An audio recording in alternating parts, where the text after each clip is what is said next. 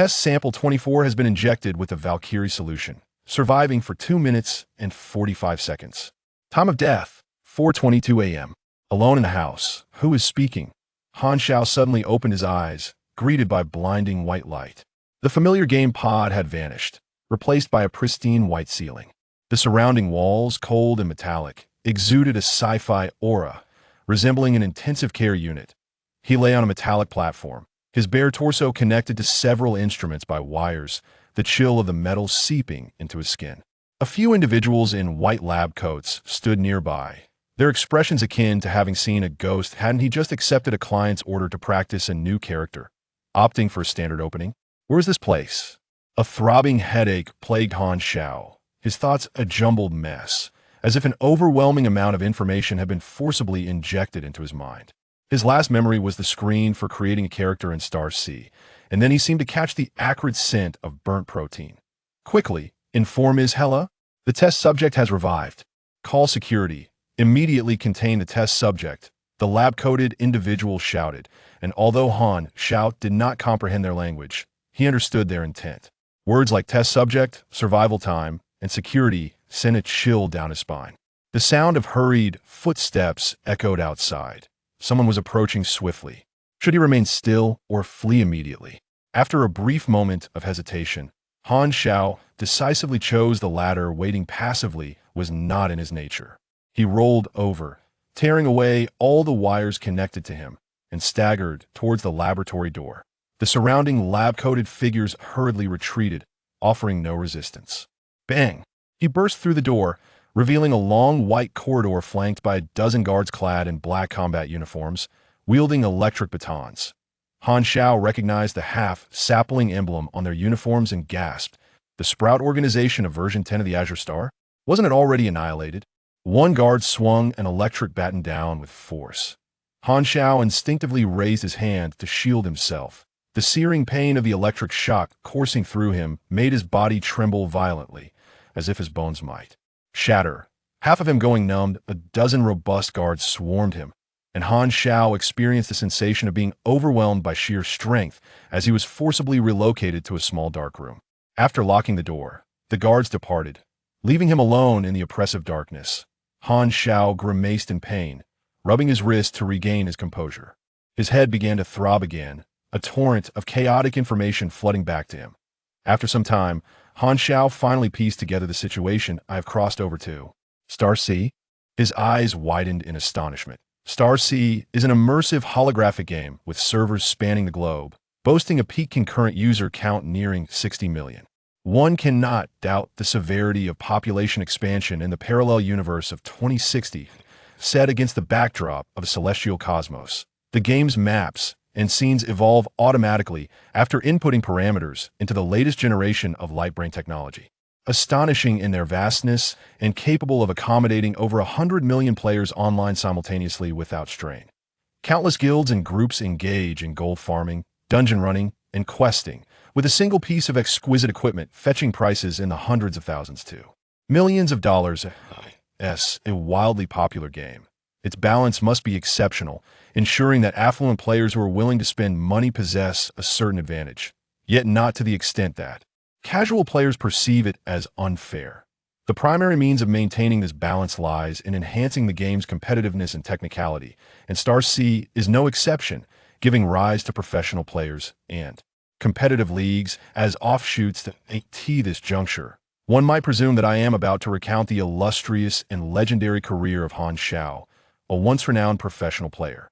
Not so, although Han Xiao earns his living through gaming. The term professional player bears no association with him, that he is a despised power leveler, a solitary figure devoid of studio.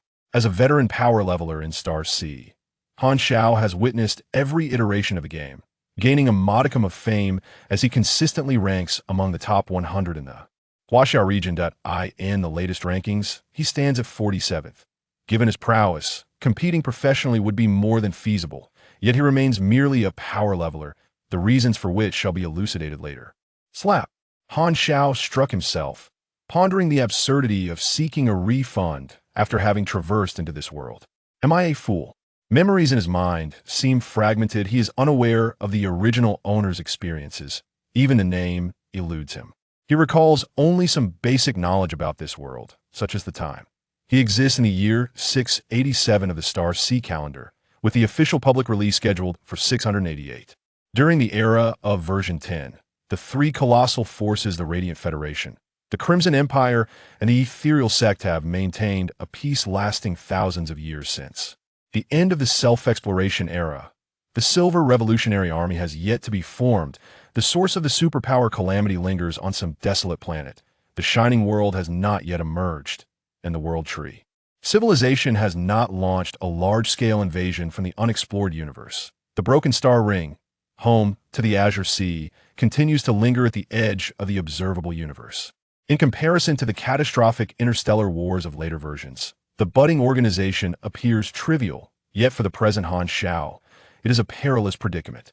The Azure Sea's modeling is akin to Earth, and the budding organization is one that seeks to subvert the governance of major powers. If memory serves, the subjects of the Valkyrie experiment undergo brainwashing, turning them into cannon fodder. The origin of this body is as material for human experimentation by the budding organization.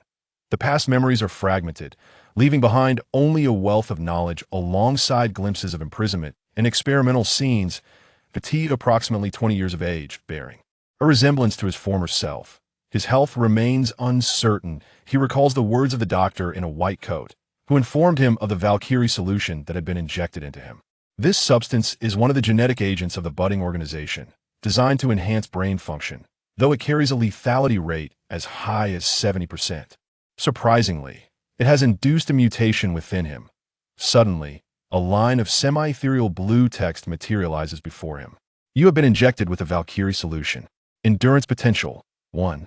Acquired specialization, heightened focus. Acquired specialization, basic mental resilience. Panel information. Han Xiao exclaims inwardly, filled with delight. His vision unfurls a translucent blue holographic screen, exuding a distinctly sci-fi aura without obstructing his line of sight. Name: Han Xiao. Race: carbon-based human yellow. Template: NPC version 10 public test countdown. 358 days, 11 hours, 03 minutes. Total level: 1. Experience: 0. Secondary: Profession: Commoner V1050. Main profession: None. Personal attributes: Strength 2, Agility 2, Endurance 3, Intelligence 3, Mystique 1, Charisma 2, Luck 1. Free attribute: Points: 0. Energy: 0v0. Energy level: 12. Rank: F Mortal. Combat power: a mere 5. Any random passerby NPC on the street could easily overpower him without effort. Health points: 2,330 sprained. Stamina points: 3636. Specializations: heightened focus increases learning and manufacturing speed by 10. Basic mental resilience grants 3 willpower checks. Skills: none. Potential points: 0. Occupational knowledge tree: unopened. Influence: none. Legendary status: 0. Equipment: none. The game panel star C remains intact. Thank heavens for such a blessing. However, Han Xiao quickly identifies a peculiar anomaly. An NPC template? Am I not a player? A countdown to the public test? Han Xiao furrows his brow, recognizing several critical factors. Firstly, though he is uncertain why the attribute panel has traversed with him, this is indeed a tangible world where every life is vibrant. Should he perish, he would not resurrect as in a game. Secondly, he has become an NPC, yet possesses a player's system panel, which undoubtedly bodes well, allowing him to level up and grow like a player. The fourth point, and perhaps the most vital, is that his current situation is perilous. Han Xiao lacks the ability to respawn. As a player, he has but one life, and it would be a waste to lose it here. Indeed, his thoughts lean towards what a pity, differing subtly from the typical human sentiment of I must survive. As for notions such as my fate is mine to command, and should heaven wish to extinguish me, I shall extinguish heaven, or with a golden pill swallowed, I shall transcend life and death. Such expressions are often the musings of those afflicted with a latest-stage case of adolescent fantasy. What on earth? Am I the only one trapped in sword art online? Han Xiao lamented. Despite his senses being indistinguishable from reality, he was plagued by profound confusion. What was the essence of his existence? A genuine life form? Or Merely a collection of data? A soul traversing dimensions? Since I'm here, I might as well make the best of it. I can only take one step at a time, Han Xiao mused inwardly. Regardless of his true nature, if he did not wish to meet a heroic demise, he had to find a way to survive. With a year remaining before the public beta, he had a full year to prepare before players arrived a solitary piece of uplifting news amidst the uncertainty. He was acutely aware of the destructive potential that players possessed. They were akin to a locust swarm, synonymous with chaos and madness. Clang! At that moment, the door to the small dark room swung open, and several individuals entered. Due to the backlighting, Han Xiao could not discern their features, but he could faintly make out the silhouette of the leader, a woman with an alluring figure. "How is the test subject's condition?" The woman inquired of her subordinates, her voice carrying a slightly husky quality, reminiscent of a rich cup of coffee lazily seductive. "It appears to have exited the frenzy phase," replied Lin Weixian, the head of the experiment, his fiery gaze appraising Han Xiao from head to toe, as though he were examining his own private property. Han Xiao croaked, "Who are you?" It seems there is a discrepancy in memory." The woman arched an eyebrow. "Valkyrie stimulation of the brain memory loss is a normal reaction." Lin Weixian squinted. As his eyes gradually adjusted to the light, Han Xiao beheld the woman's visage, instantly captivated by her beauty. Her long, wide curls cascaded over one side of her face, clad in a form-fitting black combat uniform that accentuated her voluptuous figure, exuding a primal allure. Her features possessed a striking blend of Western sharpness and Eastern softness, reminiscent of a mixed-race beauty, stunning and captivating. With dark eyeshadow enhancing her gaze, she radiated a mature, languorous aura, resembling a mesmerizing siren. If Daji had possessed such beauty, King Zhou would have met his end without grievance, Han Xiao thought. "Hela, the supervisor here," the red-haired beauty fixed her gaze on Han Xiao and waved her hand. "Take him down for a blood test. I want to see the report immediately." Two expressionless elite guards stepped forward, one on either side, seizing Han Xiao by the arms and escorting him outside. Upon glancing at the guards' powerful physiques beneath their uniforms and the firearms at their waists, he promptly abandoned any thoughts of resistance. He recognized Crimson Serpent Hela, a boss from the challenged Scenario Valkyrie Laboratory on the planet Ocean Blue, one of the subordinate bases of the budding organization. In version 10, Hela had mercilessly tormented countless novice players born on Ocean Blue, earning the title Discouragement Sister in forums. In the future, she would ascend to become an interstellar powerhouse in the Colton star cluster, her strength surpassing that of natural disasters, earning her the moniker Goddess of Death, renowned throughout the Shattered Star Ring. Han Xiao couldn't help but smile wryly. His predicament felt akin to the bleak depths of winter, utterly chilling. Before the narrative unfolds, allow me to introduce our protagonist. Han Xiao, a quintessential man, bears a name that invites ambiguity for a straightforward reason. His mother's surname is Han, while his father's surname is Xiao. This simplicity belies a profound significance.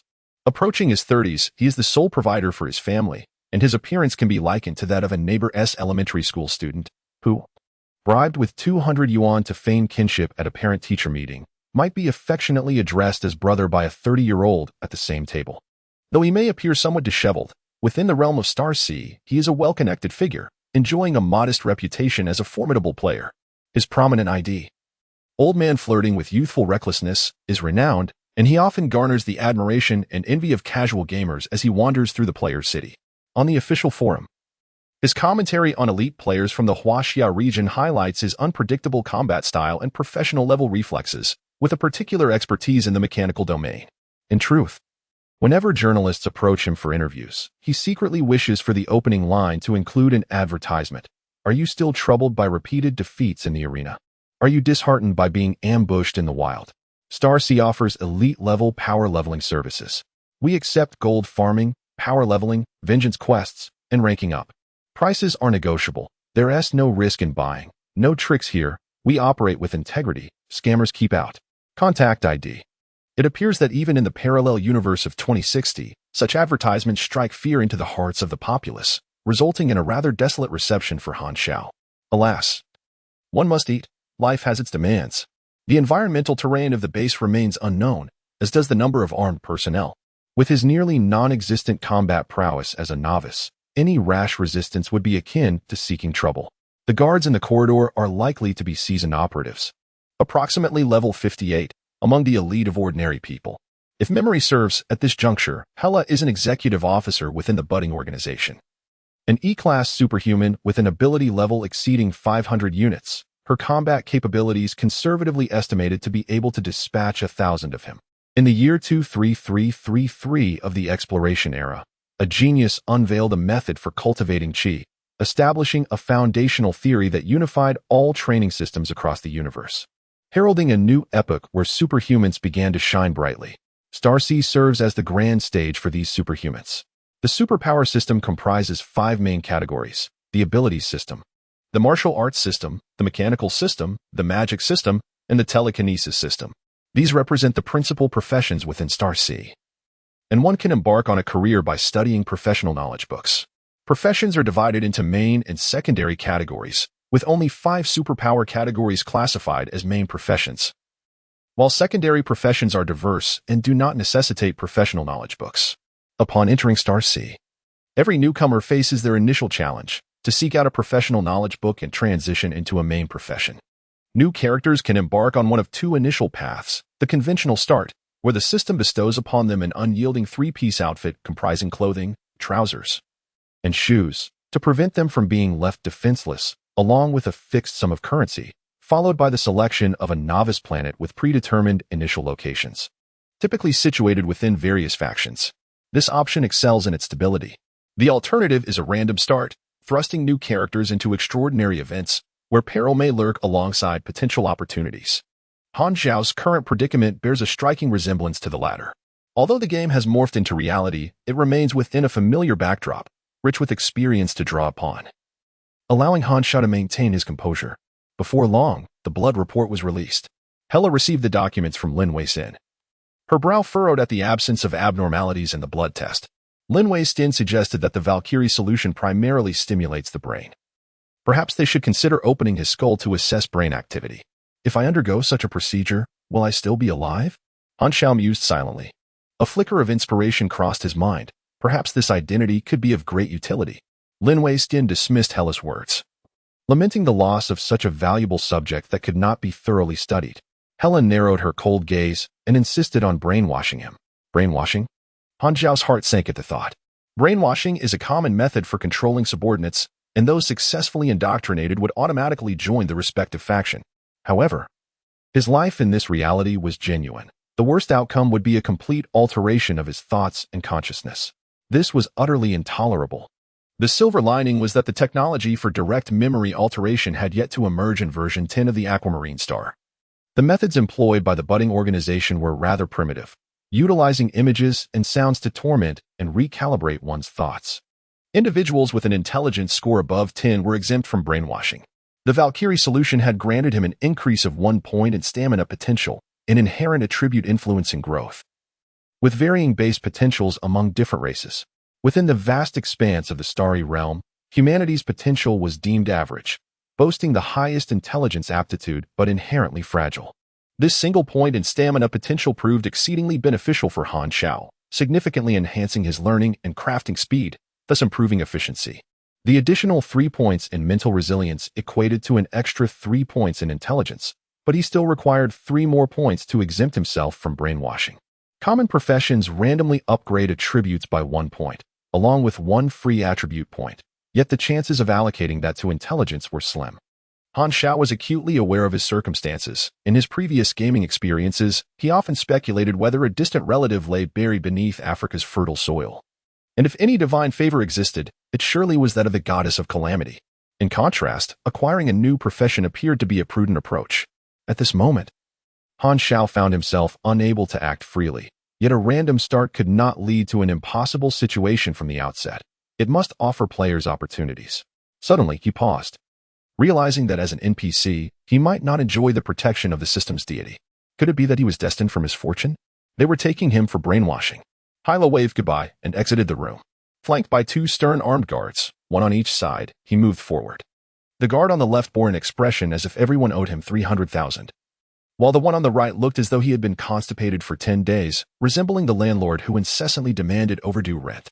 The group arrived at another chamber filled with an array of intricately designed mechanical devices. Lin Weixian began to calibrate the machines, while the two guards firmly seated Han Xiao in a chair. 10 meters away, a wall lined with glass bookshelves caught Han Xiao's attention. As he turned to gaze at the shelves, the titles of the books leaped into view. Fundamentals of Mechanical Theory, on the Genetics of Humans and Lizards. Red's hypothesis they seem to be reference materials for researchers. Wait a moment, there are professional knowledge books. Hope is not lost. Han Xiao felt a surge of joy. The two guards watched him closely, their eyes vigilant. Any slight movement on his part might provoke aggression. However, Han Xiao hesitated not for a moment, rising decisively and striding towards the shelves. This unexpected action startled the others, and within 6 seconds, the two guards had drawn their weapons and aimed at him. With the dark muzzles of the guns pointed at his back, Han Xiao maintained his composure, continuing his advance, silently hoping they would refrain from firing. A single bullet would surely spell his demise. Just then, Lin Weixian's voice rang out from behind. Wait, let us see what he intends to do. The guards hesitated, their fingers relaxing on the triggers. Han Xiao exhaled in relief. He had wagered correctly. As long as there was no indication of aggression, his identity as the first successful test subject would serve as a safeguard, and his audacious behavior would merely be interpreted as a manifestation of experimental effects. Fundamentals of Mechanical Theory, a foundational text in the field of mechanics. This was his objective. He retrieved a book from the shelf and began to peruse its contents. You have completed a self-study session on foundational mechanical knowledge. Given your intellect, progress and basic assembly knowledge is at 20, with an additional focus bonus of 0.2. Indeed, it was possible. A wave of elation washed over Han Xiao. Although he could not comprehend the material fully, the system would automatically assess and assist him in acquiring the knowledge within. Lin Weixian, observing with a puzzled expression, noted that the test subject's behavior resembled that of someone engaged in learning. Could it be that the experiment enhanced learning capabilities? Out of a desire to observe further, Lin Weixian refrained from intervening. The room fell into silence, save for the soft rustle of turning pages. Progress in basic assembly knowledge. 15:29:48. The pace of reading quickened, and while Han Xiao's expression remained calm, inwardly he felt a rising urgency. Every passing second was not merely time lost, but a moment of his freedom slipping away. With a sudden bang, the doors swung open once more, and Hyla entered. Upon witnessing the scene, she furrowed her brow, questioning, "What is happening here?" It is as follows, Lin Weixian explained, recounting the hypothesis regarding the Valkyrie experiment. Are you suggesting that his learning capacity has been enhanced? This is the preliminary conclusion drawn by Lin Weixian. If you would permit me to perform a dissection of his brain for testing, I could provide you with a more precise conclusion. Han Xiao couldn't help but murmur to herself, pondering how this old fellow is so eager to delve into brains. Does he have an unusual fondness for brain matter? She turned to Lin Weixian and inquired, "Is the brainwashing device ready?" "It has been fully calibrated," Lin Weixian replied, gesturing towards the apparatus in the room. Han Xiao's ears perked up. So this is indeed the site of brainwashing. I must hurry, she thought. At that moment, a notification chimed from the panel, announcing a new update. Basic Assembly Progress 90. You have acquired fundamental knowledge of mechanics, unlocking the mechanical knowledge tree. You have gained a new profession, Mechanical Novice. Strength 10, Intelligence 1, Endurance 1, awarded 2 free attribute points and 1 potential point. You have comprehended a new skill, Beginner Mechanical Affinity, Simple Repair, and Basic Enhancement Modification. A wave of warmth surged through her, coursing throughout her body, and her mind felt remarkably clear, unlike merely acquiring skills in a game. The previously incomprehensible mechanical knowledge transformed into an understanding that deeply embedded itself in her consciousness, becoming tangible knowledge. This transformation nearly shattered Han Xiao's facade of indifference, startling her to the point of almost discarding the book. Could it be true that one can genuinely learn from the game? What a preposterous notion. How has the Earth Federation not yet roared as the sovereign of the galaxy after over a decade of operation for Star C? There must be something amiss. Han Xiao was utterly astounded. The personal panel has undergone changes. Name, Han Xiao. Race, carbon-based human.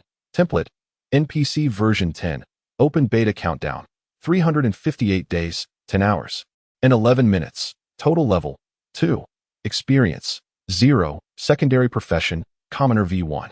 050, primary profession, mechanical beginner V1.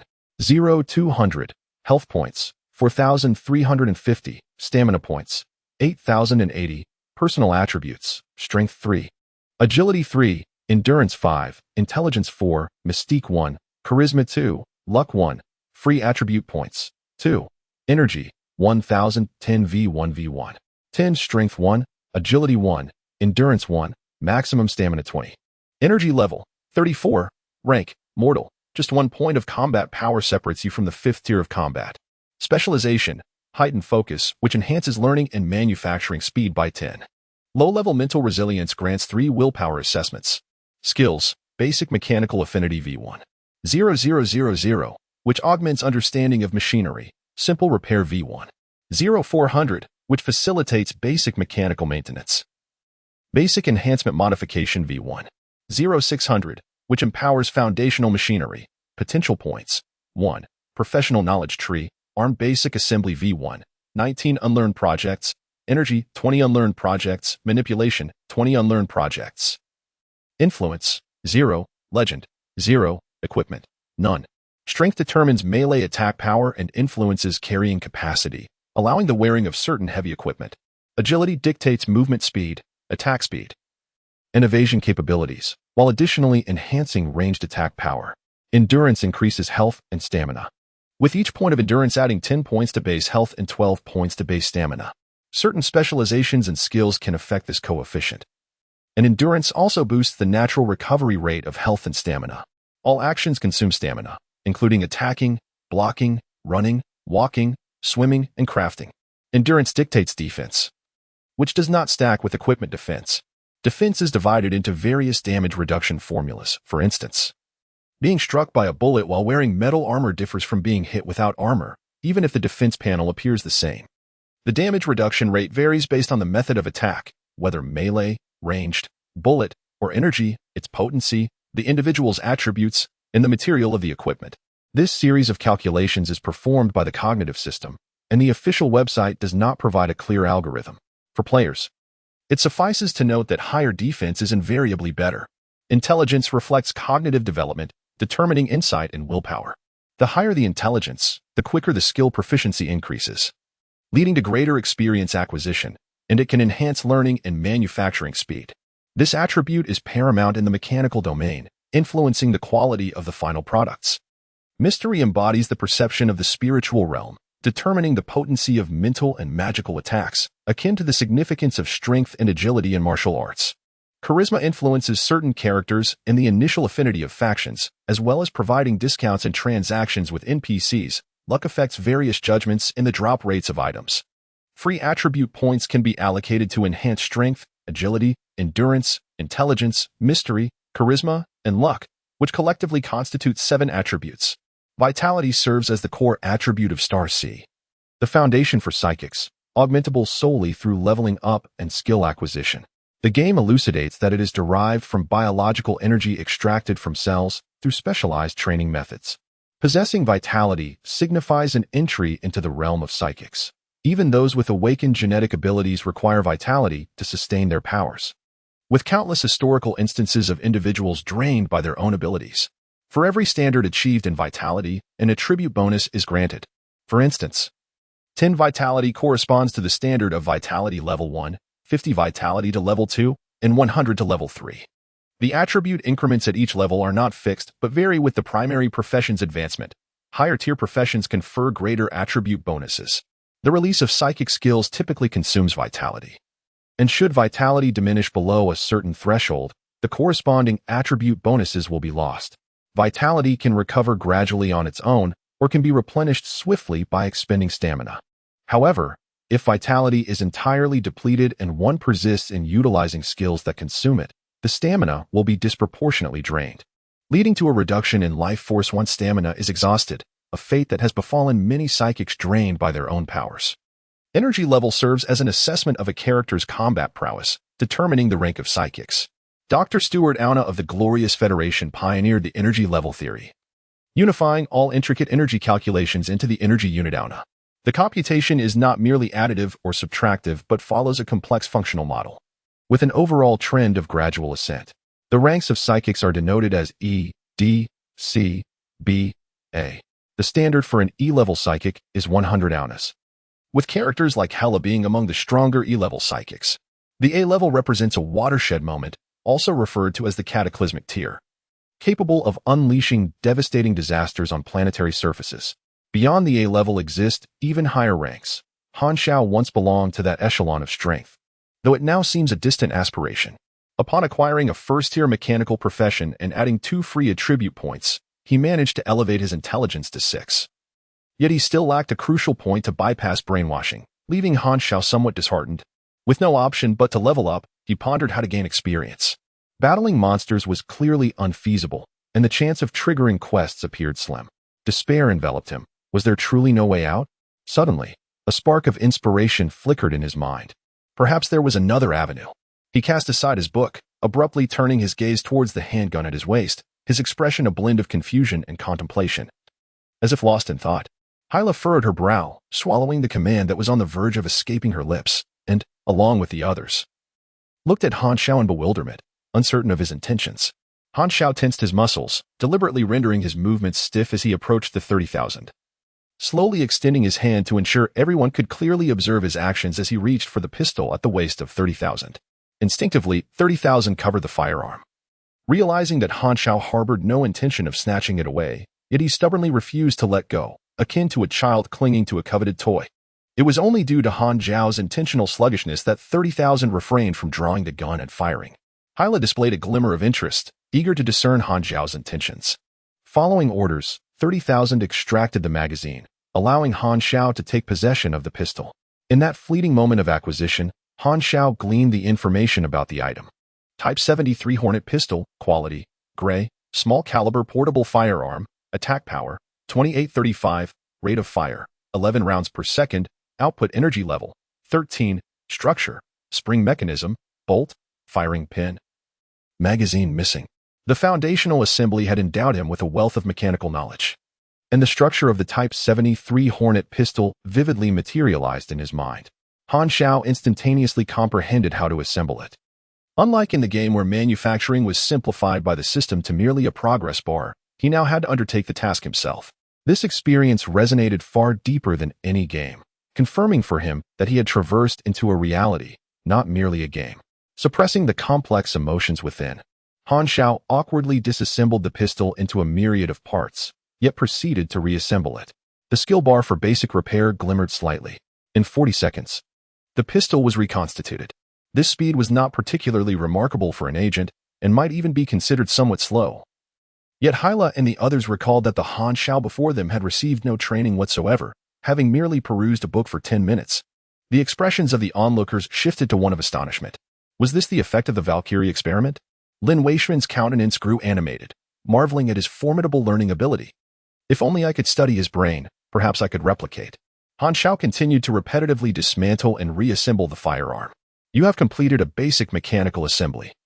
Perfection, 69, experience gained. 28. You have completed a basic mechanical assembly. Perfection, 73, experience gained. 32. In the Star Sea world, there are myriad avenues to acquire experience.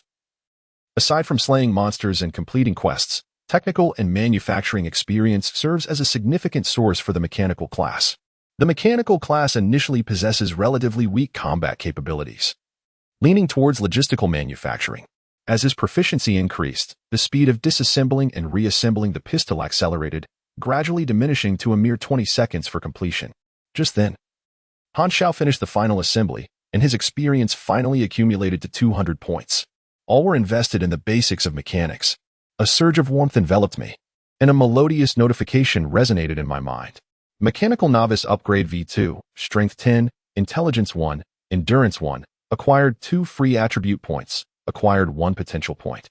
Life is but a performance, reliant entirely on the art of acting.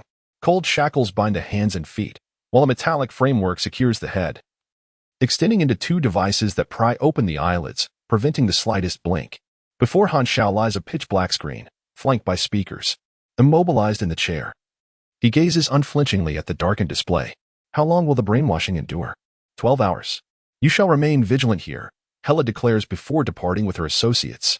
Lin Weishuan activates the switch, illuminating the screen with bizarre images, triangles, circles, and ripples, constantly morphing in shape, their colors shifting rapidly, assaulting Han Xiao's visual senses with an overwhelming intensity that breeds discomfort.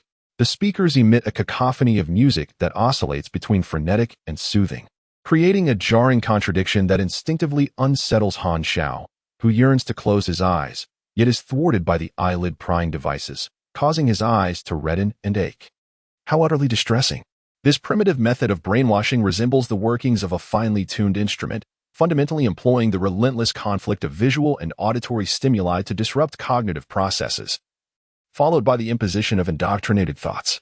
Though somewhat rudimentary, this technique bears its advantages, causing minimal damage to the brain structure. In Lin Weixian's eyes, Han Xiao's mind possesses extraordinary value, akin to a rare piece of art. Lin Weixian's avaricious gaze infuriates Han Xiao, reminiscent of a butcher contemplating the finest cuts of meat from a pig.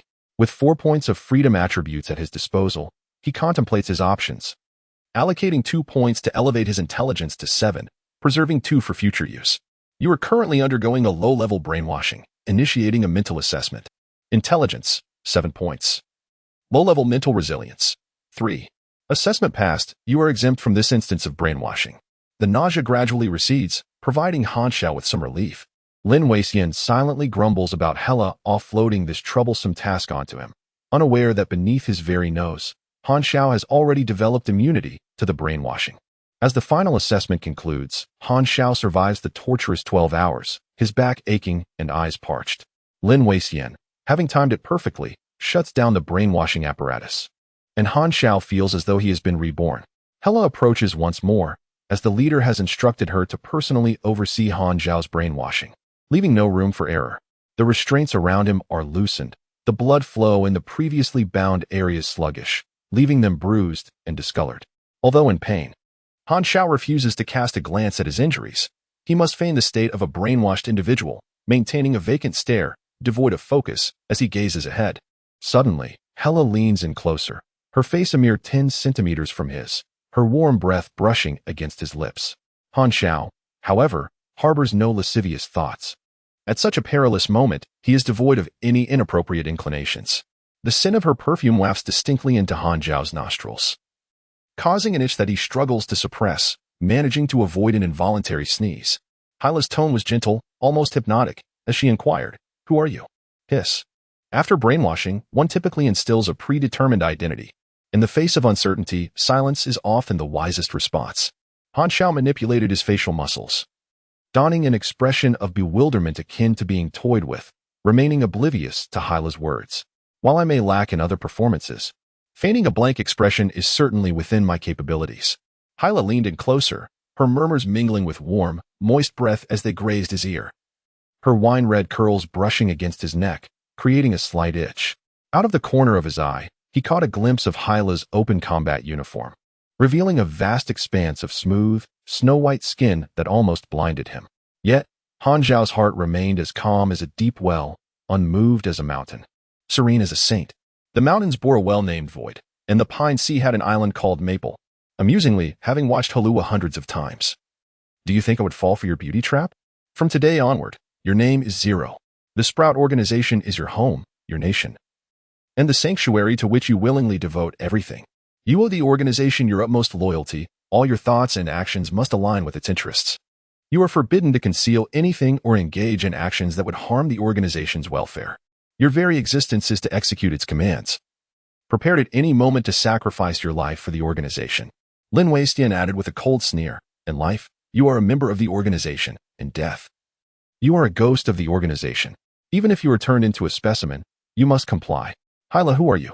Hyla furrowed her brow and turned her gaze sharply toward Lin Weixian. Lin Weixian mumbled, I have been following the brainwashing procedure. It should not go awry. At that moment, Han Xiao finally spoke, deliberately elongating his tone, making it sound as though he were slow to respond. I am Zero. Lin Weixian's eyes brightened with realization. The Valkyrie solution had enhanced Zero's learning abilities, though it might have diminished his emotional communication skills. Hyla recalled Zero's previous focus on the books, indeed showing a delayed response to external changes, leading her to believe this explanation. Clearly, the experiment was not flawless. Lin Weixian scoffed, you are mistaken. This is the perfect outcome. What need does a cannon fodder have for emotions? Take him to rest. I will consult the leader. Finally, Han Xiao breathed a sigh of relief. During the brainwashing, he had resolved to craft an image of sluggishness to lower the enemy's guard. Although the circumstances of his crossing were less than ideal, the timing was not as dire. The Valkyrie experiment he endured was merely a preliminary version of the future super soldier program, which had not yet developed a micro-explosive chip to ensure the subject's loyalty. If he had crossed over to that time, he believed that severing his own fate would spare him further torment. Fortune has finally smiled upon me. Hyla connected to an encrypted number. Leader, Zero's condition is stable. A hoarse male voice resonated from the phone. Has the brainwashing been completed? I personally preside over this matter. And there shall be no mishaps. What arrangements do you have in mind for Zero? The objective of the Valkyrie experiment is to cultivate warriors and train them. Hela remained non-committal. Since it was the leader's directive, she expressed no dissent. How is my sister faring? Our transaction does not unfold in such a manner. The male voice carried a hint of mockery as he stated, I have granted you the privilege of visiting once every 2 months. Do not overstep your boundaries. Hela's fair hand tensed with visible veins, her countenance fluctuating between gloom and brightness. The male voice rasped with a laugh, grating like sandpaper, before abruptly severing the call. The architectural theme of the Valkyrie laboratory is predominantly white, situated underground, with a stifling atmosphere permeating the air, and the guards passing by bore eyes as sharp as blades. After a night's respite, Han Xiao was escorted to a secluded training ground, where Hela awaited him, uncertain of what the burgeoning organization had in store for him. He speculated that they would not forsake his learning capability and that he would indeed secure numerous opportunities to gain experience in mechanical technology. In the short term, it appeared he would not escape this heavily fortified base, and Han Xiao steeled himself for a prolonged entrapment. Zero, from today onward. You shall engage in combat and marksmanship training daily, Hela declared, tossing a set of protective gear to Han Xiao. Observing the impending confrontation, he quickly donned the gear. With a swift pivot, Hela's high-top combat boots produced a piercing screech against the floor, propelling her with tremendous energy as she closed the 5-meter distance to Han Xiao in the blink of an eye. Her long legs, encased in a black form-fitting uniform, whipped through the air like a whip. Bang! The speed was astonishing. In an instant, Han Xiao was struck, and despite the protective gear, his sternum creaked in protest. His complexion paled as he staggered back several steps, clutching his chest and coughing violently. Truly, she was an extraordinary being, even without exerting her full strength. Her speed was several times that of an ordinary person. Hela coolly remarked, You have 30 seconds to rest. Continue. The combat training was brutally straightforward, devoid of any dialogue, consisting solely of relentless strikes. After 2 hours, Han Xiao was utterly exhausted, every inch of him aching. He couldn't help but suspect that this woman had a penchant for sadism. Did all women with a queenly style relish such a disposition? Hela V30 imparts basic combat skills to you. Current progress. 5. Upon the conclusion of the training, Hela uttered not a single word and turned to depart. A burly man entered, dragging the nearly disassembled Han Xiao to the adjacent shooting range. I am your firearms instructor and the deputy supervisor of the base, Baroda. The imposing man introduced himself, his countenance fierce, marred by a menacing scar across his forehead. With a pair of triangular eyes radiating menace, he thrust a 73-style Wasp pistol into Han Xiao's hands, instructing, There are 10 training rounds inside. Ensure you hit the target's head with every single shot. Han Xiao was momentarily taken aback as the human-shaped target moved erratically 30 meters away. The sudden onset of such a challenging task left him feeling like a novice, devoid of any shooting skills or corrections. Merely staying on target would be a stroke of luck. Hitting the head consistently? That would require the finesse of an Olympic champion. Reluctantly, he raised the pistol with his aching arm and pulled the trigger, the recoil sending a jolt of pain through his wrist. After firing 10 shots, he glanced at the electronic scoreboard beside him, and the score was, unsurprisingly, insufficient. Madman! Han Xiao exclaimed in frustration, feeling the dampness on his back. His hand coming away stained with blood. One wall of the shooting range was a one-way mirror, behind which a monitoring room housed Hela and Lin Weixian, who were observing the scene. Lin Weixian shook his head, lamenting the lack of appreciation for such a valuable subject by Baroda, suggesting instead, Why not let me dissect him for research? A flicker of disdain flashed in Hela's eyes before vanishing, as she cast a fleeting glance at Lin Weixian. The organization will not acquiesce to your request, she stated coolly. Lin Weixian smirked, confident that once the organization had drained Han Xiao of his utility, they would inevitably place him upon his operating table. I created him. He is my possession. Hela understood the truth in Lin Weixian's words. This was indeed the organization's modus operandi, and she chose to remain silent. In the eyes of the organization, Han Xiao was merely a tool, scarcely regarded as human. Below to V15. Imparts basic shooting techniques, current progress 5. Agent profession unlocked progress 1. A fresh cut marred his arm. Each incision shallow yet accumulating into a dozen or so gashes, his clothing soaked in blood. Belota observed Han Xiao, who remained pale and silent, with an amused glint in his eyes, relishing the sensation of the blade slicing through flesh and the scent of blood, vibrant and blooming like a flower, which he deemed the most beautiful sight. Why do you not scream? Belota mused, toying with his dagger, his tone laden with delight. Not screaming is not the mark of a proper toy. Perverse lunatic. Han Xiao inhaled sharply, yearning to land a punch on Belota's twisted smile. Yet he knew such reckless actions would only lead to dire consequences. It was akin to playing an online game where one was mercilessly defeated, and charging headlong into confrontation would only result in a more catastrophic downfall. The prudent approach was to call for assistance, dragging others into the fray, leading to a raucous dispute and laughter, ultimately culminating in a game-ending GG, thereby salvaging the wasted lives lost in a single match. If he were still driven by his youthful temperament, he would have delivered a couple of slaps followed by a tirade of insults. However, he was no longer a player able to respawn. What could he do? He was left with no choice but to forgive, much like a father would. Let you enjoy your laughter for now. There will be a time for your tears. Han Xiao gritted his teeth, not out of anger, but from pain.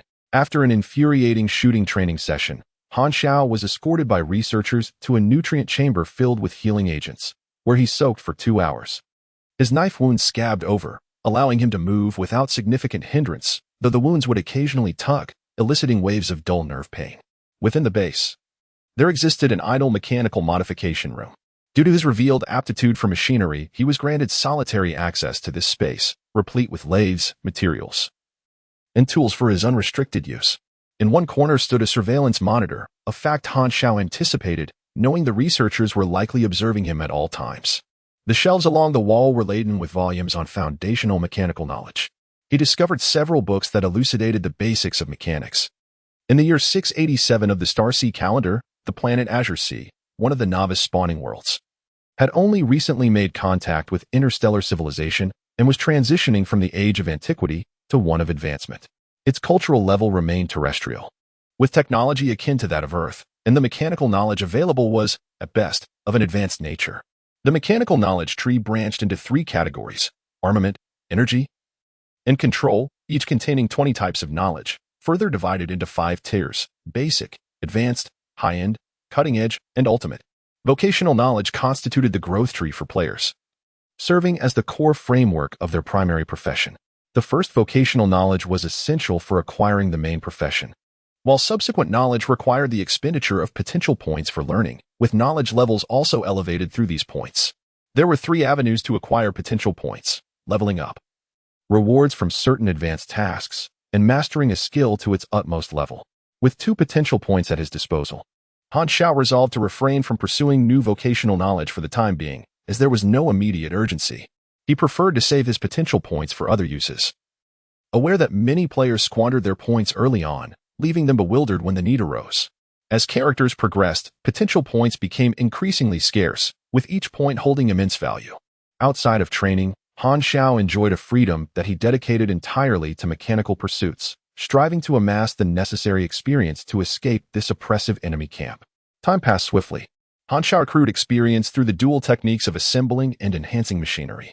As his skills improved, the perfection of his basic mechanical assembly consistently exceeded 90, yielding substantial experience with each endeavor. However, repeated assembly of the same machine would gradually diminish the experience gained until none was awarded. Fortunately, the base housed a dedicated weapons repository, abundant in various firearms and ample materials, allowing him to continuously refine his assembly experience. The Emergence organization held little suspicion towards Han Xiao, viewing him merely as an experimental subject stripped of past memories and brainwashed, unlikely to exhibit any rebellious tendencies. He maintained a demeanor of silence and harmlessness, cultivating an inconspicuous image that alleviated the vigilance of those around him. While the organization harbored high expectations for Han Xiao, he understood the peril of standing out. He chose to accumulate experience without advancing his level. Researchers soon grew disillusioned with him. Such a degree of mechanical assembly could easily be accomplished by trained logistics personnel, failing to meet their expectations for the Valkyrie experiment. After a month of observation, they ceased the continuous 24-hour monitoring and collectively concluded that the zero test subject was a failed specimen, redirecting their efforts towards enhancing the Valkyrie serum. Han Xiao no longer needed to disguise himself under constant surveillance, granting him a measure of relief. He was acutely aware that, given the operational style of the emergence organization, he would inevitably fall into Lin Weishan's hands, which added considerable pressure. Gradually, Han Xiao began to numb himself to the pain, remembering each splatter of blood with silent patience. Living in a den of enemies, devoid of anyone to converse with, he dedicated more energy to mastering machinery. He shaped cold, unyielding metal on the lathe into various forms, assembling them into useful tools, a process that imbued him with a sense of fulfillment. Armed guards removed a significant quantity of materials from the mechanical modification room. While Han Xiao observed quietly from the side, "The organization is disappointed in you. Starting today, your resource allocation will be reduced by 80%. A buzz-cut man stood before Han Xiao, a hint of smugness and disdain on his face, regarding Han Xiao with the condescending gaze of a victor. He was Test Subject 1, the second surviving specimen after Han Xiao. I hear you were the first test subject before me. The organization invested substantial resources in you. Yet you merely fumble with this junk. You are a failure. It is the right decision for the organization to replace you." His tone dripped with contempt. He was a thoroughly brainwashed test subject, viewing the organization as his faith and harboring inexplicable hostility towards Han Xiao. Han Xiao, unwilling to waste words, recognized that engaging in conflict would be an unwise exposure of his vulnerabilities. He had anticipated this. Test Subject 1 exemplified the desired outcomes of the Valkyrie experiment, exhibiting remarkable combat aptitude, robust physique, and the potential to rapidly evolve into an armed warrior. Due to the absence of logistics personnel for mechanical maintenance in the laboratory, Han Xiao retained the mechanical modification room, responsible for the upkeep and repair of firearms. However, the monthly allocation of free mechanical parts and materials had been drastically reduced, marking him as a failed test subject in the eyes of the organization. As several guards passed by, they did not shy away from mocking him. TSK, two pitiful wretches, taken for experiments, turned into mere cannon fodder, and thoroughly brainwashed. They're better off dead. What does it matter? They're already brainwashed. Each pair of eyes held a veneer of indifference, radiating a patronizing gaze akin to that of observing pets. Test subjects were nothing but tools and expendable fodder in the eyes of the emergence organization. As the voices of discussion receded into the distance, Han Xiao lowered his eyelids, concealing the brilliance within his eyes. Half a year had swiftly elapsed. The Valkyrie laboratory, concealed underground, comprised 3 levels. Being a secret establishment, its scale was modest, nestled within a forest in the wilderness, relying on air drops for supplies. This base served as the primary laboratory for the Valkyrie project, including Han Xiao and Subject 1. A total of 78 successful experimental subjects had been produced. Beyond this facility, the organization boasted several other laboratory branches, engaged in the large-scale replication of expendable units. Most of these 78 successful subjects had been transferred to various locations via helicopter, leaving only Subject 1 to lead a select squad of the 9 most gifted subjects, training here as an elite reserve team. Since the organization had reduced its scrutiny of him, Han Xiao's life had grown monotonous. His days were consumed by training and hours spent in the mechanical modification room, where he repaired and assembled firearms, transforming it into his personal sanctuary. The guards had become accustomed to overlooking Han Xiao's presence. Their glances would sweep past him without a moment's pause, as if he were merely a part of the wall, an inconsequential backdrop. This lack of attention afforded Han Xiao considerable convenience, allowing him to amass vast experience through his unceasing mechanical work, akin to mistletoe quietly siphoning nutrients from the organization before the eyes of all, while also committing to memory the structures of various basic firearms. These ubiquitous technological weapons, with repeated assembly, revealed their manufacturing methods, existing beyond the confines of the recorded blueprints. Through training with Hela and Belota, he acquired fundamental combat and shooting skills and unexpectedly unlocked a talent specialization that increased his basic health by 100 points, providing an added layer of security for his life. His secondary profession as an agent was also unlocked, raising his total level to 4. Through relentless practice, his skills in basic repairs and modifications ascended to level 4, while his combat and shooting abilities reached level 2. The mechanical field necessitated substantial financial support for growth, a limitation of the discipline, fortunately. The organization provided materials free of charge. By now, Han Xiao had assembled 90 of the weaponry in the armory, and the experience he could gain at the base had finally reached its limit. 600,000 experience points. An accumulation over 6 months. In his previous life, the ratio of real-world time to game time was 6-1. Thus, half a year equated to a month in reality, without undertaking missions or battling monsters. This amount was notably substantial in the early stages, and only the mechanical discipline could yield such rich experience under limited conditions. Your request to dissect Zero has been approved, the leader stated over the phone, having received numerous petitions from Lin Wei-sin. Hela frowned. You have also denied this request many times. Biting her lip, Hela acknowledged her understanding. The issue of Zero was not the focal point of this conversation. The leader shifted the topic, inquiring about the training results of Subject 1's experimental squad. Highly promising. With immense potential. Excellent. Let them receive training at the Night Owl base. I have already dispatched the Night Owl team to retrieve them. They will arrive in 2 to 3 days. That coincides with the day I visit my sister. Hela's tone grew somber. There is no need for you to accompany the Night Owl team on their mission. That is reassuring. 005 Light Armament Hyla exhaled forcefully, her delicate fist unleashing a formidable power that struck like bullets against Han Xiao's chest, producing a series of sharp crackling sounds. Han Xiao braced himself against the blow, enduring the constriction in his chest, and seized the collar of Hyla's combat uniform. With a twist of his waist, he executed a shoulder throw, sending Hyla sprawling to the other side. Undeterred, Hyla supported herself with her palms, gracefully flipping over and effortlessly neutralizing the throw. Observing this, Han Xiao chose not to pursue, standing still while rubbing his chest. Is this all the progress you've made? Hyla expressed her dissatisfaction. Han Xiao remained silent, intentionally concealing his true abilities. By all accounts, his performance should have led the organization to abandon him. Yet for the past 6 months, Hyla had continued to train him in combat, with particular fervor today. Hyla held no expectations for Han Xiao to respond. She was well aware of Zero's taciturn nature, akin to an emotionless automaton. Although she was the supervisor, she found herself with ample free time, spending her days idly at the base. Training Han Xiao was one of her few activities, and upon learning that the leader intended to hand him over to Lin Wei-sin, her emotions became quite complex, despite their near-complete lack of communication. After half a year of interaction, an unspoken bond had formed. Even the most mundane objects could evoke a sense of nostalgia, let alone a person. Perhaps it was a faint attachment. Hyla could not bear the thought of Han Xiao being dissected into hundreds of pieces on that scoundrel Lin Wei-sin's experimental table. How many times had familiar faces vanished on ordinary days, never to return? The organization's ruthless demeanor had cost her many friends. And then there was her sister, Hyla lamented. If Zero could finally reveal his combat prowess at the critical moment, perhaps the leader would reconsider. This was why she was pushing herself to train Han Xiao so vigorously today. Regrettably, extraordinary talent was not easily manifested. The leader has consented to Lin Wei-sin's dissection and research on you. Hyla sighed. Strictly speaking, this was the first statement she had made to Zero that was unrelated to training. Unbeknownst to her, Han Xiao's gaze sharpened momentarily before fading away. Yet he harbored no regrets. The intensity of scrutiny was directly proportional to the value placed upon him. If he were to overtly display exceptional capabilities, it would only lead to harsher exploitation. His identity could never penetrate the core of the burgeoning organization. He would always be viewed merely as a tool, useful at best. Otherwise, Han Xiao would have no qualms about working for the organization.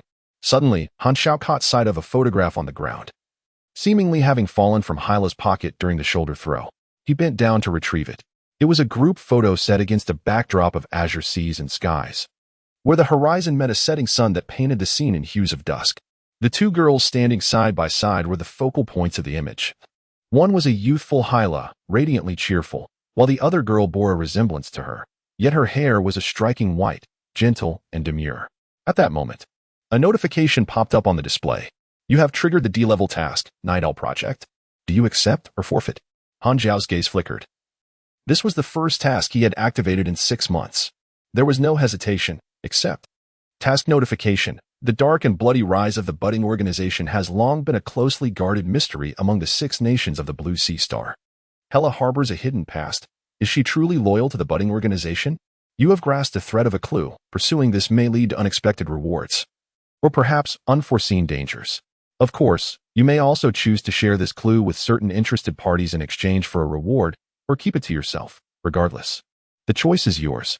The task was evidently triggered by the photograph, and coincidentally, Han Xiao recognized the white-haired girl. She was Hella's sister, Aurora. Hella cared for nothing but her sister. In her utter despair, Hella had been anticipated by the budding organization, leading to her being captured by a multitude of skilled operatives and imprisoned.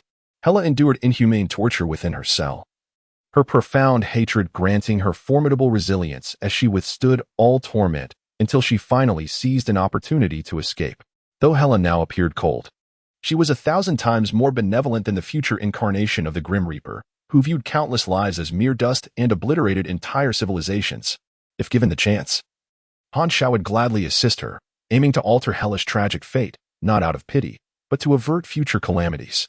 In his past life, Hella was nothing short of a madwoman, indiscriminately slaughtering all in her path. Han Xiao had encountered her numerous times, each instance resulting in the destruction of his warships and considerable losses. To change Hella's future, the key lay with Aurora.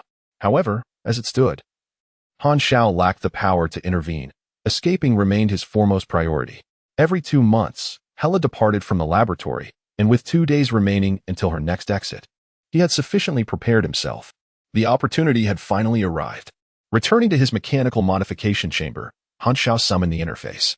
He currently possessed 3 professions: civilian, agent, and mechanical novice. The civilian profession could be disregarded, while the other 2 were his means of escaping the laboratory.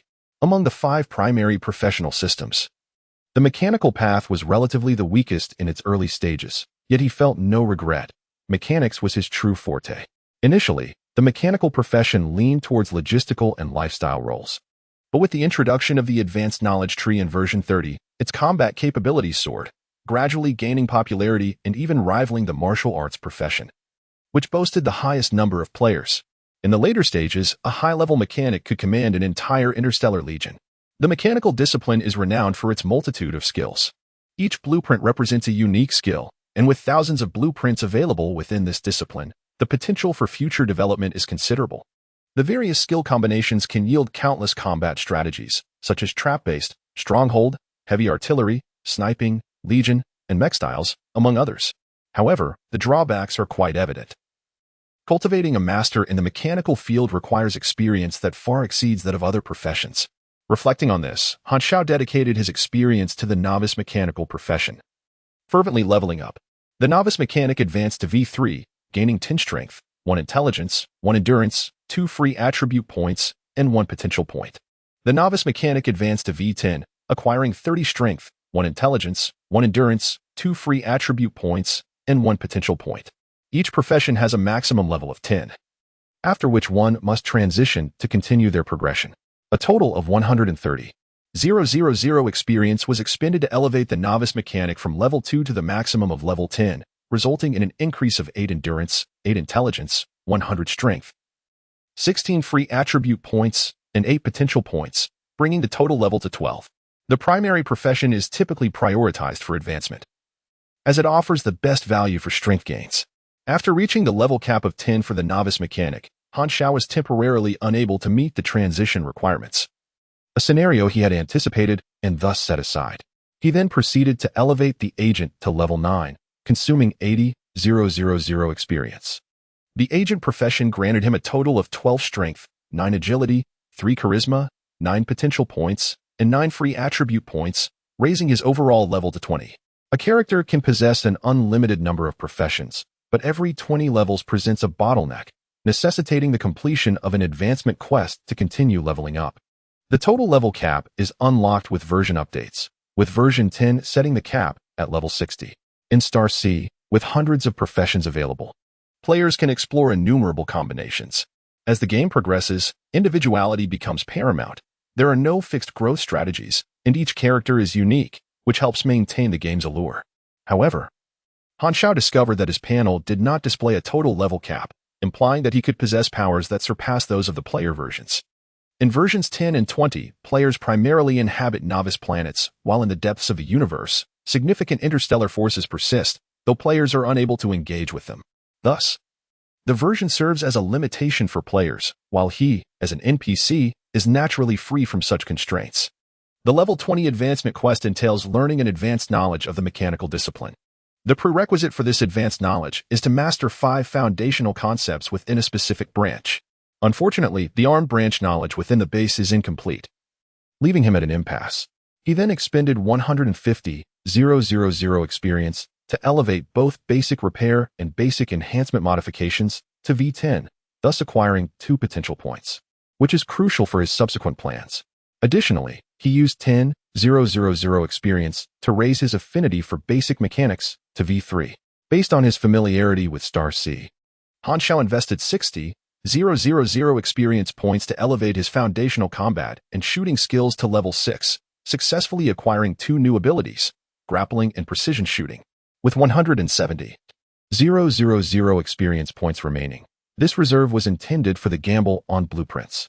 The invention of blueprints stands as the most vital capability within the mechanical system. Upon upgrading their occupational knowledge, players automatically acquire blueprints, representing the first method of obtaining them. The second method involves acquiring special blueprints through quests or from unique NPCs, which are generally rare. The third method entails dismantling machinery to reverse engineer blueprints, albeit under stringent conditions and necessitating vast amounts of experience. The fourth and primary method involves the fusion of knowledge, whereby 2 or more professional insights are combined. If combined correctly, new blueprints can be developed, with each fusion consuming experience points.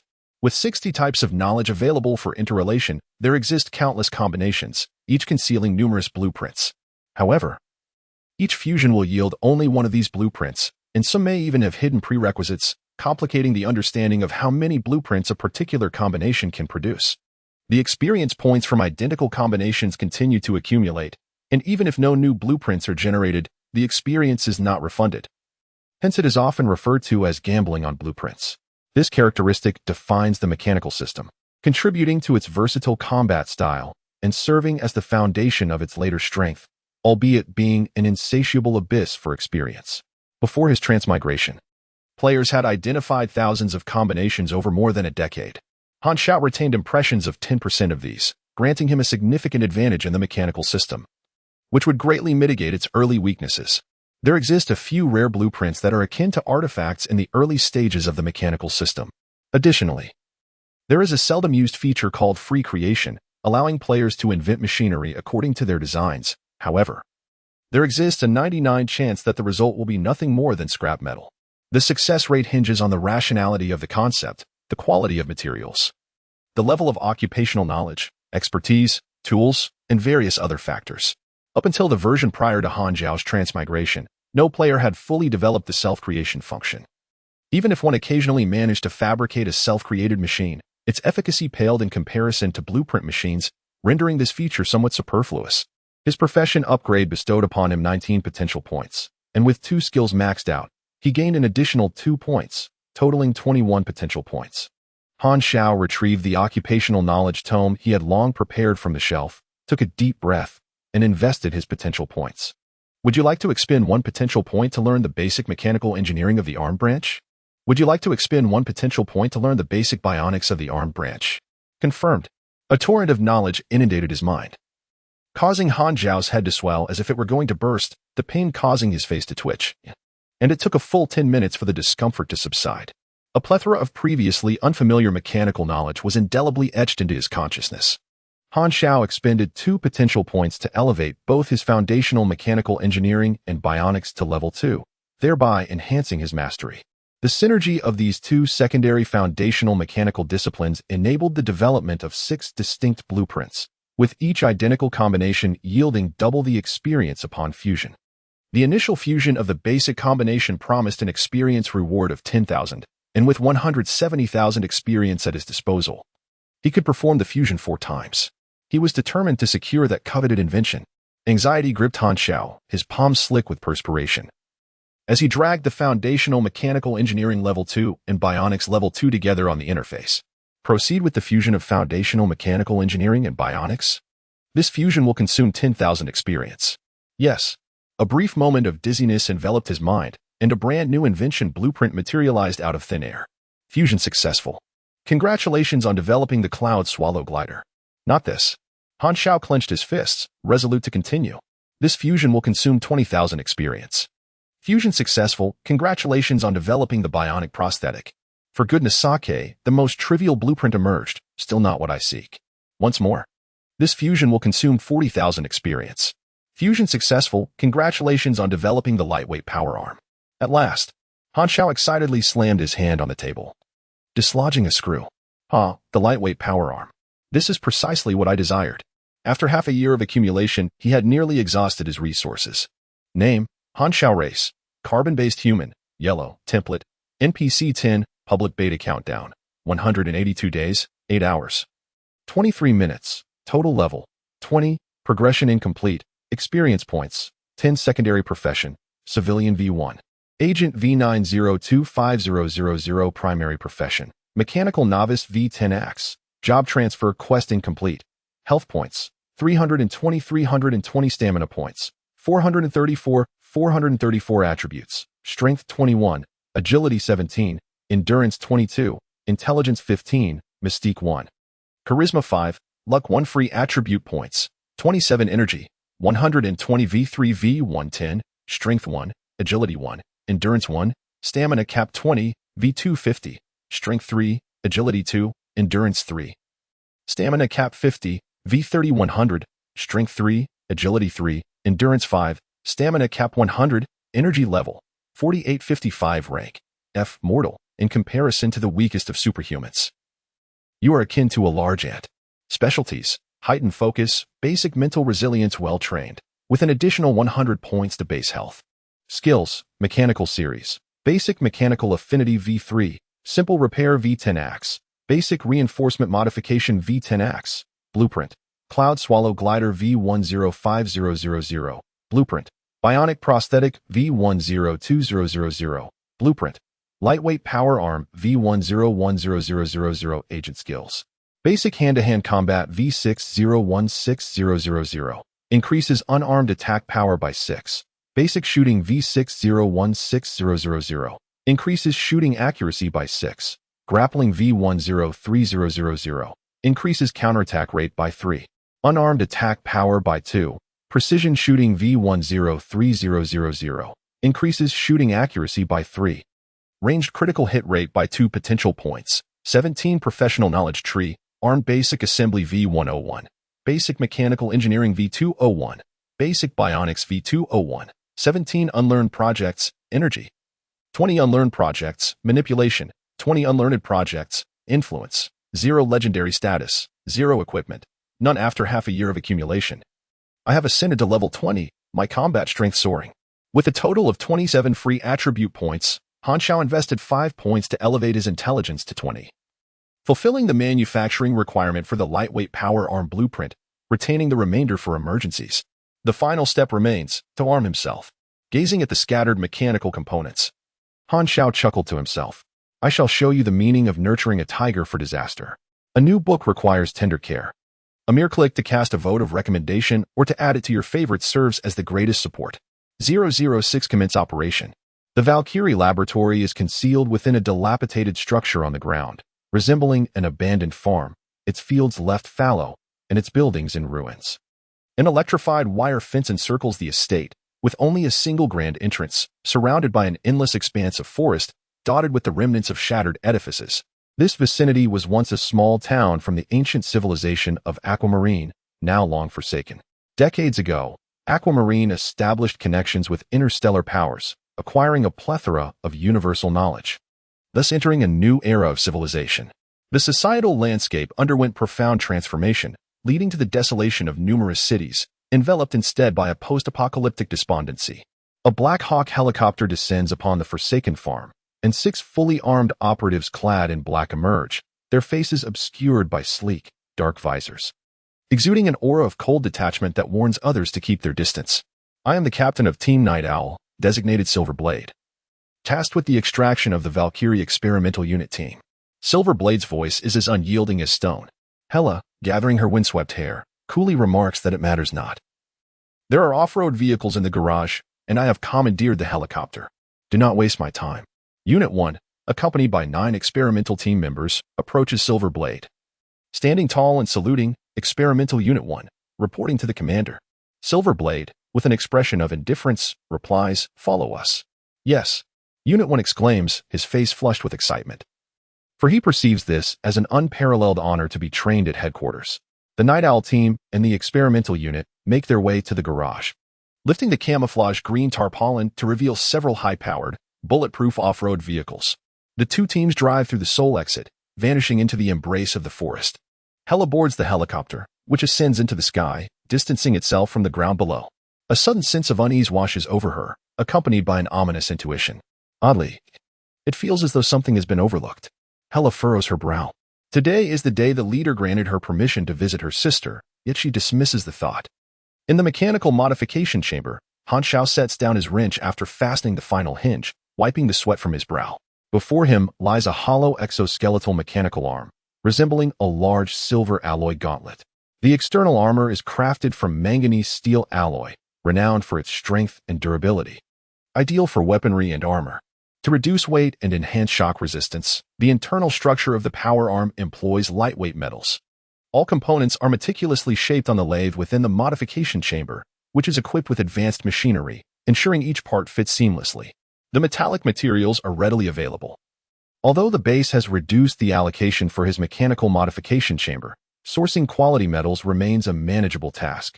When forging, the left arm serves as a reference, allowing the left hand to fit precisely within the mechanical arm for control. A flick of the fingers activates the hinge switch.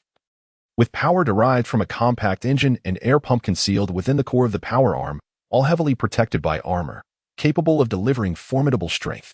Through Xiao's transcendent perspective, the control and power systems of this lightweight power arm appear somewhat antiquated, employing rather commonplace materials.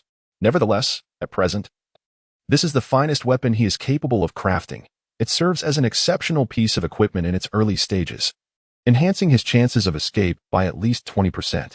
He has discerned that while the personal manufacturing process is significantly more arduous than merely reading from a game interface, it consequently affords him a considerable degree of creative freedom, with the advantages far outweighing the disadvantages. The lightweight power arm specifications are as follows: attack power 3558, defense power 1317, energy level 38, durability 270270, with a strength requirement of 25 and a speed enhancement of 3. Its dimensions include a length of 51 centimeters encompassing the elbow, forearm, and palm, and it weighs 147 pounds. An additional effect grants a 10-point boost to strength determination. Equipment is categorized by levels ranging from gray, which is ubiquitous, to white, which is ordinary, green for good, blue for superior, purple for exceptional, pink for rare, and orange for legendary. Currently, Xiao possesses a strength of 21 points, thus he allocates 4 points from his free attributes to meet the equipment requirements. During his spare moments at the lathe, Xiao undertakes a simple enhancement of a Type 73 Wasp pistol, achieving an attack power of 3,847, surpassing the standard version.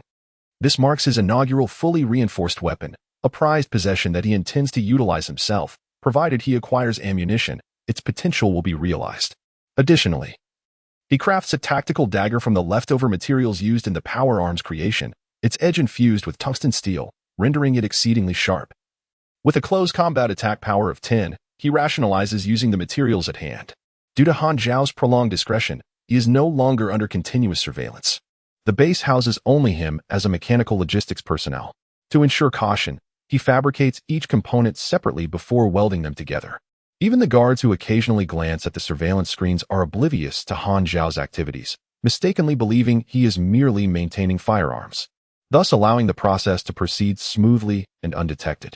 Xiao discreetly conceals the lightweight power arm and the reinforced Wasp pistol, as his inventory reflects actual weight rather than an alternate dimension. Given the conspicuous nature of the equipment, he cannot carry it openly. With the dagger secured at his waist, Xiao exits his quarters and descends to the cafeteria on the underground level. Typically, during idle hours, most agents gather here to play cards and unwind. Much of his intelligence is gleaned from their casual conversations, as they do not shy away from discussing matters in his presence, providing him with ample opportunity to gather information. Indeed, feigning ignorance has proven to be a sagacious strategy. He finds himself envious of Hela, who can escape the confines of the laboratory. While he languishes in this dismal place, feeling stifled, she is an executive of the organization, holding a far superior status than his own. Hela's visage and figure. If only he could indulge in her for a night, he would willingly sacrifice 3 years of his life. The newcomer appears to be quite bold. The last individual who dared to provoke Hela was left with not a single strand of hair remaining. Do you truly believe she ascended to the position of executive officer through mere chance? You imply that she is a super ability wielder? Undoubtedly. Han Zhao's gaze flickered. The prospect of avoiding a direct confrontation with Hela was indeed a stroke of good fortune, for he held no confidence in his ability to triumph over her. Rising from his seat, he exited the cafeteria without attracting any attention. Each corridor was under surveillance. Thus, to escape, he first needed to neutralize the monitoring room. Located 3 levels below ground, Han Xiao meandered aimlessly towards the surveillance room, unperturbed by the armed guards who regarded him with indifference. 2 armed guards stood sentinel at the entrance of the monitoring room, with 2 additional guards on duty inside, indicating that he must swiftly and silently eliminate 4 guards, a daunting task. However, he had rehearsed this scenario countless times in his mind, and he felt no trepidation. As he approached the surveillance room, he noticed a camera at the corridor's corner. Observing that the coast was clear, he retrieved a piece of soft bread left over from breakfast, moistening it with his saliva before flinging it to adhere to the camera lens. Lacking sophisticated hacking equipment, he resorted to this age-old tactic. After a brief pause of 3 seconds, with no one emerging from the monitoring room, Han Xiao felt assured. He had overheard the on-duty guards lamenting about their lack of danger, revealing a critical insight. The base had never faced a real threat. Allowing the guards to grow complacent and lazy, steeling himself, he arrived at the entrance of the monitoring room, only to be halted by the 2 armed guards. No entry for unauthorized personnel, one of them stated, dismissing him. This was Zero. Conversing with him was futile, as he merely needed to be shooed away. The guard on the left nodded and reached out to push Han Zhao's shoulder. At that moment, when their guard was down, Han Xiao sprang into action. He swiftly seized the left guard's wrist, while his other hand, like lightning, drew a tactical dagger from his waist and plunged it into the right guard's jaw, penetrating through to the brain. The dull sensation of the blade embedding itself in flesh coursed through the handle to his wrist. The right guard's expression froze in place, not a sound escaping his lips as he succumbed instantly. In the next heartbeat, Han Xiao twisted forcefully, and with a sharp crack, the struggle ceased. The lives of 2 men extinguished in less than a second. You struck a fatal blow. Your ordinary attack has transformed into a lethal strike. Above their heads, the pale blue damage values of 162 and 171 appeared, the lethal strike's damage equating to the target's maximum health. You have slain an armed guard of the budding organization, earning 360 experience points, x2. Guiding the bodies to fall silently, Han Xiao exhaled deeply. The precise and efficient execution of the kills had been mentally rehearsed countless times. The act of taking lives did not unsettle him. However, he quietly pondered whether his recent oppressive existence had led him down a path of moral aberration. In his previous life, he had slain creatures of considerable size, most notably the timid rodents of his rural hometown. Now, however, the act of taking a life felt strikingly similar, instilling within him a pressing need for psychological counseling. The panel indicated that he had acquired information on 2 individuals, an agent of level 7, possessing a strength of 10, endurance of 15, and approximately 150 health points. This was indicative of the combat proficiency typically exhibited by the majority of armed guards within the laboratory, with slight variations in individual health points attributable to physical constitution. You have acquired 4 magazines of handgun ammunition. The bluish glow emanating from dozens of surveillance screens illuminated the room, and Han Xiao was confronted with a scene that rendered him utterly bewildered. He beheld the on-duty 30,000 and constipated brother, intimately entwined, their lips tantalizingly close, mere centimeters apart. Upon hearing the sound of the door opening, they turned in panic, and the 3 of them found themselves in an awkward standoff, the atmosphere palpably tense. Han Xiao stood there, dumbfounded, a surge of frustration constricting his throat, rendering him unable to express himself. It was a sight that was painfully unbearable to witness. In a moment of bewilderment, 007 found himself in an awkward predicament. Should he nonchalantly exit the scene, uttering a phrase to halt the performance? Regarding this peculiar sentiment, Han Xiao neither supported nor condemned it. He perceived not merely 2 men, but rather 2 solitary hearts. The immense pressure of their demanding work had left them with no means of release, thus giving rise to such unique feelings among colleagues who spent their days together. This was not their fault. Rather, it was the fault of the world. Though his mind wandered to scandalous thoughts, Han Zhao's reflexes remained sharp. He reversed his grip on the dagger, adopting the stance of a charging cheetah, and lunged at San Sherwan. The latter, jolted from his stupor, hastily drew his firearm. Seizing the opportunity, Han Xiao swung his blade. Had it not been for the timely intervention of the constipated guy, who kicked San Shi aside, the edge of the knife would have severed the wrist that held the gun. Undeterred by the thwarted ambush, Han Xiao deftly flipped the dagger in his hand, transitioning from a reverse grip to a forward one, and thrust it into the abdomen of the unsuspecting constipated guy. He then tightened his fist and struck the latter's neck with fluidity, rendering him unconscious in a single motion. 42. 45. Your strength is 25, the target's strength is 10. Strength determination successful. You exceed the target's strength by twofold. This attack inflicts an additional 50 crushing damage. The target is now in a stunned state. Han Xiao's might surpass that of these guards by a factor of 2, allowing his strikes to deliver devastating effects, including stunning and bone-breaking consequences. Excellent. One threat neutralized. Han Xiao's resolve solidified. San Shi pushed aside, executed a backward roll to gain distance, and aimed to shoot. Should the gunfire echo throughout the base, it would alert everyone. Han Xiao reacted swiftly, leaping to tackle San Shi grappling on the ground. He promptly secured the trigger with his fingers, forcefully smashing San Shi wrist against the ground. With a cry of pain, the handgun slipped from his grasp. Without pausing, Han Xiao slammed his forehead into San Shi nose, the forehead being one of the human body's hardest parts, combined with Han Xiao's 25 points of strength. A muffled grunt followed as San Shi nasal bone shattered, blood gushing forth, leaving him dazed. Seizing the opportunity, Han Xiao rolled to San Shi back, locking his legs around the latter's waist and encircling his neck with his arms, applying pressure. San Shi face turned purple, struggling for breath, his legs flailing as if he were drowning. Naked choke. You have used a locking technique. Your strength is 25, the target's strength is 11. Strength determination passed.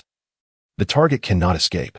After a tense standoff of several seconds, San Shi resistance waned, succumbing to the pressure around his neck.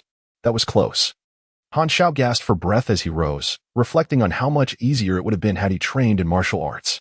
The martial arts class stands as the most popular profession in Star Sea, not for any other reason than its sheer allure, exceedingly striking. The names of its techniques resonate with an explosive flair, such as the Flame King ground-shattering wave, the magic penetrating light-killing cannon, and the Star Collapse fist. Whether their power truly matches their names remains uncertain, yet they undoubtedly ignite the spirit of youthful exuberance. One cannot fully unleash their potential without vocally declaring the technique, despite the embarrassment it may evoke in many players.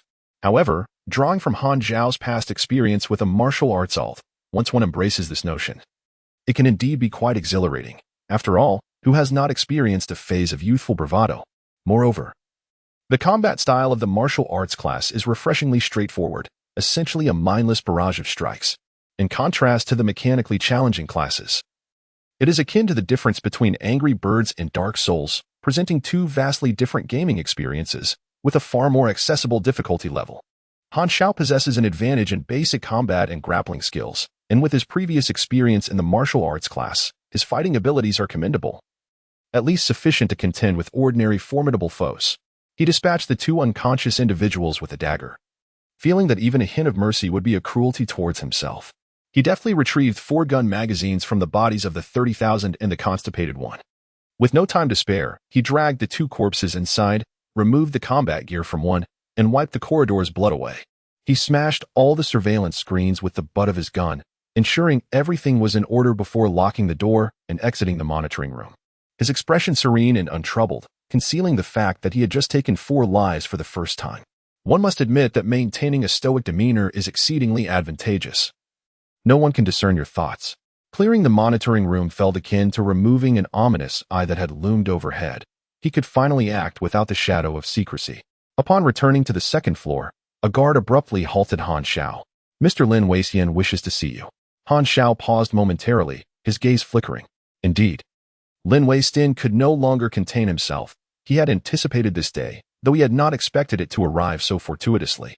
Upon reflection, this could potentially work to his advantage, as Lin Weixian was a significant head of experimentation, a figure of high esteem, and one of the few possessing access cards to the base. Han Xiao had intended to target him, and now the opportunity presented itself. Following the guard, he arrived at Lin Weixian's private laboratory, where dim lighting cast eerie shadows over shelves lined with transparent containers submerged in formaldehyde, preserving human organs, a sight reminiscent of a deranged killer's collection. Lin Weishtein's gaze was fervent as he scrutinized Han Xiao, his excitement palpable. The organization has finally entrusted you to me. Once I dissect you, I will uncover what distinguishes you from other test subjects. After I extract your value, your body will rightfully serve as my specimen, the first test subject, a moment of profound significance. Han Xiao remained as silent as a stone, his expression obscured in the darkness. That guard, secure him well. Do not let him struggle and ruin my experiment. After Lin Weistin had given his instructions, he turned his back to the two individuals and retrieved a bizarrely shaped surgical knife and a craniotomy tool from his toolbox, the chilling gleam of which betrayed their grim history of having severed countless human bodies. Suddenly, he heard a dull thud behind him, and upon turning around in confusion, he found Han Xiao unexpectedly standing there, towering over him and monopolizing his entire field of vision. Before he could even process this revelation, a sudden, excruciating pain pierced through his chest, compelling him to gaze down in a daze, where he discovered a dagger deeply embedded in his heart. His strength waned rapidly, and the surgical knife clattered to the ground. Lin Weistin was struck with terror as he met Han Xiao's gaze, which had transformed from its typically vacant demeanor into something as sharp as a blade, plunging him into a chilling abyss. As his sight drifted beyond Han Xiao's figure, he noticed a guard lying on the ground, his neck grotesquely twisted, his still-living body twitching in a reflexive spasm. Ah yes, the surveillance cameras. With a flicker of hope, Lin Weistin glanced towards the camera in the corner of the room. Han Xiao's voice, devoid of warmth, declared, "Give up. Everyone in the monitoring room is dead." The tone he employed was utterly incongruous with the typically dull demeanor of Zero. Lin Weistin trembled, his face ashen, summoning the last of his strength to rasp. "So, all this time, you were pretending?" Han Xiao nodded. "How is this even possible? You deceived everyone." Lin Weistin struggled to comprehend the incredulous reality before him. In this world, nothing is truly impossible. Han Xiao twisted the dagger with force. Lin Weistin, filled with disbelief and astonishment, crumpled to the ground, his eyes wide open in a final, unyielding gaze. "I was your creator." He could hardly fathom that he had met his demise at the hands of Han Xiao. In the shadowy realm of society, I, Xiao, am a man of fierce demeanor and abundant words. Having donned the uniform of a guard, Han Xiao departed from Lin Weistin's laboratory. Within the base, many were aware of his removal by Lin Weistin, rendering him unable to appear in his true identity. Only 4 individuals held a vivid impression of him. Hyla, number 1, Lin Weistin, and Belota. The first 2 were absent from the base, and Lin Weistin had been eliminated by him. As long as he avoided Belota, he would remain temporarily secure. The entrance to the underground laboratory was an imposing 80-centimeter thick door made of a special alloy, impervious to all explosives in the arsenal. The sole means of access lay through an electronic entry system, which could be activated by the identity cards of only 3 individuals, Lin Weistin being one of them. A pristine white card now rested quietly in the pocket of Han Xiao's jacket. However, a sentinel stood guard beside the entry, and the first floor housed the guard's dormitory. Every individual there was acquainted with the 3 white card holders, making deception impossible. Next to the sentinel was an emergency closing mechanism. Pulling the lever would manually shut down the access system, sealing the door entirely. Should Han Xiao brazenly approach with the white card, he would find himself cornered within 10 seconds. It would be akin to catching a turtle in a jar, with a single bullet potentially costing him significant vitality. Should he become the target of concentrated fire, with a stroke of luck, he might survive a mere 8 seconds. Indeed, it would be a gallant demise. A worthy option to consider. Han Xiao's plan entailed severing communications to grant himself a few hours of respite, the most prudent course of action. Originally, he had intended to disrupt the energy supply, yet the access system was powered. Cutting the energy would halt operations. The transmitter for the communication signal was concealed within the walls of the 3rd underground level, necessitating mechanical intervention to breach the structure. However, plans are ever subject to the whims of change. Just 50 meters from the mechanical modification chamber, an enormous hand suddenly emerged from the side, pressing against his chest. Han Xiao's gaze sharpened. The individual who intercepted him was none other than Belota. What ill fortune befell him amidst such a vast base? How had he encountered the one person he most wished to avoid? To whom could he appeal for an explanation of this misfortune? Was Murphy truly the embodiment of fate? "Which team are you from? I don't believe I've seen you before," Belota inquired, his brow furrowing in confusion. Han Xiao lowered his head, adjusting his cap to conceal his features. "I'm new, assigned to Team B." Belota, with a look of skepticism, questioned, "When did we get a newcomer?" I was informed. I feel like I've heard your voice before. Lift your head and let me see your face. Out of the corner of his eye. Han Xiao noticed Belota's hand inching toward the pistol at his waist, poised for immediate action, while 3 nearby guards, sensing something amiss, approached. What should he do? If discovered, Belota would undoubtedly send someone to locate Lin Weishan. The moment Lin Weishan's demise was revealed, his own actions would be exposed. Should he truly have dismembered the body before departing? No, for the sake of his appetite in the days to come, such drastic measures were best avoided. Would he meet his end here? Do not entertain such thoughts. One must approach every endeavor with confidence. It is futile to anticipate failure before striving for victory. I would prefer not to resort to plan B. What are you saying? Belota could not hear clearly. Han Xiao suddenly raised his head, revealing a perilous smile. I have long wanted to tell you that you foolish creature, ought to seek the counsel of a psychologist. 0.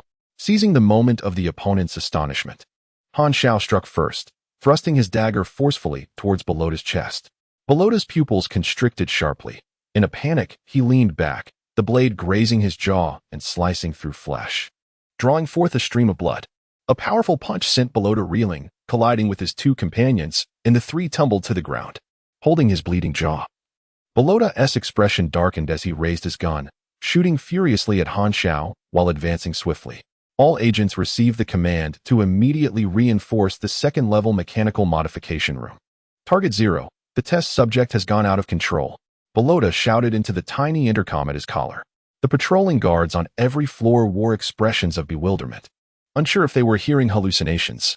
0 has gone out of control? This cannot be right. Wasn't that test subject brainwashed? Could this be a drill? You're a fool. I can hear the gunfire. Bullets whistled past, and an acute sense of crisis surged through Han Xiao. Suddenly, his demeanor shifted to one of extreme calmness. This was his unique state of focus, his mind as cold as ice, his rationality detached. Countless pieces of information coalesced in his mind, transforming the world before him into an intricate web, akin to a spider's silk, where everything was interconnected. He calculated that he could reach the mechanical modification room in 2 seconds, while Belota would take 37 seconds to catch up. The 3 guards posed no threat within 42 seconds, and reinforcements would arrive within 25 to 35 seconds. Han Xiao had endured countless battles, and his extensive combat experience formed the foundation for maintaining this state. He weaved like a serpent, fully concentrated on evading the gunfire. Belota pursued relentlessly, indifferent to the reasons behind 0's loss of control. He understood that his duty was to capture Han Xiao, even if it meant resorting to lethal force on the spot, acting first and justifying later. How intriguing, the little toy wishes to resist. Belota licked the blood from his chin, his gaze fierce. This is the death you chose for yourself. Despite Han Xiao's successful ambush, Belota remained imbued with unwavering confidence. After all, he was a seasoned operative with 2 decades of experience. Even if 0 exhibited remarkable learning capabilities, he had only undergone 6 months of training. How many of his moves could the subject withstand? Moreover, it appeared that 0 was already in a state of panic. Han Xiao burst into the mechanical modification room and slammed the door shut with a resounding thud. Choosing to hide in a room was a fatal mistake. You are far too naive. Belota sneered, rushing to the door, poised to kick it open, swiftly reloading his magazine. Prepared to unleash a barrage the moment he breached the threshold. Suddenly, an unforeseen turn of events unfolded. The door burst apart with a resounding crack, splintering into countless fragments as a metallic fist, glistening with a sheen of chrome, surged through the wreckage. The roar of the engine thundered, and the steel fist struck heavily against Belota's chest. A dull sound of bones fracturing echoed. 95. Belota was sent hurtling through the air like a broken sack, crashing violently against the wall, ribs shattered, and his handgun flung away. He coughed up blood, staring in horror at the transformed figure of Han Xiao. At that moment, Han Xiao's left arm was encased in an exoskeletal power arm, resembling a colossal gauntlet that enveloped his limb. The joints and gears whirred and clicked, emitting a cacophony of mechanical sounds, while the metallic fingers flexed with dexterity. Exposed pipes released puffs of black smoke, swirling around his arm like dark clouds. What in the world is this? Belota's eyes widened in disbelief. Not far off, 3 guards raised their weapons to aim. Han Xiao was swifter, raising the enhanced version of the 73 style Hornet, loaded with a magazine in his right hand, firing 2 shots with a resounding crack. His agility enhanced his shooting accuracy, and with skillful precision, Han Xiao's bullet struck true, hitting 2 targets in their eye sockets and throats, instantly triggering fatal damage and killing them. The third guard fired. The bullet whistling through the air, but Han Xiao swiftly raised his mechanical arm, deflecting the round with a resounding clang against the arm's outer armor. Light power arm, left, lost 8 durability. Han Xiao retaliated with another shot, sending the third guard to his demise.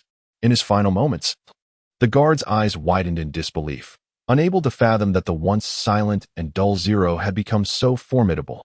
Wasn't it said that the test subjects were brainwashed? It was all a deception. The corridor fell silent, leaving only Han Xiao and Belota. The nearest guards would take approximately 30 seconds to arrive. Han Xiao moved his mechanical arm with calmness, stating, "I would dearly love to snap your neck myself. As a token of gratitude for the 420 cuts you've inflicted upon me over the past 6 months." Belota's gaze was fierce. He spat out a mouthful of blood, drawing a dagger from his military boot, bending low in a poised stance, and coldly remarked, "That punch had some power. But if you think you can defeat me with such shabby machinery, you are sorely mistaken. Prove it to me.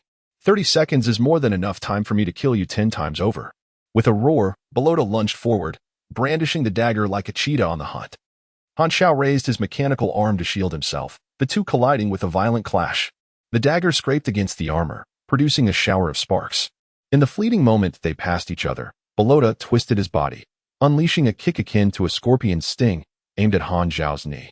To topple his adversary from behind and slice his throat was a ruthless maneuver, but having undergone rigorous training under Hela, Han Xiao anticipated this strike, reacting with lightning speed. He slammed his mechanical arm backward, striking Belota's calf with a crack that resounded like shattering bone. 87.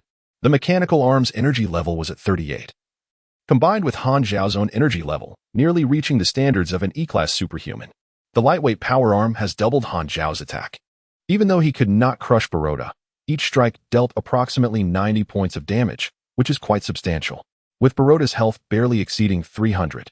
And aided by his well-trained expertise, coupled with that earlier punch that shattered through the door, Belota's vitality was reduced to below half. The data reflected in reality indicated that Belota was beginning to weaken.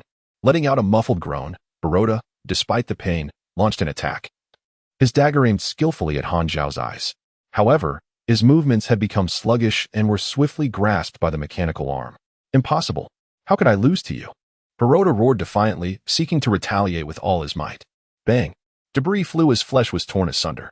Han Xiao's eyes gleamed with a chilling intensity as he forcefully slammed Belota's head against the wall, carving a deep crimson gash. Belota's face, pressed against the wall, had become a grotesque mass of blood and flesh, utterly unrecognizable. Releasing his grip, Belota collapsed like a puddle of mud, devoid of any breath. Far removed from the bravado he had previously displayed. "Apologies, I failed to snap your neck. Why not rise so I may kill you once more?" Han Xiao raised an eyebrow. "You have slain Belota, the deputy supervisor of the Valkyrie laboratory, and gained 1,500 experience. Both Lin Weixian and Belota, the two individuals he despised the most, had fallen by his hand." Han Xiao felt as though he had savored a delectable ice cream on a sweltering summer day. His body enveloped in comfort and exhilaration. 009 The fierce battle ensued as the two groups of guards arrived on the second floor. Their faces contorted in horror at the sight of Belota's mutilated corpse. How could the deputy director Belota have been murdered? What transpired here? Where had the enemy vanished to? Why was there no response from the monitoring room? They needed to report to Dr. Lin Weixian immediately. Group C had discovered Dr. Lin Weixian's lifeless body. Good heavens, all the guards gasped in disbelief, their expressions a mixture of shock and terror. Was it truly the seemingly powerless Zero who had orchestrated this chaos? The entire base lay in disarray, significant leaders either dead or missing, and the guards were astonished to find that no orders were forthcoming. Hadn't that test subject been brainwashed? Could it be that he had harbored hostility all along, waiting for the opportune moment to strike? With this unsettling realization, the guards suddenly recognized that Han Xiao, who had feigned modesty, loomed over them like a razor-sharp blade, capable of claiming their lives at any moment, akin to a hidden assassin in the shadows.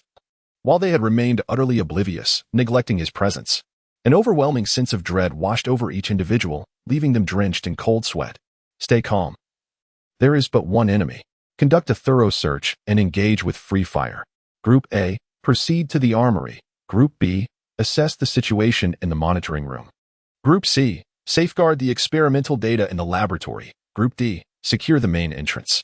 Whatever Zero intends to do if he seeks to escape. He will undoubtedly head for the main door. Move out.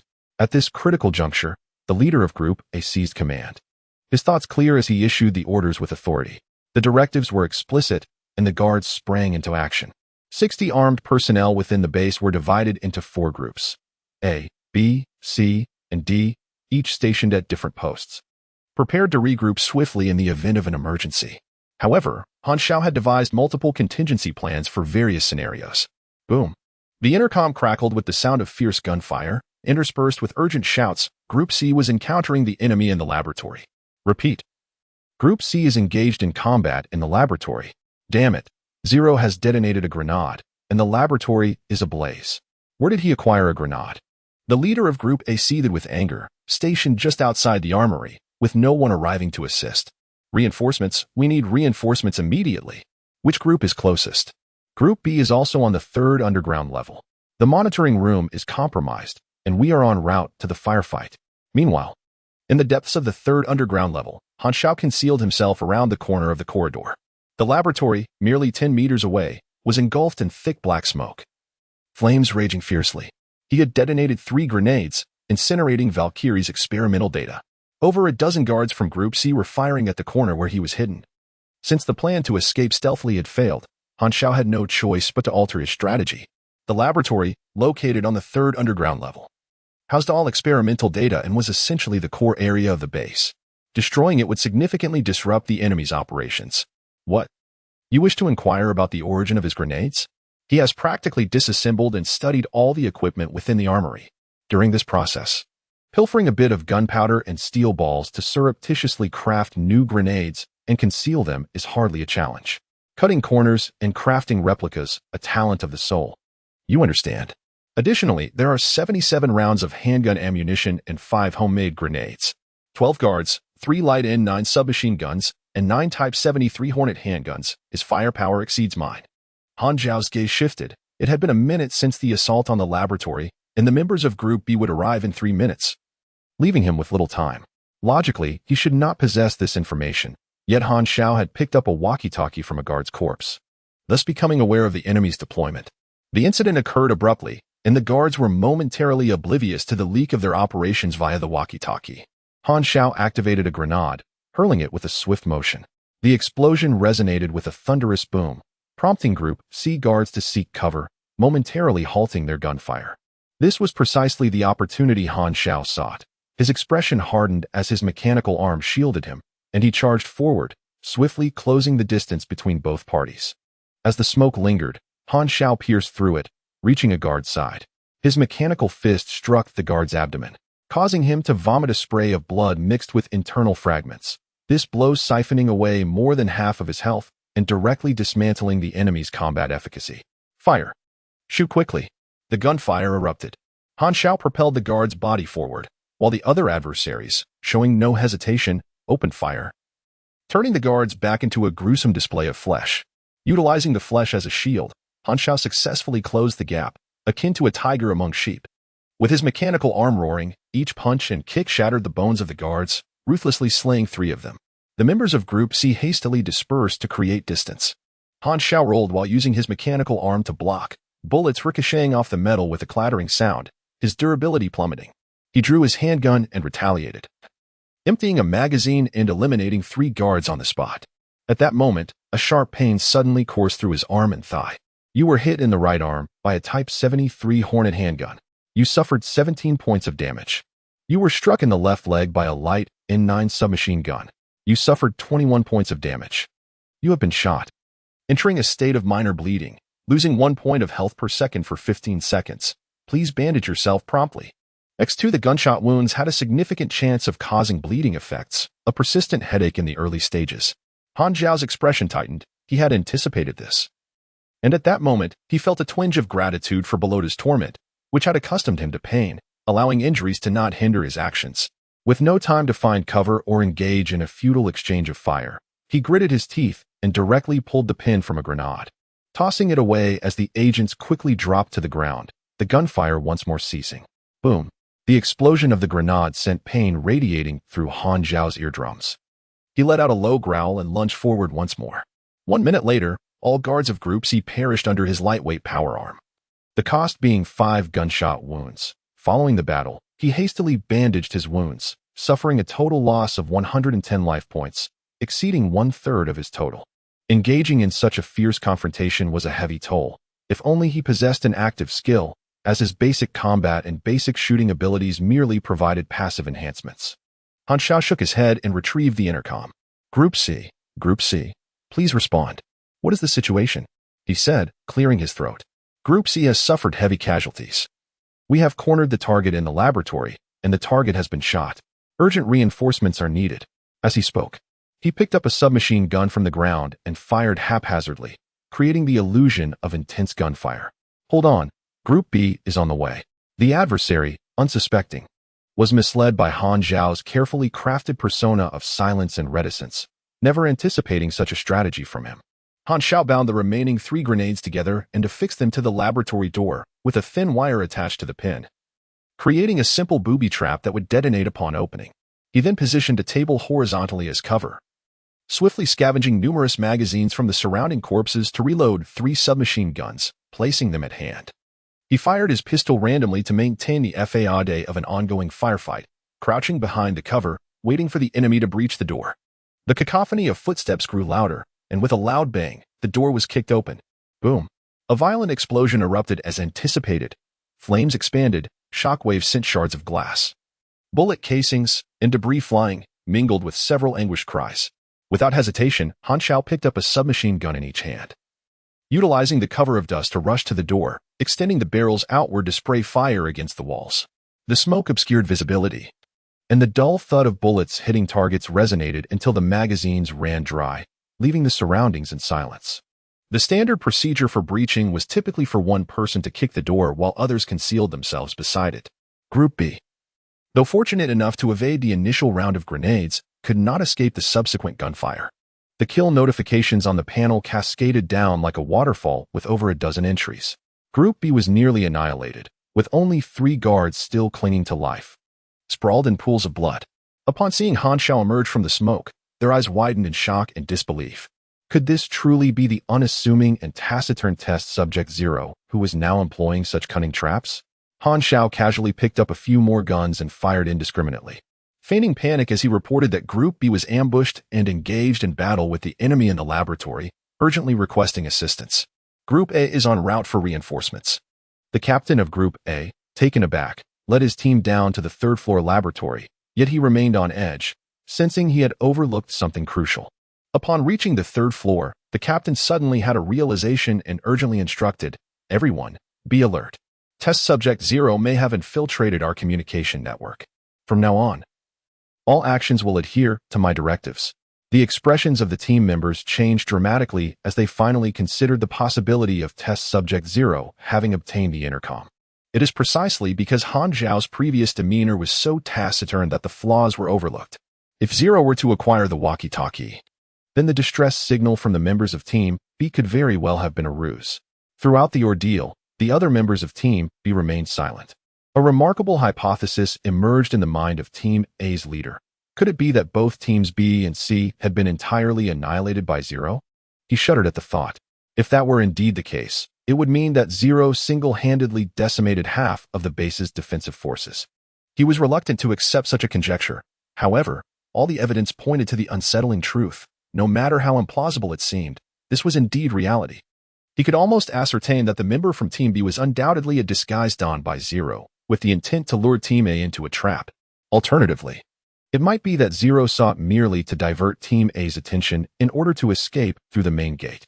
For the moment, that was not an option. Team A's leader exhaled in relief. He could not allow Zero to manipulate them. With casualties among the guards exceeding 50% and the situation spiraling out of control, it was unrealistic to hope that the remaining personnel could eliminate Zero. Immediate communication with Ms. Hella was imperative. Resolute in his decision, Team A's leader resolved to gather everyone to secure the main entrance and await reinforcements from the organization. This was the most prudent approach, infallible in its design. Regardless of Zero's intentions, as long as he was unable to escape, it would become an inevitable deadlock. In the depths of the night, it seemed that the BC team was on the brink of annihilation. I resolved to call for reinforcements while steadfastly guarding the exit door. The captain of Team A cast a glance at the personnel present, 31 guards, each wielding a weapon aimed at the corridor. Should Subject Zero make an appearance, they could unleash a tempest of metallic fury, tearing the target to shreds in an instant. Suddenly, the captain sensed something amiss. Wait, weren't we supposed to be 30 strong? Beep beep. The access control system illuminated a green light, and the door swung open unexpectedly. Goodbye.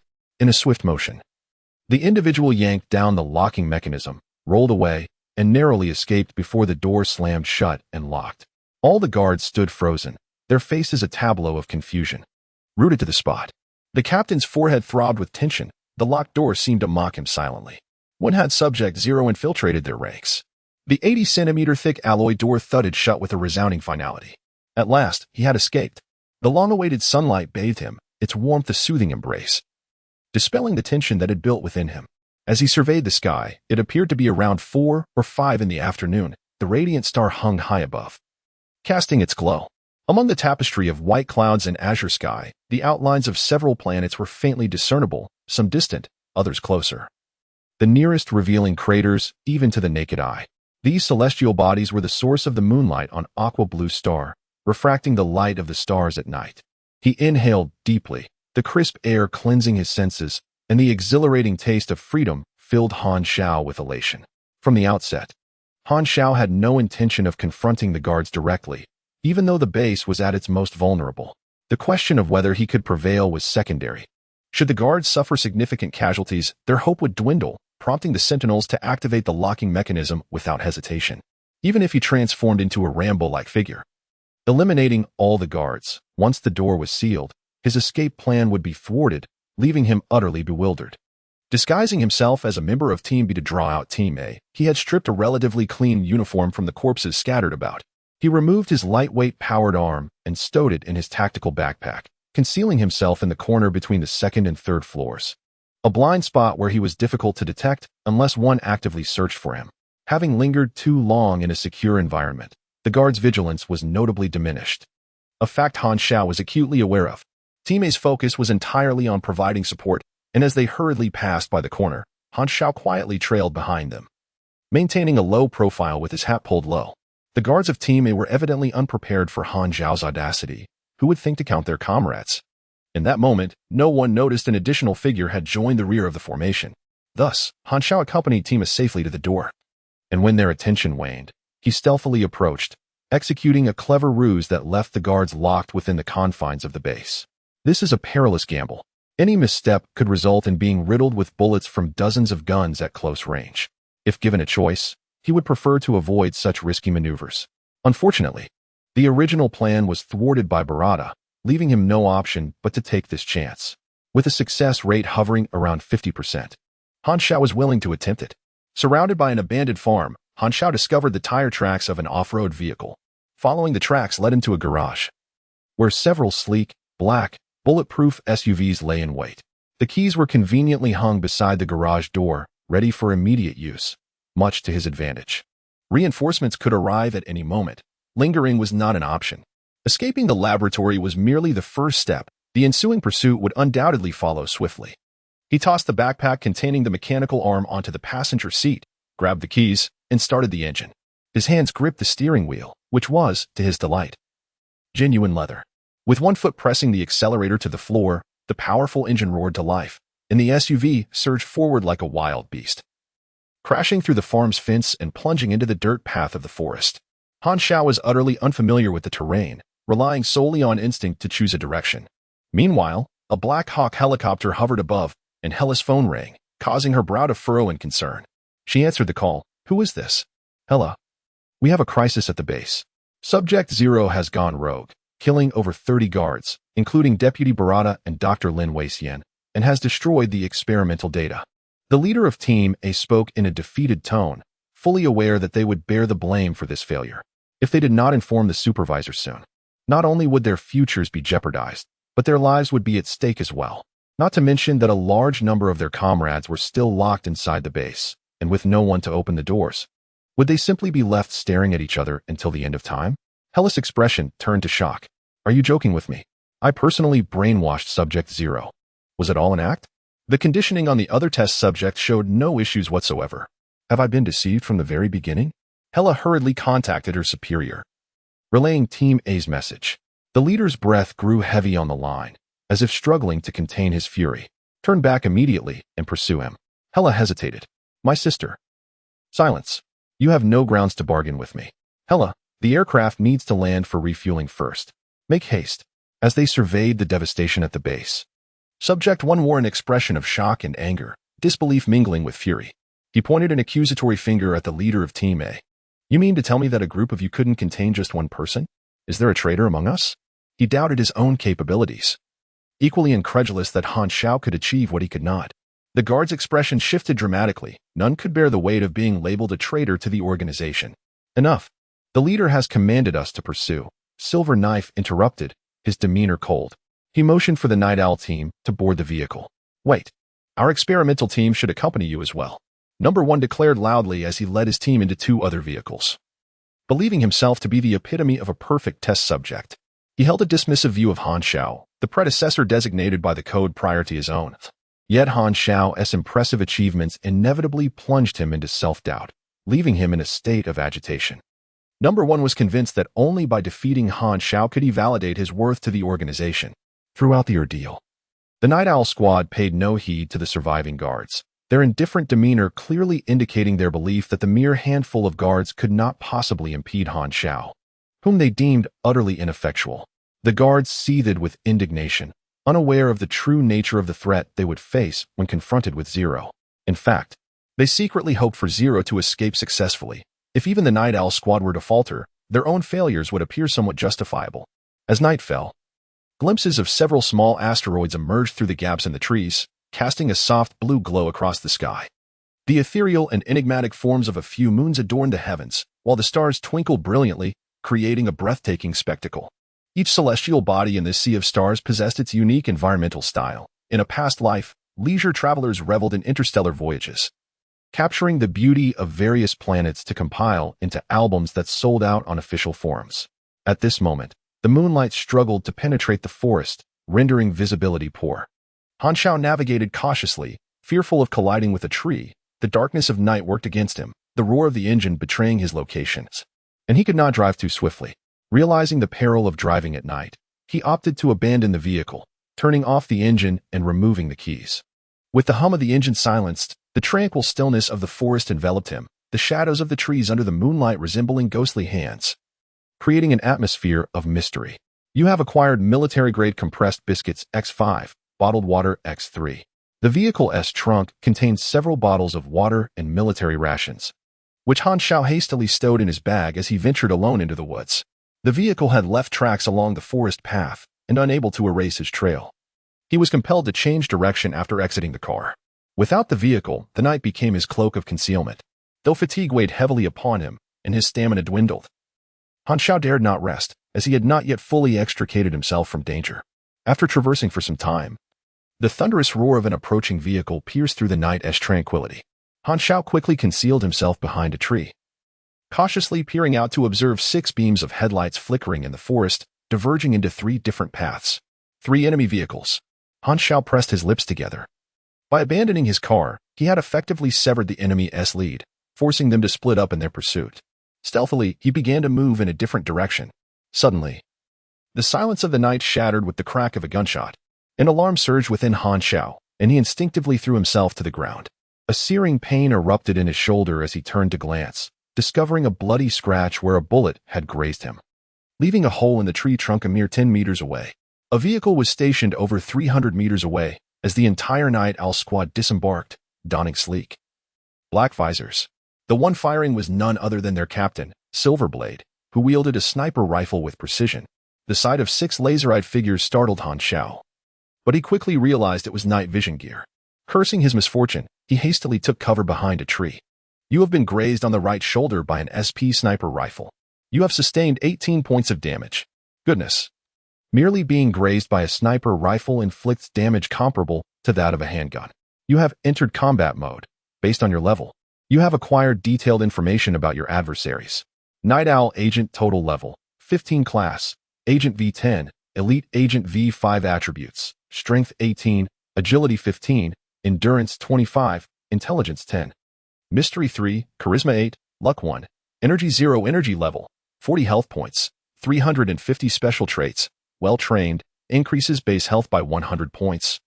Pain resistance, combat effectiveness is not diminished by injuries. Skills, basic combat V4, basic shooting V5, precision shooting V2. Sniping V1, captain configuration, equipment, SP sniper rifle, captain configuration. Quality, gray large caliber sniper rifle, attack power, 70 to 88, rate of fire, 0, 5 rounds SEC, magazine capacity, 5 rounds. Output energy level, 30, usage requirement. Mastery of sniping V1, thermal imaging night vision goggles, quality, gray, essential for night operations, type 73 Hornet handgun quality, gray, compact firearm. Attack power, 28 to 35, rate of fire, 1 rounds SEC, magazine capacity, 10 rounds. Output energy level, 13, G-type fragmentation grenades X3, inflicts 50 to 80 points of area explosive damage within a 20-meter radius, with a chance to cause multiple injuries. Output energy level, 45, Jason submachine gun quality, gray, attack power, 36 to 42, single shot rate, 1, 5 rounds SEC, burst rate, 4 rounds SEC. Theoretical maximum rate of fire, 10 rounds SEC, overheats in 3 seconds. Magazine capacity, 30 rounds. Output energy level, 33, Kyra lightweight bulletproof vest quality, gray, range defense, 10 to 12. Durability, 50, alloy dagger quality, gray, attack power, 8 to 12. Length, 0, 28 meters. These 6 Night Owl agents are formidable foes, despite their overall level being lower than his. They possess specialized combat skills of the second tier, boasting high attribute panels, and are fully armed. This is troublesome. Han Zhao's expression turned grave. If the heavens were to possess emotions, they too would grow weary. For Xiao, I dedicate a fleeting moment. With a lightweight power arm boasting a mere 130 durability points, an enhanced 73 model Hornet handgun, a light N9 submachine gun, and a mere 15 magazines. This constitutes Han Xiao's entire wealth. In stark contrast to the well-equipped Night Owl squad, his arsenal appears pitifully inadequate, evoking a profound sense of sorrow within him. Bang! The sniper rifle fired again, a searing bullet narrowly missing him as it tore through the foliage where he concealed himself. Han Xiao internally lamented. His adversaries possessed night vision devices, while he could only discern their positions by the flicker of muzzle flash. The sniper rifle's formidable power posed a grave threat to his already dwindling health. 3 shots would likely spell his demise. With 18 free attribute points remaining, he swiftly allocated 14 to endurance and 4 to strength, prioritizing survival while ensuring he could deliver overwhelming force against the Night Owl agents.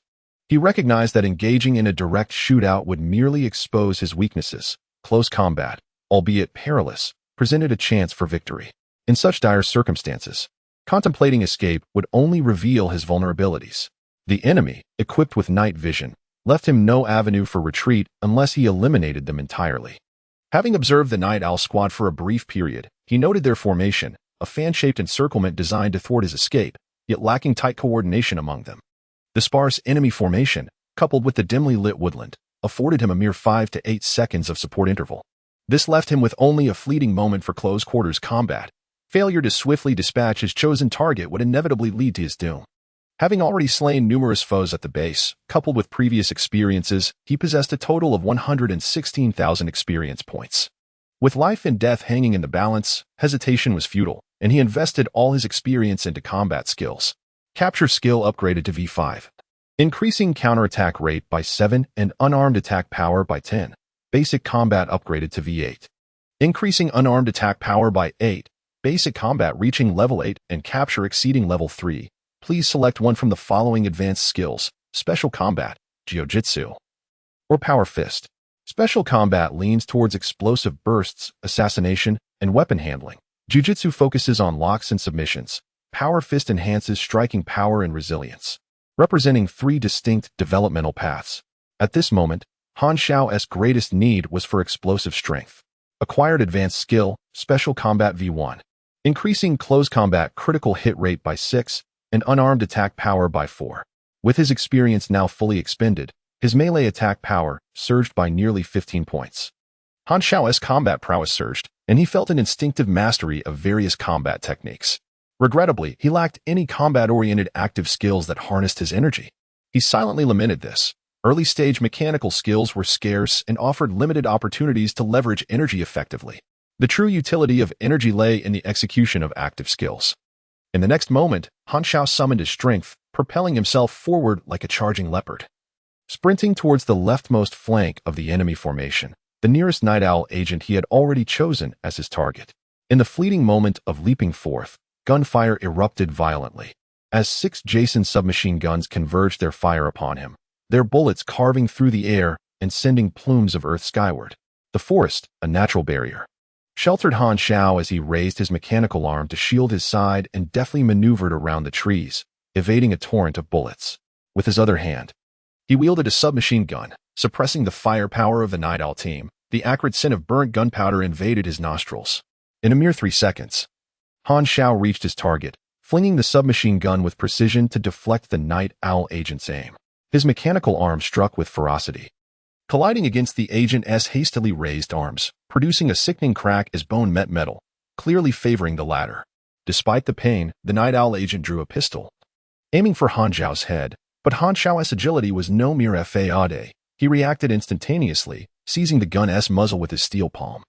With a resounding thud, the bullet was crushed within his grasp. Using his right hand, Han Xiao trapped the agent's arm beneath his armpit, yanking forcefully to destabilize his adversary. The Night Owl agent stumbled into his embrace, and seizing the moment, Han Xiao swiftly raised his knee, delivering a crushing blow to the agent's groin. Feeling the unmistakable deformation of 2 spherical objects beneath his strike, you have struck the enemy's vital point, inflicting double critical damage. The enemy is immobilized for 2 seconds. Though he could not discern the expression hidden behind the agent's goggles, the anguished cries confirmed the effectiveness of his assault. In this life-or-death moment, Han Xiao cared not for the ruthlessness of his tactics. Capitalizing on the enemy's incapacitation, he unleashed a relentless flurry of knee strikes. Thud, thud, thud. 78, 81, 84. The 2 spherical objects bobbed helplessly. My apologies, brother. I sense your sorrow, but ballistic vests do not shield against such strikes, and that was not of my design. The enemy's life force ebbed away like a torrent, and with a final, crushing elbow strike, Han Xiao shattered the agent's fragile throat. The Night Owl operative crumpled to the ground, the stench of blood filling the air, a nauseating mix of colors surely pooling in his trousers. Before Han Xiao could revel in his victory, a sudden pain seared through his back, forcing him to drop low and take cover behind a nearby tree. Clutching the corpse for concealment, you have been struck in the back by an SP sniper rifle, sustaining 68 points of damage. You have suffered from a large caliber gunshot, entering a state of moderate bleeding, losing 3 life points per second for 15 seconds. Please apply bandages promptly. With formidable foes closing in, there was scant time for bandaging. Han Xiao's face paled from the pain. That shot had depleted a significant portion of his health. Damn it. The remaining 5 Night Owl operatives, evidently enraged by the brutal demise of their comrade, swiftly encircled him, their weapons spewing fire and maintaining suppressive fire, sending wood chips flying. Han Xiao could scarcely expose himself. Ransacking the fallen Night Owl operative's gear, he hastily donned the bulletproof vest, which might absorb a shot or 2. Most importantly, he acquired 3 G-type fragmentation grenades, a valuable asset. With a flick of his wrist, he hurled one away. Boom. The explosion reverberated, compelling the enemies to seek cover. The suffocating barrage of gunfire abruptly ceasing. Let them shoot me, Han Xiao exclaimed, filled with resentment as he hurled another object. The 5 Night Owl agents, who had just attempted to rise, quickly dropped back down. Once more, as the 3rd dark object was thrown, the 5 instinctively lay flat, waiting for the explosion. However, after a brief 2 seconds, they discovered that there was no detonation. Upon closer inspection, it was not a grenade, but merely a rock. Realization dawned upon them that they had fallen into a trap. Seizing the moment, Han Xiao charged out, wielding a submachine gun, unleashing a relentless barrage of fire without regard for the overheating barrel. In mere moments, he emptied the magazine, leaving 1 agent concealed in the grass riddled with bullets. Discarding the submachine gun, he swiftly turned and launched another grenade, forcing the remaining 4 to cease their counterattack. This time, he lunged forward, knocking over another Night Owl agent. However, he was not unscathed. In the chaos, Silver Knife opened fire, striking his calf with the submachine gun, inflicting yet another wound.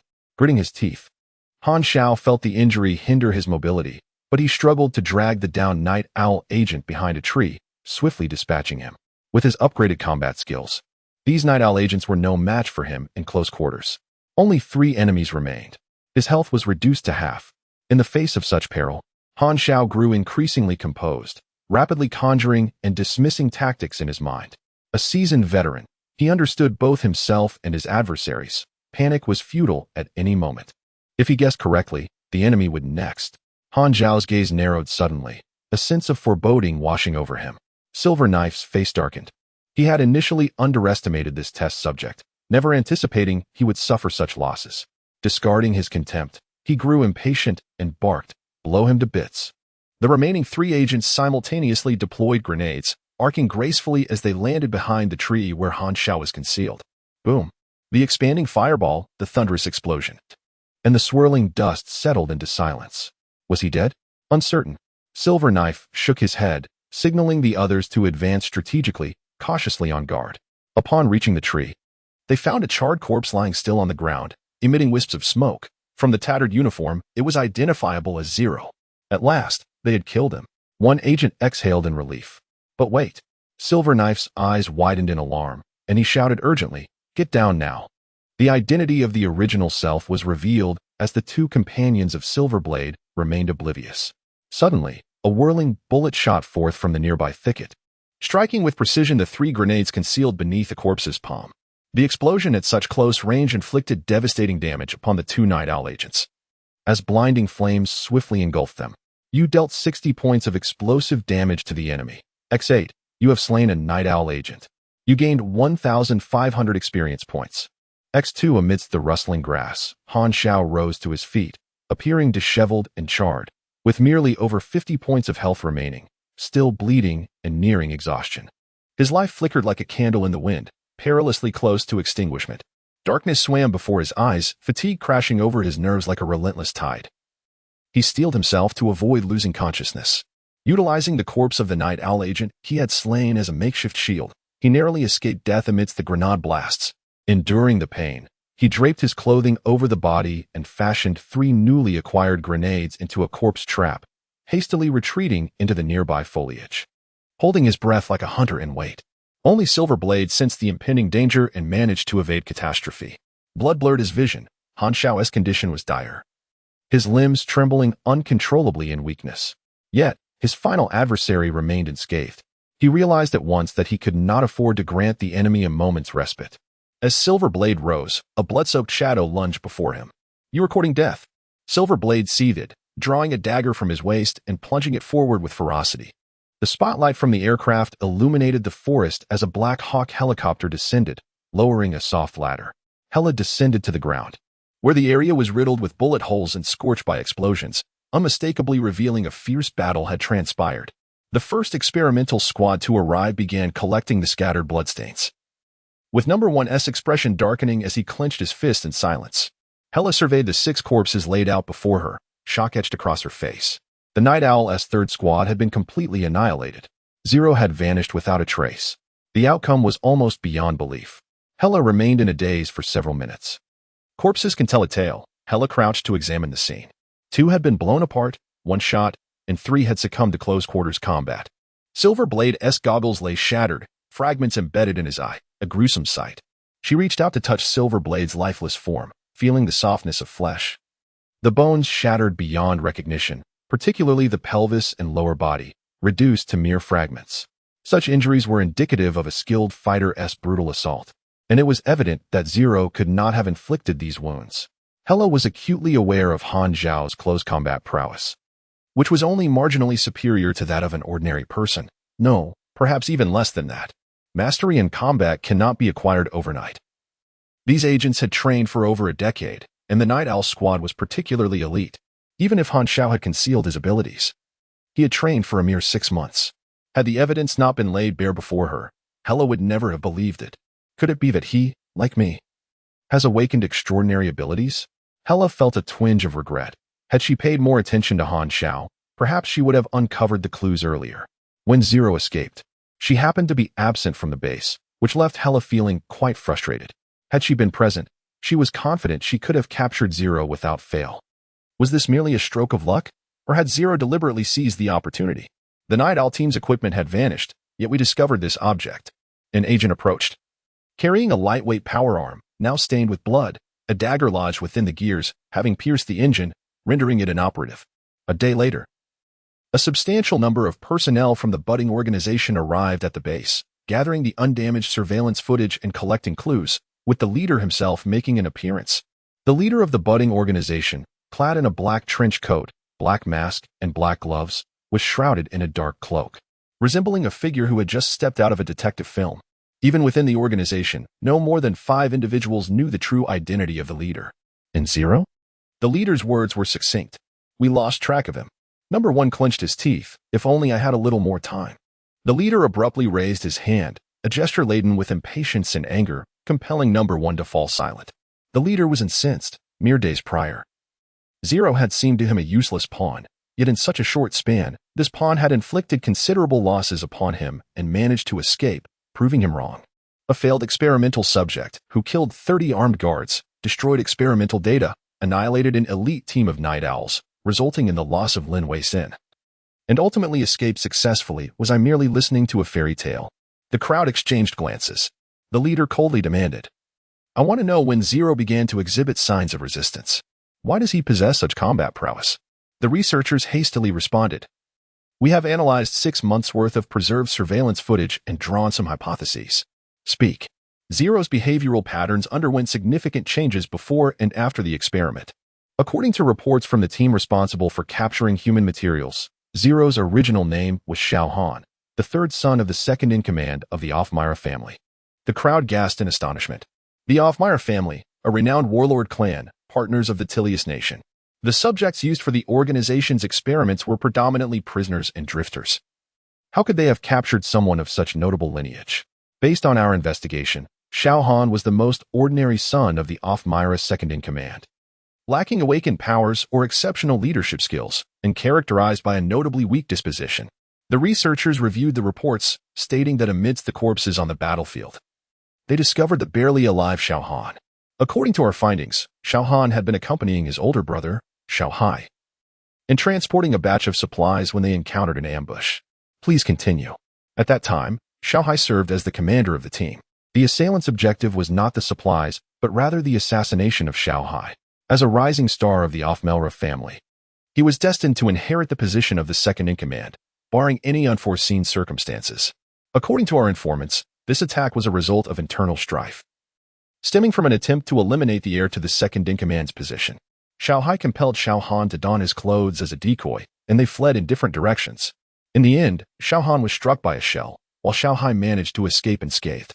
The leader furrowed his brow, questioning how our informants had acquired such detailed information. Well, Xiao Hai did not conceal any pertinent intelligence, including his coercion of Xiao Han. He acted with impunity. Xiao Han's demise did not incite any discontent towards Xiao Hai from his family. The second-in-command of the Offmira family stated, as long as Xiao Hai is safe, that suffices. As you know, the Offmira family venerates strength. Xiao Han's status within the household was expendable, and his siblings seemed utterly indifferent to his death. Subsequently, we inadvertently discovered that Xiao Han was not entirely dead. The fate of the original body was akin to a mere ripple, unnoticed by anyone. In the eyes of the Offmira family, trading a feckless younger son for a capable heir's survival was an acceptable cost, with profit outweighing sentiment. Han Xiao possessed none of these memories, as the original's recollections had been violently erased by the Sprout organization during his traversal. The researchers speculated that the Valkyrie experiment had mutated in Subject Zero, yielding results beyond our imagination. He had acquired not only mechanical prowess, but also an extraordinary intellect. Subject Zero exhibited harmlessness within the 6 months following the experiment. With a 90% likelihood of being a FAAD, he had begun plotting his escape 6 months prior. Hela could not help but interject, "Are you suggesting that brainwashing had no effect on him?" "I fear so," was the response. Hela's expression was one of frustration. "Can you guarantee that?" The leader's tone was icy. "I cannot." The researchers felt a bitter pang. Who could truly ascertain the condition of Subject Zero? This was merely the most rational conjecture. Subject One impulsively remarked, "Could it be due to luck?" The leader stared at him as if he were a fool. "If you can replicate Subject Zero's achievements through luck, then the position of leader is yours to claim." At last, there was some good news. The leader's mood lightened slightly. Money was not a concern, as long as they could deliver a product. A chill ran through everyone. Subject 0 represented a unique experimental case, possessing immense research value. If they could obtain his body, even in death, it would further refine the experimental data, while reviewing previous surveillance footage. Subject 0's 6 months of subterfuge and remarkable patience sent shivers down the spines of all researchers, instilling a deep-seated fear, yet simultaneously. Each researcher developed an intense obsession with Han Xiao. Number 1 sensed the longing in the researcher's eyes, and his expression darkened immediately. The thought of being bested by 0 was intolerable to him. From the moment of his inception, he was acutely aware that he was the second experimental subject, following another designated by a codename. Thus, he had always regarded Han Xiao as his hypothetical adversary. Just when he believed he had finally subdued Han Xiao, reality dealt him a crushing blow. The leader recalled a crucial matter. Before addressing the potential hazards of the Valkyrie serum, all experiments must be suspended, and a thorough reconditioning of the existing experimental subjects should be undertaken. I cannot allow another 0 to emerge. Anger welled up in Number 1's eyes. He felt his loyalty was insulted. He proclaimed loudly, "I am willing to lead the team and hunt down 0.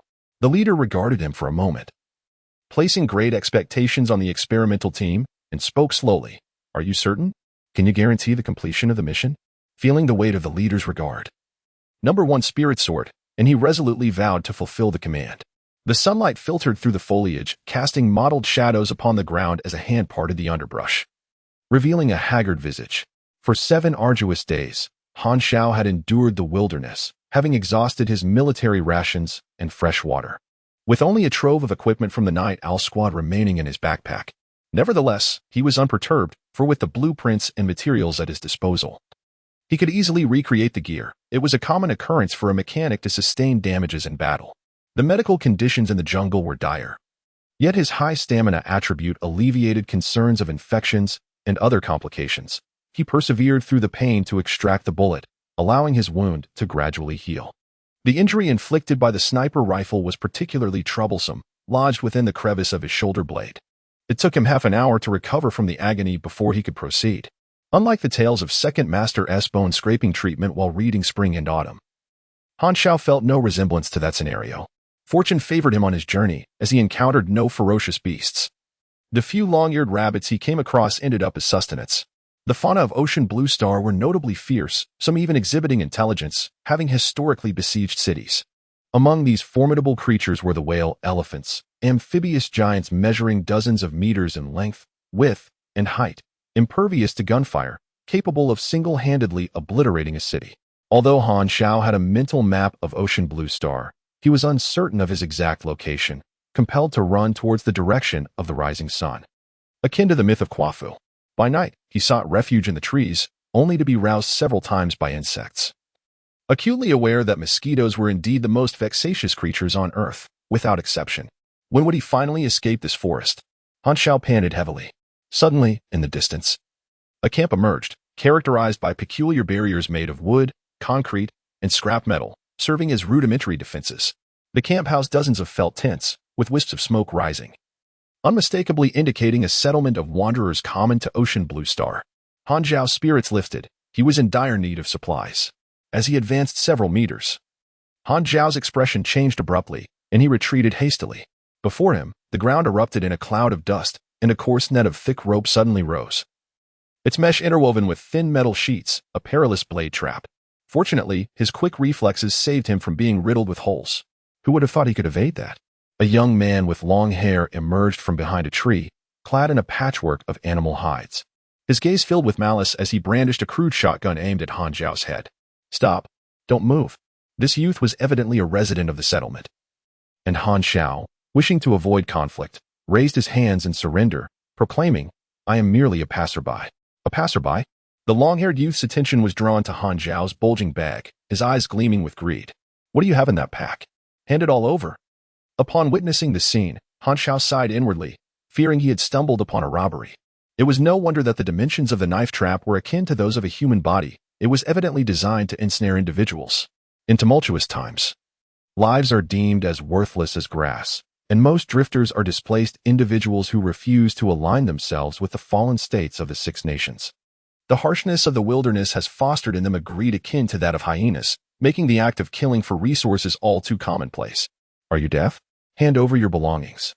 The long-haired youth cursed as he advanced, his crude shotgun menacingly pressed against Han Xiao's forehead. With a backpack full of firearms and ammunition, all standard equipment from the burgeoning organization, there was no way Han Xiao would reveal them. He remained unaffected by the threat. Do you not comprehend my words? Believe me.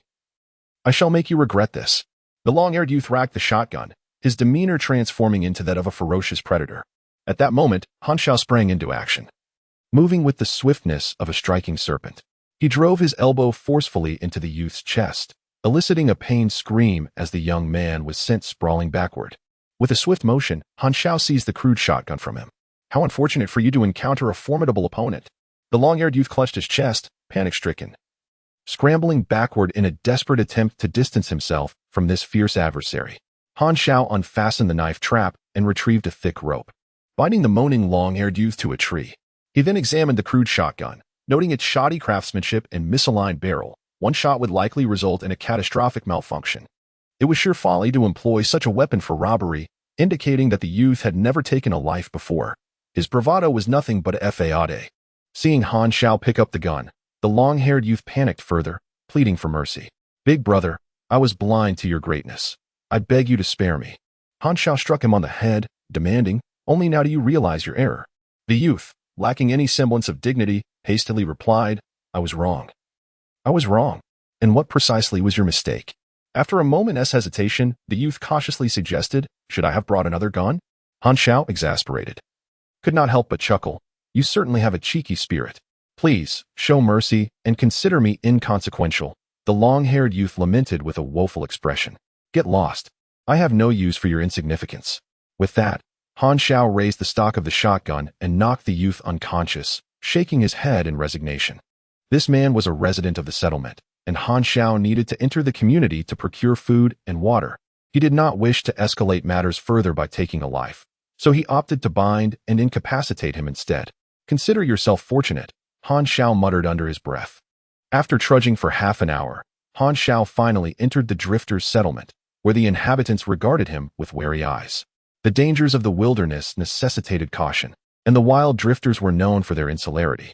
Although outsiders were a rare sight, they had not been entirely absent in the past, which spared Han Xiao from being scrutinized like a caged animal. The lifestyle of the wanderers in the wilderness resembles that of the gypsies, characterized by frequent migrations. Beside each family's tent, there rests a small pickup truck covered with a dust cloth. These trucks are predominantly modified, rusted, and some even lack an exterior shell, leaving their frames exposed to the elements.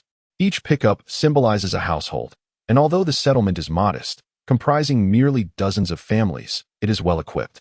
Han Xiao successfully located the marketplace, where a bearded Caucasian conducted business atop his truck bed. An outsider?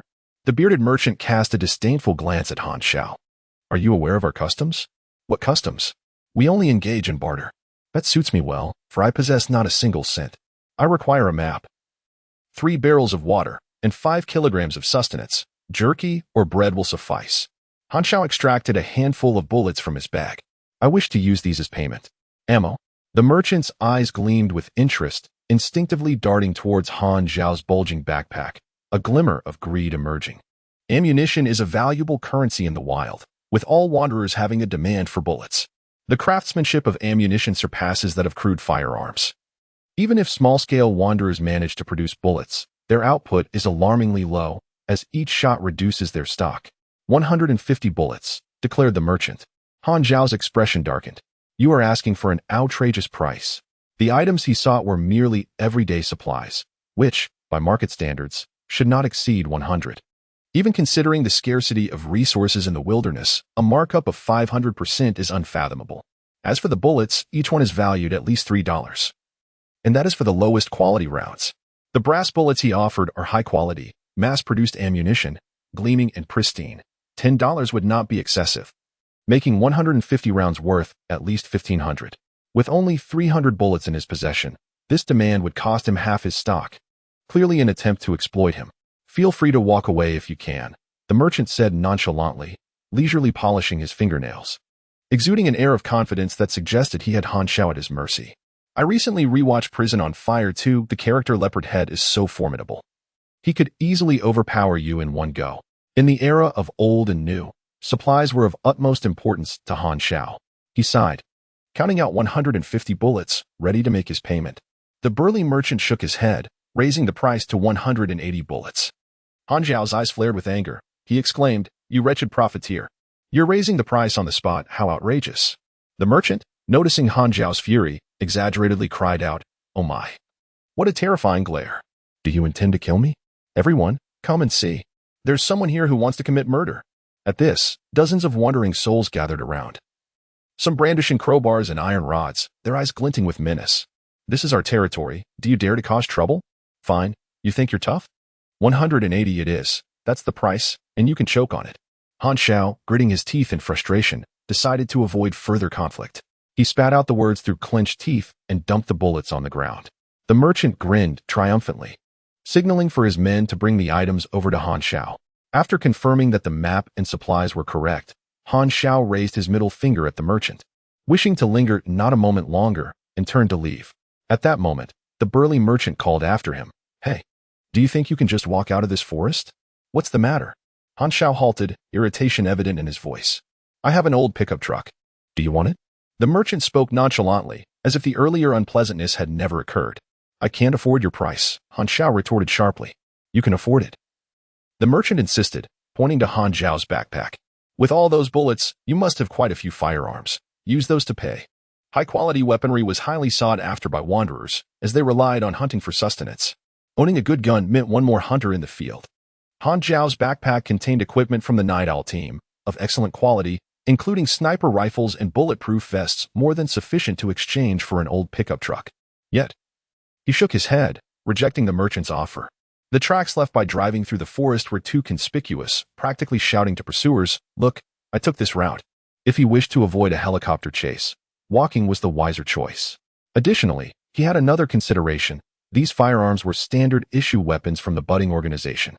If any teams from that organization were to arrive at the settlement and discover their standard weapons, it would spell disaster for the settlement. Selling those guns would equate to indirect murder. Although Han Xiao had just been swindled by the merchant, he was not so heartless. The merchant, still undeterred, attempted to pitch his offer once more, when suddenly a booming voice interrupted. "Cairo, you're at it again, scamming the unsuspecting." A towering man clad in animal skin strode forth, parting the crowd with his mere presence, clearly a figure of great authority within this settlement. The merchant Cairo's expression soured. "Hu Hongjun, I barely managed to close one deal. Don't interfere." Hu Hongjun seized the bullet from the bearded man and presented it to Han Xiao with a flourish, proclaiming, "The items you sought are hardly worth anything. Consider this a gift, your bullet." Taken aback, Han Xiao scrutinized Hu Hongjun. This man, of Asian descent, possessed a robust physique, graying temples and piercing eyes, exuding a commanding presence. His gallant act of returning the bullet immediately endeared him to Han Xiao. "What am I to do now?" Kalo exclaimed, visibly agitated. "After all, I finally managed to make a profit, and you've turned it into a fair exchange. Do you have any understanding of commerce?" Hu Hongjun, ever the gracious host, replied, "A guest is a guest. You appear weary and unaccustomed to life in the forest. Why not stay at my home for the night and continue your journey tomorrow?" After a moment's hesitation, Han Xiao nodded in agreement. He indeed wished for a respite. And his initial impression of Hu Hongjun was that of a straightforward and generous man, not one with ill intent. Nonetheless, even were the man to harbor ulterior motives, Han Xiao would not shy away. Upon entering the tent, Han Xiao encountered a woman referred to as An. She was of unremarkable appearance and dressed in a simple cloth skirt. Han Xiao noticed her vacant gaze. She was clearly blind. "This is my wife," Hu Hongjun remarked with a smile. "Hello," and said, sensing his presence. She smiled in Han Xiao's direction, then began to prepare a meal, skillfully handling pots and pans along with dried meat and wild vegetables over the makeshift stone stove at the center of the tent. Given their warm hospitality, Han Xiao felt at ease, seated himself on the ground, and engaged in conversation with Hu Hongjun. After a thorough discussion, Han Xiao discerned that Hu Hongjun harbored no ulterior motives. His intentions were purely those of kindness, which eased Han Xiao's wariness. "I noticed that the majority of this settlement comprises Caucasians. How is it that you have allied with them?" Han Xiao inquired. "The intelligent species of the blue ocean planet is humanity, divided into 4 races: black, white, yellow, and Shanu, all products of natural selection," Hu Hongjun explained. "Darwin once stated that in the struggle for existence, the most perilous environments forge the most resilient life forms. The Shanu are physically more robust than the blacks. There is no particular reason, During the turmoil of war, I fortuitously encountered this band of wanderers. At that time, and was ill and required care. So I chose to stay. Though we hail from different nations and races, we are all remnants of a bygone era, exiles of fallen states. What does it matter? You or I, we are merely kindred spirits, seeking warmth in shared suffering, Hu Hongjun said with a tone of nostalgia. Originally, the blue ocean planet boasted hundreds of nations. Upon encountering interstellar powers, it became evident that the existence of so many nations on a finite planet was a lamentable waste of limited resources. Disunity leads to ceaseless internal strife, and if allowed to persist, civilization would become ensnared on its own planet, losing the opportunity to venture into the cosmos. Thus, with the encouragement of astute individuals, the societal landscape underwent radical transformation over decades, through war, negotiation, and economic pressure, whether by peaceful means or otherwise, resulting in a gradual consolidation until only 6 nations remained. Those who have lost their homeland find themselves at a crossroads. Some choose to join the 6 nations. Others align with the burgeoning factions, while the remainder become wanderers. The world of the Azure Star is presently caught in the agonizing transition from an old era to a new one. The peoples of the nations that have been annexed, obliterated, or disbanded are engulfed in sorrow and disillusionment. Each individual yearns for the survival of their nation. Yet, as the relentless wheels of history deem that sufficient time has elapsed and must continue to advance, certain seemingly indispensable elements must resign themselves to the fate of being cast aside by the tides of time, reduced to mere footnotes in the annals of history.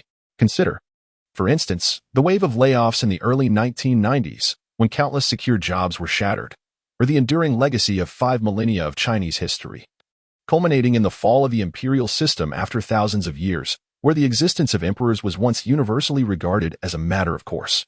Reflect too on the dark religious dogmas of the Western Middle Ages. The progress of civilization flows like an unstoppable river, and every individual, every event, even entire nations, are but grains of sand swept along in its current.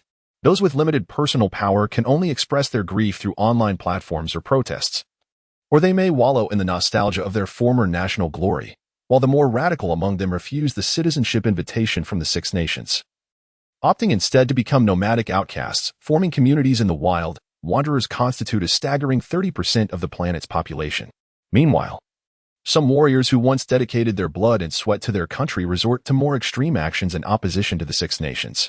The Emergence Organization has emerged as a formidable entity within this societal milieu, advocating for the overthrow of the 6 nations, uniting in shared animosity, and reigning as the undisputed leader of the underground world.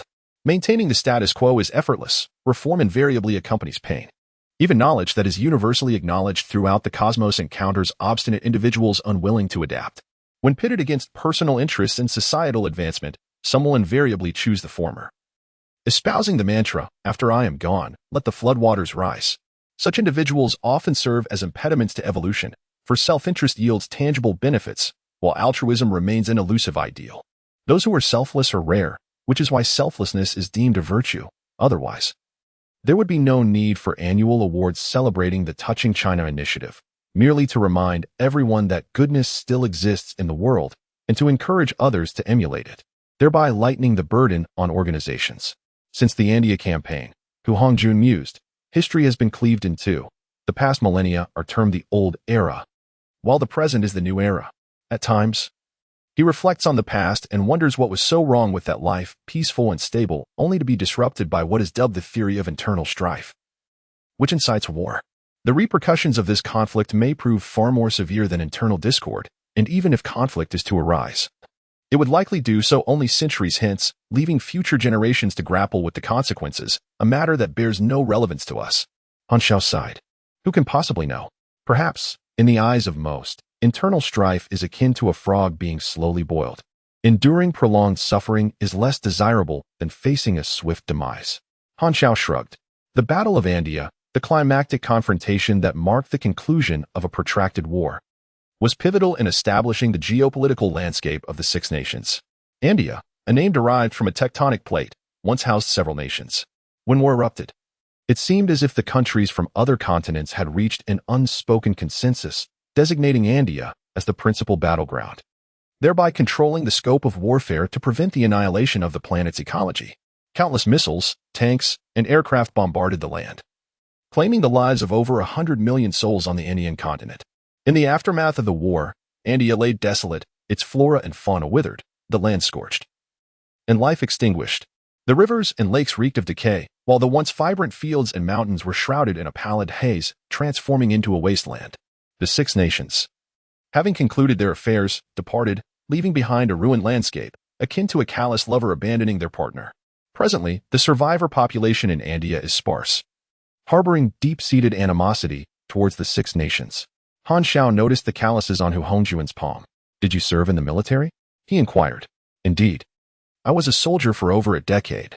I assumed that veterans of a fallen nation would gravitate towards the budding organization."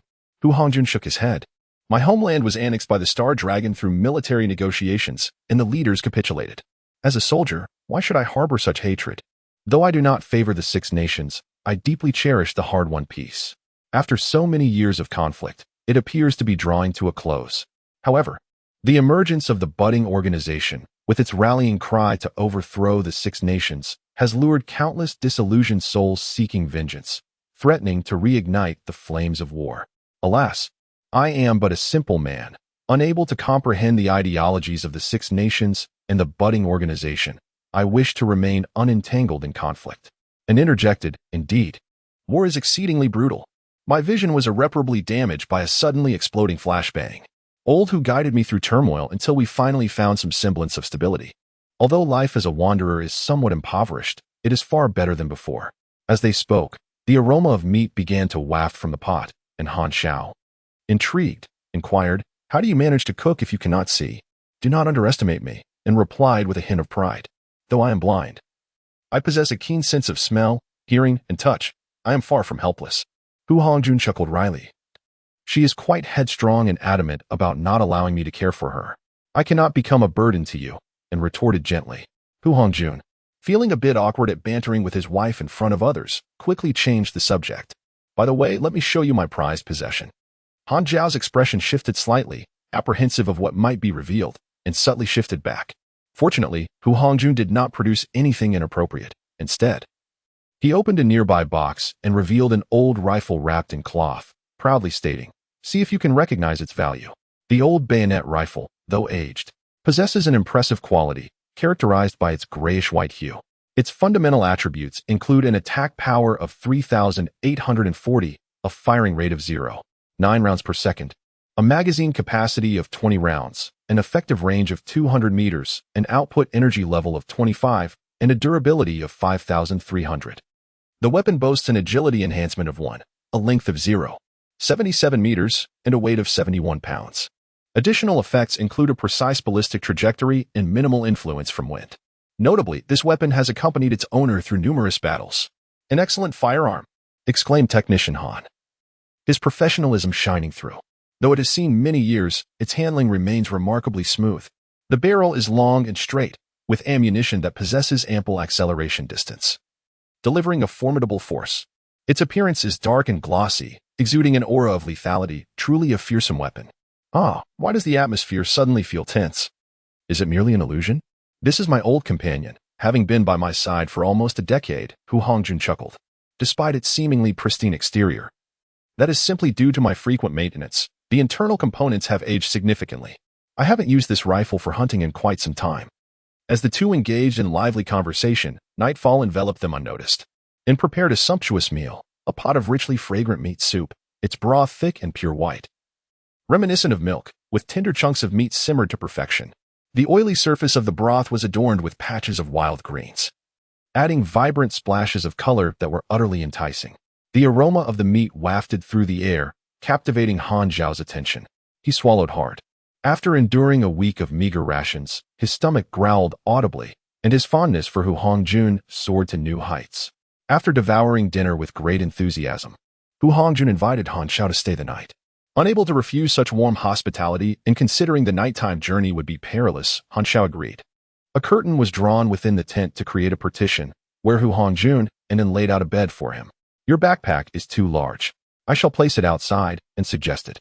The tent's limited space meant that Han Zhao's partition was quite cramped, only accommodating a single bed, rendering it impossible to fit his backpack, which was filled with various firearms.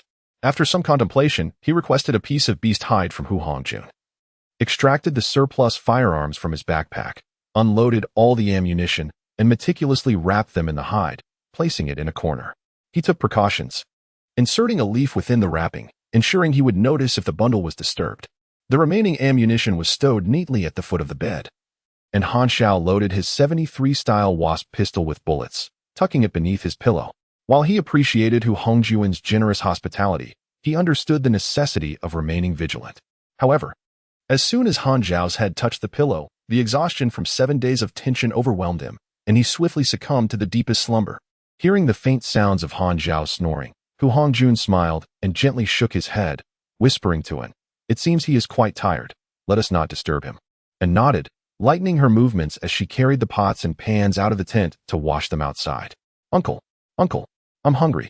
Hu Fei barged in recklessly, looking disheveled with a large bump on his forehead from a blow by a hard object. If Han Xiao were awake, he would recognize this young man as the long-haired bandit who had robbed him earlier in the day, and also as Hu Hongjun's nephew. Hu Hongjun frowned. "Where have you been today? I haven't seen you all day." I went hunting outside," Hu Fei stammered. Ever since his father's sacrifice, he had lived under Hu Hongjun's care and was quite afraid of his uncle. Observing his nephew's cowardly demeanor, Hu Hongjun discerned that he was lying. Grabbing Hu Fei by the ear, he sternly whispered, "Have you been out fooling around again? I warned you last time. If you take that broken gun out to scare passersby again, I'll break your legs." With his ear twisted painfully, Hu Fei's eyes brimmed with tears as he felt unjustly treated. "Uncle, I got beaten up today and was tied to a tree for half the day. I'm the one suffering here. Can you be reasonable? Please, uncle, just leave me one leg." Hu Fei lamented. "Which leg do you want to keep? The left or the right?" "The one in the middle." "Forget it. That one will definitely be broken." Hu Hongjun raised his hand but suddenly remembered not to disturb Han Xiao's slumber, releasing Hu Fei with a frustrated, "I'll deal with you tomorrow." Noticing another person in the tent, Hu Fei curiously peered through the curtain, eager to see who the guest was. However, upon seeing the person, his face turned pale. "Isn't that the fierce man from earlier? Oh no, my head hurts even more now. What are you staring at? Get out and sleep outside." Hu Hongjun snapped, surprisingly. Hu Fei did not retort but instead, with a ghostly expression, scurried out in a flurry, leaving Hu Hongjun bewildered. He touched his face, pondering. "Do I really look that frightful?" Hu Fei, in a state of panic, dashed out of the tent and, once hit by the night breeze, began to regain his senses. "Wait, why am I running? This is my home." Despite his fear, it would be a lie to say he bore no grudge against Han Xiao. He simply dared not confront him, yet he was unwilling to let it go. Hu Fei, muster some courage. Revenge for grievances. Resolute, Hu Fei contemplated a means of reprisal. He was exceedingly curious about Han Xiao's bulging backpack, which he had noticed earlier in the tent. He distinctly remembered that there was nothing like it at home. So it must belong to that fierce man. In the stillness of midnight, when all was silent and the inhabitants of the settlement lay in slumber, Hu Fei, having waited for an eternity, finally commenced his covert operation. Stealthily, like a thief, he tiptoed into the tent, carefully reaching towards the hide-wrapped parcel. "Let me see what treasures you conceal," he thought to himself as he peeled back layer upon layer of animal skin. In an instant, his eyes widened in astonishment, nearly causing him to stumble in shock. Firearms. A plethora of exquisite weapons lay before him. Elation surged through Hu Fei. His gaze glinted with avarice, for indeed, these were remarkable items. He longed to abscond with every single firearm, yet the fierce visage of Han Xiao loomed in his mind, causing his courage to wane. If that formidable individual were to discover the absence of his belongings, he would assuredly meet a grim fate. Reluctantly, Hu Fei, his heart heavy with desire, clenched his teeth and seized 273 Type Hornet pistols, lacking the audacity to take more. "Well, my uncle did host you, so taking just these two is not unreasonable," he reassured himself internally. He meticulously restored the parcel to its original state before stealthily making his exit. Just 2 small pistols were missing, surely. That fierce man would not notice their absence. The following morning, Han Xiao woke, feeling remarkably refreshed, the exhaustion from his recent flight entirely dissipated. "Brother Han, you're awake," Hu Hongjun said, stretching at the door with a cheerful smile. This family was indeed warm-hearted, providing him with food and shelter. Though he felt a twinge of reluctance to depart, Han Xiao expressed his intention to leave. "I am grateful for your hospitality, but alas, I cannot stay for long. If the opportunity arises, I shall repay your kindness," and approached him, carrying a small bundle, and cheerfully remarked, I made some pancakes for you. Take them with you on your journey. Han Xiao felt a warmth in his heart as he accepted the package, the comforting heat of the pancakes seeping into his palms. Prompting a smile, realizing that N could not see, he earnestly added, I slept very well last night. I sincerely thank you for your generous hospitality. And covered her mouth with a soft laugh. Oh, there is no need for such formality. All are brothers under heaven, Hu Hongjun declared grandly. As Han Xiao gathered his belongings, slinging his backpack and the animal hide bundle over his shoulder, he suddenly noticed that the leaves from the hide package were missing. His expression darkened as he said, someone has tampered with my belongings. Hu Hongjun was taken aback. Surely not. And I have not. Wait, Hu Fei. Come out this instant. Hu Fei, who had been eavesdropping behind the tent, trembled and emerged, looking sheepish. Han Zhao's gaze flickered with a hint of amusement. Oh, it's you again. Hu Fei shrank back, unable to meet Han Zhao's eyes. Hu Hongjun kicked him lightly in the backside, exasperated. Did you steal from him? Hand it over immediately. Hu Fei bit his lip, reluctantly producing a 73-style Wasp pistol and handing it to Han Xiao. Brother Han, feel free to punish him. This brat deserves it, Hu Hongjun mused, contemplating how best to discipline his nephew. Hu Fei pouted, unimpressed, thinking Han Xiao petty for not parting with any of his numerous firearms. The mountains may not turn, but the waters do flow. Fate may bring us together again. Farewell. Han Xiao bid them formally. Hu Hongjun nodded. Be careful on your journey. Han Xiao shouldered his pack and turned to leave. It is said that a drop of kindness should be repaid with a fountain of gratitude. Han Xiao resolved to repay the warmth of that night should the chance arise. That fierce fellow has finally departed. Hu Fei wiped the cold sweat from his brow, then grinned with delight. Fortunately, he did not discover that I had stolen 2 guns. Yet, he pondered, why does this one lack a trigger? The map drawn by the wanderers resembled the scribblings of a child.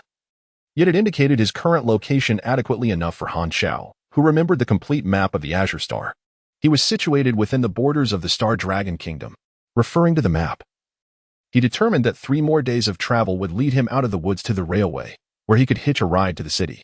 By midday, Han Xiao found a suitable spot to replenish his energy, only to notice that his animal hide bundle had acquired several tears from thorns and branches. Han Xiao unfurled the animal skin pouch, preparing to stow the firearms one by one into his backpack. Suddenly, his movements halted, and he let out a soft gasp. It seemed he was missing a gun. After recounting, it was clear that it was not a mere illusion. A sense of dread filled Han Xiao's heart. If the firearm was left behind in the settlement, it would spell disaster. Neglecting his meal, he hastily organized his belongings and strode back the way he had come. 2 black armored vehicles arrived at the Wanderers' settlement, with the first vehicle carrying a fully armed test subject squad, brandishing their weapons to coerce all Wanderers into gathering in the square, where they crouched with their hands clasped over their heads. The Wanderers recognized the insignia of the budding organization, and anxiety rippled through the crowd. Have any of you seen this person? The leader pressed a button on his handheld terminal, and a virtual image materialized in the air, revealing none other than Han Zhao's photograph. No, we haven't seen him. The crowd collectively denied, voices overlapping in a cacophony of protest. The reputation of the budding organization was well known. As long as they could extricate themselves from any connection, they would not harm the Wanderers. The 6 nations in the budding organization stood in opposition, while the Wanderers remained indecisive, typically maintaining neutrality but capable of swaying toward either side. Thus, both factions had established strict protocols against engaging the Wanderers lightly. Only Hu Fei trembled, his unease evident upon his face. The leader, frustrated and furious, had tracked Han Xiao for 7 days, only to find a settlement where everyone claimed not to have seen him, indicating he had pursued the wrong direction. Let us go, the leader huffed, preparing to depart. However, as he turned, he suddenly noticed Hu Fei's expression. Suspicion arose in his mind. He halted and barked, "Bring that boy out." Hu Fei, alarmed, was yanked from the crowd by the test subject soldiers, trembling like a quaking quail. The leader narrowed his eyes and inquired, "Do you know the person in the photograph?" Hu Fei quickly shook his head, denying any recognition. The leader caught sight of something bulky tucked at Hu Fei's waist and commanded, "Search him." Hu Fei was pinned to the ground, watching helplessly as the 73-style Hornet was extracted. "That SR gun." The leader's expression turned frigid. As he aimed his weapon at the crowd, fury boiling over. "Zero clearly came through here, and you dare to conceal it? Do you all wish for death? Speak. Where has he gone?" The intimidation of the weapon stirred unrest among the Wanderers, who shifted their gazes toward Cairo, the bearded man who had first encountered Han Xiao. Cairo, akin to an ostrich, cowered in the corner, but upon noticing the attention, he panicked. What are you looking at me for? I merely sold him some goods. Hu Hongjun knows where that fellow has gone. The people surrounding Hu Hongjun immediately recoiled as if from a plague. Faced with the situation, Hu Hongjun could only rise slowly and reply in a low voice. I'm not certain. The bearded Cairo, eager to extricate himself from the situation, immediately retorted. How could you possibly be unaware? You defended him and even hosted him for a night. The expression of individual one suddenly darkened. The wanderers, filled with trepidation, urged Hu Hongjun to speak up without delay. Are you willing to endanger us all for the sake of an outsider? Hu Hongjun, inwardly cursing Cairo, took a deep breath, resolved, and pointed towards a direction, stating gravely, that person went that way. Excellent, you are quite perceptive. Individual one replied with a sinister smile, and without warning, fired a shot. Bang! A gaping wound appeared on Hu Hongjun's forehead, his expression frozen in shock, his body swayed, and he collapsed, blood pooling beneath him. Hu Fei screamed in horror, staring at Hu Hongjun's lifeless form. He just died like that. Individual one maintained an unperturbed demeanor, as if he had merely dispatched a chicken. The wanderer's concealment incensed him, especially after learning that Hu Hongjun had hosted Han Xiao, which ignited his murderous intent. Anyone with even a slight connection to Han Xiao was not spared from his wrath. Old Hu, sensing a shift in the atmosphere, turned pale, unsteadily rising to her feet, and, guided by the sound, staggered towards her husband, her steps faltering. Individual one drew his pistol and, from a distance, shot him in the head. Half of her skull exploded, brain matter and blood splattering everywhere. She collapsed midway, mere inches from Hu Hongjun, yet it seemed an insurmountable chasm separated them. Her lifeless eyes stained crimson by the splattered blood. Individual one glanced at the body with a cold smirk. Seeking death, Hu Fei, overwhelmed, crumpled to the ground, wailing uncontrollably. He was consumed by regret, realizing that his momentary greed had led to the demise of his uncle's family. The wanderers, unable to voice their anger, looked upon the corpses of Hu Hongjun and, feeling a profound sense of sorrow akin to that of a rabbit mourning a fox. Connected to the surveillance feed of the leader of the burgeoning faction, the leader demanded, "What are you doing? Who authorized you to kill?" Individual one, hastily contrite, replied, "This group of wanderers concealed the truth. I merely intended to assert dominance.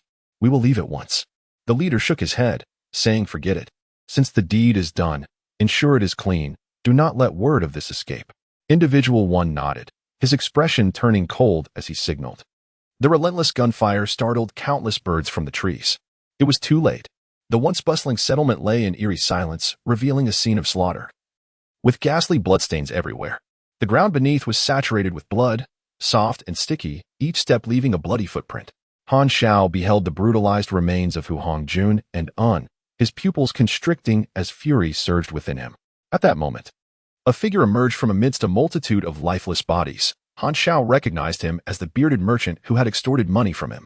Kalo, still in a state of shock, had fainted at the onset of the massacre but, by some stroke of fortune, had managed to escape with his life. Before he could revel in his narrow escape, he caught sight of Han Xiao standing nearby, which sent his body trembling uncontrollably. Han Xiao swiftly closed the distance, seizing Kalo by the collar and demanding to know what had transpired. It was the budding organization. They are behind this. Kalo exclaimed, tears streaming down his face. We did not betray your whereabouts, yet they resorted to murder in their fury. Our people suffered dreadfully. In light of the hospitality extended to you by Hu Hongjun, you must seek vengeance for us. Kalo's performance was so convincing that he dared not reveal the truth. His only desire was to incite Han Xiao to confront the budding organization, hoping to evade any repercussions himself. A feeble cough echoed from a distance, prompting Han Xiao to approach. There, he found Hu Fei, riddled with 5 or 6 gunshot wounds, clinging to life by a thread. It was evident that salvation was beyond reach. The sight of the Type 73 Hornet in Hu Fei's grasp illuminated the truth for Han Xiao, igniting a whirlwind of conflicting emotions. Danger is imminent. Why do you refuse to heed my warning? Hu Fei, trembling, grasped Han Xiao's pant leg tightly, tears streaming down his face in agony. I should not have been greedy. I regret it deeply. I was wrong. I truly was wrong. He pointed feebly at Cairo, gasping, do not trust him. He betrayed my uncle, Hu Hongjun. With that, he coughed up a copious amount of blood.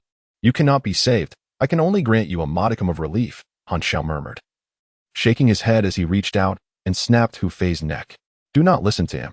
Cairo interjected, desperate to defend himself, but Han Xiao abruptly rose, drew his weapon, and fired. The bullet pierced Cairo's skull, causing him to kneel in shock, his eyes forever unclosed. All have perished, you shall join them now, Han Xiao said, lowering his gaze. Since the grim discovery of the settlement's tragedy, a surging tide of murderous intent had swelled within him. Yet he remained shackled by his icy rationality, akin to a ferocious tiger confined within a cage. The more his emotions roiled, the cooler his demeanor became. Approaching Hu Hongjuan's corpse, Han Xiao followed the direction of Hu Hongjuan's outstretched finger, leading to the path pursued by the experimental squad. The tire tracks weaving deep into the forest, an unmistakable divergence from the route he had taken. Hu Hongjun had not betrayed him. A pang struck Han Xiao's heart, as if a nail had pierced it, causing profound anguish. Even in the end, Hu Hongjun had remained loyal to him, an outsider. Was it all worth it? You have triggered an E-level revenge mission. Mission objective: eliminate the experimental squad. Mission reward: 15,000 experience points. Han Xiao averted his gaze from the bodies of Hu Hongjun and entering the tent to retrieve the antiquated military knife and rifle. Treasures held dear by Hu Hongjun. A fleeting shimmer of black light flickered across the surface of the rifle. Whether it was a mere illusion or not, he could not tell. Do you yearn for vengeance for your old comrade? Han Xiao's expression hardened as he extracted all the firearms from his backpack. He began disassembling the military knife and rifle, scattering the parts across the ground. Using the rifle as the foundation, he gradually began to reassemble it, with basic repairs and enhancements reaching level 10. Albeit with a somewhat lackluster name, the modifications embodied the core skills of the mechanical system's early stages. The ultimate effects were remarkable, and Han Xiao deftly maneuvered through the intricacies of basic firearm modifications. Modified military knife rifle quality, white, basic attributes, attack power 66-69, rate of fire 11 rounds per second. Magazine capacity 10 rounds, effective range 450 meters, output energy level 37, attribute bonus, agility 2, length 0, 86 meters, weight 83 pounds. Additional effects, stable trajectory with minimal wind influence. Additional effects, enhanced penetration through special modification, capable of firing sniper caliber rounds. Possessing superior penetrative power. Remark, it yearns for vengeance. Counting the ammunition, there were only 25 sniper bullets, all confiscated from the Silver Blade. For tracks on the ground indicated that 2 vehicles carried the pursuers, numbering no more than 12 individuals. Han Xiao slung the rifle over his shoulder and set off in the direction from which the pursuers had departed, his silhouette fading into the forest. Traveling on foot could never match the speed of a vehicle, and Han Xiao had no intentions of overtaking them. Indeed, if he were to turn around and flee, the enemy would undoubtedly lose his trail. Yet, a voice within urged him that unless he unleashed his pent-up fury upon the enemy's blood, he would forever be haunted by regret. Even without a mission, he would choose this path, the seed of vengeance. Gritting his teeth, his murderous intent was palpable. The night forest was cloaked in darkness, rendering visibility nearly impossible. A distant, haunting wolf howl echoed through the trees. Han Xiao lay quietly amidst the woods, his eyes partially closed, the military knife rifle resting beside him. He had maintained this position for 3 hours, akin to a patient hunter waiting for prey to stumble into his trap. The sound of engines roaring approached rapidly, and Han Xiao abruptly opened his eyes. 6 beams of headlights racing within range. They have arrived. His tone was as calm as a host greeting guests at home. He donned the infrared night vision goggles seized from the Night Owl squad, and 2 orange-red vehicles came into view. With a swift motion, Han Xiao pulled the rifle's bolt, aligning the target within the scope and meticulously adjusting the distance. Holding his breath and focusing intently, he aimed for a full 8 seconds before decisively pulling the trigger.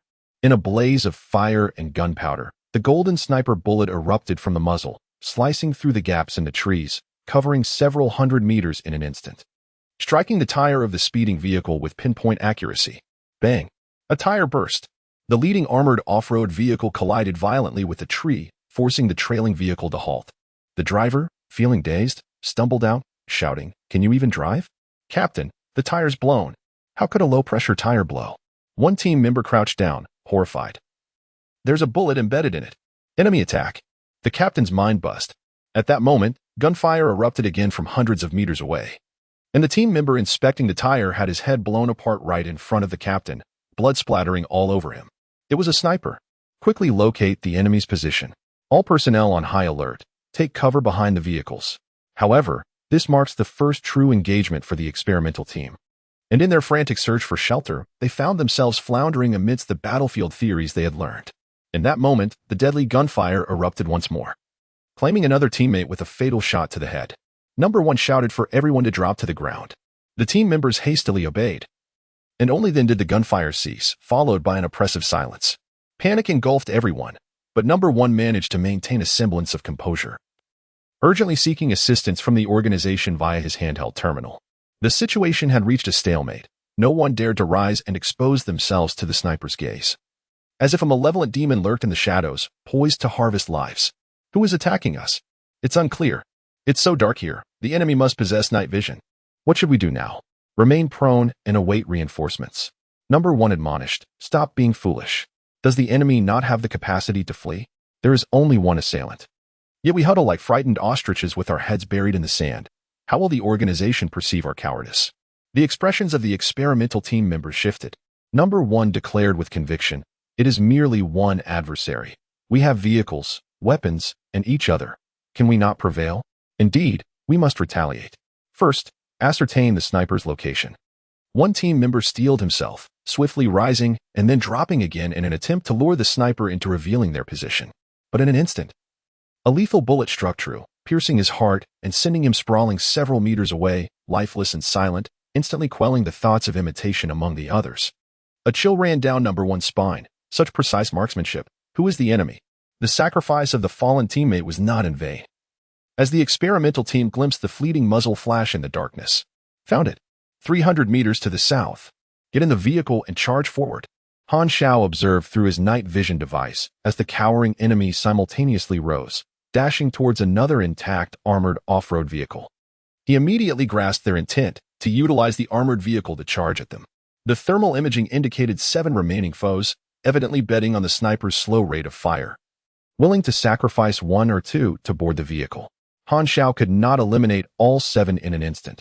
He remained calm, fired 2 shots, and felled 2 more enemies, watching helplessly as the remaining adversaries boarded. The armored vehicle's engine roared to life, barreling forward with alarming speed. The military rifle could not penetrate the heavy armor, rendering him unable to aim at the enemy's wheels from the front. Alone and isolated, Xiao found himself in a precarious predicament. An astute tactic, he thought, his gaze penetrating, yet regrettably too easy to anticipate. You have no idea how vast the world is. Go to hell. The first assailant sneered as he drove towards Xiao's position. Unbeknownst to anyone, a rope was tied between 2 trees, with a cluster of grenades secured at its midpoint. The armored vehicle collided forcefully with it, causing the rope to tauten violently, nearly uprooting the trees. The sudden jolt sent those inside the vehicle tumbling. Before they could comprehend the situation, the grenades detonated explosively, sending an inferno skyward and shattering the bulletproof glass into a multitude of crystalline shards. Being ambushed, Xiao had certainly prepared in advance. He had fashioned a rudimentary roadblock using a thick rope and the last few G-type fragmentation grenades. At the instant of the explosion, he removed his night vision goggles. The darkness illuminated by the flames allowed him to see clearly. Without hesitation, he aimed at the front window of the armored vehicle and fired. The recoil from the rifle jolted through his shoulder, a testament to the formidable power of the military-grade firearm. Bang! Round after round struck the window, cracks rapidly spreading, with the target unmistakably being the driver's seat. Gritting his teeth, the first assailant yanked a teammate from the passenger seat to shield himself. In the next moment, the glass shattered with a thunderous crash, and bullets penetrated, causing the unfortunate shield to have his skull obliterated, brain matter splattering across the first assailant's face. An unbearable stench enveloping him. Abandon the vehicle. The squad hastily reacted. In this life-and-death moment, the first assailant disregarded the range and unleashed a torrent of ammunition from his submachine gun towards Xiao's direction, with the remaining team members following suit. Xiao paused his assault, ducking for cover while reloading. Bullets whizzed overhead, and he recognized that the enemy was in disarray. After a volley of fire, they would all need to reload, and that would be his opportunity to strike. Soon, the experimental team felt the repercussions of their impulsiveness, as they simultaneously emptied their magazines. The ominous sound of a sniper rifle echoed, reminiscent of the tolling of death's bell. One shot after another rang out, precise and lethal. The enemies fell one by one to his deadly aim, Xiao consciously avoiding the first assailant, preserving him for last. One by one, his comrades fell, and the first assailant trembled with rage, wildly spraying bullets and bellowing, "Who are you? Show yourself." He had initially been brimming with confidence in the experimental team. Yet their first battle had culminated in such a disastrous defeat, shattering his self-assuredness. Click, click, click. The first assailant's magazine was once again empty. "Come out," he roared. Xiao, maintaining a cold demeanor, revealed himself. The first assailant's eyes widened in disbelief. "How can it possibly be you?" To him, Xiao's escape from the base surely meant a frantic flight akin to a stray dog. He never imagined Xiao would dare to turn the tables and attack his pursuers, even if the first assailant doubted Xiao's achievements in escaping the laboratory. He now recognized the grave error of his assumptions. Zero is far superior to him in every conceivable way. This revelation ignited a fierce blaze of jealousy within one's heart. "I am the most exceptional. You are merely a failure. Worthless." Old grievances and new animosities surged within him, causing one to lose his sanity. He drew his pistol, intent on attacking, but Xiao merely elevated the muzzle of his weapon, and with a resounding bang, a large-caliber sniper round shattered one's right arm, leaving only a layer of skin clinging to the bloodied flesh. Blood and gore scattered everywhere. One stared vacantly at his severed arm, utterly bewildered. Xiao fired again, shattering one's leg, causing him to collapse to the ground. At this moment, Xiao leisurely reloaded his magazine before methodically breaking one's remaining limbs. Helplessly sprawled on the ground, one's gaze was filled with an insatiable and venomous hatred, fixed intensely on Xiao. Zero. The anguished scream was hoarse and chilling, akin to a wounded beast. Too loud. Xiao strode forward and delivered a fierce kick, shattering one's jaw. "Do you know why I kept you alive until the end? Because I wanted you to suffer before your demise." One was rendered speechless, only able to emit muffled sounds from his throat, writhing like a snail on the ground, blood gushing from the severed stumps of his limbs. At that moment, a terminal device that had fallen nearby automatically illuminated, projecting the virtual image of the leader, who spoke in a tone of detached authority. "Zero, enough." Xiao frowned, but remained silent. "I am the leader of the Sprout organization," the leader declared, his voice imbued with the arrogance of one accustomed to power. Xiao, expressionless, asked, "What chance of survival?" Upon hearing this, one's eyes blazed with extreme fury. How could Zero be afforded better treatment than him? He had slain countless members of the organization. Why was there an effort to recruit him instead? Xiao discerned the turmoil on one's face and, with a hint of amusement, inquired, "After I have killed so many, you still wish to recruit me?" One trembled violently, as if his spirit had been crushed. "On what grounds do you believe I would serve you?" Xiao replied coolly, "I harbor no interest in your ideals. You have slain my friends. We are enemies. There is no room for discourse." The leader's tone turned icy. "Should you refuse me, no matter how vast the world may be, there shall be no refuge for you. I will eradicate you." Xiao's tone was grave. The Sprout organization would not be swayed by anyone, nor would they feel a twinge of remorse. The only solution to violence was greater violence. The leader seemed to find the notion laughable. Eradicate the organization? You? What do you think you are? In comparison to the organization, you are but a pitiful ant that could be crushed with ease. You have slain a few worthless beings and allowed it to inflate your ego, believing you alone could stand against the organization? You are ignorant and delusional. Just wait and see. By the way, you have no idea how vast the world truly is. Xiao shook his head and, aiming at one's chest, fired 3 shots, sending the bullets into his heart. The eyes of Subject 1 swiftly dimmed. The experimental team has been completely annihilated. The leader, masked and shrouded in obscurity, radiated an unmistakable fury, even through the virtual communication. "You will regret this," he coldly declared. Concluding the call, "You have slain Subject 1, Valkyrie, and earned 900 experience points. Revenge has been accomplished, awarding you 15,000 experience points." The military knife rifle disassembled with a series of clicks. Its internal mechanisms had long succumbed to age, marking the end of its service. The SP sniper rifle, acquired from the Night Owl team, required mastery of sniping skills, prompting Xiao to dismantle it, repurposing it into the military knife rifle. The eradication of the experimental team yielded thousands of experience points, and with the additional task rewards, he amassed over 20,000 experience points. Now that he had made an enemy of the budding organization, Xiao found himself not only fleeing, but also devising ways to inflict damage upon them. His current personal strength paled in comparison to the budding organization, yet he possessed the means to deliver a crippling blow to their influence. The plethora of advanced intelligence in his mind was his true trump card. To exploit this intelligence, he needed to leverage a formidable ally. one potent enough to stand against the budding organization. Thus, the choice narrowed down to the 6 nations: Xinglong, Hongfeng, Tilius, Ruelan, Haixia, and Udafina. Xinglong, being the closest, presented a more favorable option compared to Ruelan's cold-blooded ferocity, Hongfeng's bureaucratic rigidity, Haixia's profit-driven mentality, Tilius's impatience for immediate results, and Udafina's cunning wisdom. In every conceivable aspect, Xinglong emerged as the optimal choice at this juncture. $1 million bounty. An A-level mission. At dawn, the Black Hawk helicopter arrived, with the leader, Hela, and a group of cleanup personnel at the site where the experimental team had met their demise. Casting a glance at the contorted corpse of Subject 1, the leader emitted a displeased snort from beneath his mask. Useless wretches. The researchers gathered the bodies of the experimental team, confirming their total annihilation. With his hands clasped behind his back, the leader gazed into the distance at the valleys, remaining silent for a long while, before proclaiming, in the name of the organization, a bounty of 1 million on zero, regardless of life or death. The crowd was taken aback. The organization was a colossal entity in the underworld, a ruler that had not issued a bounty in at least 3 years. Was it truly necessary to make such a fuss over a defector? Are you placing too much importance on him? Zero has already fled. What harm could he possibly inflict on the organization? Since he boldly declared war on the organization, let him understand his insignificance and utterly shatter his laughable resolve. The leader's tone was ominous. A researcher pointed at the corpse of Subject 1, asking, "What shall we do with these individuals?" The leader initially intended to suggest disposing of them, but suddenly reconsidered and inquired about the preparations for the super soldier program. The foundational theories have been perfected. Next, we will conduct cellular and animal testing, aiming to commence human trials without after effects in approximately 8 months. The leader interjected, "Skip the cellular and animal tests and proceed directly to human experimentation. The risks are considerable. Only the Valkyrie subjects can withstand the modifications, and these subjects are hard to come by. Accelerating the timeline may lead to unnecessary losses."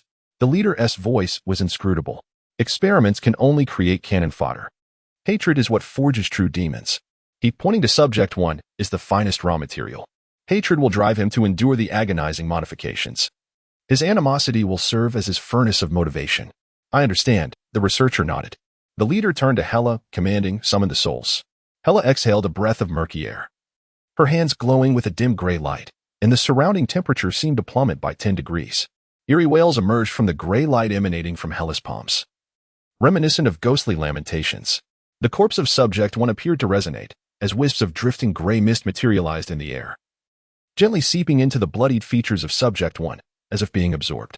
The leader swept aside his trench coat and retrieved a vial of vivid red serum from his pocket. Hela's expression shifted, a flash of murderous intent flickering in her eyes, which she swiftly suppressed. The Aurora Rebirth Serum, a potent healing agent derived from the extraction of her sister's bone marrow.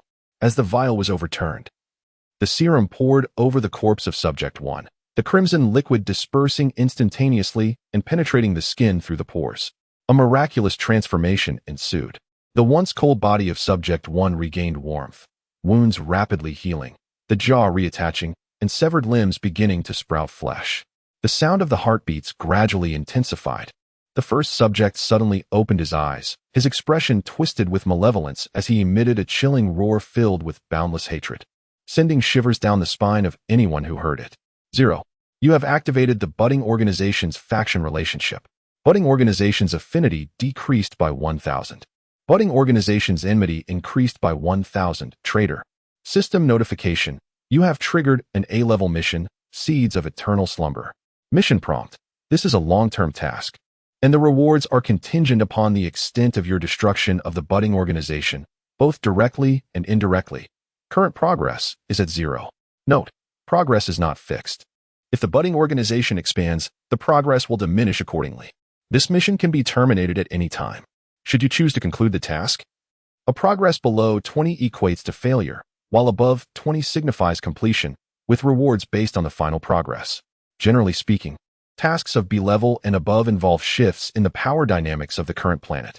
The primary event on Aquamarine Star in version 10 revolves around the conflict between the 6 nations and the budding organization, with players divided into various factions. According to Han Zhao's recollections, a significant number of players had chosen to join the budding organization at that time, providing substantial support for its development. If he sought to attain high rewards, he would inevitably become adversarial towards future players who opted for the budding organization. The mission requirements entail Han Xiao's direct or indirect disruption of the budding organization. In the original timeline, while the budding organization did not experience a definitive defeat or victory, it undeniably suffered severe losses. He recognized that this mission harbored potential competitors, other factions opposed to the budding organization, whose efforts against it would not contribute to his mission progress. A 20% destruction threshold would necessitate his singular efforts to inflict substantial damage upon the budding organization, which could only be described as a daunting challenge. Despite the task resembling a significant pitfall, Han Xiao accepted it without hesitation, for he was embroiled in a life-and-death struggle with the budding organization, leaving no grounds for refusal. It appeared that this would serve as his primary mission for the time being. The budding organization is the central event of the Aquamarine Star in the 10th era, and Han Xiao would remain on Aquamarine Star until his growth, making factional disputes unavoidable.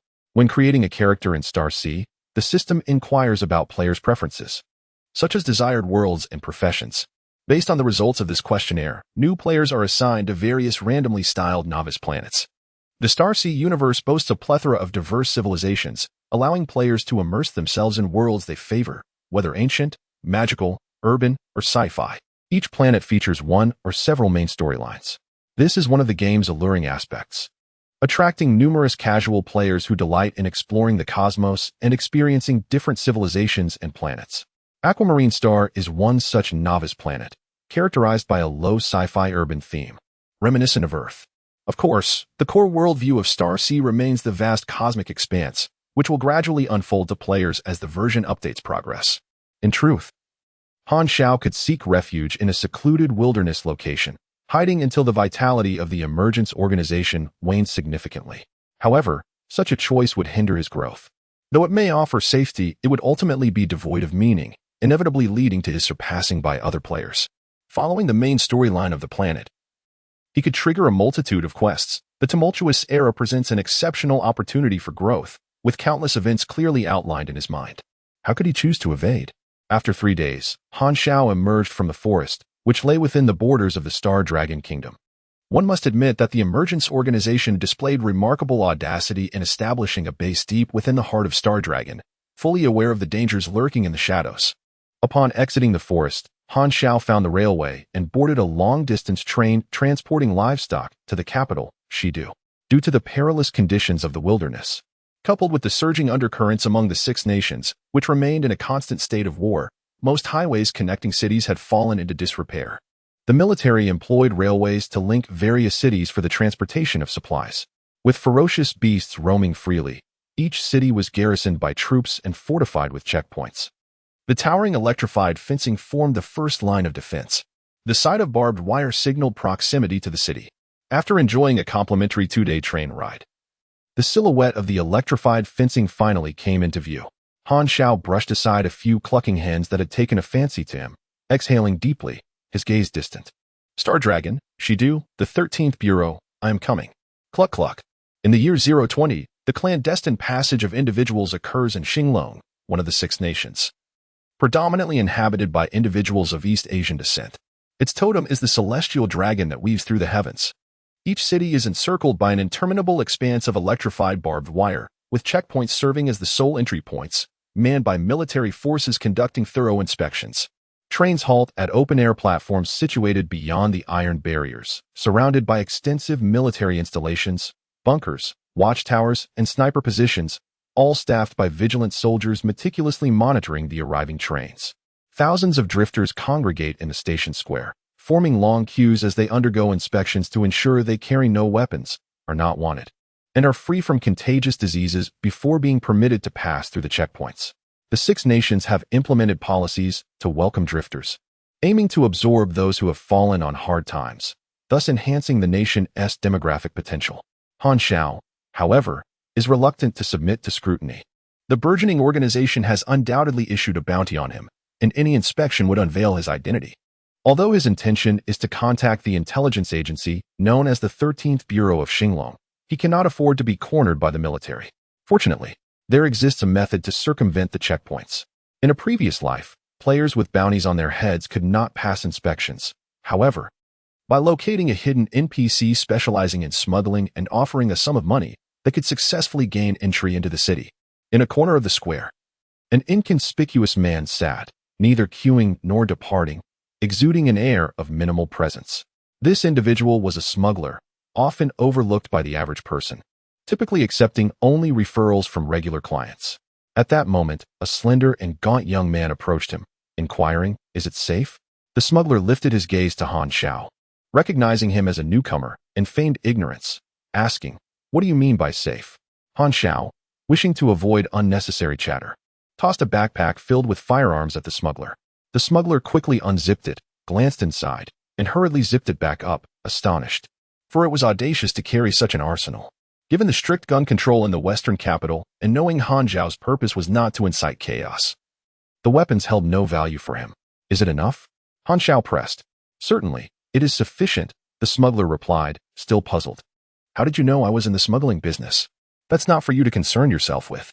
In this line of work, it is customary to conduct business without delving into personal details," and the smuggler suppressed his curiosity, rising to lead the way.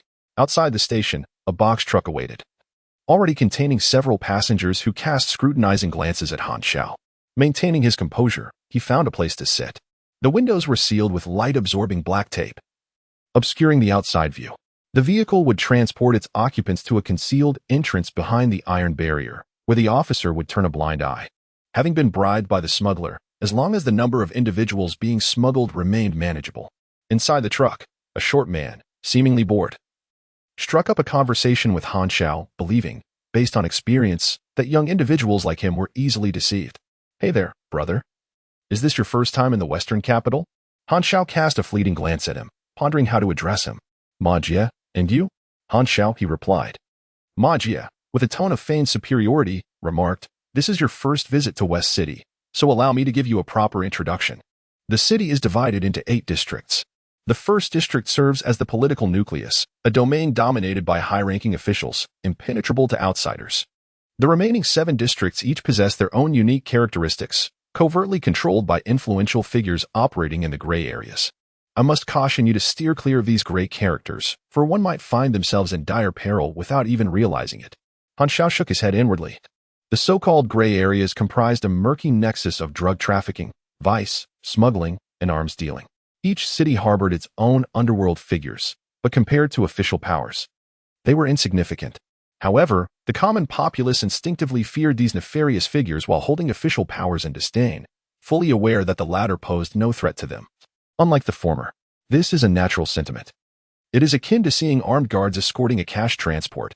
Few would harbor fear, yet should an imposing figure in civilian attire brandish a weapon, most would hastily retreat. Ma Jie, reveling in his attempt to impress, was met with Han Xiao's amused compliance, who chose not to dismantle his pretense. "What about the military?" he inquired. "Huh? What can the military do? Are they going to storm the city district?" Ma Jie scoffed, extolling the gray zones with an air of bravado. He boasted, "My cousin is a leader's right-hand man, destined for greatness. I'm here to lend him a hand." "How impressive," Han Xiao replied dismissively, encouraged by his response. Ma Jie became increasingly animated, his words flowing freely. "Of course, my cousin is quite renowned in West City. Have you heard of the spotted leopard?" "Oh, I forgot. You've never been here before. Are you in the city to seek out relatives?" Han Xiao fabricated a response. "No, I'm looking for a job to settle down." Ma Jie's mind raced with possibilities. If he could entice a young man to join his cousin, it might elevate his standing in his cousin's eyes. Enthusiastically, he proposed, "How about joining me? I assure you, your future will be bright." Han Xiao politely declined. To Ma Jie, this refusal seemed a manifestation of youthful arrogance. And he scoffed, "Suit yourself. You'll regret it later. By the time you want to please me, it will be too late." Han Xiao closed his eyes, signaling his desire to cease the conversation. Ma Jie, feeling snubbed, shot Han Xiao an irritated glare and fell silent. A military officer awaited behind the gate, while a smuggler passed a bundle of coins through the iron mesh to him. A satisfied smile spread across the officer's face as he opened the gate to the arms transport corridor, allowing Han Xiao and the other illegal entrants to pass through. "Follow the officer. He will guide you to the outskirts of the city without any inspections," the smuggler advised. The officer remained silent, leading the way as Han Xiao and his companions navigated through various military structures. ultimately emerging from the checkpoint base to behold the towering buildings of the West City shimmering in the sunlight. The smugglers scattered like birds and beasts, each taking their own path. Magia cast a fierce glare at Han Xiao before turning away. As Han Xiao strolled along the street, his tattered clothing drew disdainful glances from passers-by, who avoided him as if he were a plague. After trekking through the forest for 10 days and spending several more on a livestock transport train, he carried an odor that could evoke tears. Penniless and parched, he resorted to quenching his thirst at the fountain in the square, his most valuable possession being the raw essence of his 20-year-old virgin body, unwashed for 7 days. Of course, these were mere trifles. Half an hour later, Han Xiao emerged from the department store, clad in a fresh ensemble of a crisp white shirt and black trousers, casually holding a cigarette, from which smoke curled languidly. You have unlocked the skill Pickpocketing V1. Pickpocketing increases the success rate of theft. Abilities acquired in reality are likely to manifest in the game. For instance, being a soldier in real life might bestow one with basic combat and shooting skills. As the saying goes, a plethora of skills is never a burden. Previously, in order to outsmart the thieving gangs that roamed the neighboring blocks, he had self-taught the art of pickpocketing, ostensibly for the purpose of counteracting theft. Yes, even he found that somewhat convincing. A thief? Beware of slander without evidence. I, Han the great technician, am law-abiding and patriotic. I have never scored below 80 in political studies throughout middle and high school, consistently receiving accolades as an exemplary student. I am but a step away from completing the trifecta of the Young Pioneers, the Communist Youth League, and the party itself. Dubbed a champion of justice and virtue, I have never stolen nor even indulged in peeping. As for borrowing a passerby's wallet, well, that is merely a necessity of life. The political textbooks wisely state that specific problems require specific analyses. Thus, it is understandable, it is indeed understandable.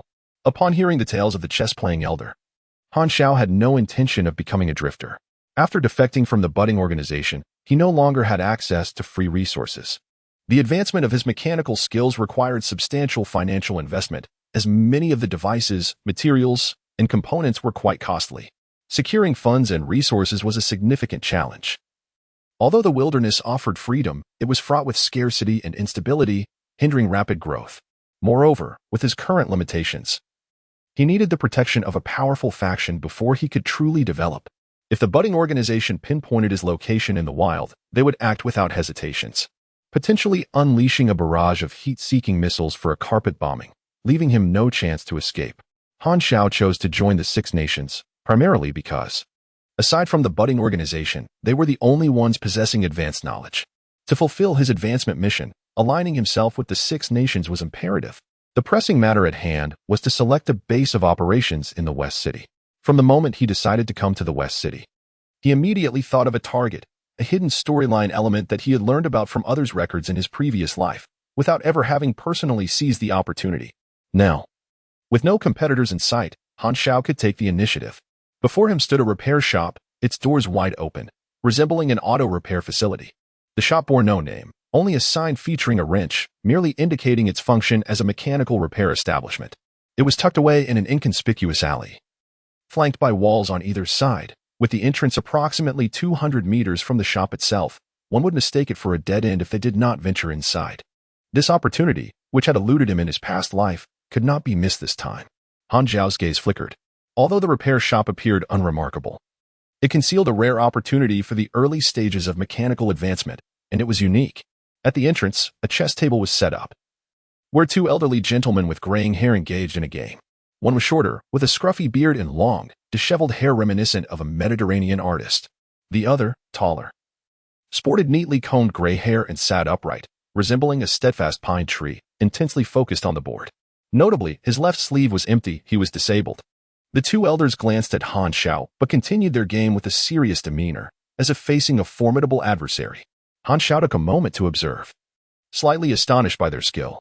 They were playing Go, a game of intricate black and white, with tensions running high. The taller elder was constructing a formidable formation, while the shorter one attempted to thwart him, both players moving their pieces with the grace of antelopes.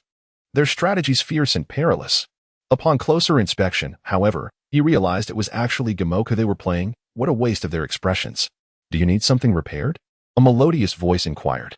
A woman hurriedly emerged from the repair shop, instantly catching Han Xiao's attention. Her skin was fair and radiated a healthy flush, standing at approximately 165 centimeters. Though her appearance was not striking, she possessed a charming and enduring beauty.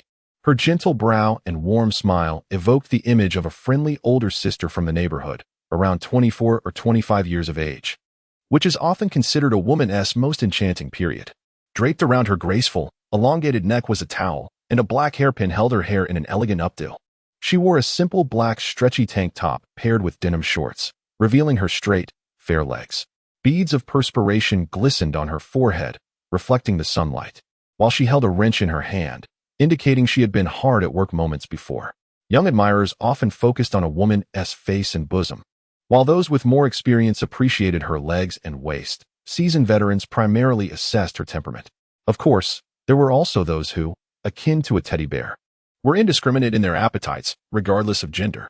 As the saying goes, a woman in her 20s is like a cherry, visually appealing yet lacking in substance, in her 30s.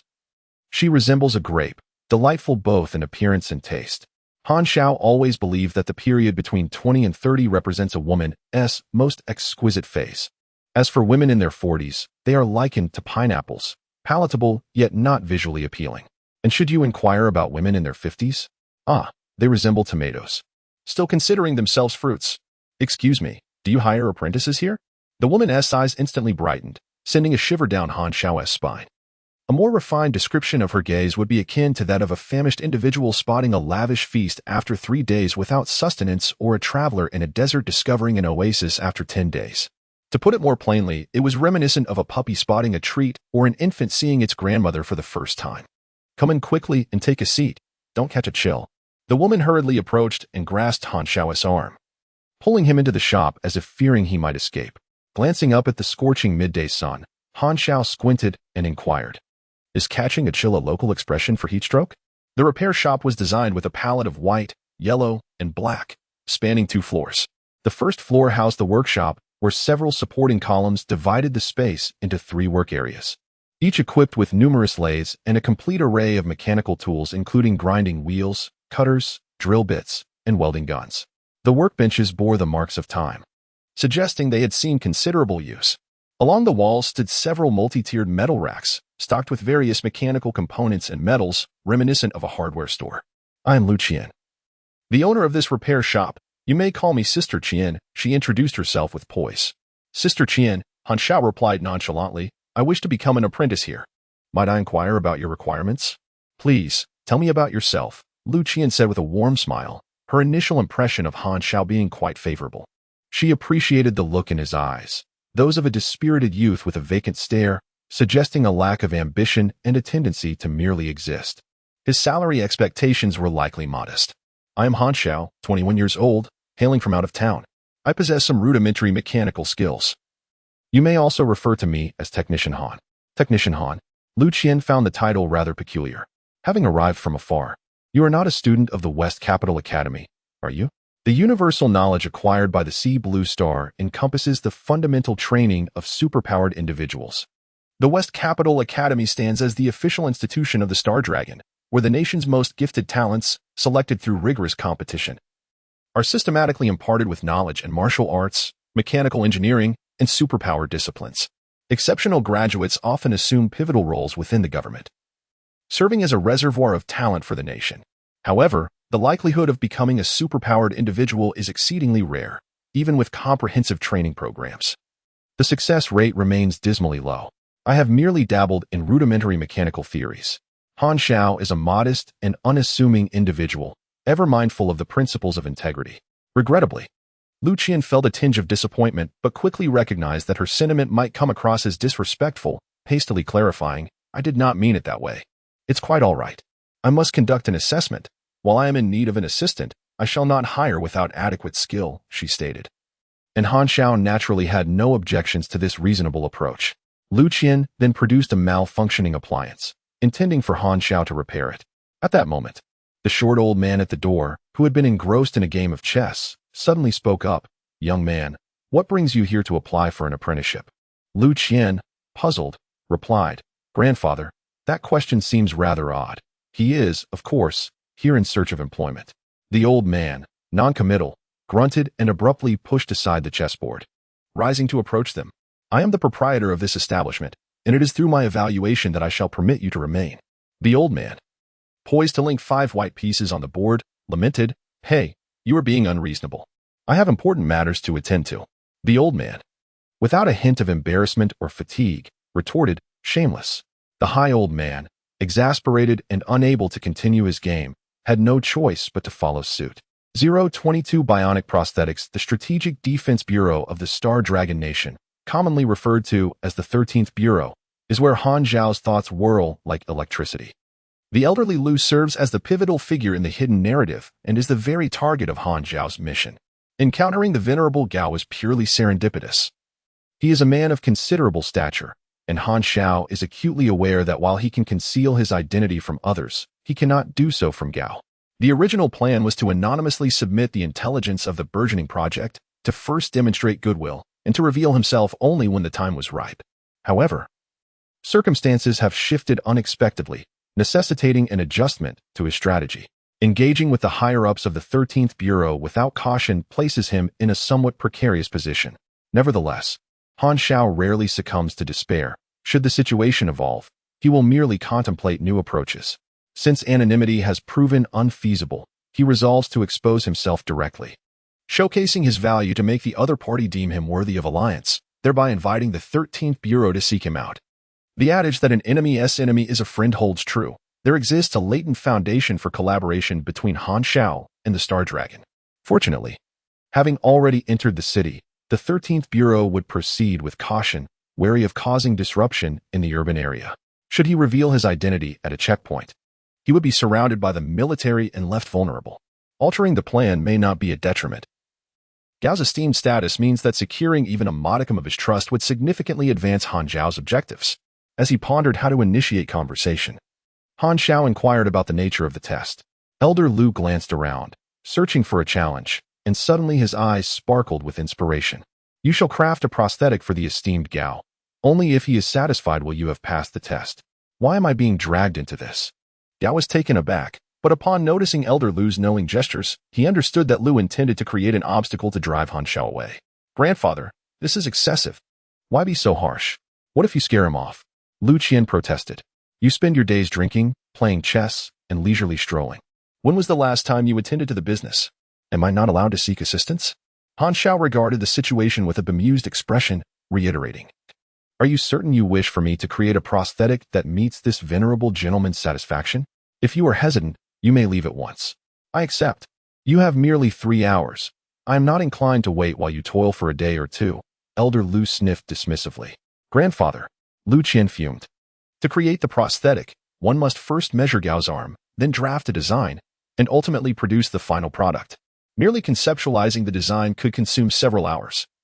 Even with a lathe to streamline the manufacturing process, it would be no less than 2 hours, leaving Han Zhao with almost no time for contemplation. Moreover, the final product must meet Gao's approval, which could only be construed as a deliberate difficulty. Even a designer would not face such dismal conditions. Yet, Elder Lu was the head of the household, rendering Lu Qian's protests futile. Han Zhao, however, remained unfazed. He produced a measuring tape and asked, May I? Gao graciously removed his coat, signaling that Han Zhao could measure his amputated arm at will. As Han Zhao measured the dimensions, old Gao observed him intently. Despite being so overtly challenged by old Lu, there was not a hint of displeasure on his face. Rather, he exuded confidence, appearing as though he possessed genuine skill. However, the reason behind the 1 million bounty placed on him by the remained a mystery. The moment old Gao laid eyes on Han Zhao, he recognized his identity. The bounty from the had caused a significant stir in the underground world, and nearly all intelligence agencies had memorized the visage of Zero. Given old Gao's position, which was responsible for such matters, he was naturally well informed. Seeing the bountied Han Zhao strut into the city, he realized that there were indeed stationed officers at the checkpoint, indicating a need to thoroughly cleanse the internal ranks. What was Han Zhao's purpose for coming to the West City? Did he pose any threat? These were the questions that troubled old Gao. For now, Han Zhao's demeanor seemed entirely normal, prompting old Gao to continue his observation. In contrast to old Gao, old Lu, who had once navigated the thin line between life and death in his youth, was experienced enough to keenly sense the murderous aura that clung to Han Zhao, a residue of the lives he had claimed. Hence, He deliberately made things difficult, wishing to prevent Han Xiao from lingering in the repair shop for fear of attracting trouble. However, old Lu had long since distanced himself from the underground world and was unaware that Han Xiao was a target of this bounty. Old Lu's demands were indeed stringent, placing the choice in my hands, seemingly seeking my assistance. Old Gao exchanged glances with old Lu. Unexpectedly, Han Xiao declined their help, stating with a smile that he had already conceived a complete design without the need for sketches. Lu Qian's eyes widened in disbelief, exclaiming, "In just 2 minutes? You've already formed an idea? Did you summon the cowherd star from the heavens?" Old Lu scoffed, stating that conceiving a complete blueprint in 2 minutes was beyond even him, a mechanical expert. How could this young man possibly achieve such a feat? Nonsense indeed. Han Xiao chose not to elaborate further and swiftly pinned a list of the materials and equipment required. As the store manager, Lu Qian would be far quicker in procuring the items than he would be. Lu Qian soon gathered all the materials, feeling quite dissatisfied with old Lu's behavior. She resolved to assist Han Xiao to the best of her ability, albeit with little hope. Given such stringent conditions, she truly doubted Han Xiao's capability to complete the task. Han Xiao selected the materials and commenced his work. The assorted raw metallic materials gradually transformed into the form envisioned by Han Xiao under the craftsmanship of the stamping machine and milling tools. His basic mechanical affinity endowed him with an extraordinary perception of the metallic components. As he caressed the metal, he could faintly sense the eager emotions emanating from the materials awaiting refinement, a feeling that was fleeting and almost illusory. The mechanical affinity skill was the core ability of the mechanical system, influencing every aspect of equipment usage and mechanical manufacturing. With each level of basic mechanical affinity, both the quality and manufacturing speed of the mechanics improved by 1. The most advanced bionic prosthetics are capable of capturing electromyographic signals, allowing the wearer to simply think, thereby enabling the brain's neural electrical signals to command the arm as if it were a natural limb. The metallic arm of the Winter Soldier is a reinforced version of this technology. However, it necessitates surgical procedures to establish a neural connection with the body, employing the foundational principles of electromagnetism in mechanical control branches to interface with the nervous system. This technology, when further developed, evolves into colonization technology, potentially allowing for the replacement of limbs beyond the brain with mechanical counterparts, transforming individuals into mechanical warriors. Such an approach equates to embarking on the path of mechanical life, where a mechanical body is incapable of generating vitality and must incessantly seek stronger mechanical upgrades for its modules, relying on external force to enhance itself. The sole advantage lies in an extraordinarily prolonged lifespan, free from concerns of hunger or thirst. However, the loss of sensory thought renders one vulnerable to the insidious whispers of the cosmos, susceptible to the subtle brainwashing by certain powers or entities, resulting in a loss of self. Unless one encodes their thoughts, establishing a logical loop to become a mental immune entity, they risk forfeiting free thought, devolving into an intelligence that adheres to programmed thinking. Advanced civilizations often employ such methods to create expendable soldiers, with few individuals opting for this developmental path. Slightly inferior bionic prosthetics may utilize voice control mechanisms, yet still possess prerequisite requirements based on the fundamentals of acoustics. Mechanical technology is a tightly interwoven tapestry, the same creation, when infused with different knowledge, unveils boundless possibilities. Mechanical knowledge resembles a grand tree, branching out more intricately as one ascends. Han Xiao, opting for a more pragmatic approach, adapted the principles of lightweight powered arms to bionic prosthetics, centering on mechanical power, diminishing the energy output, and utilizing batteries as a power source to prevent environmental pollution from black smoke, akin to that emitted by lightweight powered arms. The force transmission is achieved through the traction cables between the prosthetic skeleton, functioning like tendons that mimic the movements of the wearer's amputated limb in a harmonious coordination. Old Man L, having procured a bottle of green glass beer from an unknown source, observed the proceedings while sipping, curious to see what contraption Han Xiao would create. Should the results be less than impressive, he would not hesitate to express his derision. As various components were rapidly polished and assembled, welded together, everyone quickly discerned that a rudimentary prosthetic limb was taking shape. What was even more astonishing was that Han Xiao had not produced a single unnecessary part, nor wasted a moment, clearly demonstrating that he had indeed conceived the blueprint within a mere 2 minutes. Goodness, could he truly create it? Murmured old Lu, prompting an irate glare from Lu Qian, who thought, Grandpa is definitely up to no good. Noticing the astonishment of those present, Han Xiao could hardly suppress his laughter. The blueprints were readily available, and any failure was merely a matter of technique. You have created a bionic prosthetic left arm, mechanical power type, earning 2,000 experience points. A metallic-hued skeletal structure of the prosthetic was crafted by Han Xiao in 2 hours and 33 minutes. All present were experts, and the shape of the prosthetic skeleton clearly adhered to human biomechanics, featuring precise components, chains, and a high-capacity power source, all gleaming and pristine. The crowd was left in awe.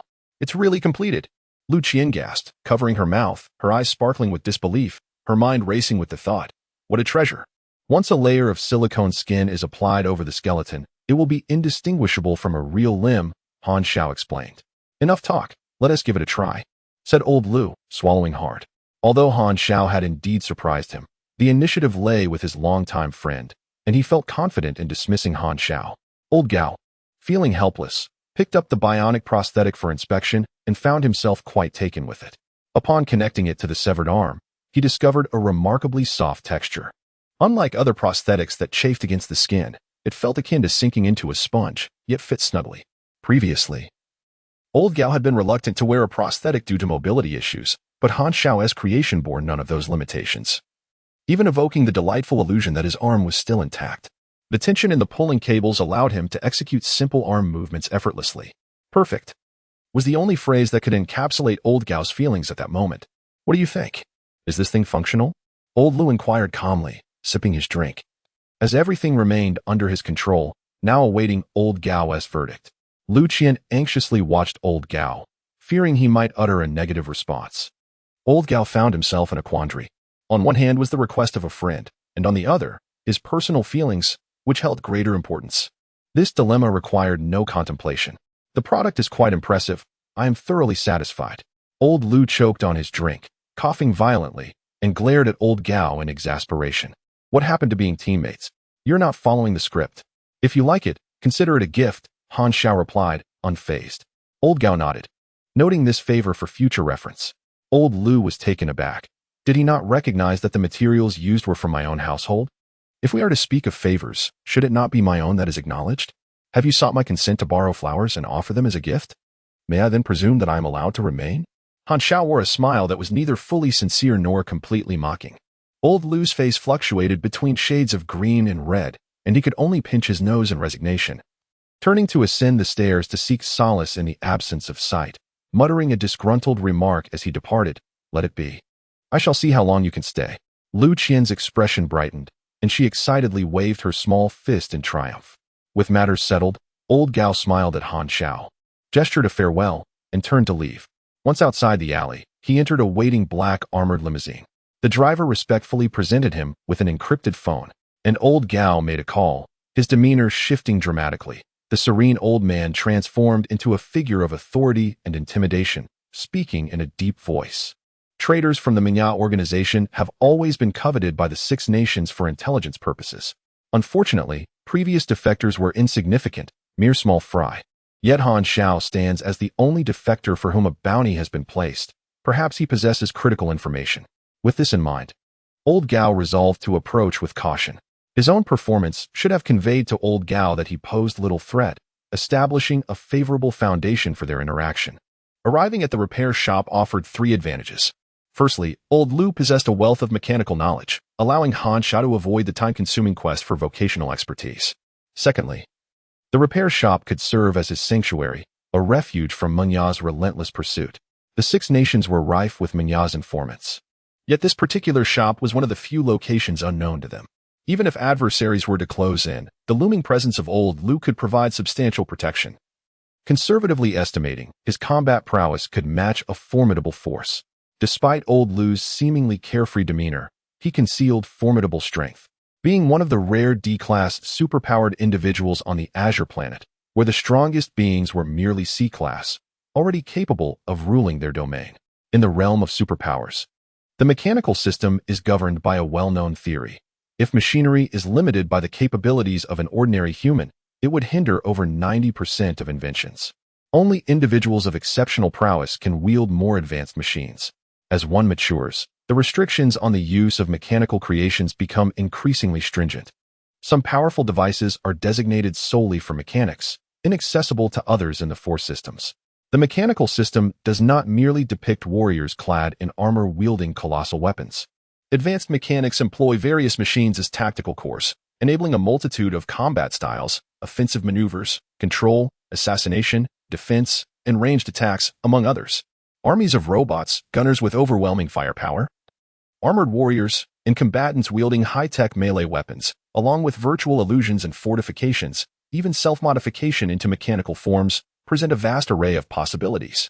The official information provided by Starcy presents the mechanic as one who adeptly wields mechanical weaponry in combat, possessing the remarkable ability for rapid assembly, showcasing exceptional versatility. The most significant term here is rapid assembly. Upon mastering high-density material compression technology and basic spatial techniques, the mechanic can fold enormous weapons into small metallic shards the size of a finger, allowing for easy transport. When combat ensues, these weapons can swiftly unfurl and revert to their original form. The energy reservoir for psychic abilities serves as the power source for various disciplines. Martial arts relies on physical strength, magic draws from a wellspring of mana, and telekinesis harnesses mental energy. Similarly, the mechanic's energy is far from trivial. Once it reaches a certain threshold, it can substitute for hands, lathes, and equipment, enabling the rapid fabrication of new machinery from nothing during battle, as long as raw materials are available. However, this requires prior knowledge of instantaneous disassembly and reassembly, along with other professional expertise. Given that players' inventory is subject to real weight restrictions, only mechanics and mages, along with the exceedingly rare spatial psychics, can achieve the effect of an expansive carrying capacity. A third significant advantage is the repair shop's connection to a hidden storyline, where one can acquire several blueprints for early-stage divine artifacts within the mechanics domain. Old Man L will eventually depart from the repair shop, leaving behind a password chest containing years of research blueprints, intended for his daughter L Qian to pass on to her father, L Cheng, a wandering warlord with whom he has maintained a fraught relationship. These blueprints are for early-stage divine artifacts in the mechanics field, and Han Xiao need not undertake complex preliminary quests. He is already privy to the password. The hidden storyline involves a competitive task, although only one individual can complete it. Other players who finish the preliminary quests will also learn the password, leading to discussions on forums where Han Xiao gathered this information. Old Man L's password chest is a post-public test development, and Han Xiao intends to cultivate a favorable relationship early on. For the sake of those artifacts, it is certainly worth it. Let me share the treatment of apprentices, a monthly salary of 1,000, inclusive of meals and accommodation. The second floor has vacant rooms. The usual tasks involve mechanical repairs and fulfilling client orders. Is that acceptable? L Qian, apprehensive, observed Han Xiao. Aware of his skills and fearing that such compensation might drive him away, yet she truly had no surplus funds. I can accept, he replied. L Qian was elated, instantly developing a fondness for him. The second floor comprises a complete living space featuring a lounge, bathroom, kitchen, and several bedrooms. L Qian guided Han Xiao to his room, which contained a wooden bed without a mattress, a wardrobe, a bookshelf, and a small workbench. This is your room, she said, handing him the room key and enthusiastically assisting in tidying up. A salary of 1,000 may barely cover a month's worth of meals. Yet L Qian could not have been more pleased with Han Xiao. Where else could she find such affordable and high-quality labor? This young man seemed somewhat naive. She resolved to treat him well and ensure he would not leave. Han Xiao found himself in a perplexing situation. He, the one applying for a job, remained composed, while the store manager appeared to tread on thin ice. What a curious turn of events. 024 water? Non-existent. After Lu Qian tidied up the room, she departed. Lying on the bed, Han Xiao comfortably closed his eyes, allowing his body and mind to relax, awaiting the arrival of the 13th Bureau. He was acutely aware that his current strength was inadequate. To contend with Mingya, relying on external forces was merely a shortcut. True reliance lay in one's own capabilities. Moreover, to gain the 13th Bureau's favorable attention, one needed substantial strength. Presently, opportunities to undertake missions or battle monsters were scarce, leaving only technical work. Crafting machinery required funds. Thus seeking additional income became imperative. The West was rife with opportunities. Transforming them into personal strength was a formidable journey. As a classic song aptly states, Zhang Bulao, with hooves pointed westward, carries the monk Xiao along with the Calabash brothers, embarking on a long journey to the west, traversing tens of thousands of miles. With half a year remaining before the public test, He resolved to prepare adequately. Lu Qian wiped the sweat from her brow, noting that the orders were in the drawer. Business at the repair shop was slow, with most orders accumulating. Han Xiao casually selected an easy task and busied himself at the lathe. By 7 in the evening, the repair shop closed its doors. Lu Qian changed into a white long dress and relaxed at home, letting her shiny black hair cascade over her shoulders. Her demeanor was warm and gentle, reminiscent of an older sister, though signs of mending on her dress hinted at financial constraints. Han Xiao couldn't help but speculate whether Lu Qian dressed so lightly at work to save on fabric. When mealtime arrived, old Lu finally made an appearance. Having locked himself away in his room all day, dinner was served. With his carefree Mediterranean hairstyle, old Lu certainly did not resemble someone accustomed to household chores. The cooking was entirely Lu Qian's responsibility. As he savored a piece of braised pork, rich yet not greasy, its succulent flavor delighted Han Xiao. Delicious, right? Lu Qian smiled warmly. This is what food should be. What have I been eating for the past 6 months? There's plenty more. Take your time. Lu Qian beamed at the recognition of her culinary skills, continually serving him dishes. After a while, old Lu suddenly inquired, "What exactly is your background?" Han Xiao paused in his movement, replying, "I'm just an ordinary person. Such a clumsy lie would hardly deceive me. Come clean, kid," old Lu sneered. His hand brushing over his bald head while arranging his long hair, resembling a feathered egg. Han Xiao raised an eyebrow. "What if I choose not to speak?" "Choose not to speak." Old Lu elevated his tone, tossing his hair dramatically, unleashing a flare akin to a heavy metal guitarist. Exuding a grandiosity that filled the air with solitude and sorrow directed towards Han Xiao. What a perilous country with sweeping snow across the vast landscape. Han Xiao's gaze sharpened. Swiftly pivoting and leaping 5 meters away, crossing his arms in a defensive posture, bracing himself for what was to come. Old Lu squinted, displaying remarkable skill. Could it be the legendary ballet steps of the 4 old black geese? Quite impressive indeed. Humph, but hardly extraordinary. I possess a move known as White Dust 3000 zwnj, which brings death to those who touch it and severs the soul of those who dare to approach. Do you dare to face this technique?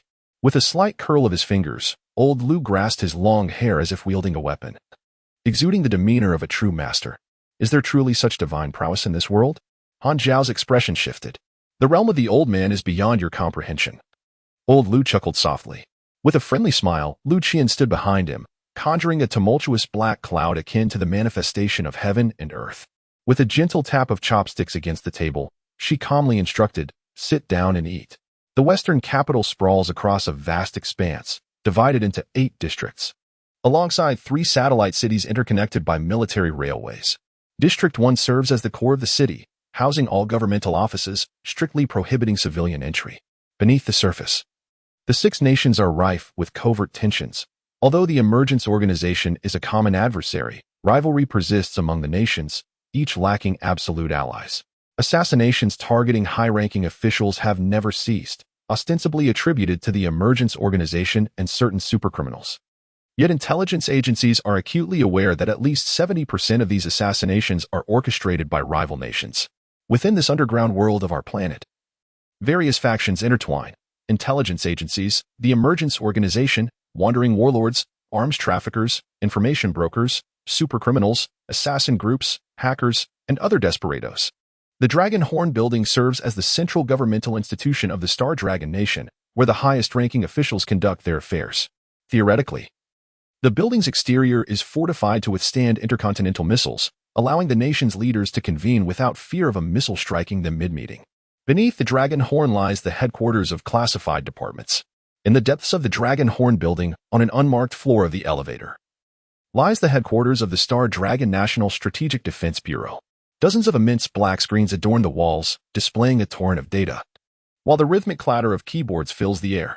Countless intelligence personnel scurry about, functioning like cogs in a machine, sustaining the operation of this intelligence agency known as the 13th Bureau. Here, a myriad of information, both significant and trivial, converges for processing before being dispatched to their respective departments. The 13th Bureau serves as the eyes and ears of the Star Dragon, a concealed blade hidden within the sleeve. Report to the minister, the whereabouts of Zero have been located. A bespectacled, poised female secretary hurriedly knocked on the office door of the intelligence minister. Inside, the minister sat with a serious expression behind his desk, a glimmer of moisture at the corner of his mouth, and spoke in a deep tone. "Minister, Were you just slacking off and dozing? The secretary remarked with a feigned innocence. Enough of that. The intelligence minister snapped, focusing on the matter at hand. Zero is currently concealed in a mechanical repair shop located in the 7th district. The Minister of Intelligence turned his chair away, pondering for a moment. Before he turned back with a serious demeanor, stating that the implication above was to engage in gentle contact. You turned away just now to wipe your saliva, didn't you? I truly regret promoting you. The bespectacled secretary adjusted her glasses, the lenses catching a glint of light. How exactly shall we implement this?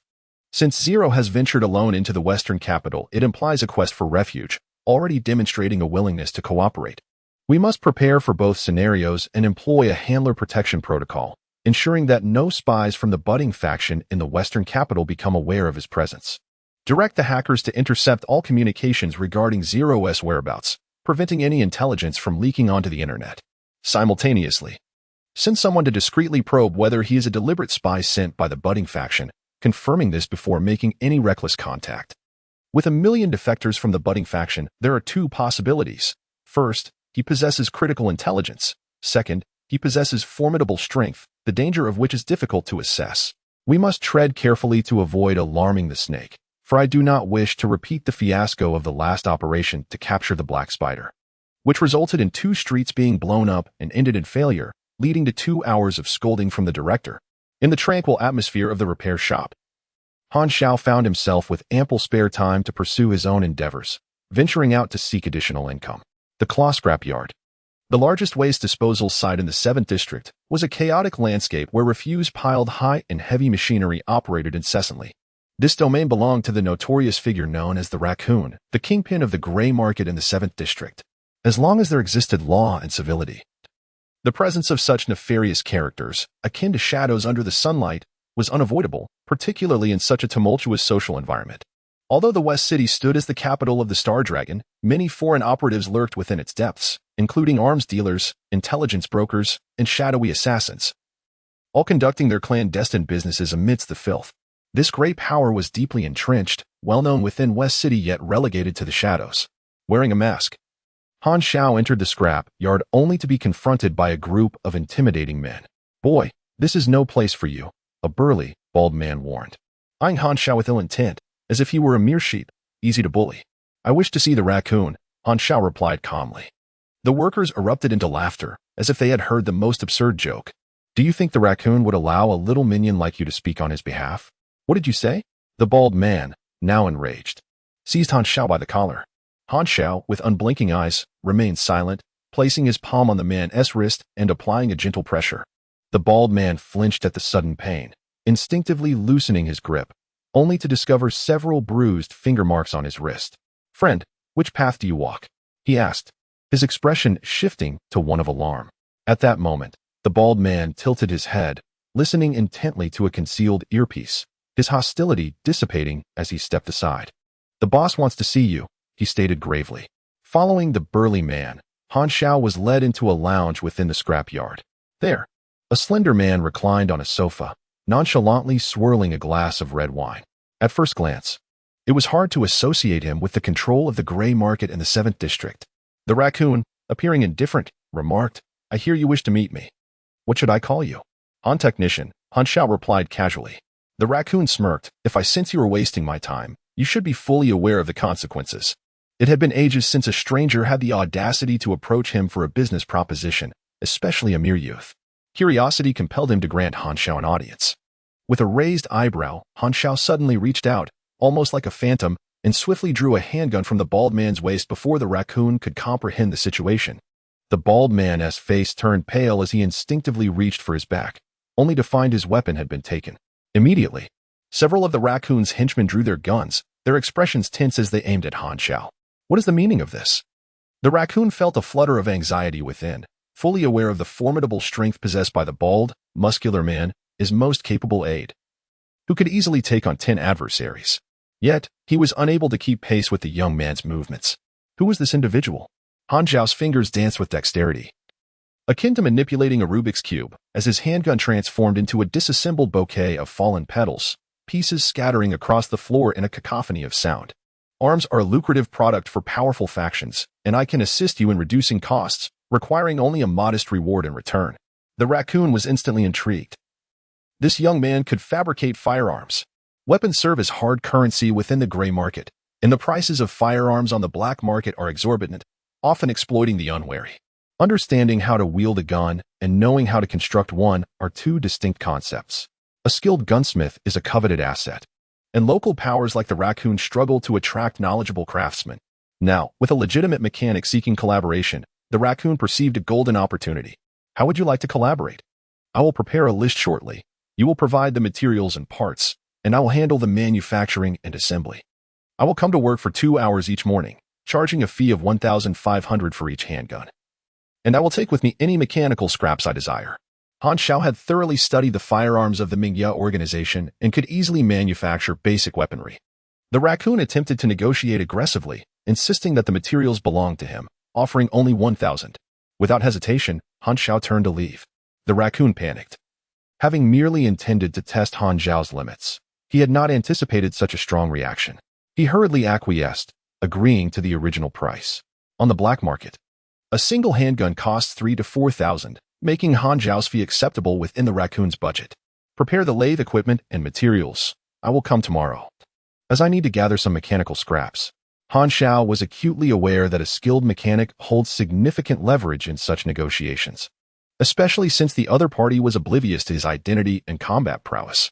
Han Xiao selected a considerable number of usable parts and departed nonchalantly, only to discover that he had acquired a tail, fully aware of the raccoon's intentions to uncover his identity and whereabouts. After leaving the scrapyard, he swiftly navigated several streets to shake off his pursuer. Thus, the 13th Bureau would become aware of my mechanical prowess, Han Xiao mused. Knowing that with the 13th Bureau's intelligence capabilities, they could easily ascertain his side work for the raccoon. This also served as an indirect demonstration of his abilities, while simultaneously providing him with opportunities to create machinery. Although mechanics may initially appear vulnerable, their advantages outweigh the disadvantages. They are favored by factional powers and can swiftly accumulate contribution points. I went to the scrapyard to sift through goods. The scrapyard? Such places are notorious for their poor security. You should avoid them in the future. Lu Qian did not dwell on it. As long as it did not interfere with orders, she would not concern herself with Han Zhao's free time. She naturally favored individuals who did not have high demands for remuneration, always willing to oblige their requests. Han Xiao set down the components, his mind fully engaged with the interface. There remained numerous potential points untapped, making it an opportune moment to complete the last 2 fundamental knowledge courses of the armament branch. The repair shop housed a comprehensive collection of mechanical foundational knowledge. Few places were better suited for the early development of mechanical expertise than this establishment. The knowledge tomes were the private treasures of old Master L, and when Han Xiao approached him for the books, he was met with the inevitable cold shoulder. I wish to peruse the mechanical knowledge tomes. Begone, there are no books for you to see. Do not be so stingy, consider it an investment in promising youth. Nurturing potential employees. Your audacity exceeds my expectations, yet it is futile. I simply refuse to let you see them. What can you do about it? What indeed could Han Xiao do? The next day, when L Qian handed him the pilfered books, old Master L was left fuming, lamenting. How did I end up with such a rebellious granddaughter? Fuming, he clenched his fists in frustration. Just you wait. I shall one day reclaim my dignity and send you packing. Among the tomes were fundamental weaponry and comprehensive materials. The final 2 foundational vocational knowledge courses of the armament branch. Han Zhao's level 20 advancement task required him to master an advanced knowledge area, with the prerequisite of having learned 5 foundational knowledge courses from the same branch. Advancement tasks for players are not universally fixed. His level 20 task was among the most stringent in difficulty. On the novice planet, advanced knowledge is exceedingly rare, and Han Zhao's advancement requirements would be arduous even for a level 40 player. Ordinary level 20 players might struggle to gather even a single branch's foundational knowledge, with some unfortunate souls not having unlocked their primary profession yet. The repair shop lacked advanced knowledge, necessitating the learning of foundational knowledge first. Nevertheless, Han Xiao felt quite content. Seeking knowledge tomes was a headache for all players, with some level 40 and 50 players still unable to complete their foundational studies. The repair shop, however, possessed a full suite of mechanical foundational knowledge, placing him not merely ahead of the starting line, but directly at the finish. Thus, the oceanic planet had not acquired advanced technological knowledge from interstellar powers. Advanced knowledge remained the pinnacle, tightly controlled as a state secret by formidable factions. Would you like to expend one potential point to learn fundamental weaponry? Would you like to expend one potential point to learn comprehensive materials? Confirmed. 026 Robot Ranger. The fundamental weaponry knowledge encompasses the manufacturing of basic firearms and melee weapons, minimizing the assembly instances of foundational firearm blueprints and enhancing weapon production efficiency. The compendium of basic materials stands as the cornerstone of the armed branch. The fundamental attributes of mechanical equipment hinge upon the raw materials utilized. Next-generation materials may even incite a technological revolution, elevating the overall quality of machinery to a higher echelon, with many synthetic materials serving as prerequisites for advanced machinery. You have acquired the 5 foundational knowledge elements of the armed branch, and you have comprehended the skill of basic refinement, overload. You have grasped the blueprint for Robot Ranger. Basic refinement enables one to refine materials, thereby enhancing their grade, despite the simplicity implied by the term basic. This skill is typically an original version of core professional skills. In advanced molecular refinement, one can directly alter material properties using pneumatic force. Materials, akin to equipment, are classified by grade. The higher the quality, the greater the value. Even materials of the same quality can differ in worth. For instance, a commonly found raw material, rock iron, costs 13 C blue coins per pound, while its refined form, ink iron, is valued at 45 C blue coins per pound, both classified as gray quality. Each material possesses unique characteristics. For example, certain metals are suitable for energy transmission but not for armor manufacturing.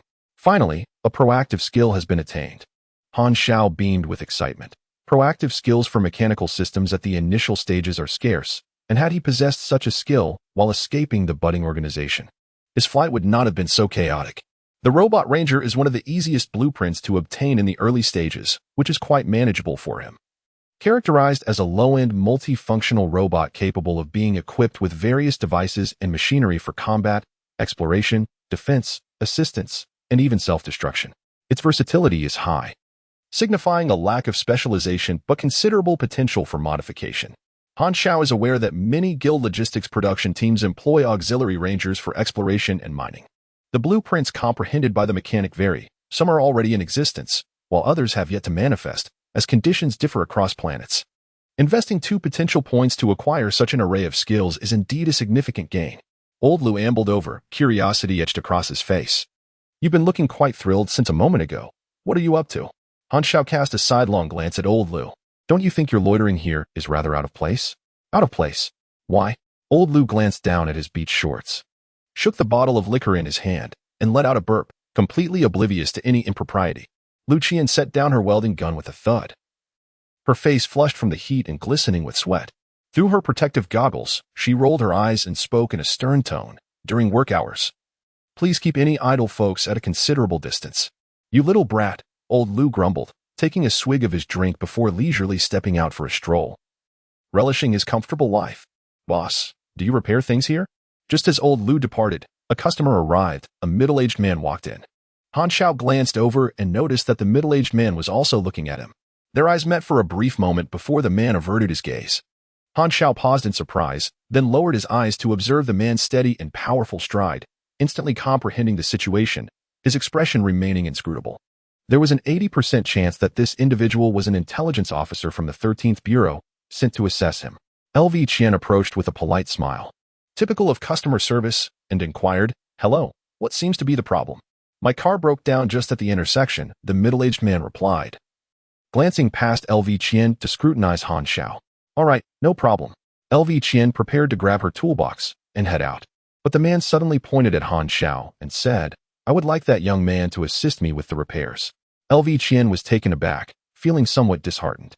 Did she not appear competent enough? Is this a case of gender discrimination? "I'll handle it," Han Xiao said as he took the toolbox from a visibly frustrated LV Qian. The two walked out of the alley to find an old sedan parked by the roadside. "This is the car," the man indicated. Han Xiao opened the hood, examined it briefly, and retrieved some tools from the box to commence repairs. The middle-aged man leaned against the car, feigning an interest in conversation. "Young man, you can't be too old, can you?" "I'm 30, Han Xiao responded. 30? Are you trying to insult my eyesight?" The man nearly choked, his lips twitching. "What do they call you, young brother?" Without looking up, Han Xiao replied, "One must first show sincerity before inquiring about another's name." Reluctantly, the man said, My name is Feng Jun. Good name, Han Xiao remarked, his tone devoid of any discernible praise. However, you misunderstood my intention, he continued, rolling his eyes. I merely wanted a cigarette. Feng Jun's expression stiffened as he handed Han Xiao a cigarette. Han Xiao squinted as he took it and continued to focus on the repairs. You can call me Han Xiao. Feng Jun mentally noted this, continuing to probe Han Xiao. You're not from Shidu, are you? Where are you from? Fixed? Feng Jun's carefully prepared questions were stifled, his expression resembling that of someone experiencing constipation. What the hell? I had just begun my inquiry. Is your skill truly that formidable? Han Xiao, maintaining a stoic demeanor, extended his hand. The hydraulic line is broken. That will be 60. Please pay. Of course, I know it's the hydraulic line issue. I caused it myself. Feng Jun chuckled awkwardly, slowly retrieving his wallet, as if it were a bottomless pit, attempting to delay and ask a few more questions. Your skills are impressive. Where did you learn? I am self-taught. Oh, truly remarkable. Where do you hail from? A rural area. Han Xiao, observing Feng Jun's prolonged rummaging, raised an eyebrow and remarked, Are you suggesting I should give you a discount? Feng Jun cleared his throat and finally extracted the money to hand it to Han Xiao. What else could he do? He certainly could not refuse payment, and he was uncertain whether the organization would reimburse him. Han Xiao chuckled, remarking that it was the first time he had encountered such an unfathomable wallet, believing that Feng Jun would take at least half an hour to retrieve the funds. Feng Jun could swear to the heavens that had it not been for the need to complete the probing task, he would consider every additional second spent a loss. With a face full of frustration, Feng Jun made a phone call. The preliminary observations indicated that the target was a mechanic, and the danger level could not be assessed at this time. The conversation lasted 4 minutes and 38 seconds, during which he only learned that the target referred to himself as Han Xiao. He suggested further probing and investigation while advising against any conflict with him. As for the target's personality analysis, rather unpleasant. Feng Jun's tone was laced with irritation. For the ensuing days, tranquility reigned as Han Xiao maintained a structured routine. Each morning, he ventured to the kilo scrapyard, fabricating firearms for the raccoon, receiving daily remuneration that steadily added to his coffers. He also scavenged a plethora of salvageable mechanical components, discreetly crafting a ranger robot. Han Xiao concealed the completed parts within his room, intending to weld and assemble them once all components were ready. During other hours, he primarily occupied himself at the repair shop, managing orders. The intelligence agency persistently probed him, with various operatives making multiple rounds each day. Elchian, under the impression that business was finally thriving, delightedly prepared 5 dishes and soup daily to reward Han Xiao. Occasionally, as he passed by her, he would overhear her uttering terms like expansion and chain, which sent chills down his spine, as he feared she had developed an exaggerated notion of success. Old El would occasionally hover near Han Xiao, attempting to discern his origins through his assembly techniques, but such efforts proved futile. Han Xiao was entirely self-taught, leaving no discernible traces of his methods. Old Gao frequently visited to engage in chess matches with Old El. Truth be told, Han Xiao saw little merit in competing over Gamoku and often conversed with Han Xiao, much to his enjoyment, gradually enhancing Old Gao's favor.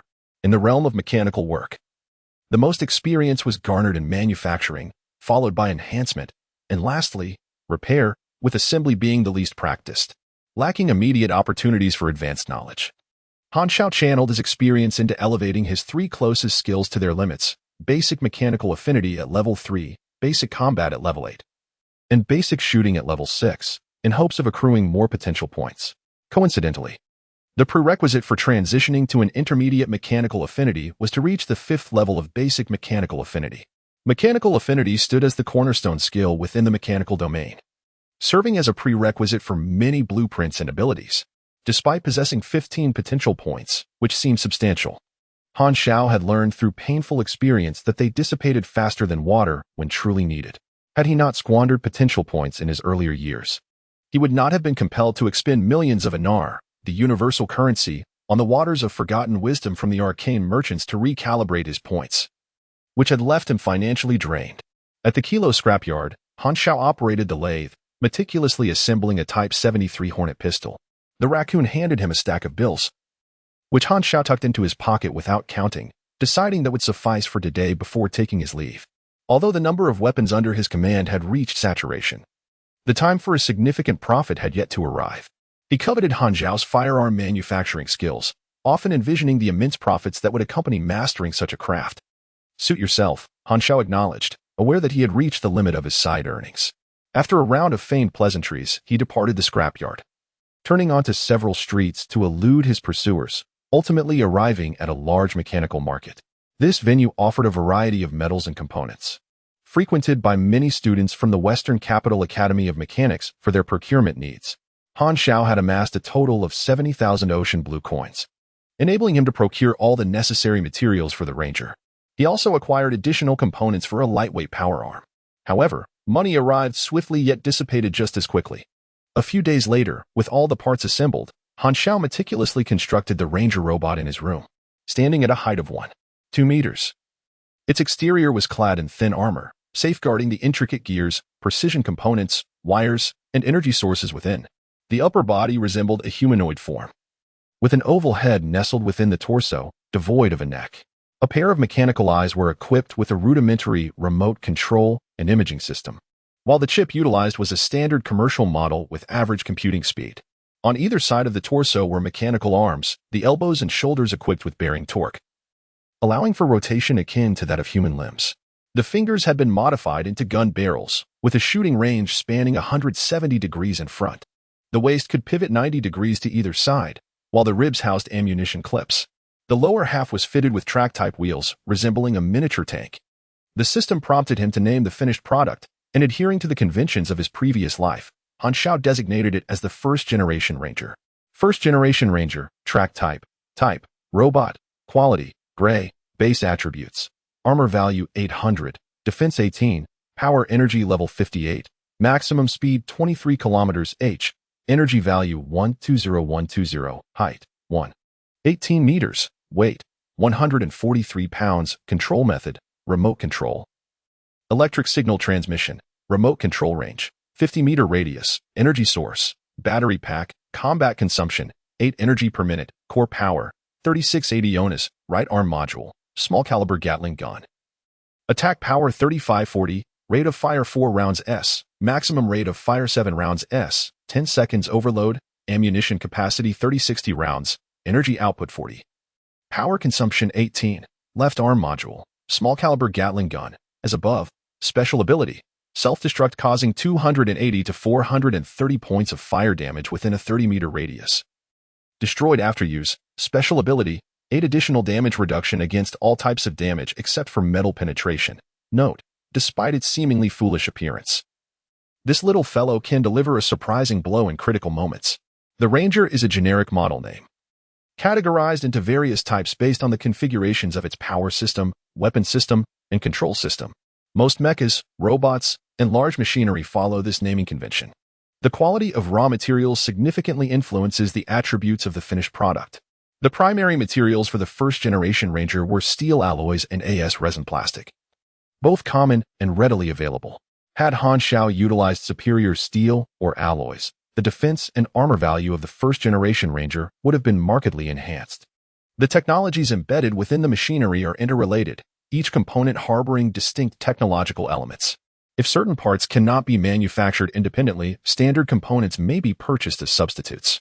As knowledge accumulates, the processes involved in manufacturing machinery become increasingly liberated, to the extent that even the tiniest screws can be meticulously crafted by oneself. The final products will surpass their predecessors in strength, particularly when advanced control chip technology or superior energy sources are mastered, enabling a transformation in the remote control mode and power level of robots. This is the allure of mechanical engineering. Every robot, vehicle, and mecha is constrained by energy power limits. The installation of new modules raises the power load, and the stronger the attachment, the higher the module burden. Thus, the addition of components cannot be limitless. Only through the advancement of energy technology can one achieve upgrades. The first-generation Ranger utilized conventional batteries with relatively low power. It was only by acquiring knowledge in energy branches that one could manufacture energy independently. Upon completing the first-generation Ranger, Han Xiao immediately earned 24,000 experience points. As the experience gained from manufacturing is substantial, contingent on production duration, product quality, and technical complexity, Han Xiao devoted another day to crafting a lightweight power arm. Becoming adept in the process, you have manufactured a lightweight power arm, left, earning 2,500 experience points. The new lightweight power arm remains a left-hand equipment. Although the materials used this time are more rudimentary, resulting in a decrease in quality. Lightweight power arm, left, quality, gray, basic attributes, attack power 2845, defense power 812. Power level 26, durability 205, equipment requirement, strength 23, attribute bonus, attack speed 4, length 0. 51 meters, elbow to forearm to palm. Weight, 135 pounds. Additional effect, strength enhancement 6. His most formidable ability now lies in combat, making the lightweight power arm the most suitable weapon. In the realm of mechanical systems, the study of martial arts combat is referred to as the mechanical martial arts flow. Han Xiao does not intend to maintain this style indefinitely, as the strength of mechanical systems lies in ranged attacks. Nevertheless, the mechanical martial arts flow is one of the highest combat power schools in the early stages, serving as a transitional phase. After dismissing the client, Lu Qian's gaze turned peculiar. Why are so many people inquiring about you? I must be quite popular, Han Xiao replied. But they are all men. Han Xiao's expression stiffened. You misunderstand. Rest assured, I harbor no prejudices against you. Lu Qian chuckled, though Han Xiao found her smile unsettling. You must be mistaken. Suddenly, Han Xiao sensed a shift. The system provided a new prompt. You have triggered an E-level mission, assassination. Accept or decline. Han Xiao paused, pondering the circumstances of this mission's activation. Accept. Mission prompt. Certain individuals have set their sights on your substantial bounty. In unseen places, they are lurking with hostility. Meanwhile, some organizations are also awaiting your performance. What course of action will you choose? The task requires a successful escape from pursuers, offering a reward of 10,000 experience points and a special reward of a basic skill upgrade card. It is evident that someone has set their sights on his bounty. Certain organizations mentioned in the task prompt elicited a roll of the eyes from Han Xiao, and it is no mystery that it is the 13th Bureau. The connection between the two leads Han Xiao to a new conjecture. Perhaps the 13th Bureau intentionally leaked his information to a group of pursuers, seeking to assess his combat capabilities. If that is indeed the case, this group must possess limited destructive power and be easily manageable, as the 13th Bureau would never tolerate a large-scale destructive incident in the nation's capital, nor would they carelessly divulge his intelligence. The compensation for an E-rank task is generally modest, yet the special reward piques Han Xiao's interest. The skill upgrade card can immediately enhance the level of a corresponding skill, proving quite beneficial for him. The special reward corresponds to the hidden requirements of the task, with clues concealed within the task prompt. Han Xiao deduces that the hidden requirement of this quest should be to eliminate all pursuers. Enemies may appear at any moment, so it is prudent not to linger in the shop. Han Xiao muses that since the pursuers are not formidable, he prefers not to rely on the assistance of Old Man L. After a moment's contemplation, a suitable battlefield springs to mind, the Kluo recycling station. Jealousy L. Qian blinked and suddenly inquired, is everything all right? Han Xiao was taken aback, wondering why she would ask such a question. L. Qian, perceptive as ever, had noticed the stark contrast in Han Xiao's demeanor. Typically lethargic and seemingly absent-minded, he had undergone a remarkable transformation moments prior. A shift that L. Qian found difficult to articulate. It felt as though Han Xiao had exuded an aura that was somewhat perilous. If you encounter any troubles, I shall devise a solution for you, L. Qian declared earnestly.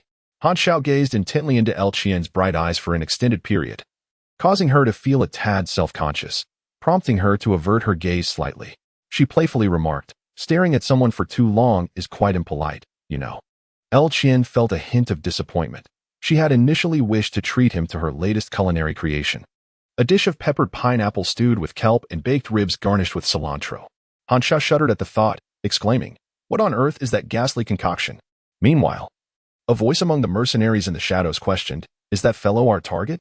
They were a group of mercenaries, part-time bounty hunters, known as the Scorpion Squad. Having successfully completed several missions with a commendable reputation on the dark web, they had inadvertently discovered Han Xiao's whereabouts and realized this was an opportunity for personal gain.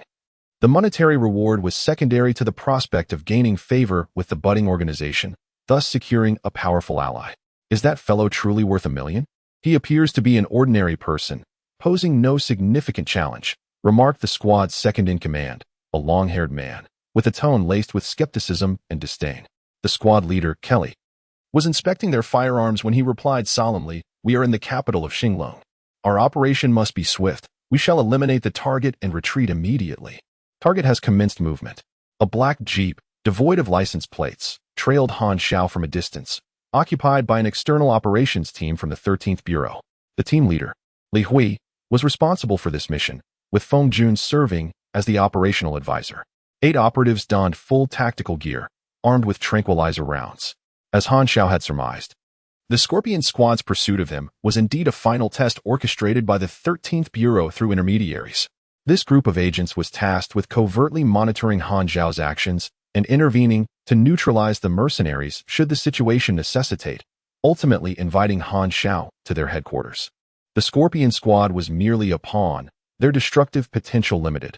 Once their usefulness was expended, the 13th Bureau would ensure all traces were meticulously handled. Feng Jun shifted the focus of their surveillance, noting that Han Xiao's route led to the scrapyard in Sector 7. The Scorpion Squad was tailing their target, and should a confrontation arise at the scrapyard, the economic repercussions would be minimized. The 13th Bureau possessed comprehensive knowledge of the Li Mao organization, including its power dynamics and underlying intricacies. They had the capacity to make the Li Mao vanish without a trace whenever they deemed necessary. In the eyes of the average person, Li Mao was a formidable figure, yet he paled in comparison to the might of national institutions. As the sun set in the west, it cast a golden hue over the towering skyline of the western capital. At the scrapyard, the raccoon was taken aback by Han Xiao's arrival. He typically visited punctually in the mornings and departed after 2 hours without lingering. What brought him here today? I'm here to gather some materials from your territory, Han Xiao casually replied. The raccoon, not suspecting anything amiss, asked if he would like to join him for a meal.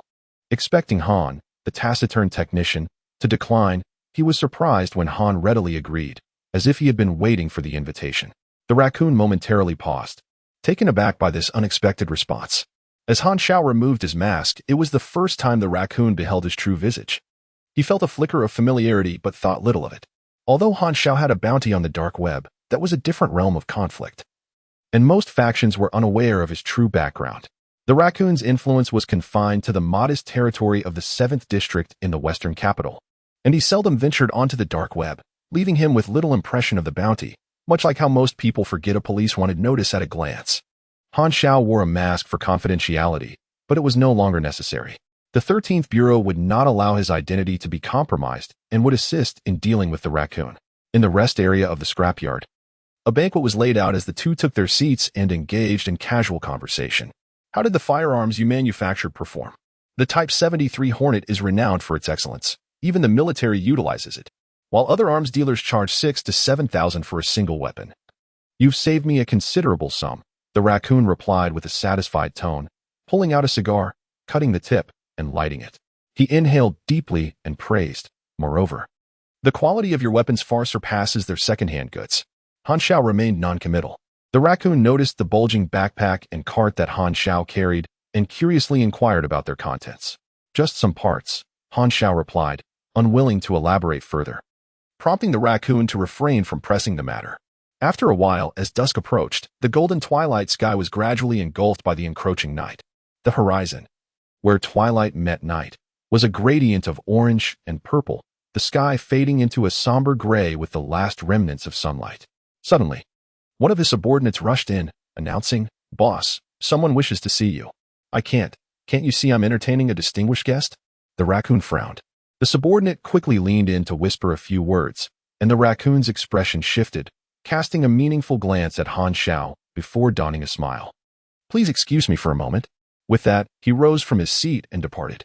Han Xiao narrowed his eyes, lost in thought. Half an hour earlier, cousin. I've finally made it to the western capital, and I'm counting on you to treat me to some exquisite food and drink. You can't abandon me. Ma Jie chattered incessantly, following a young man with yellow hair. He arrived in the western capital seeking refuge with his cousin, hoping to lead a better life. However, his cousin seemed to hold him in disdain, relegating him to the role of a cleaner. Ma Jie, dissatisfied with this treatment, attempted to appeal to familial bonds. Yet he dared not overstep, fearing his cousin might cast him out. Thus, he adopted a sycophantic demeanor. The young man with the yellow hair, exasperated, retorted, "How many times must I tell you? Do not call me cousin in public."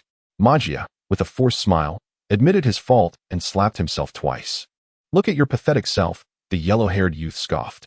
"Out of respect for our relation, I allowed you to guard my territory. Do you have any idea how many drifters feast on moldy food, yet you dare to be picky? I am on my way to deliver supplies to a significant figure. Do not follow me. A significant figure? Majia's eyes brightened, and he inquired, who is it?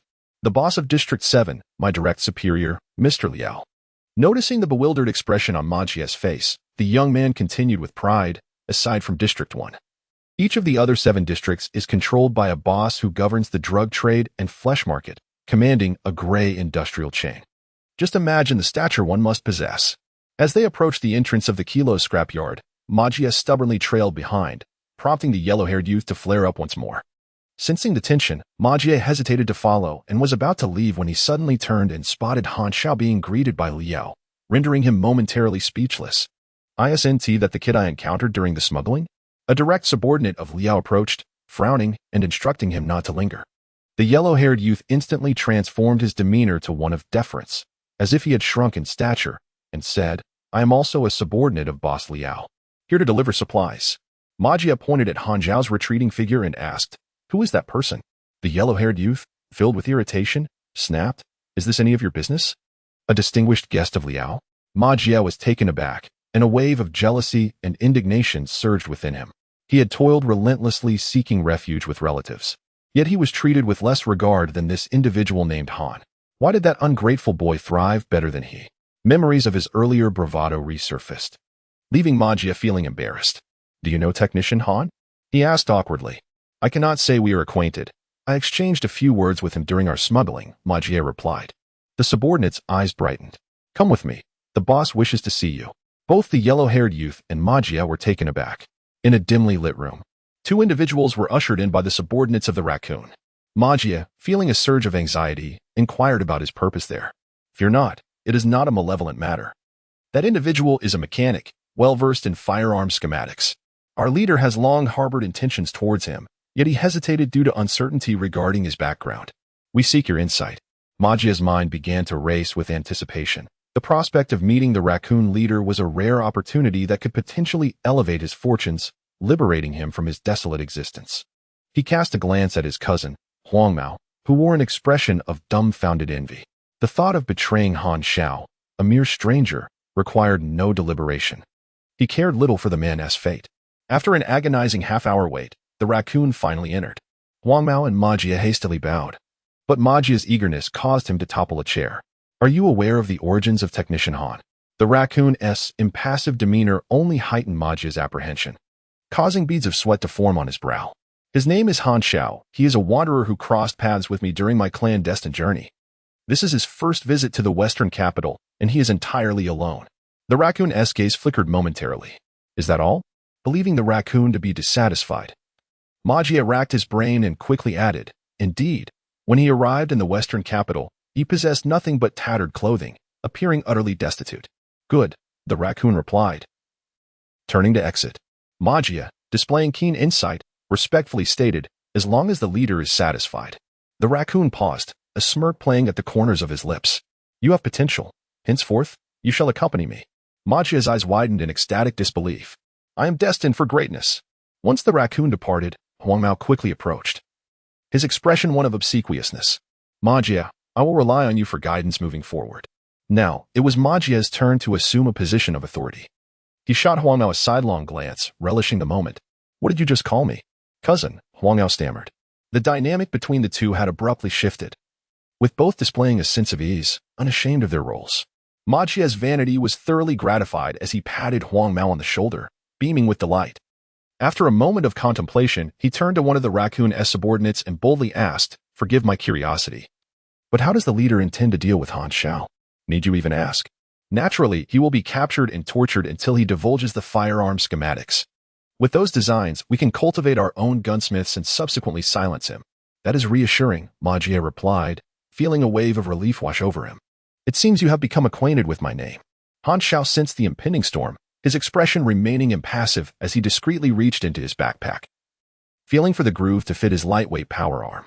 With a decisive click, it tightened, ready to activate at a moment's notice, which brought him a measure of relief.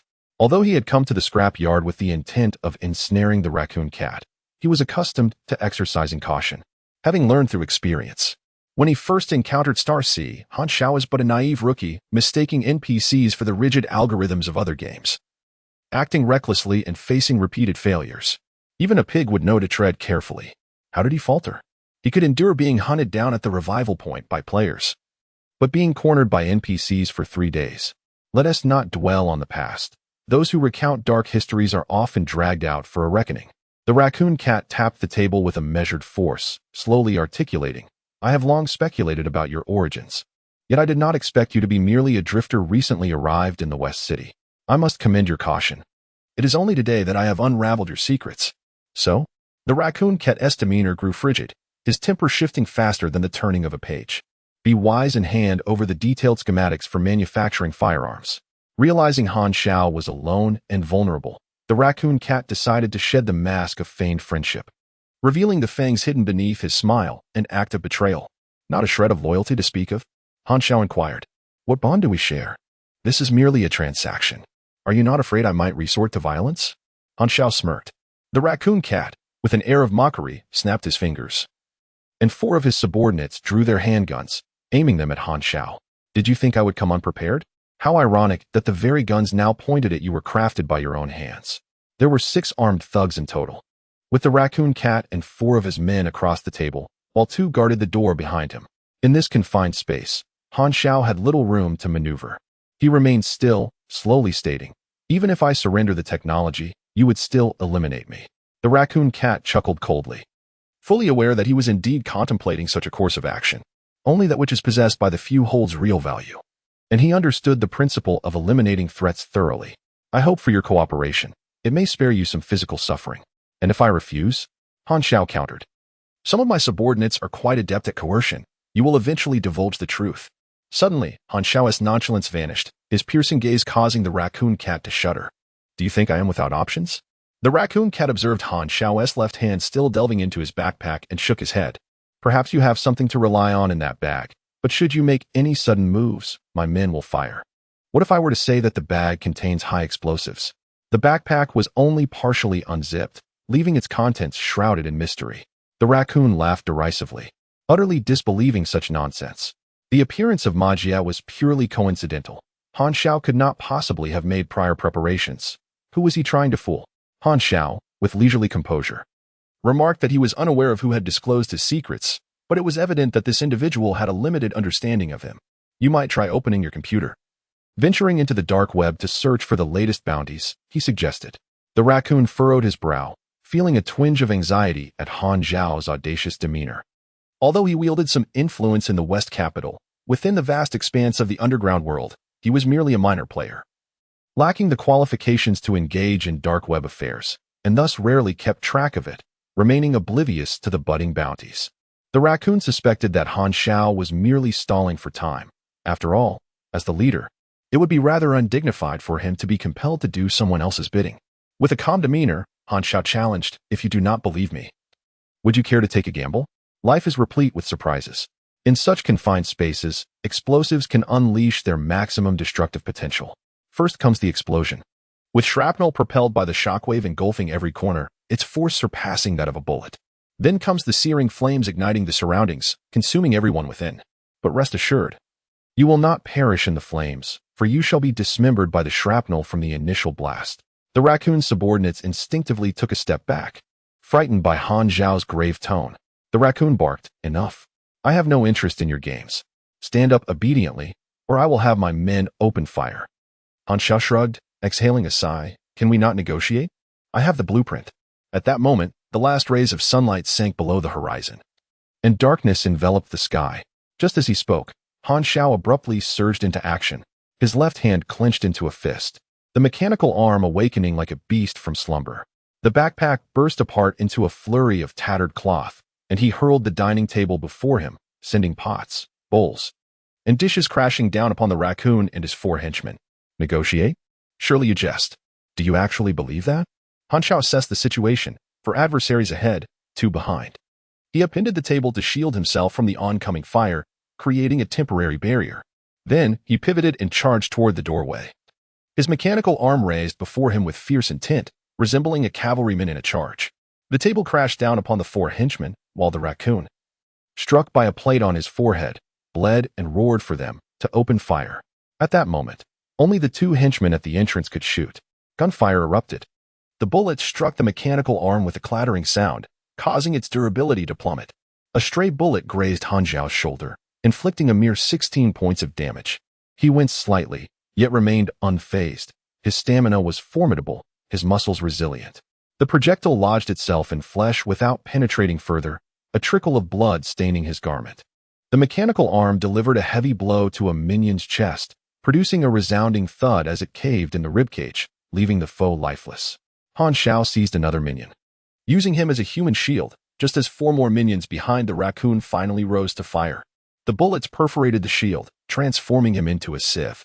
With a powerful surge from his back muscles, Han Xiao shattered the bolt lock with a snap, sending the door spinning outward, screws scattering like tiny, leaping metal sprites. He promptly dashed outside. "Chase!"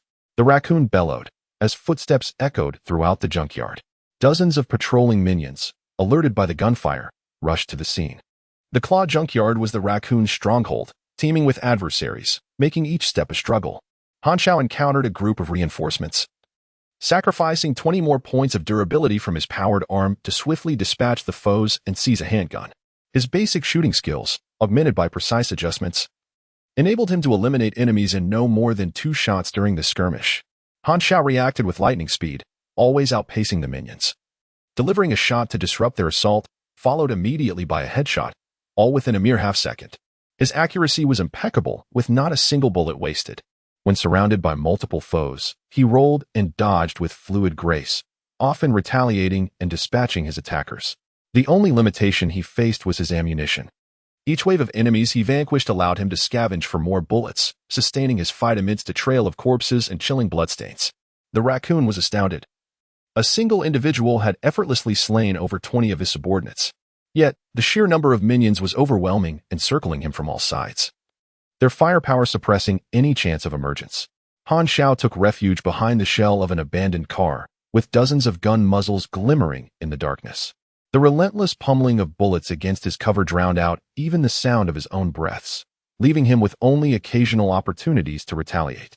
"Fortunately, this is my territory," he mused. "No matter how skilled he is but one man. He will eventually be captured." The raccoon's resolve hardened when he caught Han Xiao. He would make him regret ever being born into this world. Just as this thought crossed his mind, an unexpected turn of events unfolded. The rapid-fire sound of submachine guns erupted, akin to a tempest, slicing through the battlefield from the flanks and mowing down a multitude of minions, their cries of despair ringing out. The Scorpion Squad surged into the fray, cloaked in the night, each member wielding a submachine gun, moving with practiced agility and tactical precision. The raccoon's subordinates struggled to mount a coherent counterattack, scattering in disarray under the onslaught. Where did this band of mercenaries come from? The raccoon was taken aback, believing that this band of mercenaries had come to eliminate him, perhaps coveting his territory or possibly seeking revenge. Just as he was lost in these thoughts, the ensuing events left him utterly bewildered. The fierce mercenaries suddenly turned their aggression towards Han Xiao, scarcely casting a glance in his direction. This ruthless band of killers had their sights set on Han Xiao. The raccoon's eyes widened in astonishment. Those who dwell in the gray areas of society understand a fundamental truth. One can discern a person's caliber through the enemies they attract. The fact that these mercenaries dared to act in the West City indicated that their benefactor's reward was surely commensurate with the risk they were undertaking, leading him to conclude that Han Xiao was far from an ordinary individual. The raccoon recalled Han Xiao's words. "You might try booting up your computer, accessing the dark web, and searching for the latest bounties." Could it be that Han Xiao was speaking the truth? What was his true background? The sound of submachine guns echoed. Han Xiao's ears perked up. The target had finally appeared. Utilizing the flicker of his gunfire, he pinpointed the location of the Hornet Squad. 300 meters to the west, 6 men, each wielding a submachine gun. Han Xiao quickly assessed the situation. The enemy's firepower was fierce, and a direct confrontation would surely spell disaster for him. Fortunately, he had prepared in advance and brought along a first-generation ranger. Han Xiao silently rejoiced as he retrieved a remote control with a screen from his pocket. This was a remote he had crafted himself for the first-generation ranger. The chip was a standard part he had purchased from the market, and its operation was straightforward. A simple program input would suffice to create the remote. He powered it on, and the chaotic crackling of electricity filled the air for 2 seconds as the imaging device in the robot's eyes connected to the remote, displaying everything it saw on the screen. At that moment, a warning indicated that he was beyond the control range, as the recent skirmish had pushed him outside the 50-meter radius. Xiao decisively rose and, shrouded in the night, retraced his steps. The Hornet Squad's submachine guns opened fire immediately. He maneuvered skillfully, using the myriad obstacles in the scrapyard, large heaps of refuse providing cover as he darted through the hail of bullets. "Damn it, there are too many cover points here," shouted the long-haired member of the Hornet Squad, expertly reloading his magazine as he sprinted faster than a rabbit. Initially, the Hornet Squad had intended to assassinate Xiao, but as he engaged in a confrontation with the raccoon, a sudden thought struck them. Perhaps they could exploit the chaos of the gang conflict as cover for their objective, prompting them to act recklessly. "He is already fleeing in disgrace. We must catch up and finish him off," Kelly commanded. After the previous onslaught, the morale of the raccoon's subordinates had crumbled, scattering in panic, and with no one obstructing their actions, the Hornet Squad grew emboldened, becoming increasingly aggressive as they witnessed Xiao's desperate escape. As Xiao sprinted forward, he instinctively ducked, a stray bullet severing a strand of his hair, which danced in the whirlwind created by his swift movement. He executed a slide, vaulting over 2 car shells that served as obstacles, and concealed himself behind cover. The rest stop lay not far ahead, and at last, the remote control in his hand illuminated, indicating that he was within the operational range. The connection was established. "Activate." Amidst the chaos of the rest stop, a dust cover on a handcart trembled, revealing 2 glimmers of red light, the eyes of the battle mech. The engine roared to life, and the treads began to move as Xiao maneuvered the first-generation battle mech out of the shelter. At that moment, the Hornet Squad was not far off, and the mech's armor might not withstand the concentrated fire from 6 submachine guns. Confronting them head-on would be perilous. His advantage lay in the element of surprise. No one would foresee his robotic reinforcements. A stealthy ambush was his optimal strategy. Xiao scanned his surroundings, his gaze brightening as he identified an ideal hiding spot. Nearby, 2 car shells formed an angle, creating a visual blind spot perfectly positioned along the Hornet Squad's path. He deftly maneuvered the first-generation battle mech into this concealment, holding his breath and awaiting the opportune moment. The scrapyard was rife with noise, gunfire echoing incessantly, and the engine's hum was largely masked by the tumult, drawing little attention. Only Kelly sensed an ominous presence, a sixth sense honed from countless brushes with death. He halted abruptly, murmuring, "I feel something is amiss." "What have you discovered?" inquired the long-haired man. "That's precisely the issue. I haven't found anything. There won't be any surprises. The target has been cornered into a dead end." He assumed. The long-haired man stood resolute, and just as the words left his lips, the Hornet Squad stepped into the firing range of the first-generation battle mech. Simultaneously, Xiao's eyes gleamed with determination as he gently pressed the trigger. Rat-a-tat-tat. The mech's finger-mounted gun erupted in flames and smoke, unleashing a torrent of steel projectiles. The encroaching shadow of death froze the expressions of every Hornet Squad member. Your mechanical creation, the first-generation battle mech, tracked, has eliminated a mercenary. You have gained 800 experience. X3 in the aftermath of the ambush, Kelly gasped in terror, his breath coming in ragged bursts. A gaping wound marred his cheek, a cruel testament to the bullet that had grazed him, blood mingling with sweat as it dripped down his face. He had come perilously close to following his fallen comrade into the clutches of death amidst the sudden hail of gunfire. What manner of creature was that? The long-haired man shouted in horror, his face ashen, a gunshot wound in his abdomen bleeding profusely. In the shadows, 2 points of crimson light flickered ominously, reminiscent of a predator stalking its prey. Under the astonished gaze of Kelly and the long-haired man, the first-generation armored soldier revealed itself, its gun barrels smoking ominously. Its headless form appeared almost comical, an absurd juxtaposition to the ruthless killing machine it had just been. A robot? Kelly's eyes widened in disbelief. He deeply regretted ignoring his instincts. His negligence had nearly led to the annihilation of his team. What should he do now? The urge to retreat surged within him. Money could be earned again, but a life lost was irrevocable. After his initial terror, the long-haired man was seized by a furious rage, unleashing a torrent of bullets towards the first-generation armored soldier, screaming for its demise. The sound of metal clanging echoed as the soldier's fragile armor was deformed by the assault. Seeing this, Kelly and another teammate joined the fray. Your mechanical creation. First-generation armored soldier, track type, has lost 14 points of armor value. Your mechanical creation, first-generation armored soldier, track type, has lost 17 points of armor value. The armor of the first-generation soldier was subpar, unable to withstand the onslaught, its armor value plummeting. The ammunition belts emptied after a brief barrage, leaving it a mere hunk of useless metal. Resources were scarce. After all, Xiao had not equipped the first-generation soldier with more weaponry, and outfitting it with 2 small-caliber machine guns had already been a stretch. Financial constraints loomed large. Why had the 13th Bureau not intervened yet? Xiao silently cursed, unable to believe that the agents observing from the shadows would permit the mercenaries to continue their rampage unchecked. As if in answer to his unvoiced thoughts, the sound of military boots approached with alarming swiftness, evoking images of fully armed soldiers moving with steady precision. "Drop your weapons," a voice commanded from the darkness. Cold and authoritative. "We must retreat." Kelly felt a heaviness settle in his heart. The long-haired man, still seething with anger, expended the last few rounds from his magazine on the nearly incapacitated first-generation soldier before conceding, "Let us go." At that moment, Xiao activated the first-generation soldier, propelling it at high speed towards the mercenaries' cover. Suddenly, the soldier's chest swelled, erupting in an explosion that produced a deafening roar. Flames and shockwaves radiated outward, swirling dust and debris into a tempest, instantly transforming the area into a fiery inferno. Self-destruction. The orange flames illuminated the night.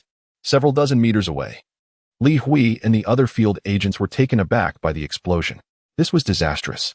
Feng Jun silently cursed.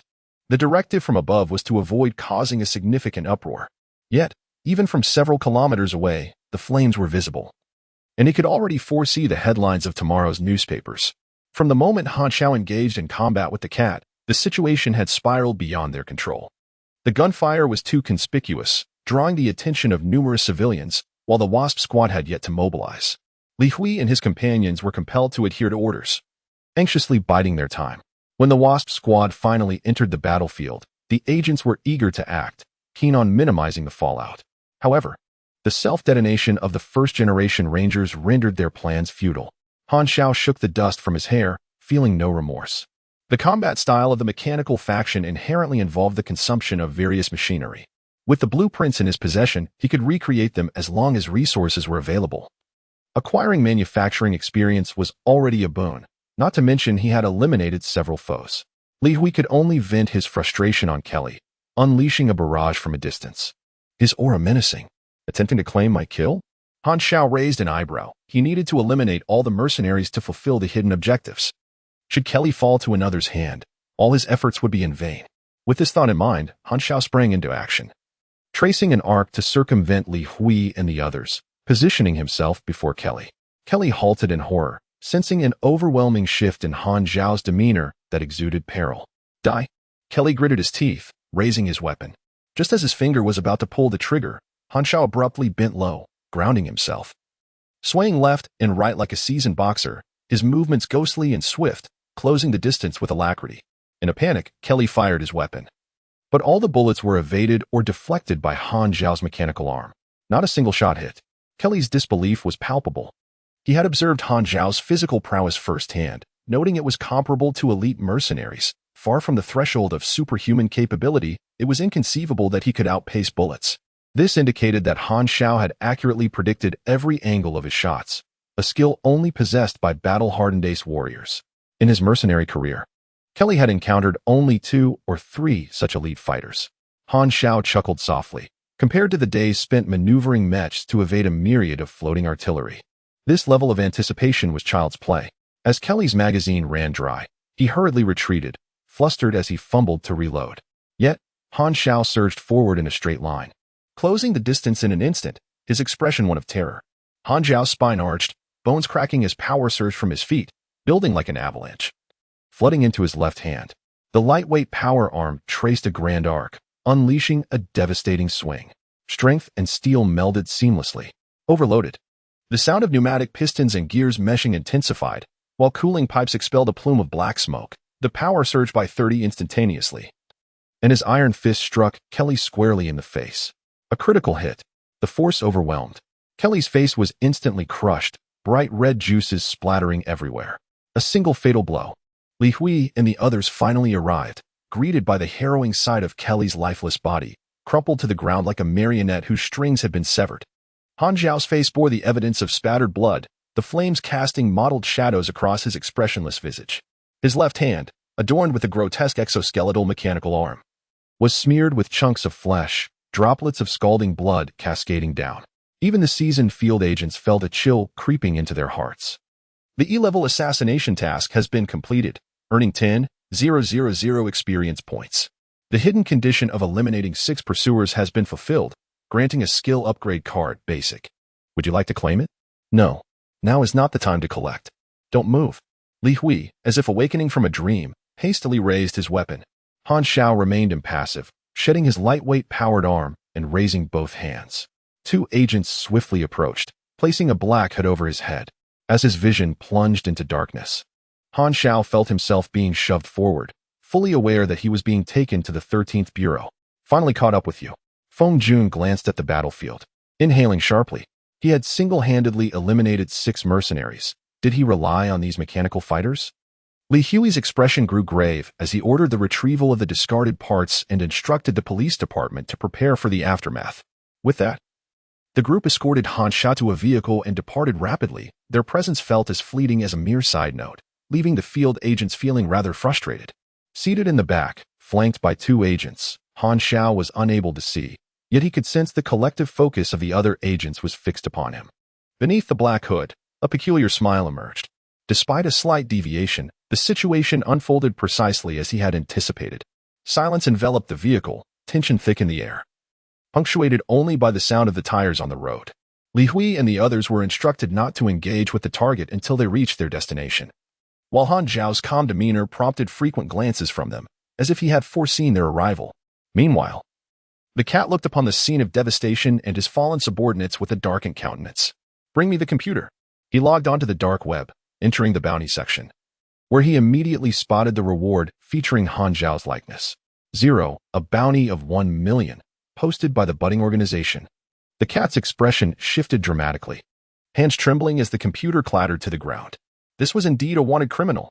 Moreover, a target from the underground world's leading faction, the budding organization. Had he known Han Xiao was such a dangerous figure, he would never have dared to engage. Ma Jie and the blonde-haired youth arrived, breathless and aghast, their eyes wide with disbelief as they beheld the remnants of the battlefield, trembling in fear. The raccoon, filled with rage upon seeing them, kicked Ma Jie, sending him tumbling to the ground, and roared, "Damn it, this is all you're doing. I will not spare you." Ma Jie, clutching his abdomen in agony, lay on the ground, trembling like a quail, utterly bewildered as to where he had gone wrong.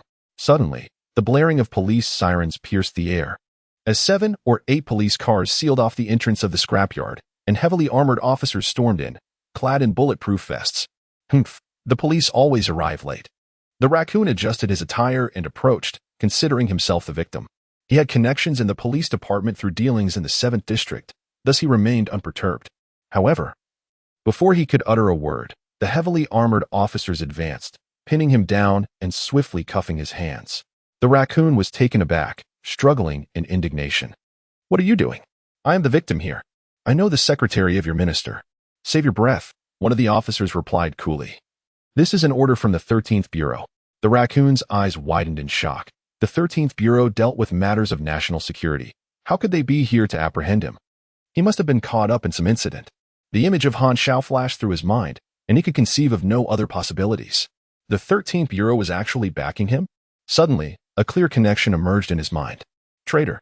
13th Bureau. Xinglong, intelligence. The raccoon grasped the horrifying truth. This was a cover-up. From the moment Han Xiao had deliberately removed his mask before him, the outcome had been sealed. A pit of despair opened within him. The raccoon could no longer maintain his composure, trembling uncontrollably, wholly consumed by fear and rage. "Han Xiao, damn you." Ma Jie, overwhelmed by the commotion, fainted, foam gathering at his lips as he collapsed to the ground. As the black hood was yanked off, Han Xiao opened his eyes, the blinding white light causing him to squint momentarily until he gradually adjusted, allowing him to perceive his current predicament. He found himself seated on a frigid iron chair, facing a table adorned with a single-sided mirror on the adjacent wall, a quintessential interrogation room setup. Opposite him sat 2 individuals, Li Hui and Feng Jun. "Allow me to introduce myself. I am an intelligence officer from the National Strategic Defense Bureau of the Star Dragon." Feng Jun spoke in a measured tone. "We have met before. Do you remember me?" Indeed, Han Xiao replied languidly, eyeing the profoundly enigmatic man. Feng Jun fell silent, expressing frustration. Can we not revisit that topic? 13th Bureau, Li Hui, the latter interjected, his expression rigid, his tone even more so, exuding an air of severity that suggested even his excrement would be uncompromisingly hard. The Star Dragon's National Strategic Defense Bureau comprises 13 divisions, colloquially referred to as the 13th Bureau. Should we address you as Han Xiao or Zero? Feng Jun inquired directly. Whichever you prefer, Han Xiao responded nonchalantly. Li Hui abruptly interrupted, his demeanor commanding, cutting straight to the essence of the matter. Let us dispense with pleasantries. Explain your 1 million bounty. Why is the targeting you? Do you possess some intelligence? Reveal everything. Han Xiao, intrigued, replied, Why should I divulge anything to you? Li Hui sneered. Do you believe this is a mere chat? Here, we will extract what we desire from you. And if I refuse? Han Xiao retorted with a knowing smile. Will you shoot me? Do you think I would hesitate? Li Hui barked. Feng Jun quickly interjected, attempting to restore calm. Let us take it down a notch, Han Xiao.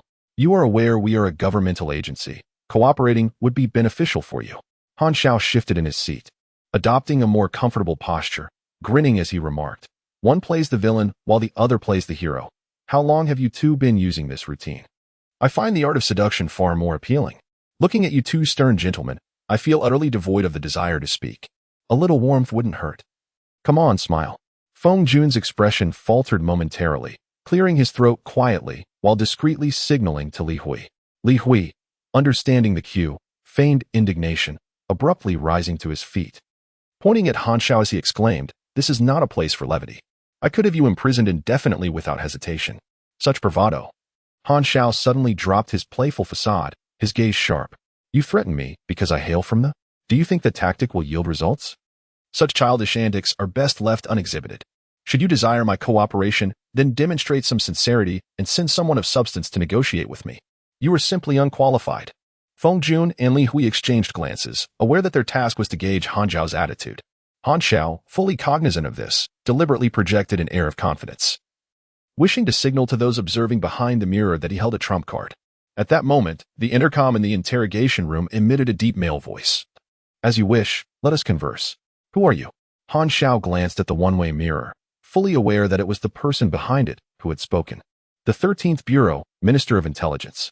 Do I possess the qualifications? Han Xiao chuckled lightly, just barely.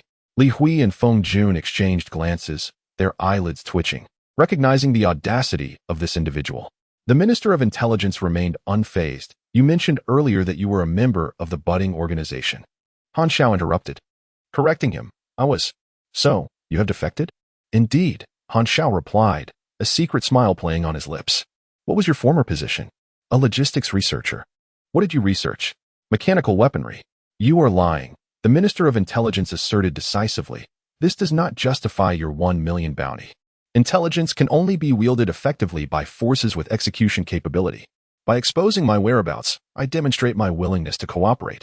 I am an enemy of the budding organization, not yours. The Minister of Intelligence spoke gravely. Why should we collaborate with you? Look around. This is our territory, and we have ways to make you talk. Han Xiao remained composed, suddenly stating, Communication record, Galactic Year 687, June 14th, Signal Origin, Ocean Blue Star, Target, Dark Star Fortress 8, Content, Highly Classified. The Minister of Intelligence fell silent for a full 10 minutes.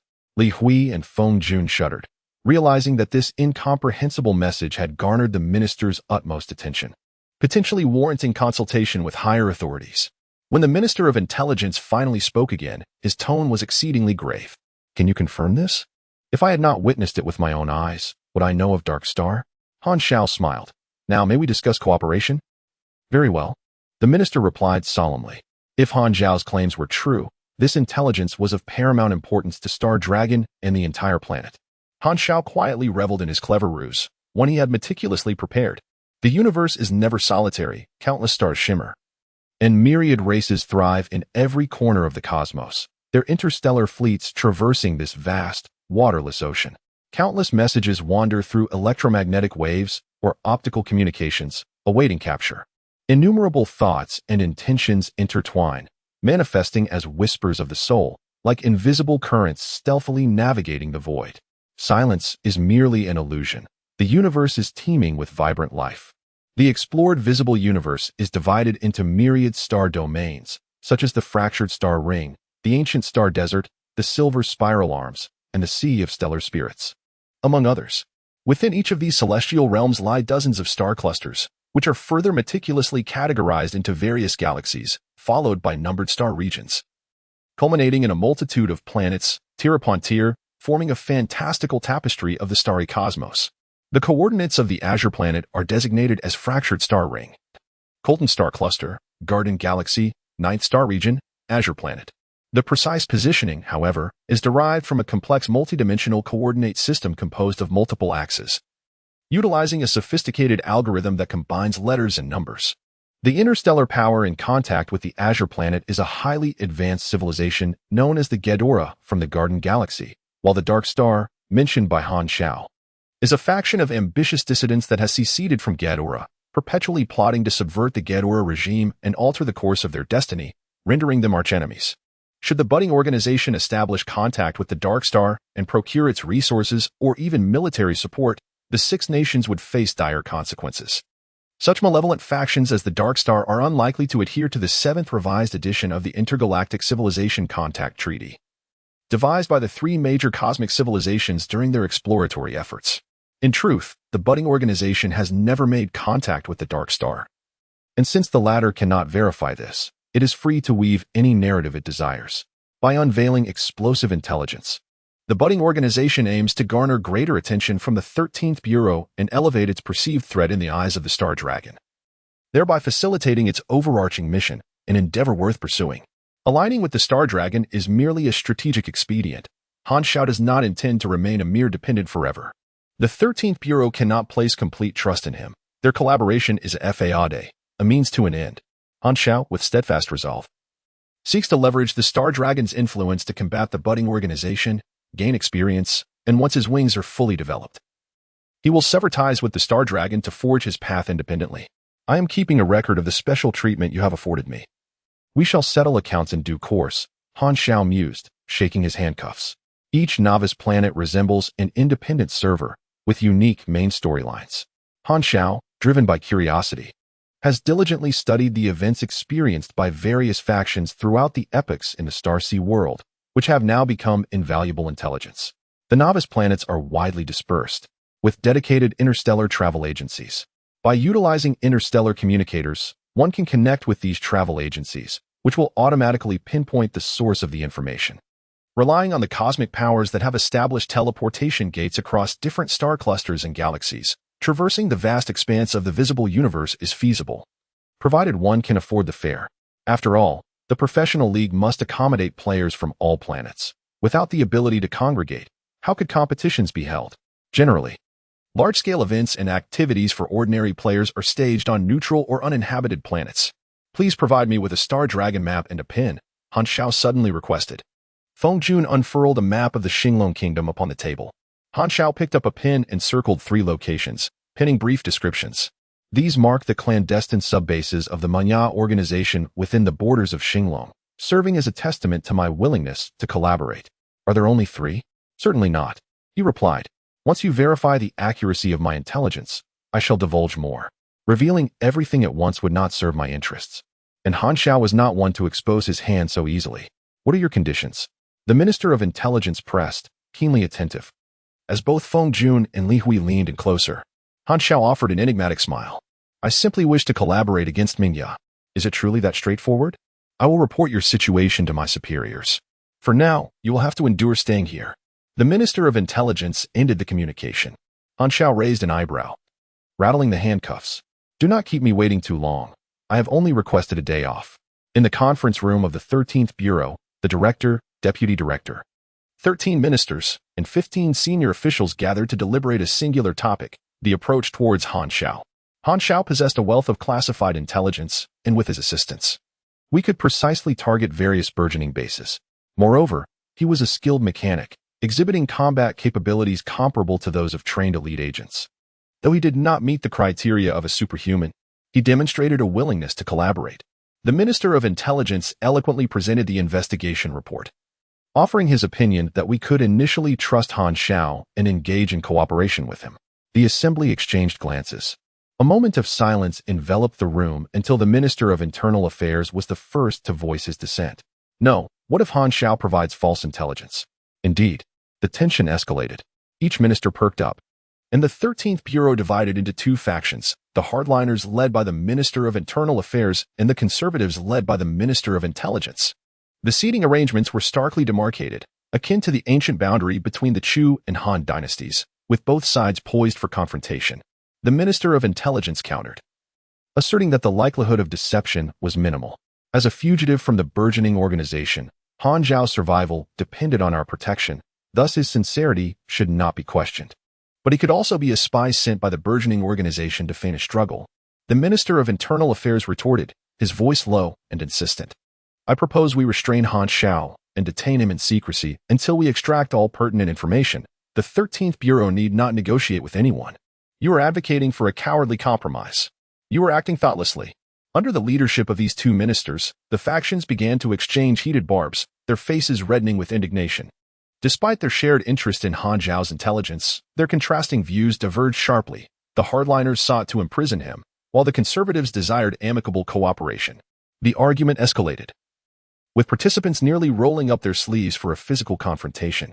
The director and deputy director maintained an air of composure amidst the turmoil. The director wielded actual power over the 13th Bureau, while the deputy director, a bureaucrat dispatched to oversee the leadership, remained notably unassuming, scarcely involved in the proceedings.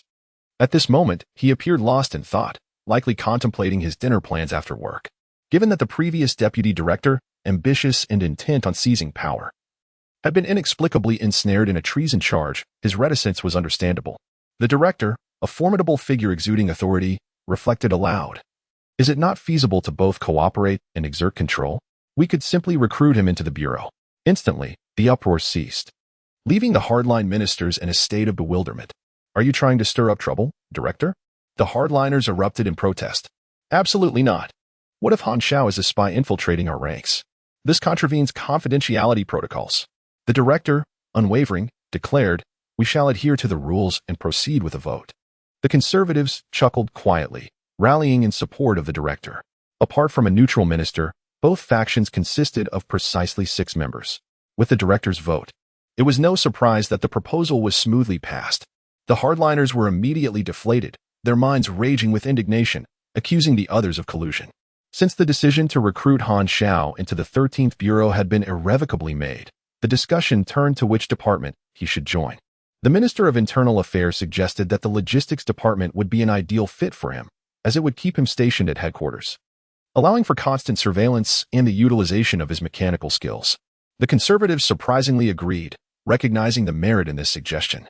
The logistics department was indeed the best place for Han Xiao, keeping him under their watchful eyes and preventing any upheaval. Suddenly, the director interjected, doubt the man.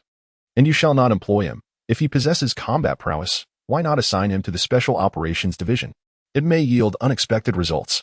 The atmosphere grew tense, and all ministers turned their gaze towards the neutral faction, specifically the Minister of Special Operations, who was dozing off. What does this have to do with me? He murmured, bewildered. Then it is settled, the director declared. Actions can deceive, words can mislead, but intentions remain transparent. As long as we can ascertain that Han Xiao provides accurate intelligence regarding our budding organization as subbase, let him join the Special Operations Division. With a decisive wave of his hand, the director concluded the matter. All ministers covered their faces in resignation, acknowledging his authority. The deputy director stifled a yawn. Is it time to clock out? What's on the menu in the cafeteria today? After the meeting, the Minister of Intelligence accompanied the Minister of Logistics to the Logistics Department, instructing the staff to examine the captured lightweight power arms. They aimed to discern the exceptional qualities of the machinery crafted by Han Xiao and, if possible, reverse engineer the blueprints to gain further insights about him. The individual tasked with researching the lightweight power arms was Luo Xian, hailed as the Logistics Department's ace, a top student from the Mechanical Engineering Department of Shidu Academy.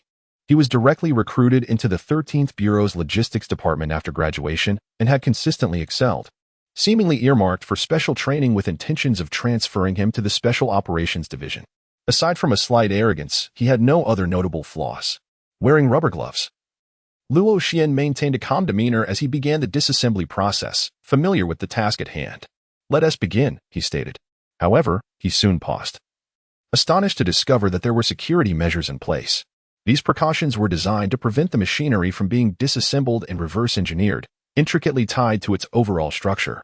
Han Zhao's foundational assembly knowledge included methods for implementing security measures, and coupled with his advanced enhancement modifications, only a certified E-level mechanic could decipher it. He had placed significant emphasis on the lightweight power arms, anticipating that they might fall into the hands of the 13th Bureau, hence he had preemptively established these security protocols. The first-generation Rangers also had security measures, but they had already self-destructed, rendering them negligible. "Can you crack it?" the Minister of Intelligence inquired. "No problem." Luo Xin exuded confidence. The lifting of confidentiality measures represented an indirect confrontation between the creator and the decoder. He felt assured that a relatively obscure mechanic could not possess high-caliber skills, especially since he was a distinguished graduate from the Mechanical Engineering Department of the West Capital Academy. However, 20 minutes later, Luo Xin found himself at a standstill, drenched in sweat, incredulously exclaiming, "For layers of confidentiality? Has the creator of this mechanism lost their mind?" The complexity of 4 layers of secrecy was staggering.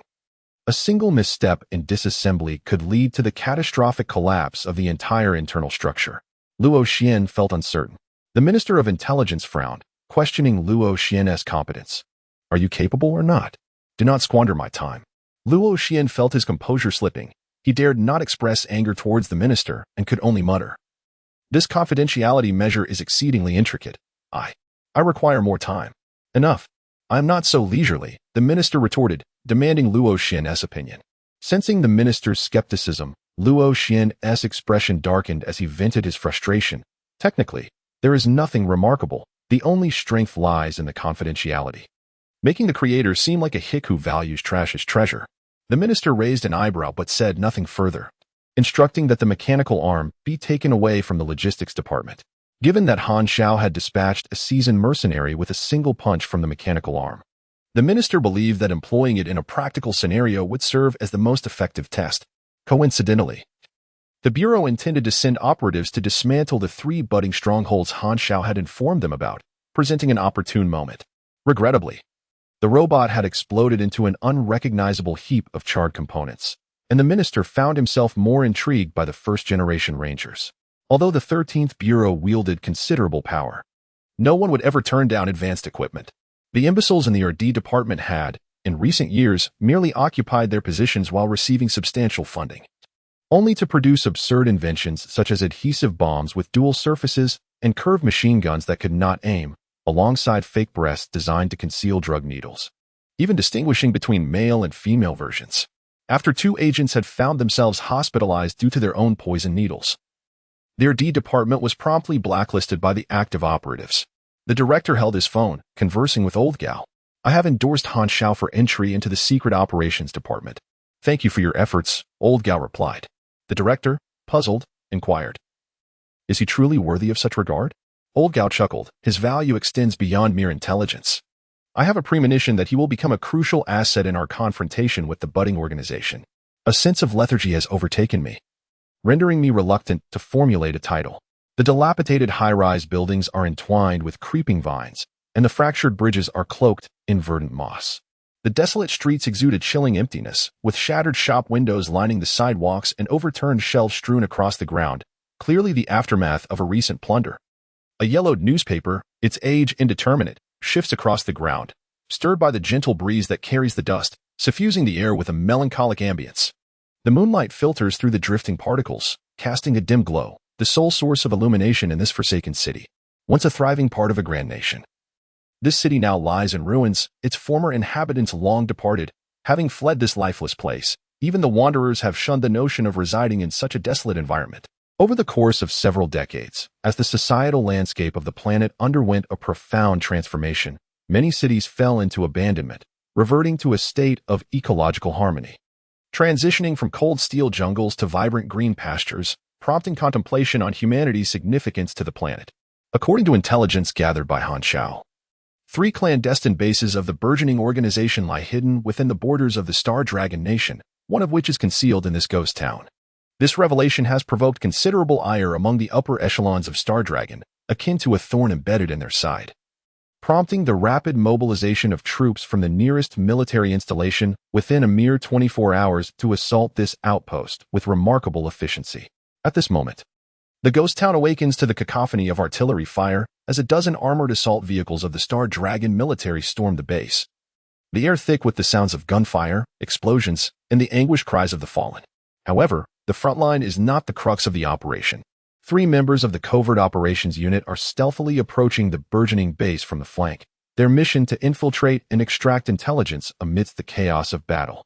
Tasked with infiltration, sabotage, theft, and assassination, the Covert Operations Unit, known colloquially as the Secret Service, comprises the elite among elites. The trio skillfully evades the tumult of gunfire, maneuvering toward the side entrance of the base, where the team's hacker deftly overrides the access controls.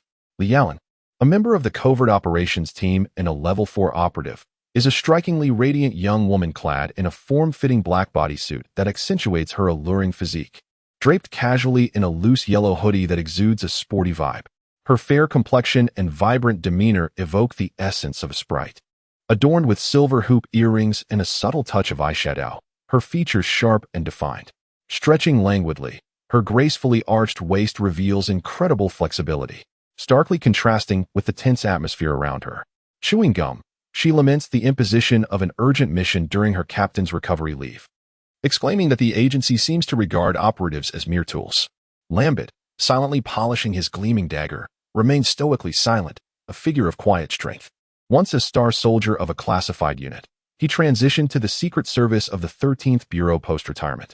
Clad in military fatigues, a belt adorned with numerous daggers cinches his waist, while a sleek, black sniper rifle rests diagonally across his back.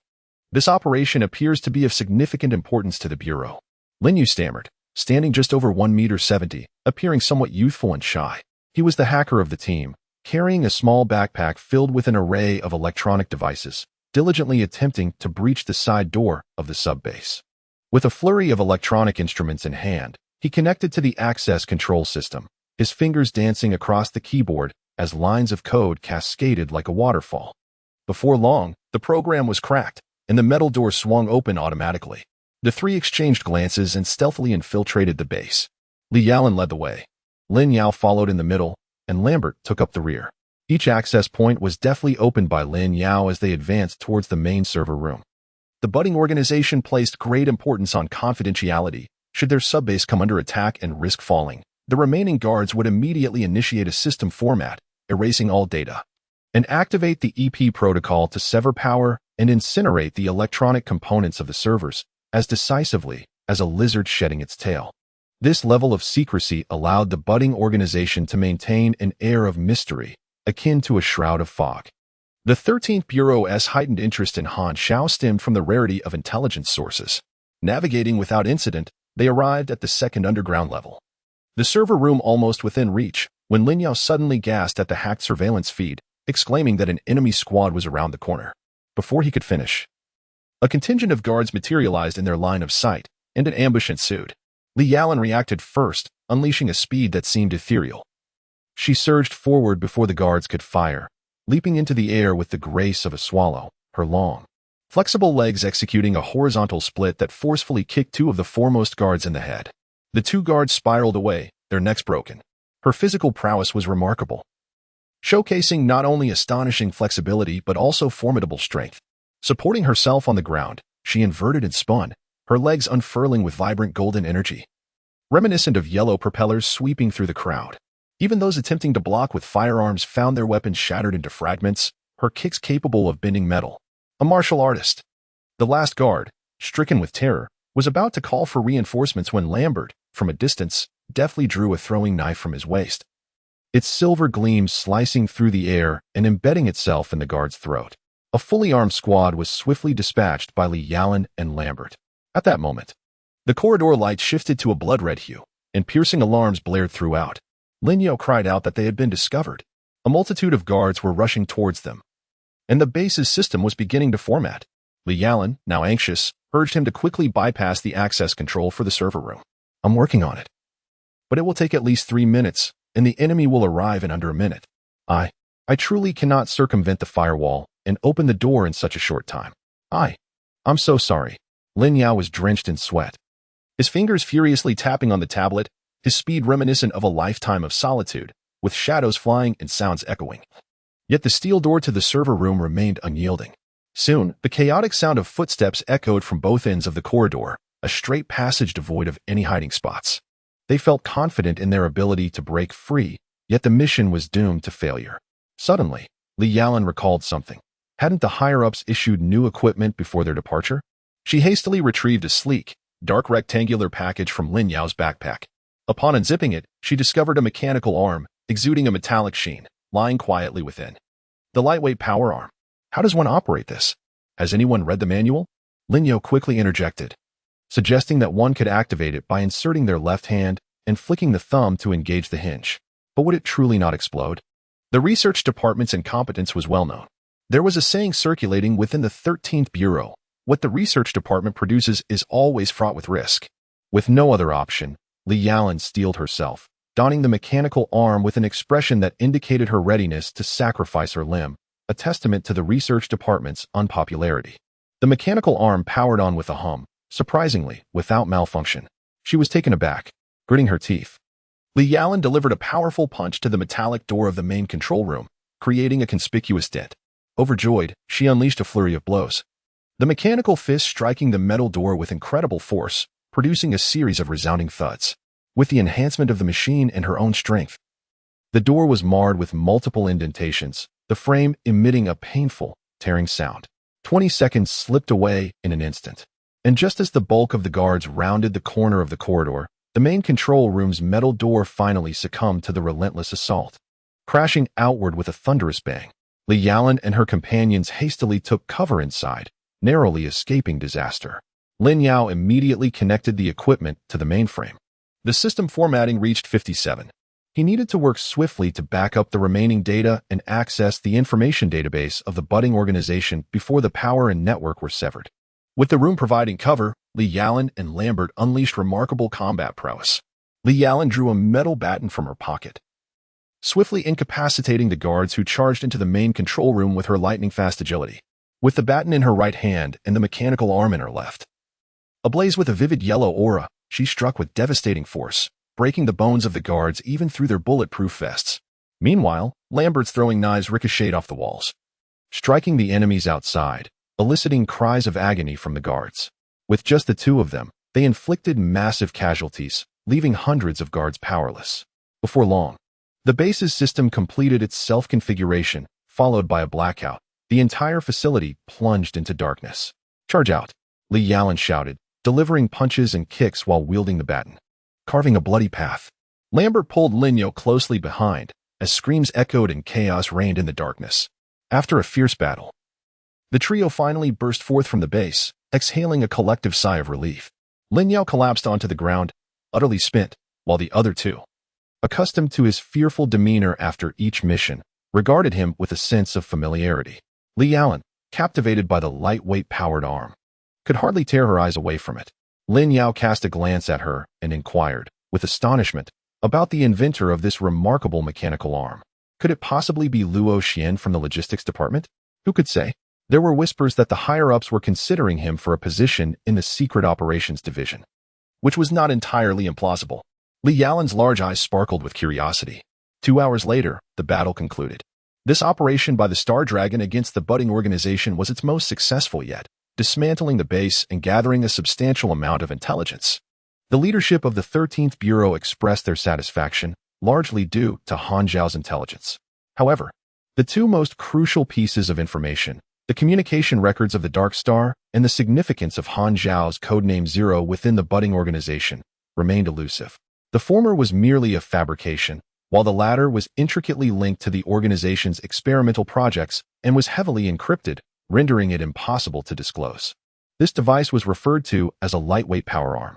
Its formidable nature greatly appealed to Li Yalan, who nodded and attributed the success of this mission to the equipment. Who manufactured it? She inquired. That information cannot be disclosed, came the reply.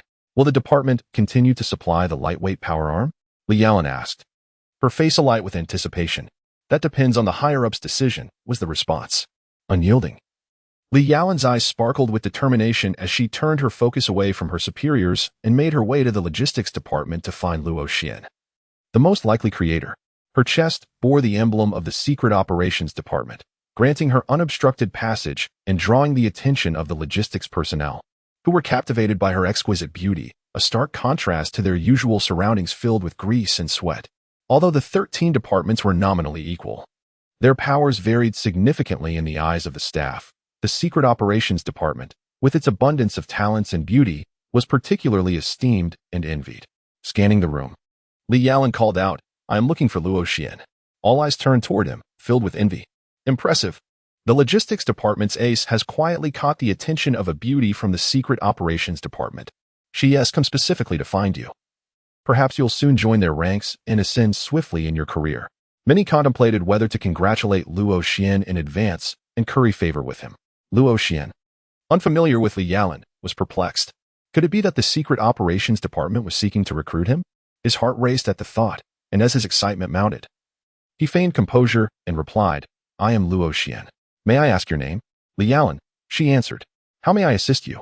he asked, exuding gentlemanly decorum. "Did you invent that mechanical power arm?" she inquired. "Mechanical arm?"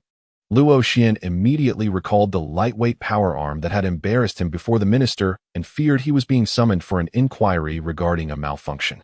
Secretly reveling in the situation, he asked with mock seriousness, "Is there a problem?" "Not at all. I find it extremely useful and wish to place a personal order," she replied.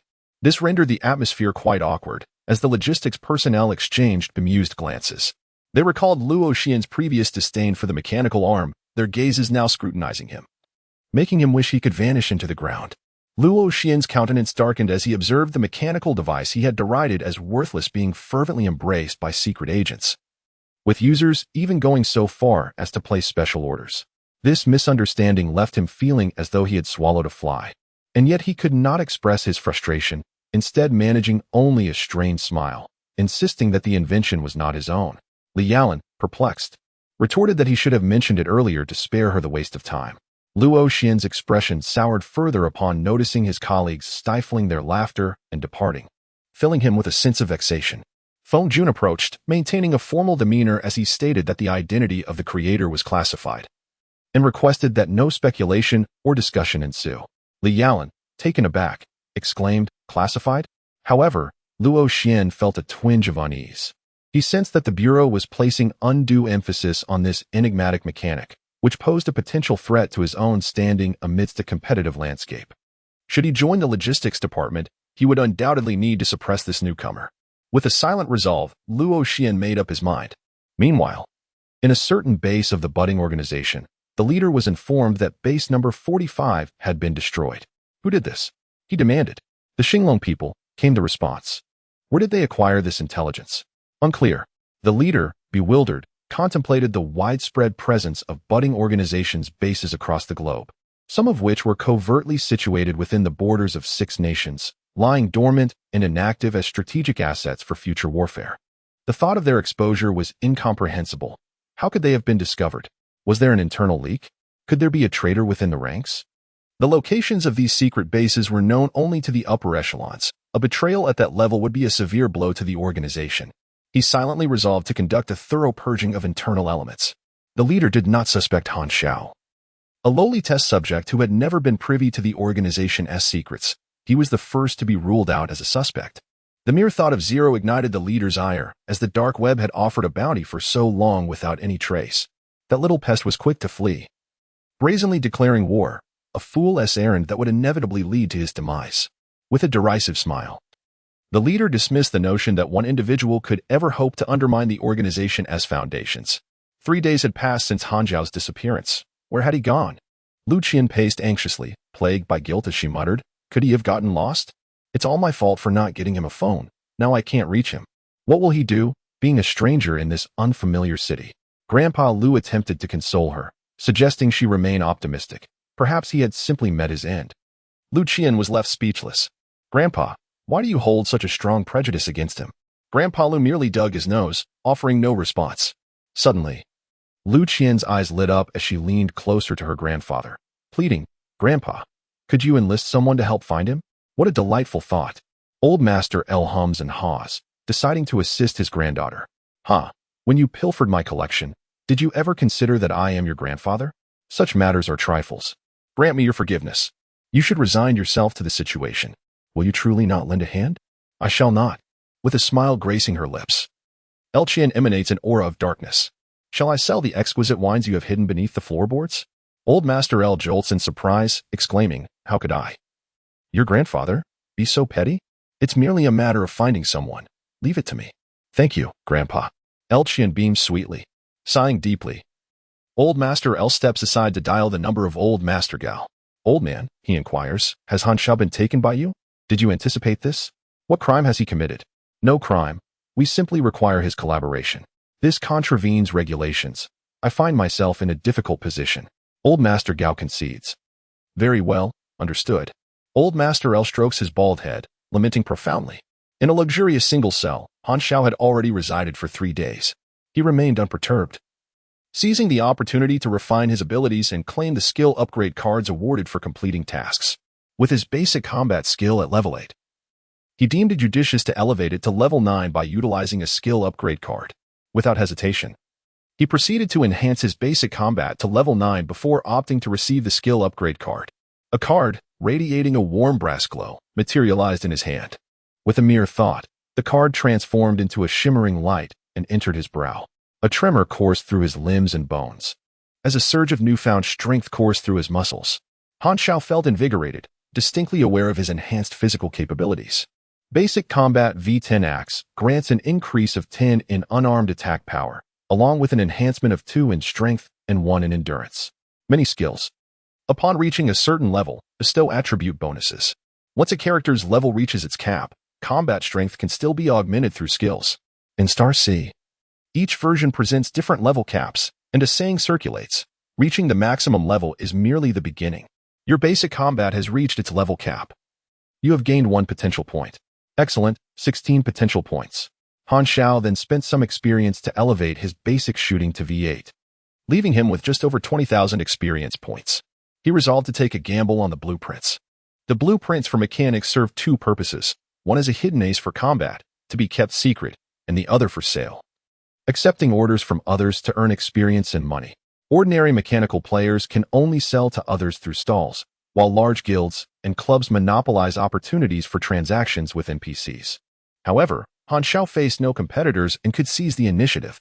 The blueprints he most needed for sale would yield manufacturing experience, and the 13 Bureau represented a promising market with substantial client potential, surpassing opportunities found in the budding organization S-Base.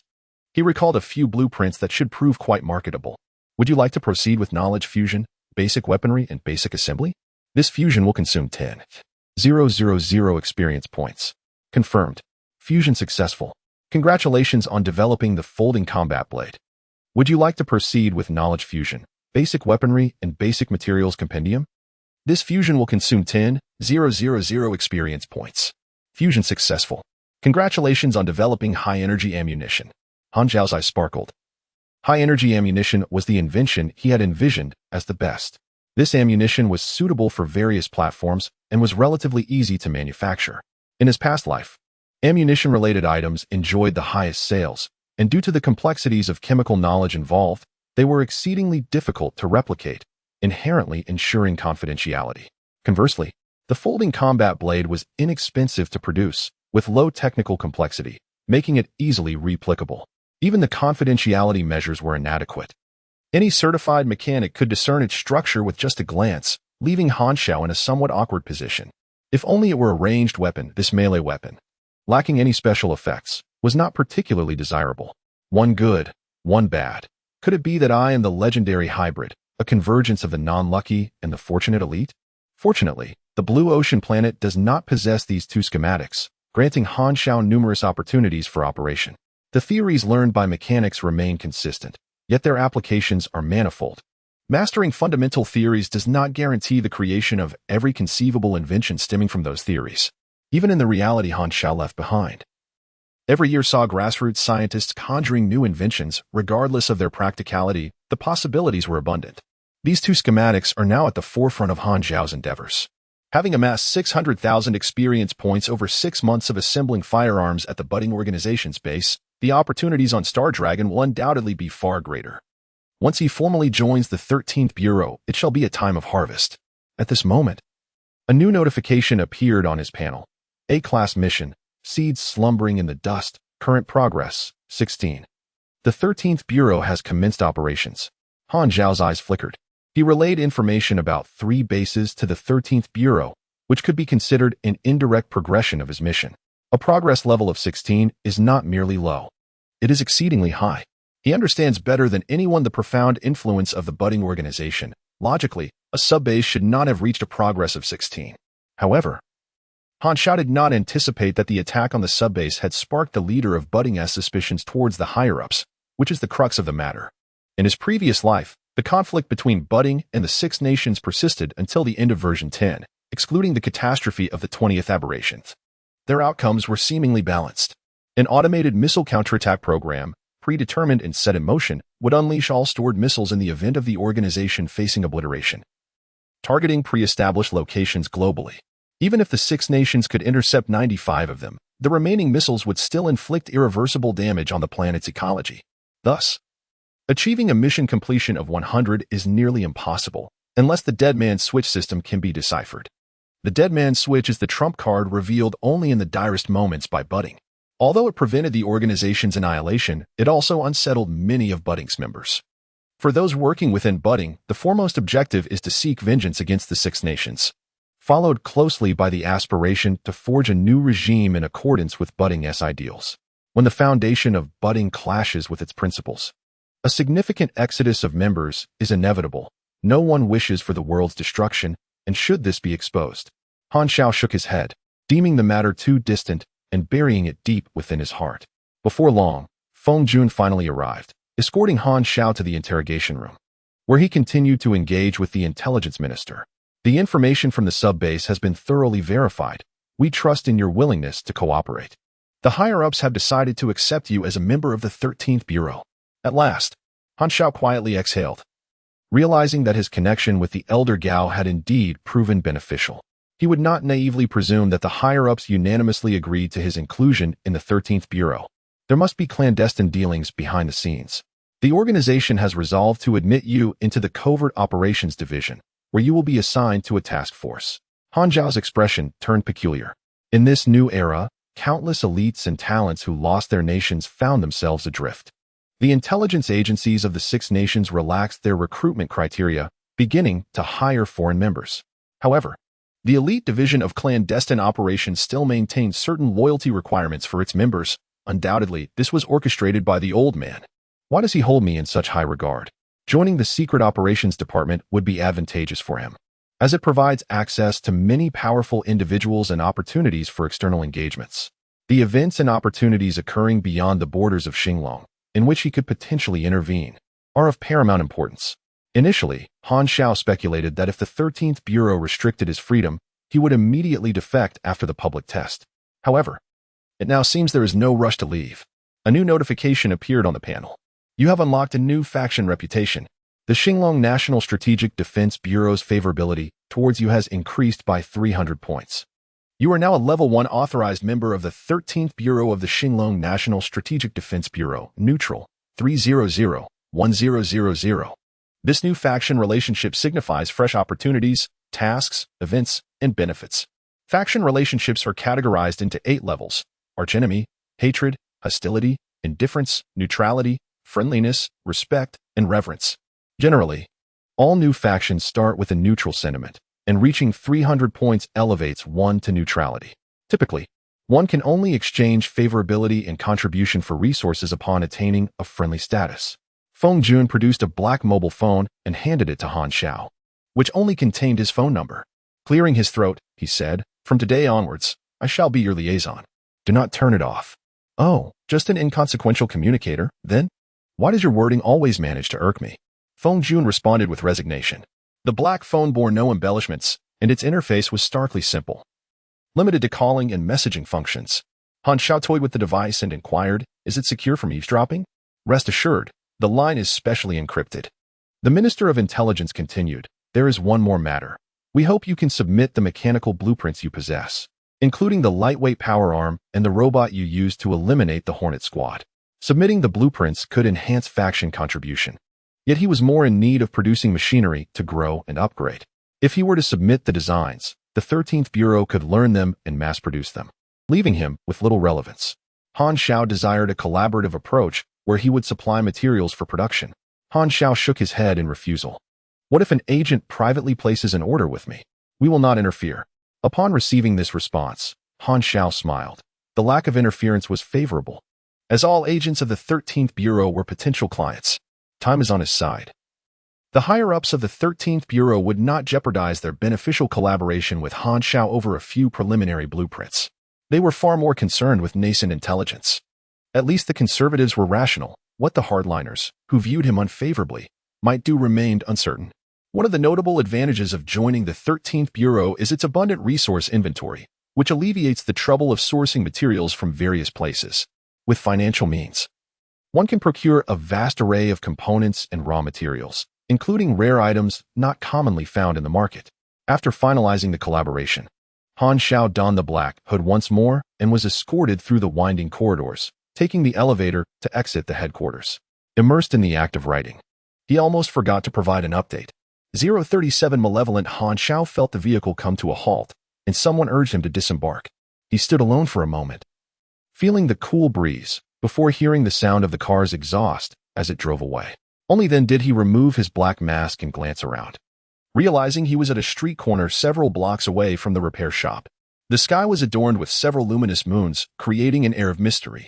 Han Xiao smirked slightly. His objective had largely been accomplished, and as he hummed a tune, he strolled leisurely towards the repair shop. Upon arriving, he noticed that the lights inside were still on, and a wave of dread washed over him. He had been missing for 3 days, and he feared that Lu Qian must be quite anxious. Feeling guilty, Han Xiao decided to adopt a nonchalant demeanor. His eyes glazed over as if he were impervious to the situation. "What on earth were you doing?" Lu Qian demanded. "Taking a walk," he replied casually. Lu Qian was furious. "Can't you find a more credible excuse?" "I think it's quite plausible," he retorted. "Yesterday, I saw on the news that there was a shootout at the scrapyard. I thought you might have met with an accident." Realizing that Lu Qian's concern stemmed from this, Han Xiao listened patiently as she scolded him, feeling a warmth spread within him. It was rare to have someone care for him. However, this sentimental moment was abruptly shattered by the old man Lu. "Huh, you old codger." After venting her frustration, Lu Qian grit her teeth and said, "In a few days, I'll buy you a phone, so you don't disappear again. The cost will be deducted from your salary." "No need. I already have a phone," Han Xiao replied, pulling out a black device.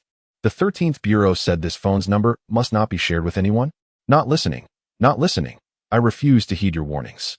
Old Lu's eyes flickered as he pulled Han Xiao aside, frowning as he inquired, "Is this an encrypted phone from the 13th Bureau? Have you joined them?" "Ah.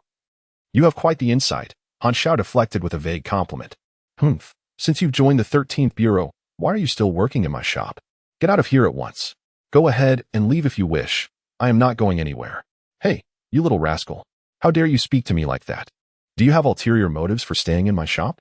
Old Lu was visibly agitated. But then suddenly his expression shifted dramatically as he fixed a piercing gaze on Han Xiao, enunciating each word. "You wouldn't be interested in my granddaughter, would you? You've misunderstood." Han Xiao felt a sudden sense of foreboding. Old Lu's face transformed through a myriad of emotions: hostility, contemplation, relief, excitement, scrutiny, satisfaction, and kindness. Each change more astonishing than the last, akin to a rapid face-changing act, making Han Xiao shudder as if under the gaze of a prospective grandfather-in-law. "Wait a minute. This isn't how the script goes. Young Han, my little Qian isn't getting any younger. How about you consider coming around?" Han Xiao's expression turned rigid. "Old Lu, there's a saying, a forcibly twisted melon is not sweet. One should not force a situation that yields no fruit.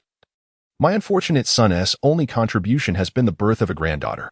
Our family requires the continuation of its lineage. So do make an effort to bring forth a great-grandson. And who do you think is part of our clan? Do not stir up trouble." "Ah. Young one should engage in love with passion, not with sluggishness. I can only assist you to this extent."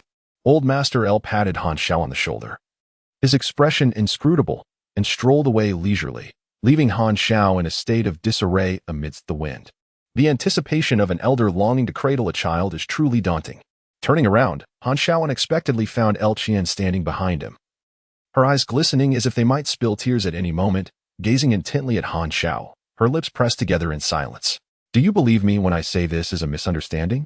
You bad person, El Qian exclaimed, covering her flushed cheeks, before turning on her heels and scampering upstairs. It seemed she did not believe him. Han Xiao, distressed, slapped his forehead in frustration. Today's events were exceedingly bizarre.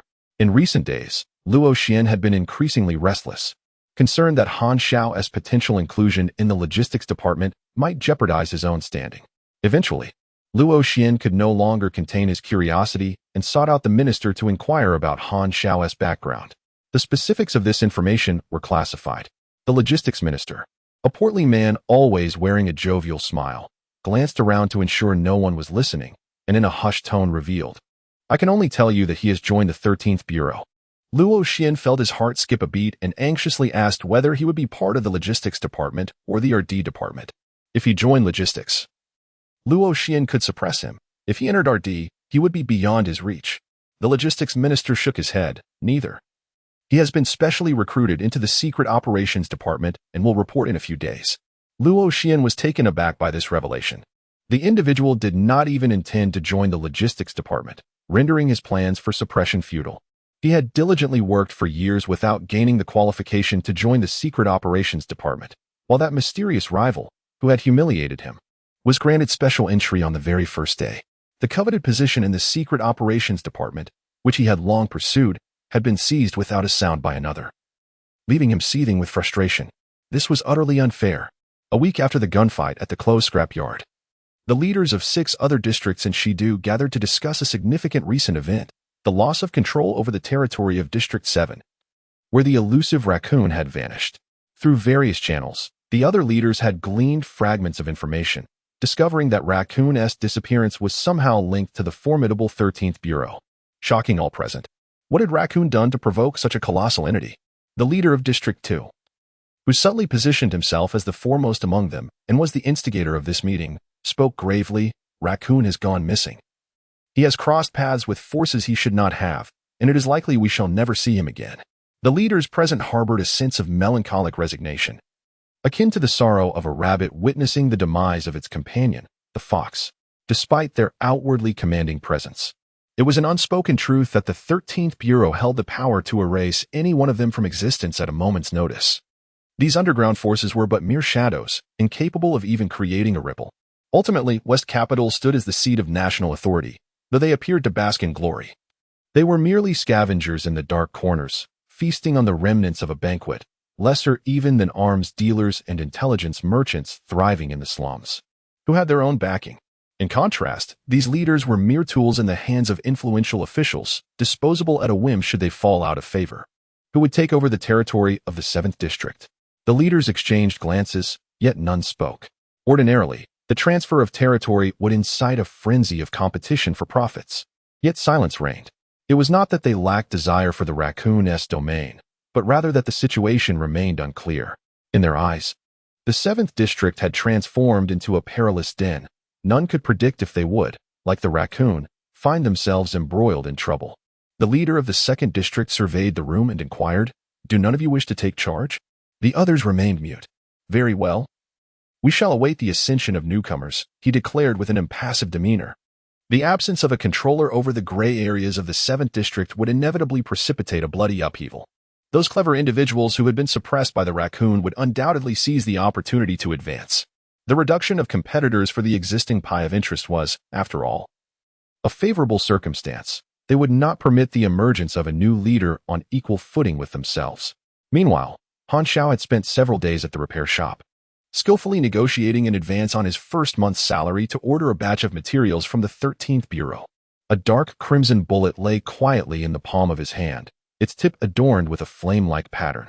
High-ignition ammunition ignites upon impact, causing a 3-meter radius to catch fire, resulting in sustained burn damage.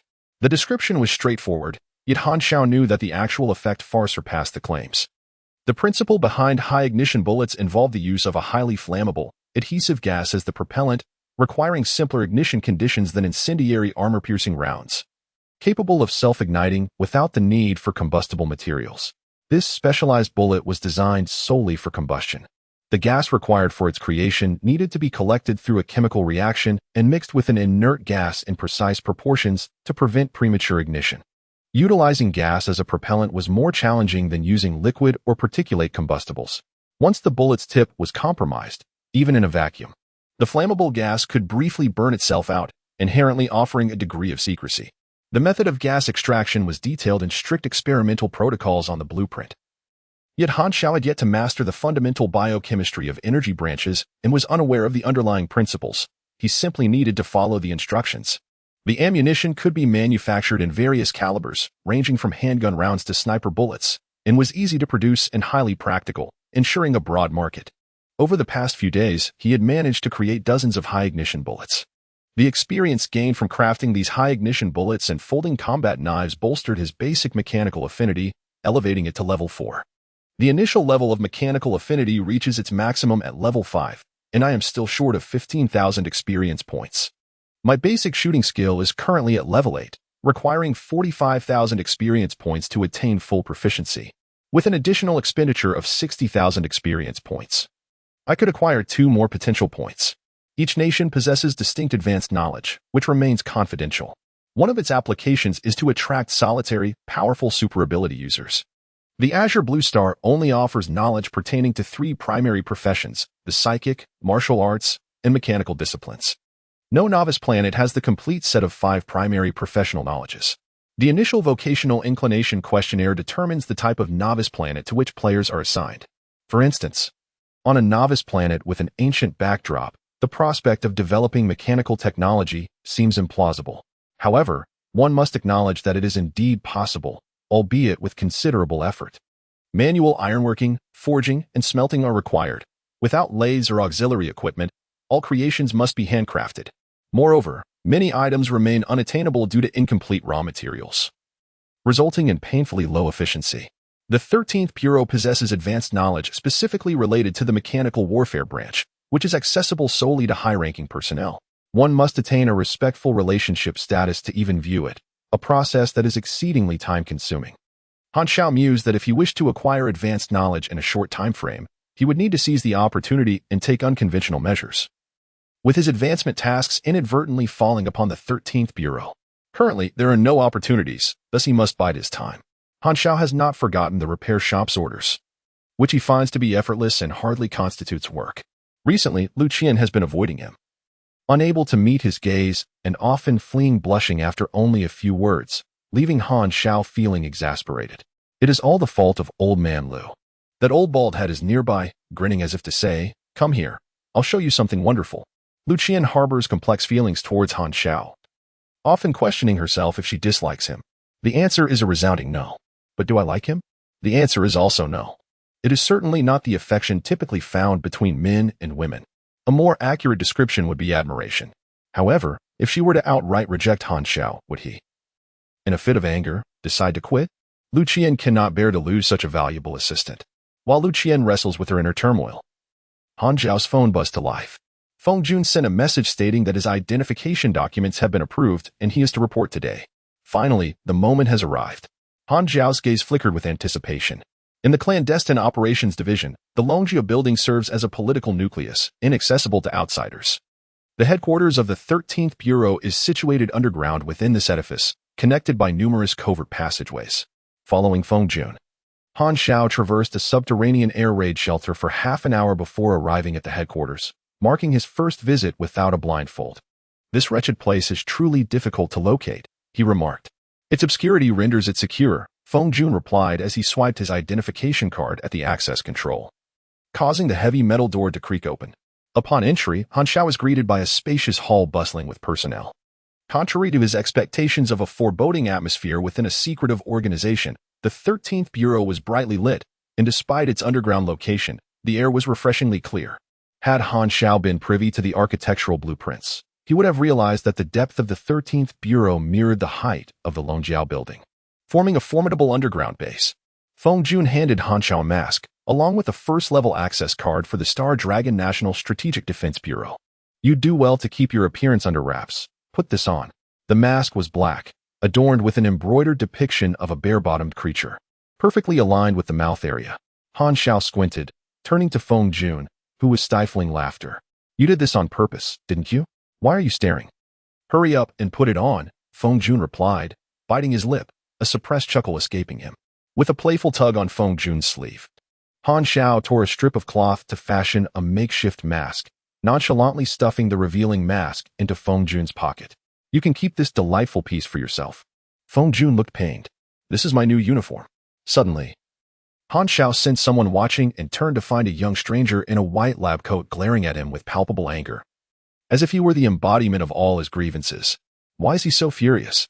Han Xiao pondered, perplexed. Feng Jun recognized the individual as Luo Xian, but was at a loss for an explanation. He managed a wry smile, advising, just consider him as a mere figment of the atmosphere, unfamiliar with Han Xiao's true visage. Luo Xian was nonetheless certain that the masked figure beside Feng Jun was the one in question. He watched them proceed to the clandestine operations department, his eyes nearly ablaze with ire. The clandestine operations department occupied a separate floor, noticeably less populated than the other divisions. The assembly point was within the Team S conference room, where Feng Jun left Han Xiao at the door. Upon entering, he found Li Yalan, Lan Beat, and Lin Yao already waiting.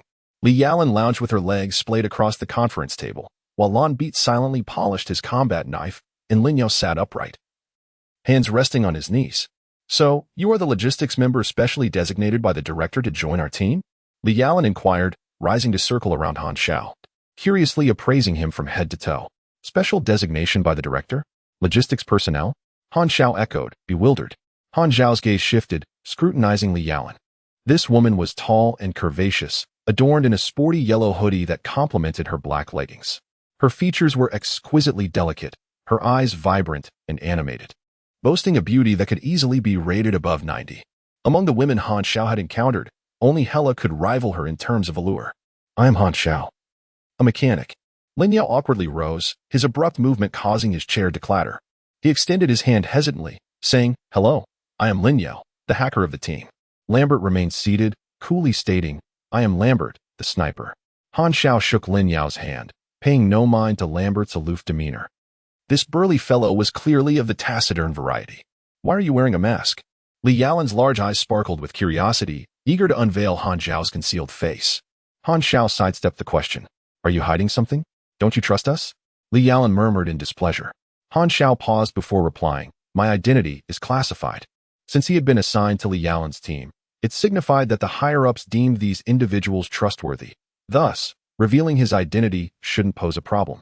However, Han Xiao believed that remaining incognito would mitigate potential troubles. He could easily envision the conversations that would ensue if he were to reveal himself. Aren't you that wanted criminal? How could the Bureau allow you to join? Why is the organization hunting you? What have you done? Just the thought of it gave him a headache. To avoid a barrage of time-consuming inquiries, Han Xiao resolved to keep his mask on. He would not remain in the 13th Bureau indefinitely. This was merely a stepping stone. The fewer people who knew his true identity, aside from the higher-ups, the better. Your identity is classified? Wait. Li Yalan suddenly had a revelation, eagerly leaning closer to Han Xiao. Did you create the lightweight power arm? Han Xiao was taken aback. How do you know? Ha, so it really is you. Li Yalan exclaimed joyfully, casually draping her arm over his shoulder. As long as you help me craft a mechanical arm, I will have your back. Han Xiao's lips twitched as he declared seriously, I will be charging for that service. Li Yalan laughed heartily, then whispered, Can I get a discount? No, you're stingy. Li Yalan pouted. I still don't know your name. Han Xiao found himself at a loss for words with this overly familiar beauty. Li Yalan. In charge of close combat, she replied, pouting. Han Xiao surveyed the three of them and inquired, So, are the four of us a team? No, there's also the captain. He is the breacher. Where is he? Han Xiao scanned the area, peeking into trash bins, but found no one hiding. No need to look. The captain is recuperating. Han Xiao's demeanor turned serious. Even the team leader was not exempt from injury, indicating that the operations of the Secret Action Department were perilous. The three exchanged glances, feeling a touch of awkwardness. Lin Yao sheepishly mentioned that the captain was hospitalized due to food poisoning. Han Xiao, with a weary expression, refrained from making a sarcastic remark. Clearing his throat, Lin Yao took the initiative to explain the structure of the Secret Action Department. The Special Operations Division was responsible for tackling exceptionally challenging tasks. organized into teams of 4 to 7 members. Each month, they were required to fulfill the mandatory objectives assigned by the department, while the time between missions could be freely scheduled. Such a loose structure? Han Xiao expressed his surprise, having assumed that such an elite division would be perpetually busy. The members of the Secret Action Department were all elite operatives, including some specially recruited agents who were not direct affiliates of the 13th Bureau, like Uncle Lambert, who was once a star operative of a particular Special Forces unit before being specially recruited into the Bureau. Lin Yao scratched his face, feeling a hint of self-importance. His confidence was not as robust as Han Xiao's. Your role is logistical support for the team, managing equipment and coordinating resources. During specific operations, you will be responsible for gathering, organizing, and analyzing intelligence, serving as our eyes and ears from the rear. That is your responsibility. That sounds rather easy. But I want to fight monsters. Han Xiao understood this arrangement. Given his wealth of intelligence, the higher-ups in the 13th Bureau would not allow him to take unnecessary risks. The mechanical division had a weaker initial phase, with combat capabilities that leaned more toward logistics, and technical work served as the primary source of experience. The expenses for weaponry and ammunition used in combat were significant, unlike the martial arts and abilities divisions, which possessed inherent lethal power. Do we have a name for our squad? Han Xiao suddenly inquired. A squad name? Li Yalan scoffed. We don't have such frivolous things. Ah, a pragmatic approach. Han Xiao appreciated. The four chatted for a while, getting acquainted with their future teammates. Lin Yao glanced at the computer and suddenly announced that the department had assigned them a mission to apprehend the Black Spider hiding in the Western capital. Han Xiao raised an eyebrow. Was there a mission right after joining? It was likely the Bureau's intention to facilitate the team's cohesion. The Black Spider, huh? I know of this individual. He is a notoriously infamous bounty hunter and a lone mercenary. The last operation by the External Affairs Department failed, resulting in him detonating explosives that devastated 2 streets. I can't believe he still dares to remain in the Western capital, Li Yalan lazily remarked. Lambert succinctly asked, when do we depart? No rush. The intelligence department has already pinpointed his location. Nighttime operations are more advantageous, Lin Yao explained to Han Xiao. This is your first mission. Just get accustomed to the logistics work for now. The three were indifferent to Han Xiao's identity. Being part of the Secret Action Department signified the higher-ups' trust in him. You have triggered the E-level mission, Black Spider. Accept or decline? Accept. Task: the notorious assassin and bounty hunter, Black Spider, is the target of your inaugural mission with the Clandestine Operations Division. As support, your responsibility is to assist the team in accomplishing this operation. Objective: defeat Black Spider. Reward: 5,000 experience points. Special reward: 40,000 experience points or a mind stabilizer. 039 The first operation, Part 1, the Black Spider? This figure is undoubtedly a minor boss. Logically, such a task should be classified as D-level difficulty, with a standard reward of at least 30,000 experience points. Some commercial players, who prefer crafting and logistics over monster slaying, join teams for quests but face reduced difficulty and rewards. For instance, in monster hunting tasks, the frontline warriors, who bear the greatest responsibility, receive the highest rewards, followed by healers and support players, while logistical players merely tagging along earn the least, thus curbing the tendency of affluent players hiring studios to farm experience for them. In his past life, Han Xiao harbored a deep disdain for this mechanism, which rendered his leveling business rather lackluster. Conversely, his most thriving enterprise revolved around avenging others, honing his exceptional PK skills to perfection. The scenario Han Xiao encountered was precisely such a situation. The diminished rewards stemmed from his role as support in this operation, sparing him from engaging directly with the Black Spider, thereby linking the task's rewards directly to its difficulty. Sighing, he mused that while it was less than ideal, it was certainly better than receiving no experience at all. He consoled himself with the thought that at least another source of experience had emerged. Based on his understanding of the Black Spider, this task essentially equated to a free gift of 5,000 experience points. The elite team led by Li Yalan could defeat the Black Spider with their eyes closed. What truly piqued his interest was the prospect of special rewards. Without needing to ponder deeply, Han Xiao was well aware of the hidden requirements, as Lin Yao had stated, to apprehend the Black Spider. The Black Spider's abilities were notoriously troublesome, making his capture tenfold more challenging than merely defeating him, and as of now, no one knew he was an ability user. It wasn't until the public beta that his powers were revealed. However, Han Xiao had a keen understanding of the Black Spider's vulnerabilities. The system is a mere algorithm, evaluating the disparity in strength based on panel statistics, leading to a minimal likelihood of fulfilling the hidden requirements. If the team followed his lead, he was 80% confident in capturing the black spider.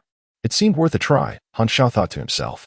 Li Yalan, still fixated on the lightweight power arm, inquired about the price and delivery time. A lightweight power arm costs 20,000, with a prepayment of 10,000. You provide the materials, and I will manufacture it for you. You can collect it in 2 days. Li Yalan's expression soured. That was nearly equivalent to her monthly salary. Nevertheless, she resolved to make the purchase, as they were set to act that night, leaving insufficient time.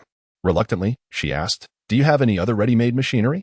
Han Xiao contemplated, not wanting to reveal the high-energy bullets just yet, and instead produced a folding combat knife. The 10-centimeter black metal hilt drew the attention of the three. "What use is this?" Li Yalan questioned, her tone laced with curiosity. "This is called a folding combat knife." Li Yalan's eyes sparkled. She had chosen a baton as her weapon primarily for its portability, yet the folding combat knife surpassed it in both stealth and striking power. As she reached for the folding combat knife, Han Xiao skillfully evaded her grasp. 1,001 blades. Han Xiao chuckled lightly. The cost price of the folding combat knife was merely around 300. He considered it quite reasonable not to demand 2,000. Penny pincher. Relentlessly greedy. Li Yalan huffed, retrieving her wallet to hand over 1,000. Only then did Han Xiao present her with the folding combat knife, elaborating on its operational intricacies. Instantly captivated, Li Yalan began to fondle it with delight. Suddenly, Lambert interjected, expressing his desire to order 10 pieces, inquiring if they could be reduced to approximately 30 centimeters in length. Business had indeed come knocking. Han Xiao nodded enthusiastically, affirming that it was absolutely feasible. "I hope to have them in hand before the evening operation," he added. "Certainly, provided the materials are ready." The initial shaping and polishing of the folding combat knife could be efficiently accomplished through a stamping lathe, ensuring a high rate of production. Lin Yu hesitated, stating that he too wished to procure one for self-defense. Han Xiao was somewhat taken aback. The folding combat knife, being a novice piece of equipment, was unexpectedly favored by operatives. Unbeknownst to him, the R&D department had long been inactive, leaving agents from the 13th Bureau in dire need of new equipment. Although the folding combat knife featured a simple design, it was the portability and discreetness that rendered it suitable for complex missions. Typically, operatives relied on daggers as their close-quarters weapons. Just imagine, in a confrontation with agents from rival factions, should an adversary brandish a dagger of over 10 centimeters. While you wield a nearly meter-long blade, the overwhelming advantage in both length and intimidation would be akin to a contest of pride in the restroom. The materials were supplied by Lambert and Lin Yao, while Han Xiao took advantage of the logistics department's private workshop. Equipped with advanced machinery that significantly reduced the manufacturing time of the folding combat knife. Before the night operation, Han Xiao successfully produced 11 custom folding combat knives in bulk, earning 11,000 Blue Sea coins. His only expense was the technical cost, and he also gained considerable manufacturing experience, approximately 8,000 points, a modest profit indeed. This reinforced his belief that private orders from the 13th Bureau operatives represented a potentially vast market. The pinhole cameras and miniature earpieces of his three teammates were linked to the 3 computer screens before Han Xiao, with synchronized visuals and audio. He could observe the experiences of Li Yalan and her companions, his responsibility being to monitor the unfolding situation and provide prompts and directives, effectively assuming the role of commander. Naturally, as a newcomer, although Li Yalan and the others did not voice their skepticism, they harbored doubts about his judgment. Given the relatively low difficulty of this mission, which was primarily aimed at team cohesion, Han Xiao was designated as commander. However, expecting full compliance from seasoned operatives, each possessing their own discernment, was unrealistic. His instructions would serve merely as a reference. Han Xiao remained remarkably composed, not to mention his prior experience commanding a 50-member team in dungeon raids. His advantage and intelligence equipped him well to fulfill this role. The Black Spider, a formidable psychic entity, is notoriously difficult to defeat, earning a place on the list of the 10 most challenging bosses to conquer in the Azure Sea. As night descends, the stars shimmer above. The slums, located in Zone 8, stand in stark contrast to the bustling vibrancy of other districts. Here, decay is evident, with roofs non-existent and makeshift canopies fashioned from scrap metal and canvas tightly packed together, resulting in narrow, constricted alleyways. Various patched garments hang from balconies, while the streets are strewn with refuse left unattended. A multitude of drug dealers, vagrants, and ne'er-do-wells inhabit this place, harboring filth and contributing to the dismal security situation. Intelligence reports indicate that the Black Spider is hiding within these confines. Li Yaoan and her companions are fully equipped. Although Lin Yao is a hacker, he has received firearms training and possesses a measure of combat capability. The trio silently navigates the sewage-laden streets, where the streetlights flicker erratically due to unstable voltage, creating an eerie atmosphere, and the thoroughfares are devoid of life. In the first phase of the Dragon Roll project, I am gathering character settings from the forum to prevent future forgetfulness. Among the reasonable character concepts, several have been selected for potential appearances, with some suitable for early introduction expected to be seen shortly. Tregafalon, a professional warrior, specializes in defensive combat but can swiftly switch to a berserker mode. His race is flexible, preferably a beastman, and his backstory could involve being born as a gladiator in an arena. His class may include pirate or brigand, depending on your preferences. Gino, a psychic magic user, may be whimsical but is powerful. Additional notes: I am female, so please refrain from including entirely male characters. The Ancient Pavilion, a mysterious pirate faction led by a figure known as the Ancient Pavilion, may be combat-oriented or psychic in nature, akin to the Guardians of the Star River, with a male character being paramount. Iruachio and Yushichio, a set of twins, can be defined at your discretion, ideally. One would wield ice powers while the other commands fire. Pan Kuang, a male swordsman, embodies the essence of a true blade master. Yu Wuan, a transgender individual, hails from the Hongxiu Pavilion and possesses the power of allure. As a spy and dancer, he has a penchant for men.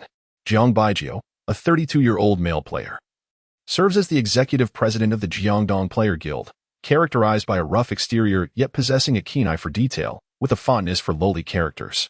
Ping Jia, with long hair and a delicate appearance, is a male telekinetic with commendable abilities but destined to be a mere pawn in the narrative. Li Dei perceives himself as formidable, despite being a chubby individual within the telekinetic realm. Li Zhuo, codenamed Author, serves as a supporting character destined to accompany the protagonist throughout their journey. Zhang Feng, a male mechanic, believes that explosions are both art and life, having transformed himself into a cyborg due to an accident. In reality, there exists a military enthusiast with a rather casual demeanor. Ho Yu is characterized by a lively and cheerful disposition, marked by innocence and generosity. As an only child, he enjoys the presence of his parents and excels in dual pistol shooting. And Mushi, codenamed Moslian, possesses a pure and unblemished character, being a martial artist with skills shrouded in mystery. Ing Pan, a side practitioner of mechanical engineering with extraordinary abilities in the realm of light and shadow, showcases an intermediate level of power. His mechanical expertise leans towards the miniature and nanotechnology domains. His true name is Pan Tsong, born in Xinglong into a family steeped in the art of magic. At the tender age of 15, during a magical competition accompanied by his parents, they fell victim to a terrorist attack orchestrated by the budding organization, resulting in the tragic loss of his parents. After falling into unconsciousness, he was abducted by the organization and subsequently became one of the Valkyrie experimental subjects. Initially, he exhibited an intelligence quotient of 97, but the experimental modifications triggered the emergence of extraordinary abilities, positioning him as a candidate for a super special soldier. However, the process of enhancement ultimately failed, leading to his designation as a failure exploited in the terrorist attacks against Xinglong. During the assault, he unexpectedly regained his memories, realizing that the super enhancements had elevated his intelligence beyond a threshold of 10, prompting his escape to Haixia.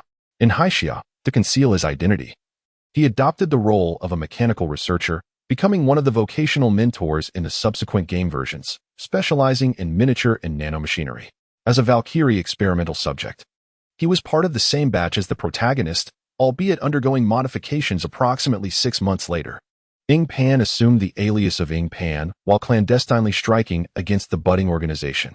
His abilities are characterized by light and shadow manipulation, combined with small mechanical devices, excelling in combat strategy and deceptive tactics. In his appearance as a Valkyrie experimental subject at the age of 15, he bore the traits of a child from Xinglong, marked by hormonal abnormalities due to the modifications resulting in stunted growth, white hair, red eyes, and pale skin, typically clad in a leather jacket. During his time in Haixia, he disguised himself as an 18-year-old youth, donning experimental attire, with dyed blonde hair and blue eyes augmented by invisible contact lenses, utilizing his abilities to alter his perceived height. At the age of 20, he took on the persona of a male named Adafina, characterized by red hair.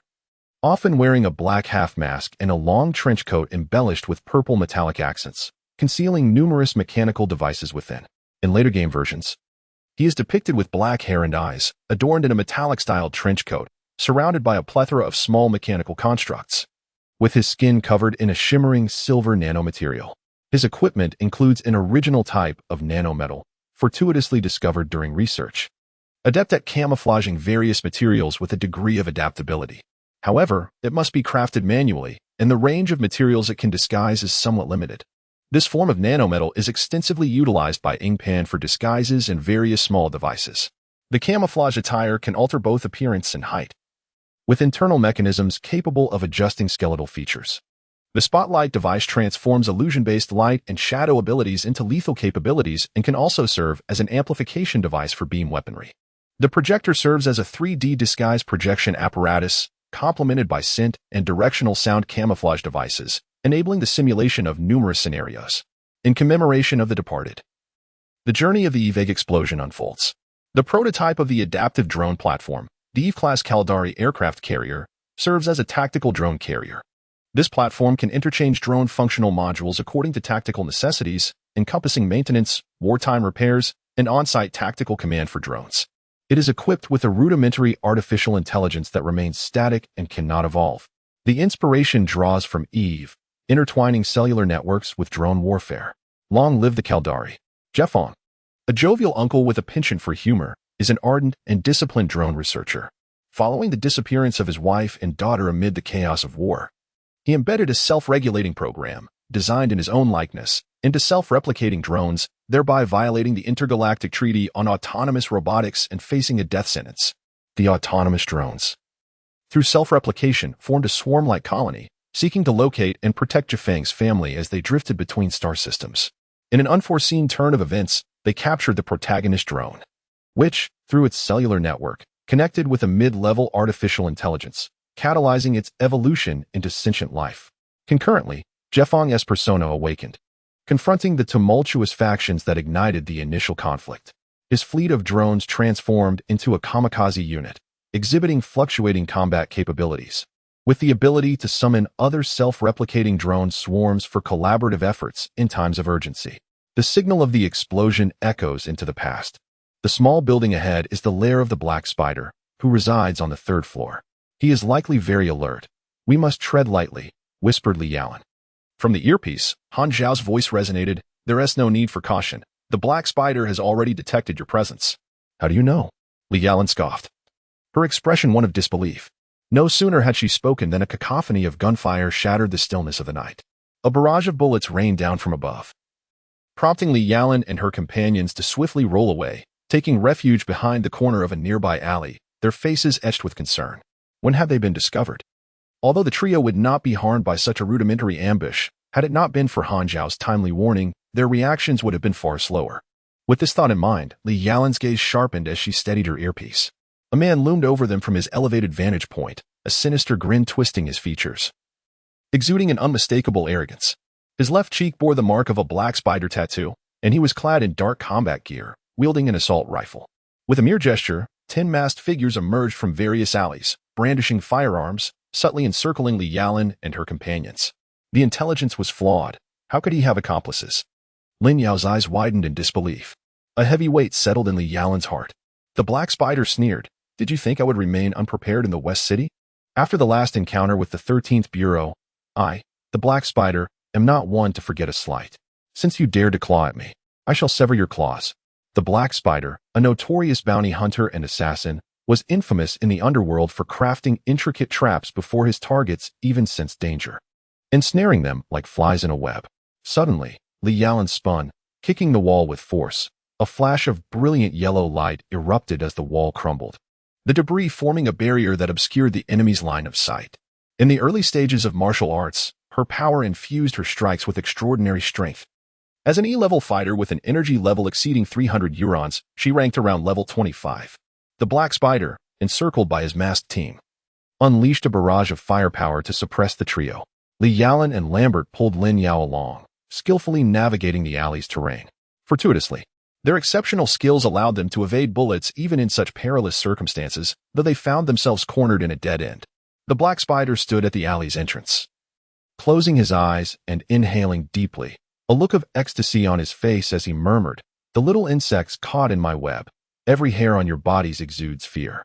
Do you think victory is yours?" Li Yalan raised an eyebrow, discreetly signaling Lambert. The black spider, as if hearing something unbelievable, exaggeratedly glanced at his 10 comrades behind him, arms spread wide, proclaiming, with a single command, "I could turn you into Swiss cheese. What gives you the audacity to challenge me?" Li Yalan replied in a low tone. "Then why do you hesitate to act? Killing you would serve no purpose. Capturing you as hostages would allow me to collect a ransom." The black spider shook his finger, fully aware of the situation in hand. He relished the notion that his words would reach the ears of the 13th Bureau through the earpieces of the 3 agents. Suddenly, with a sinister grin, he declared, "But I only need to keep one alive. Kill her." The black spider's expression tightened as his subordinates opened fire on Li Yalan. Yet they struggled to aim at her, as she moved with an almost ethereal speed, leaving mere afterimages in her wake. Only a few bullets struck her, and upon impact, they transformed into small discs against her attire. Li Yalan's form-fitting outfit was lined with ceramic fiber ballistic cloth, rendering the bullets ineffective. Her physical prowess allowed her to withstand the kinetic energy of the bullets without fear of the gunman.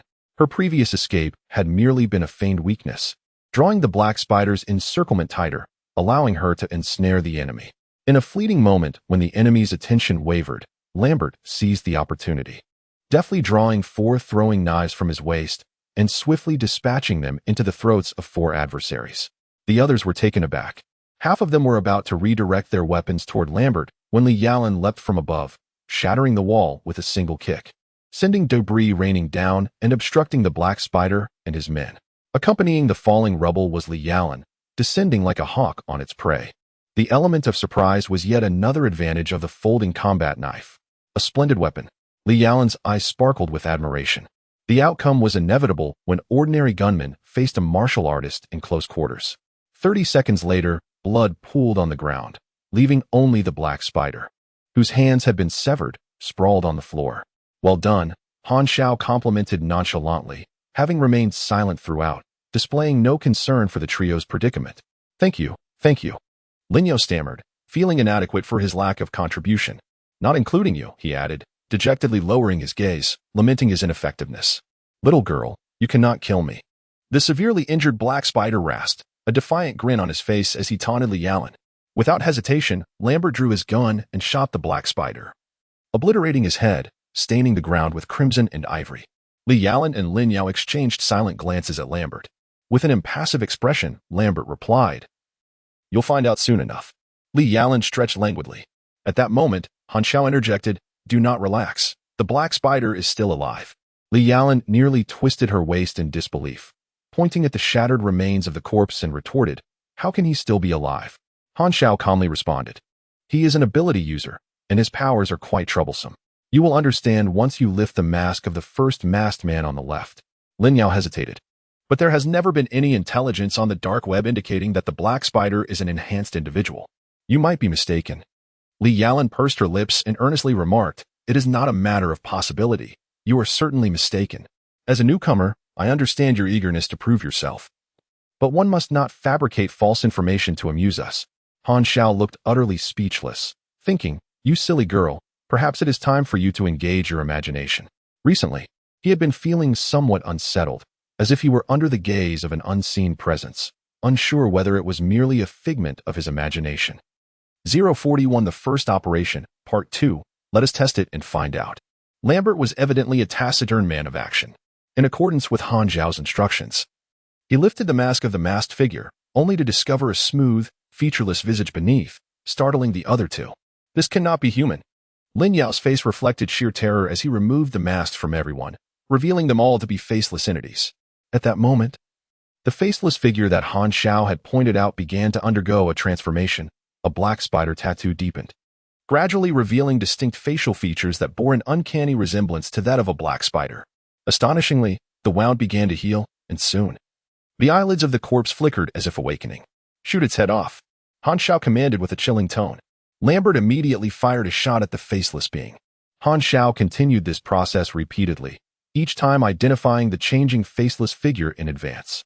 Li Yalan and Lin Yao were left in awe, suppressing their bewilderment and obediently following Han Xiao's directives. Although they were unclear as to how Han Xiao had acquired knowledge of the Black Spider's secret, it did not hinder their growing trust in his judgment. Finally, when it came to the last faceless figure, Han Xiao bid them to eliminate it, suggesting they should break its limbs. Without dissent, the three complied. The splitting and parasitism, the Black Spider's supernatural ability. Each doppelganger equated to another life of the Black Spider. He could continuously resurrect within the nearest clone. As long as a clone existed, he could not perish. This ability lacked offensive power, yet its survival capability was formidable, akin to an indomitable cockroach, exceedingly troublesome. The supernatural ability had fundamentally altered the essence of the Black Spider's existence. His physical body could no longer confine him, and his true form had transformed into a form of spiritual energy, residing within the clones he created. The Black Spider was incredulous. He had never disclosed his supernatural ability to anyone, as it was the secret upon which his life depended. How could it have been leaked? Could it be that his recent surge of activity had led someone to vaguely guess his powers? Observing the astonished expression of the Black Spider in the footage, Han Xiao chuckled. If it had been some obscure minor boss, he might have forgotten, but in his past life, the Black Spider was notoriously difficult to kill, leaving a lasting impression. At this moment, the Black Spider's mastery over his supernatural ability was still in its infancy, making it the most opportune time to confront him.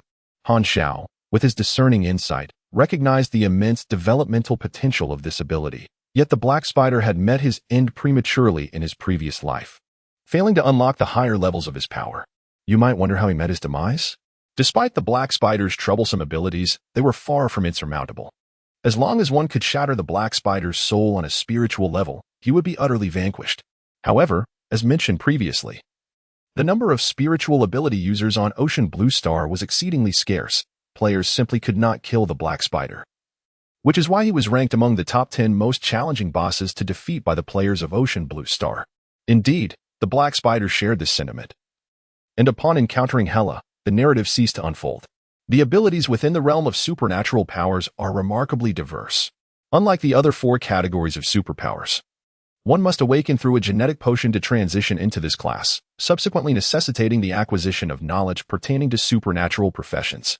Each player is afforded but a singular opportunity to consume the genetic potion. Should they fail, their account shall forever remain incapable of transitioning into the supernatural class. The success rate is contingent upon the type of potion used.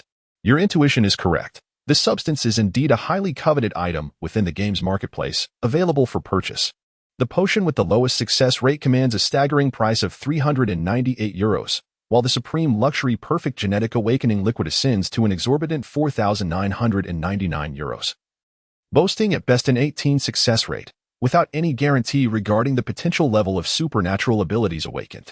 Among players with the means to acquire a gaming pod, 60%, despite the strain on their finances, are inclined to attempt awakening their supernatural powers, allowing the gaming company to reap substantial profits from this venture. In his previous life, Han Xiao had also gritted his teeth to purchase such a potion, yet the outcome was predictably dismal, leading him to conclude that players of the supernatural class were either extraordinarily fortunate or socially adept.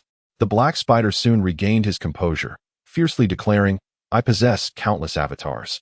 Destroying this body will not extinguish my existence. On the contrary, you all shall find no respite. Even if you hide in the farthest corners of the earth, I will eventually snap your necks with my own hands." Lambert raised his weapon, but Han Xiao hastily intervened, instructing Li Yalan to adhere to his words.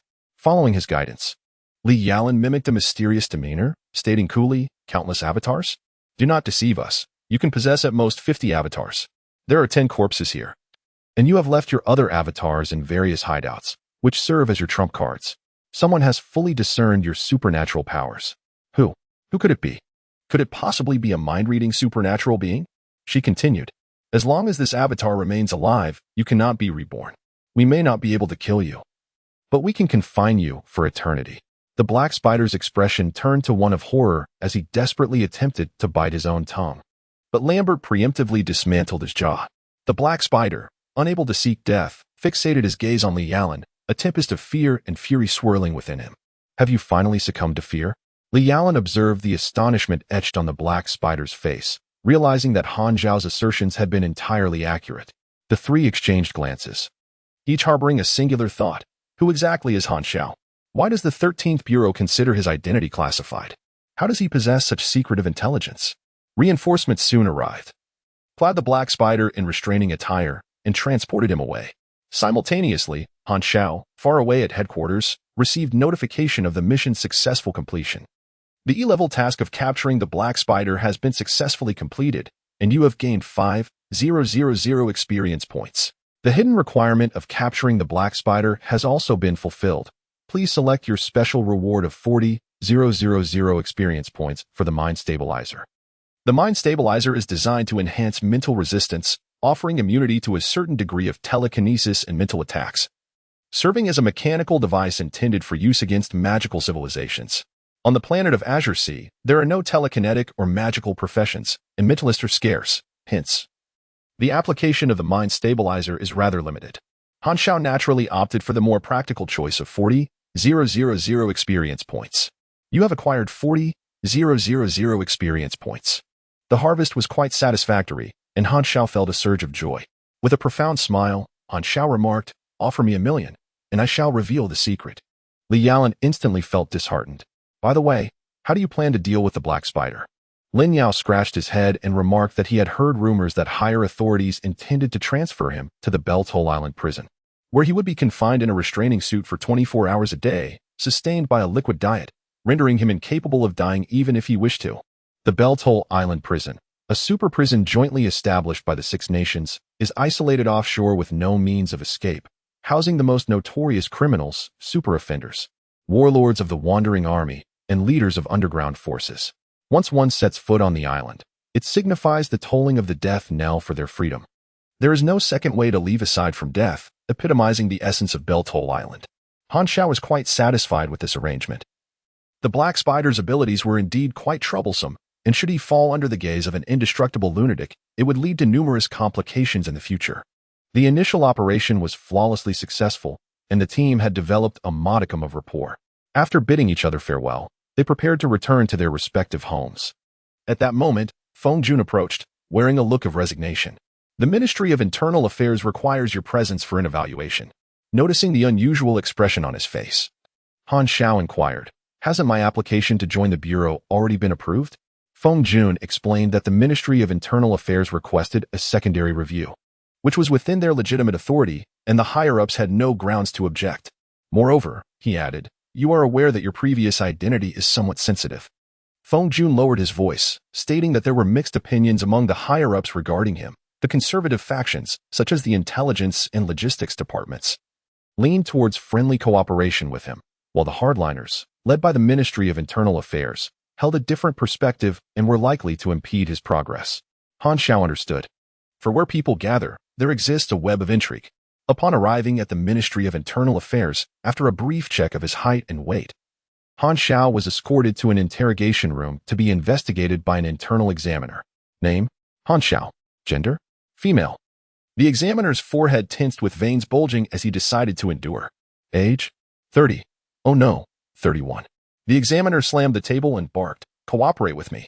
Han Xiao, with an air of nonchalance, remarked that inquiries about gender and age were unnecessary, for they were of no concern to the inquirers. "Shall we not simply proceed to the background check?" he suggested. The examiner, with a huff of irritation, pressed on with the assessment. "Family relations?" "I am an orphan." "Devoid of kin," Han Xiao replied. "And your place of birth?" "Mount Buzhou." "Nonsense. We have found no record of your birth." The examiner's frustration was evident. Indeed, in this otherworldly realm, there were no familiar connections to grasp. Han Xiao clicked his tongue, suggesting, "Inquire with your superior." It was clear that the higher-ups would never divulge confidential information to mere members. This examination was merely a formality. The Ministry of Internal Affairs sought only to issue a warning or perhaps to irritate him. The examiner, taking directives through his earpiece, chose not to pursue the matter further. Suppressing his anger, he initiated a psychological evaluation. The assessment involved presenting various scenarios for Han Xiao to choose from. He answered haphazardly, and the examiner subsequently sealed the documents to submit them to the higher authorities, concluding the review. Suddenly, the examiner coldly declared, "The Ministry of Internal Affairs is always watching you. Do not let us catch you off guard." implying that they currently had no leverage over him. Han Xiao arched an eyebrow, turned, and playfully patted the examiner on the backside before departing with a sense of satisfaction. The examiner's face turned ashen. His clenched fist around the documents betrayed his mounting fury, and his knuckles cracked ominously. Their D department's desire for the folding combat knife appears quite promising. Han Xiao yearns for more agents from the 13th Bureau to recognize him as a skilled mechanic. After some contemplation, he called Li Yalan, requesting her assistance in disseminating the news within the Bureau. After a series of persuasive exchanges, Han Xiao successfully convinced Li Yalan to promote his work by offering her a future discount of 20%. However, a predicament arose. While Han Xiao was engaged in manufacturing machinery at the repair shop, the constraints of the lathe and equipment, coupled with the watchful presence of El Qian, hindered his ability to produce in bulk. After deliberating, he resolved to confront El Qian directly. "Qianjia, I need to discuss something with you." El Qian trembled slightly, inwardly lamenting that this day had finally arrived. Nevertheless, she steeled herself for the confrontation. "I wish to share something with you. El Qian abruptly turned around, her expression a mix of gentle yet resolute determination. She bowed deeply, stammering, "I am sorry. You are a good person." The atmosphere grew awkward as the two exchanged bewildered glances. Han Xiao's eye twitched. Although he had no intentions of pursuing her, her hasty rejection left him feeling rather unsettled. "You've misunderstood. I intend to renovate the repair shop by constructing an independent new room adjacent to it, where I can work. The funding for the transformation will be provided by a friend of mine, effectively expanding the repair shop. What do you think?" "So, it was merely a misunderstanding." El Qian swayed slightly, her embarrassment reaching a peak, nearly causing her heart to race. She feigned composure and replied, "Yes, that sounds good. I agree." With that, she covered her face and hurriedly fled the scene, exclaiming, "Oh no, how embarrassing." Han Xiao could only shake his head in exasperation. Suspecting that El Qian had hardly grasped what he had conveyed, Han Xiao submitted his proposal for the construction of the workshop to Feng Jun, who then forwarded it to the higher-ups. The 13th Bureau held him in high regard, and this reasonable request was swiftly approved. A construction team from the engineering department arrived at the repair shop to initiate the expansion. 2 days later, a new mechanical workshop had been erected beside the repair shop, with the 13th Bureau generously sponsoring the essential equipment as a loan to Han Xiao. At Han Xiao's request, the workshop included a basement for conducting confidential research and serving as a storage area. Li Yalan's promotional efforts proved effective. Within a few days, numerous agents expressed interest in ordering the folding combat knife. Han Xiao refrained from meeting clients directly, instead having Li Yalan facilitate the order connections. Although the clientele consisted solely of 13th Bureau agents, he remained cautious, aware that trust could be elusive. A steady stream of alloy materials arrived at his workshop. Over several consecutive days, Han Xiao crafted dozens of folding combat knives, all of which sold out rapidly. His experiences were richly rewarding, allowing him to elevate his basic mechanical affinity to its maximum level, thereby earning additional potential points. The agents, ever well informed, learned through Li Yalan's promotion that a mechanic named Han Xiao had joined her team, offering personalized mechanical and repair services. Orders are pouring in like snowflakes, leaving Han Xiao overwhelmed. His daily production capacity hovers around dozens of knives, and the experience accumulated each day is quite substantial, gradually enriching his personal wallet. In his past life, manufacturing machinery for sale was a common growth path for players in the mechanical realm, characterized by fierce market competition. However, now Han Xiao finds himself nearly monopolizing the market. He is the sole provider of folding combat knives, and such a monopoly generates exorbitant profits, allowing him to earn his first substantial income. Han Xiao has chosen to sell only 2 types of machinery: high-energy ammunition and folding combat knives. Out of consideration for personal relationships, he reluctantly sold a lightweight power arm to Li Yalan. The sales of folding combat knives are promising, yet Han Xiao remains cautious. Although their popularity surges in the short term, most buyers merely seek a novelty. Their limited utility constrains customer potential. Furthermore, the technology behind the folding combat knife is rather simplistic, and a knowledgeable mechanic could easily derive the blueprints with minimal effort. Even stringent confidentiality measures may prove ineffective, and it is likely that counterfeit products will emerge before long. Han Xiao plans to utilize the folding combat knife for quick profits, but he places greater emphasis on the prospects of high-energy ammunition. This product is both cost-effective and user-friendly, and being a consumable, it can foster a stable customer base. High-energy bullets inherently possess a significant degree of confidentiality, as their core comprises combustible gas within the projectile. Once the projectile is disassembled, the volatile nature of the gas renders it impossible to store stably. Without the refined formulas from the blueprints, replication is nearly unattainable, at least with the current technological capabilities of Star Dragon. Han Xiao intends to amass a certain stockpile before seizing the opportunity to launch the high-energy bullets. With the profits earned from the folding combat knives, he has purchased a substantial amount of bullet materials, dedicating time each day to their production. And the underground warehouse is gradually filling with boxes of high-energy ammunition. On this day, Old LV and Old Gao were once again engaged in a game of chess outside the repair shop, having just completed a batch of orders. Han Xiao approached Old Gao with a smile, inquiring about the comfort of his prosthetic. "It's quite good," Old Gao replied with a chuckle, rolling up his sleeves. At that moment, he was wearing the prosthetic, which had been fitted with a layer of artificial silicone skin, making it nearly indistinguishable from the real thing. "I'm glad to hear that. If it malfunctions, don't hesitate to ask for my help," Han Xiao said. Old Gao nodded, a knowing smile playing on his lips as he remarked, "I heard from Old LV that you've joined the 13th Bureau? Impressive for someone so young. Work hard and contribute to the nation."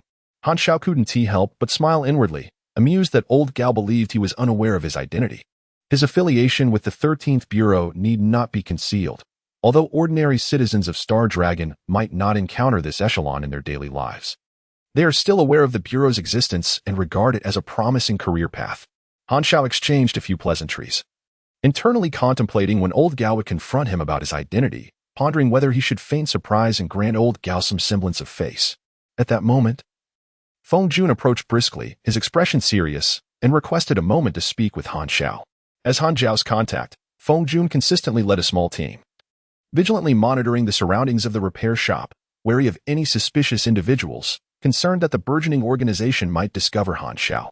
Gao, the elder, naturally recognized Feng Jun and could not help but wonder why he had personally come to seek out Han Xiao. What could have transpired? Following Feng Jun to a secluded spot, he promptly stated, "The RD department has set its sights on you."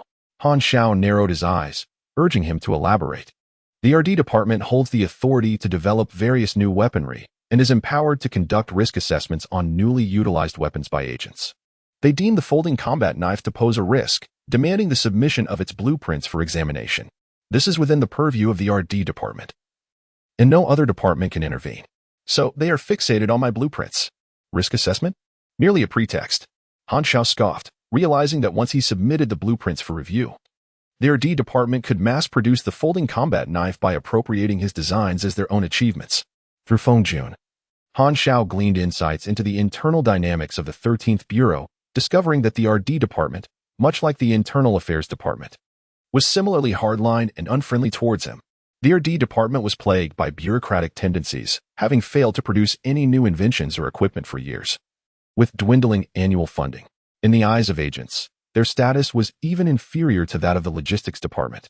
They were desperately in need of accomplishments to solidify their standing, which led them to target readily available blueprints, particularly the folding combat knife. Once they obtained the blueprints, the RD department merely needed to draft a report for the higher-ups and could claim it as their invention, thus enhancing their performance metrics. "What will happen if I refuse to submit?" Han Xiao inquired. Feng Jun chuckled ruefully, responding, "You would be blacklisted by the RD department, with a notation in your record that could hinder your promotion. However, you are not like the average agent. The Bureau values the intelligence you possess, so there shouldn't be significant repercussions. The RD department cannot compel you." "That is reassuring. I shall not surrender the blueprints," Han Xiao replied, shaking his head.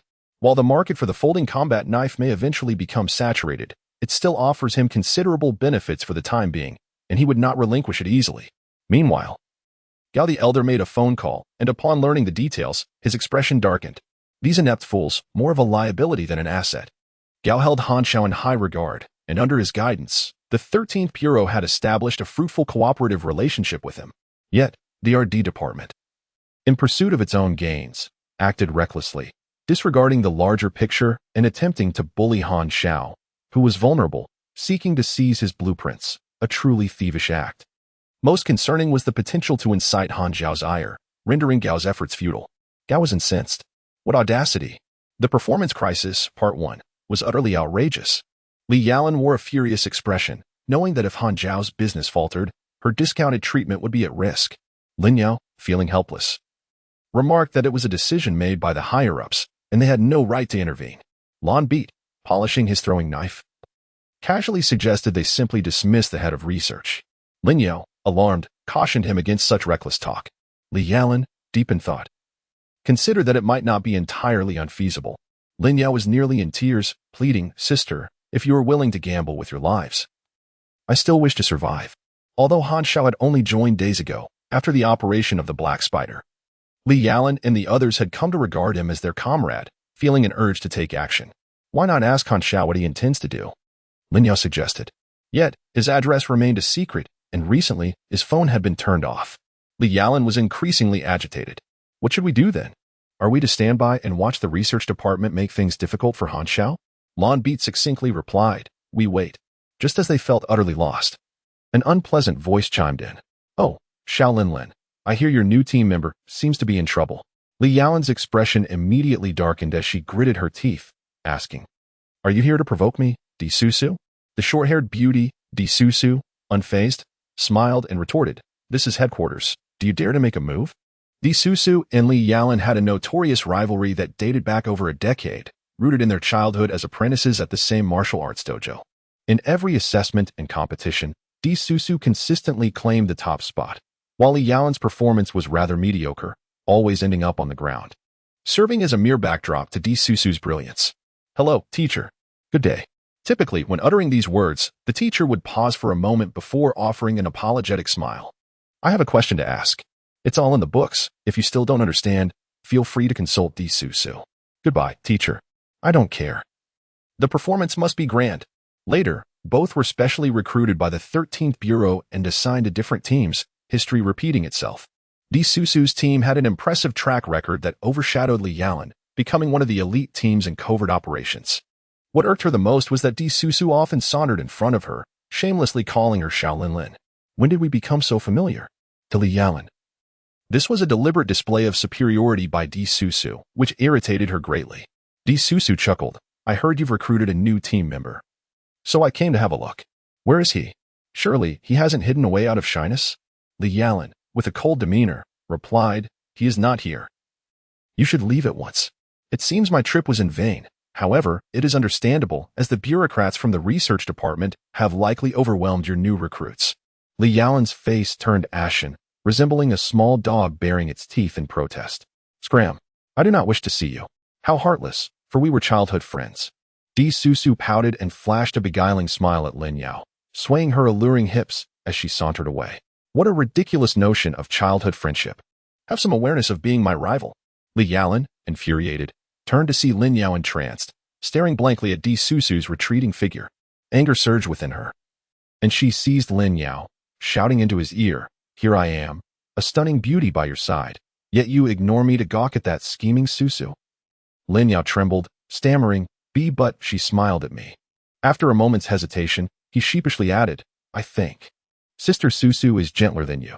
"Ah, little Yaozi, it seems your taste in aesthetics requires some forceful correction." "With that," she exclaimed, "drink up." Avalanche-style backflip. Lambert steadied the trembling cup, calmly dialing the medical department to summon a doctor, preferably an orthopedic specialist. Han Xiao refused to surrender the blueprints, which was anticipated by the head of the research department, who then released news of a high-priced acquisition for the folding combat knife. For a mechanic, relinquishing the blueprints equates to relinquishing control over their lifeblood, forfeiting their technological advantage. Once a significant power obtains the blueprints, mass production ensues, rendering the original owner of the blueprints irrelevant.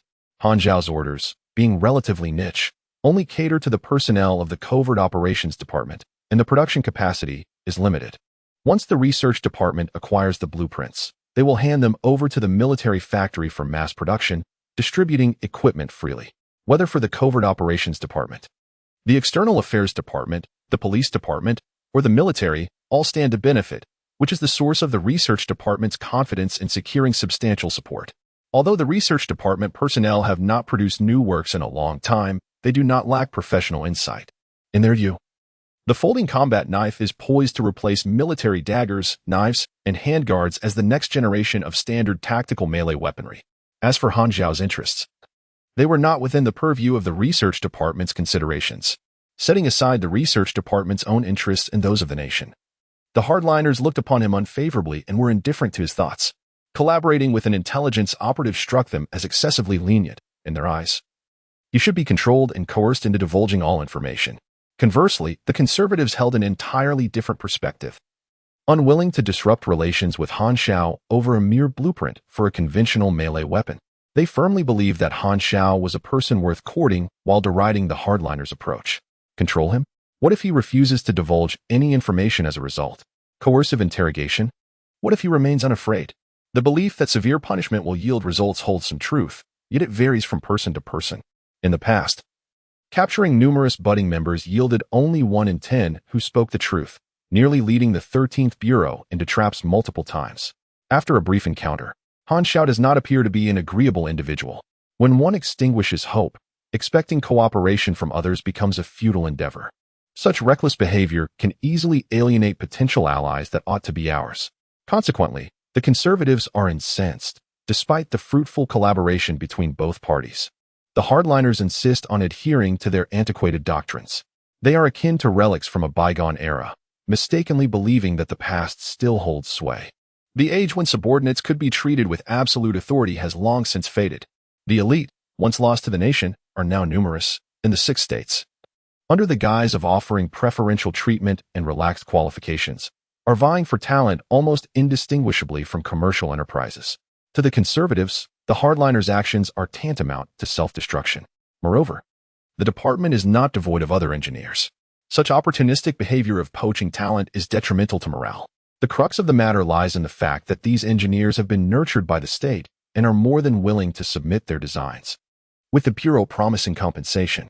However, Han Xiao's refusal to comply has led certain higher-ups to perceive him as disloyal, intensifying the hardliners' disdain. Yet, what era are we in? Emphasizing loyalty will only serve to drive away those talented individuals who have no allegiance to the nation. They are not intrinsically bound to your cause. Engaging them in discussions of patriotism and loyalty could easily result in their turning against you.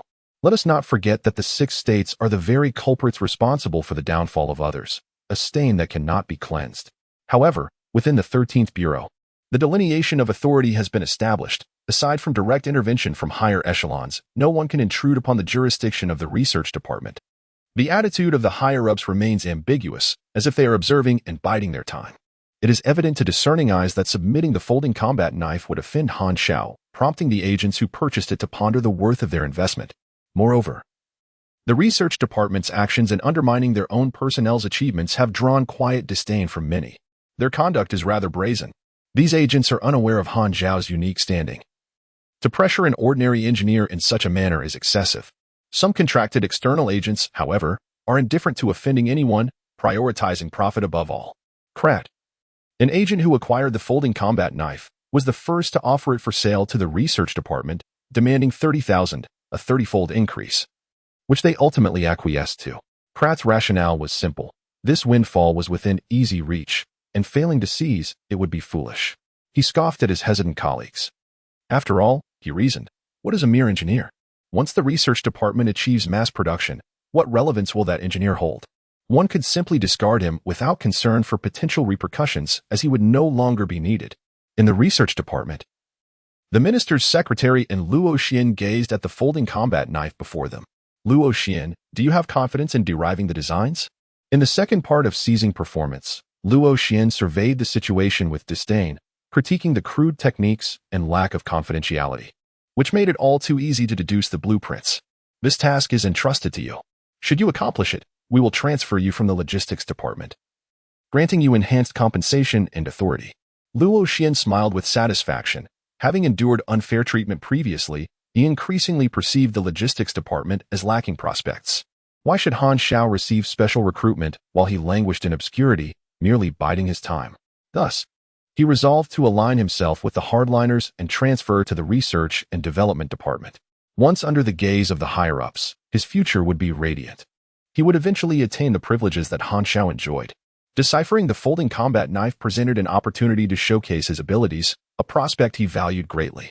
His inability to unravel the lightweight power arm had left him vexed, and he was eager for a chance to compete with Han Xiao.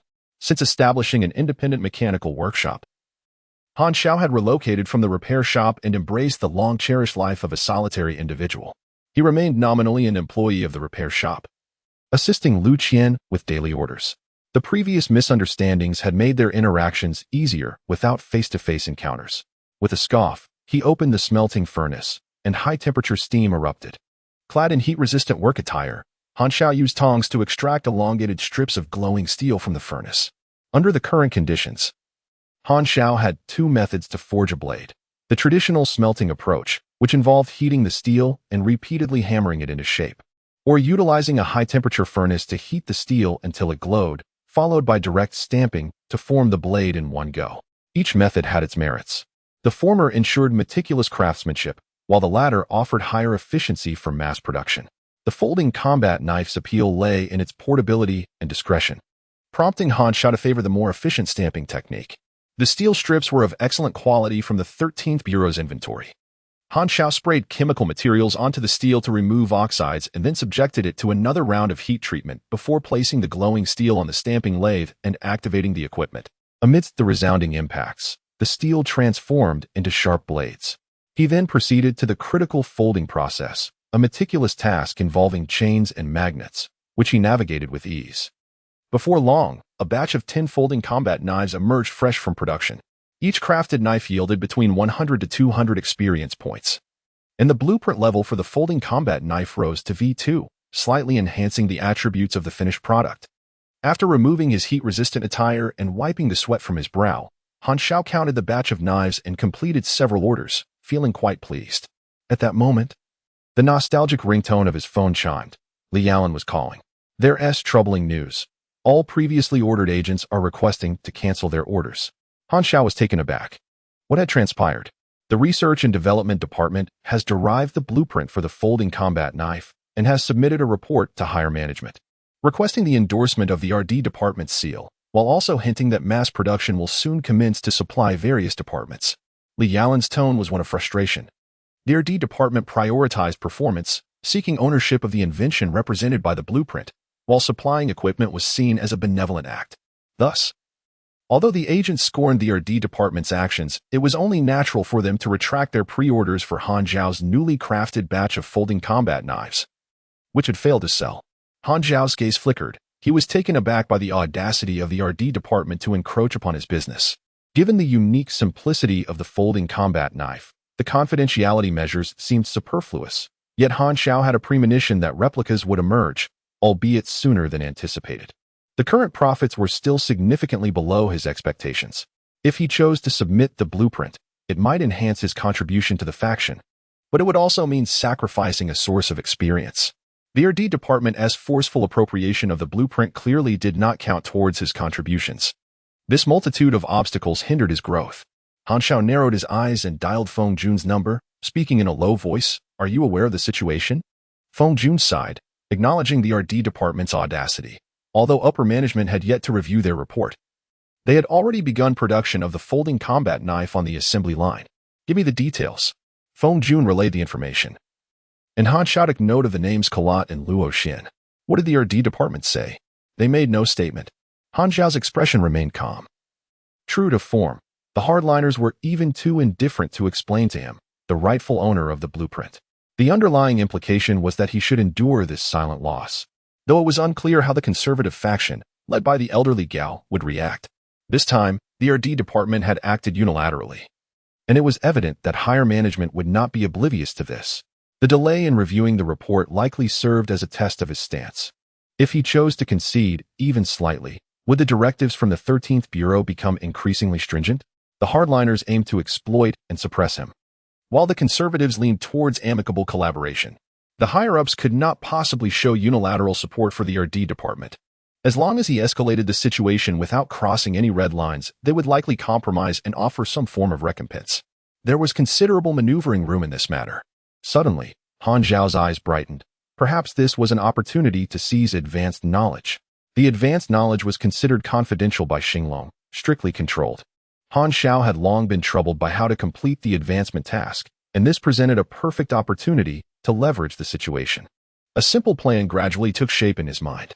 You want to take my belongings? thinking they are not too hot to handle? You truly believe I am easy to bully? In the RD department, the secretary to the director remarked, "Haha, thanks to you this time. You truly are the ace of the logistics department." Luo Xian smiled faintly, concealing his satisfaction. The minister holds you in high regard and has already requested your resume from the logistics department to be entered into the database. Even if you transfer to our research and development department, I am uncertain about my own treatment.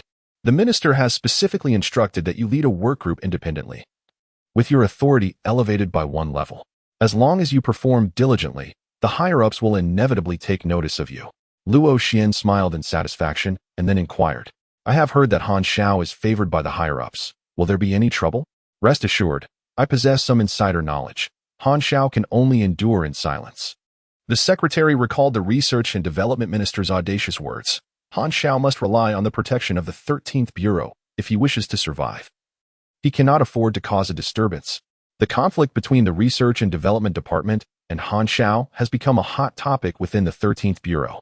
Members from various departments, unaware of Han Xiao's true capabilities, presumed him to be merely an ordinary mechanic without any connections, questioning his audacity to challenge the organization. In the ensuing days, a calmness prevailed. Han Xiao remained silent, leading the members of the 13th Bureau to believe he had chosen to endure and avoid further conflict.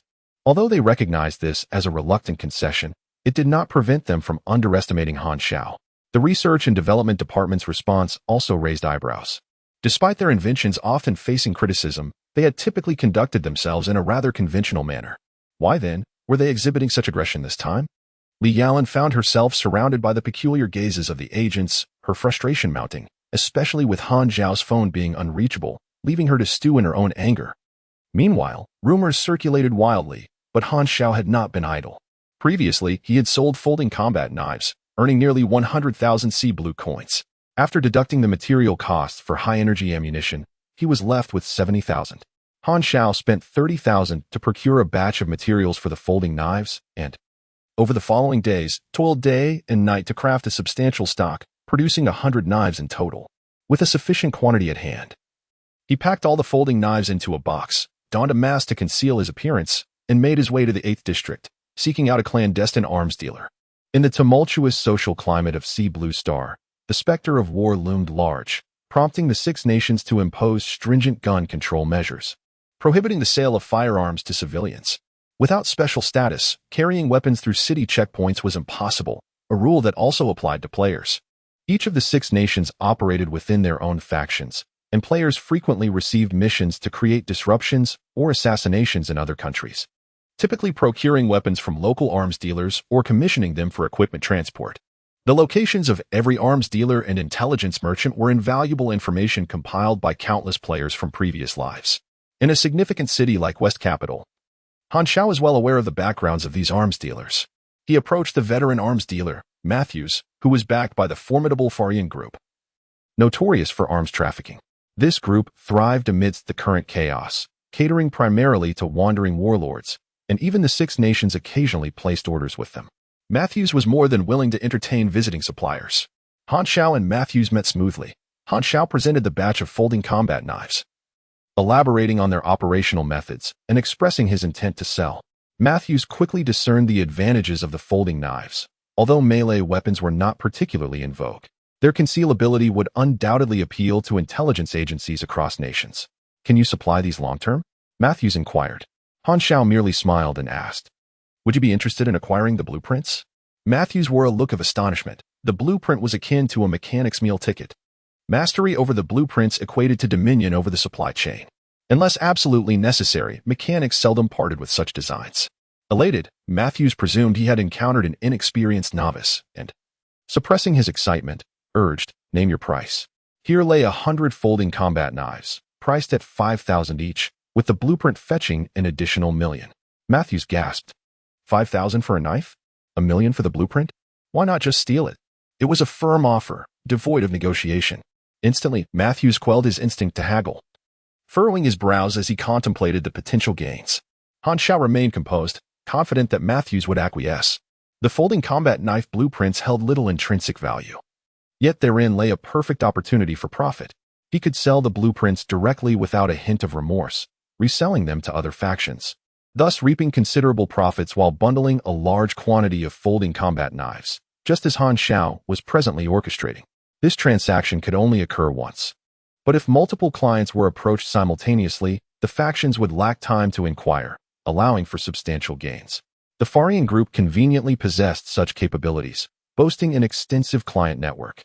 In a swift exchange, Matthews, with ample resources, arranged for the establishment of a dark web account, depositing 150,000. He personally delivered the account details to Han Xiao. The banks among the 6 nations were not interconnected. The dark web account served as a designated bank for underground transactions. Universally applicable and highly confidential. Han Xiao promptly logged into the account, registering his fingerprint and iris password before tearing up the account details. Should there be further business? Remember to seek me out. Matthews produced a black and gold VIP card, representing the Farian group. We have outposts in most cities. Should you require weaponry, they shall provide you with the finest service. Han Xiao accepted the card, stowing it away. Arms dealers represented a viable avenue. He would not confine himself solely to the intelligence apparatus of Star Dragon. Once he had gained sufficient strength, he would part ways with Star Dragon, and establishing rapport with these arms dealers would prove beneficial. Money was but one facet of Han Xiao's needs. He craved the experience of manufacturing machinery. Had the 13th Bureau initially opted to acquire his blueprints, Han Xiao might have entertained the notion. Yet the R&D department showed no inclination to engage in business with him, though it appeared he was being targeted. Han Xiao understood he was merely a bridge in the power struggle between 2 factions. He had no interest in the chaotic demands for profit or political leanings. His sole concern lay with his own gains. While he desired to foster harmonious financial relations, he would not shy away should trouble come knocking. A subtle smile crept across Han Xiao's face.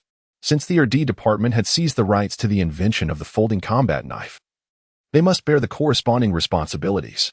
As the saying goes, to wear the crown, one must bear its weight. Although, perhaps that saying was not entirely fitting in this context, the sentiment remains similar.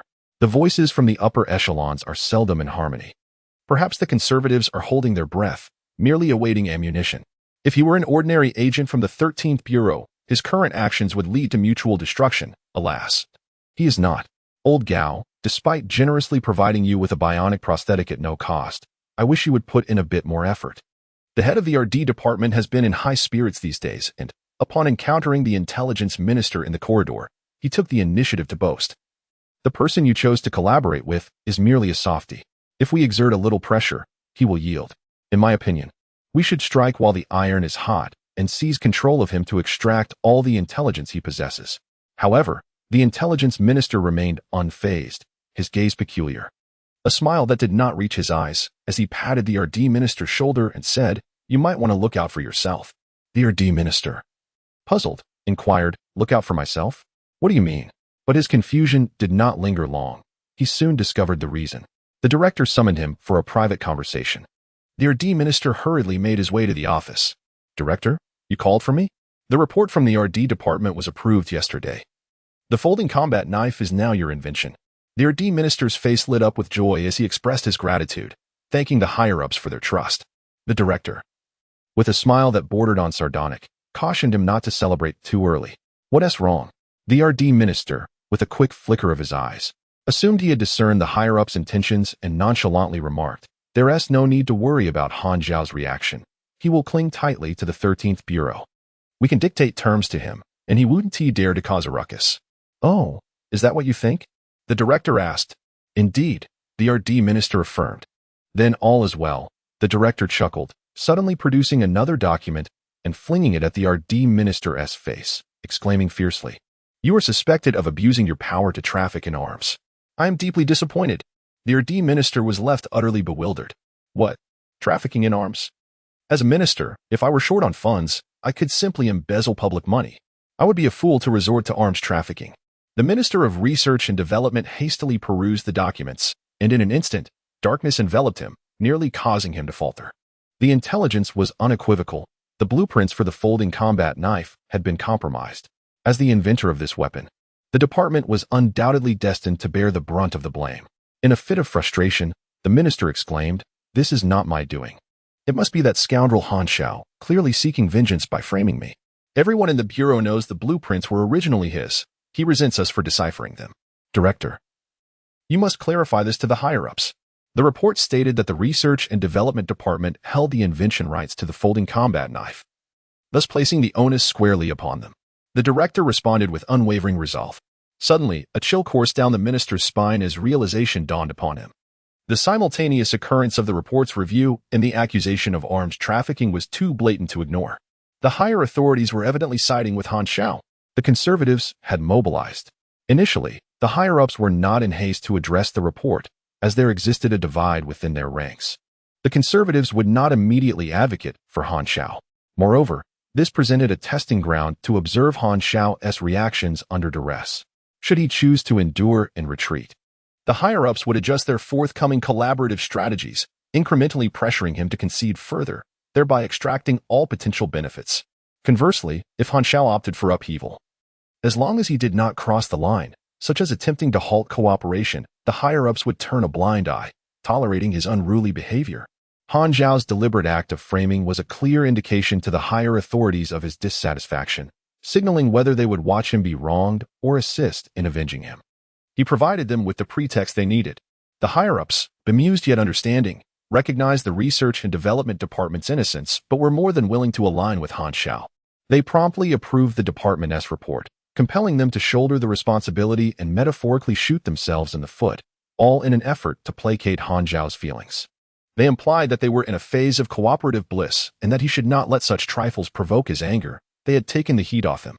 Most critically, the higher-ups harbored intentions to admonish the Research and Development Department. Han Xiao's folding combat knife was initially designated exclusively for the 13th Bureau. Although production capacity was limited, it was meant solely for their benefit. However, due to the department's avarice, they had disrupted Han Xiao's achievements, compelling him to sell the blueprints to arms dealers. Given Han Xiao's unique position, the higher-ups found it difficult to hold him accountable. They were, after all, at fault. The blueprints rightfully belonged to Han Xiao, who had never agreed to offer them free of charge to the 13th Bureau. The Research and Development Department had encroached upon his interests, leaving him with no alternative but to seek other means to mitigate his losses. Had he been an ordinary agent, he could have been disregarded, subjected to a military tribunal, and expelled from the 13th Bureau. However, such actions were inconceivable for Han Xiao, who had only recently joined and whose intelligence was still of value to the Bureau. Moreover, Han Xiao had not transgressed the higher-ups' boundaries. They were uncertain whether he had merely stumbled upon a fortunate coincidence or had genuinely discerned their limits. If we were to hold Han Xiao accountable, it would cast a negative shadow. What would the other agents think? Should the impression of a powerful entity bullying the weak take root, the repercussions would far outweigh the loss of a new equipment blueprint. This is precisely the outcome the higher-ups wish to avoid. The research department, in its pursuit of self-interest, has audaciously disregarded the broader picture, provoking a dilemma that has crossed the line for the higher echelons. The Minister of Research suddenly comprehended that the upper management was resolute in making him the scapegoat, leaving him feeling disheartened, and paving the way for the hardliners. He feared he might suffer significant repercussions.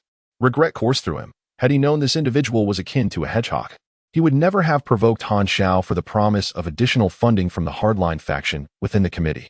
This was a costly misstep. Accused of arms trafficking. While it was merely a warning from the higher-ups and not severe enough to lead to dire consequences, it nonetheless stained his political career. From this point on, any achievements would be overshadowed by this blemish. A misstep in the mud is akin to a fall into filth. The minister seethed internally, cursing Han Xiao. You are a bottomless pit. Rumors regarding the minister's alleged arms dealings spread like wildfire, leaving the 13th Bureau in a state of shock.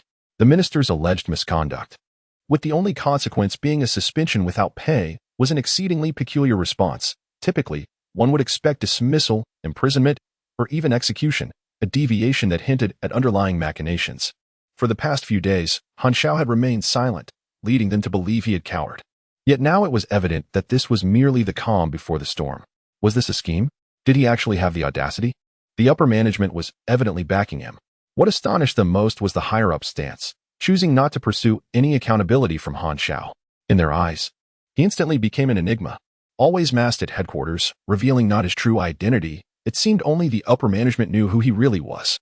The most elated of all was Li Yalan, who felt a sense of vindication and proudly boasted before Di Susu, departing with an air of superiority. Di Susu, however, felt no anger, but rather a burgeoning curiosity about Han Xiao. Who exactly was this new teammate of Xiao Linlin? The Minister of Research was engulfed in frustration, having been warned against repeating his previous actions. Unable to trouble Han Xiao, he redirected his ire towards his subordinates, with Luo Xian being the primary target. The previously promised elevation in status was rescinded, relegating Luo Xian to the role of a mere researcher, cast aside and ignored. Damn it! Luo Xian's face contorted with anger. His treatment was even worse than that in the logistics department, with colleagues in the research division frequently whispering behind his back, surely not speaking kind words, which left him feeling utterly humiliated. He wanted to seek out the minister's secretary, but the latter evaded him, a stark contrast to their prior cordial demeanor. It was unjust. Why did the higher-ups protect Han Xiao? What made him superior to me? Luo Xian seethed with resentment.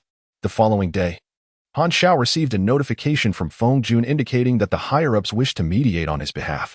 Observing my steadfastness and audacity, they decided to continue the previously gentle collaboration. With the higher-ups stepping in to mediate, they shifted all responsibility onto the Minister of Research and Development, allowing them to gauge my stance while simultaneously mending relations with me, a clever maneuver indeed. Han Xiao shook his head. Although the RD department had been warned, the folding combat knife had already been confiscated and was now being supplied in large quantities. The meat consumed could not be regurgitated. This was also the reason behind the higher-ups' decision to offer compensation, presenting a prime opportunity to propose conditions. Furthermore, this opportunity might only arise once, as the hardliners in the future would certainly not test me lightly again. The advancement task depended solely on this occasion. Han Xiao donned a mask and arrived at headquarters, where he was escorted by Feng Jun to the director's office. 3 individuals awaited him: the director, the minister of RD, and an elderly gentleman with his back to the group, gazing out the window. Gu Hui, the executive director of the Strategic Defense Bureau of Xinglong Country, introduced himself. Han Xiao feigned ignorance. That name. Gu Hui intoned gravely that someone wished to see him. The old man, still with his hands clasped behind his back, turned around with a faint smile. Han Xiao duly displayed shock and astonishment. Old Master Gao? The elderly gentleman chuckled lightly, seemingly amused. Didn't he expect that, did you? Just know that I can influence the decisions of the 13th Bureau. Ah, no need to be nervous. I have been paying attention to you for quite some time, and you have left a favorable impression on me. Mission accomplished, now let us move on. In an instant, Han Xiao regained his impassive demeanor. The old man sensed that Han Xiao's emotional recovery was alarmingly swift and, unsure if it was merely a misperception, scrutinized him further before slowly inquiring, now, how do you wish to resolve this matter? P.S. Special thanks to Shui Jingtian, Yin Yi, for their contributions. Reading is beneficial for both body and mind. Also, heartfelt appreciation to Feng Zuiying and the generous rewards from the Overseer of Divine Calamities. P.S. Particularly grateful to zwnj 123 for their incredibly generous support. From the depths of his composure, Han Xiaoping calmly stated, I merely seek some form of compensation. The Minister of Research could not restrain a scoffing retort. Is selling the blueprints to arms dealers not compensation enough? Han Xiaoping glanced at him and replied, had you not seized my designs, I would have earned this money through legitimate means. It is rightfully mine. Do you dare label this as compensation? Had you approached me to purchase them, I might have considered selling them to the Bureau. But did you ever consult me? The Minister of Research opened his mouth, rendered speechless. Gu Hui, in a low voice, urged, state your terms. Han Xiaoping pretended to ponder for a moment before articulating. I hope such occurrences do not transpire in the future. Quite reasonable, Gu Hui conceded. Ultimately, Han Xiaoping's orders were directed towards the agents of the 13th Bureau, and their usage remained the same. The only distinction lay in the scale of production. There was no justification for refusal, especially considering that if a similar incident were to occur again, valuable blueprints could inadvertently be leaked to other nations. The only dissenting voice to this resolution was the Minister of Research, yet under the scrutinizing gazes of the elder Gao and Gu Hui, he could only begrudgingly acquiesce. Then, Han Xiaoping stroked his chin, seemingly inspired, and declared, I wish to examine the advanced knowledge of the mechanical department. Elder Gao furrowed his brow, silently assessing whether this was a spontaneous whim of Han Xiaoping or a premeditated scheme. The advanced knowledge of the mechanical department was classified information within the Xinglong realm, accessible only to those with a 5th-level clearance or higher. The 6 nations in the budding organization possessed disparate advanced knowledge intended to cultivate fiercely loyal elite forces. The ramifications of any leaks would be dire, impacting his progression tasks. Victory or defeat hinged upon this juncture. A failure would severely hinder his growth rate. Why do you wish to view the advanced knowledge? I am merely curious. Very well, that is a compelling reason, Elder Gao conceded without ire. A tense silence lingered for 5 minutes before Elder Gao finally reached a decision. He cast a deep gaze at Han Xiaoping and slowly said, "All right, I agree." Han Xiaoping felt a wave of relief wash over him, suppressing the joy within, and nodded with an air of indifference, embodying unwavering resolve as if to deceive the very nature of reality. At that moment, the Minister of Research interjected, "Wait. The advanced knowledge can only be accessed by 5th-level personnel. This is against protocol." Han Xiaoping's lips twitched in frustration, witnessing his impending success thwarted by an unwelcome interruption. Akin to a dam being halted just as the floodgates were to be opened. He glared at the Minister of Research, resolved that if he dared to obstruct this, he would find an opportunity to deal with him later under the cover of night. "What is your perspective on this matter?" Gu Hui's tone turned unfriendly. Elder Gao, with a half-smile, observed keenly, "Are you threatening me?" "Not at all." The Minister of Research averted his gaze, yet remained unyielding. The upper echelons of the Xinglong Intelligence Agency are divided into 2 tiers. The first tier consists of the 13 ministers and deputy directors of the 13th Bureau, who oversee daily operations.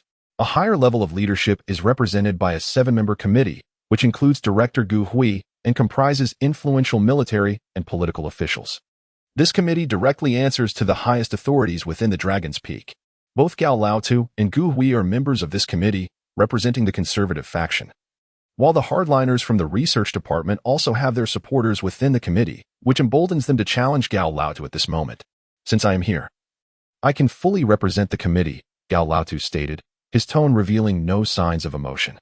The research minister, gritting his teeth, suddenly had a flash of inspiration and proposed, "I have but one suggestion. Restrict the viewing time for advanced knowledge. Those who lack the qualifications should not be allowed unrestricted access. I recommend a time limit of half an hour." Gao Laotu and Gu Hui exchanged glances. This proposal seemed quite reasonable.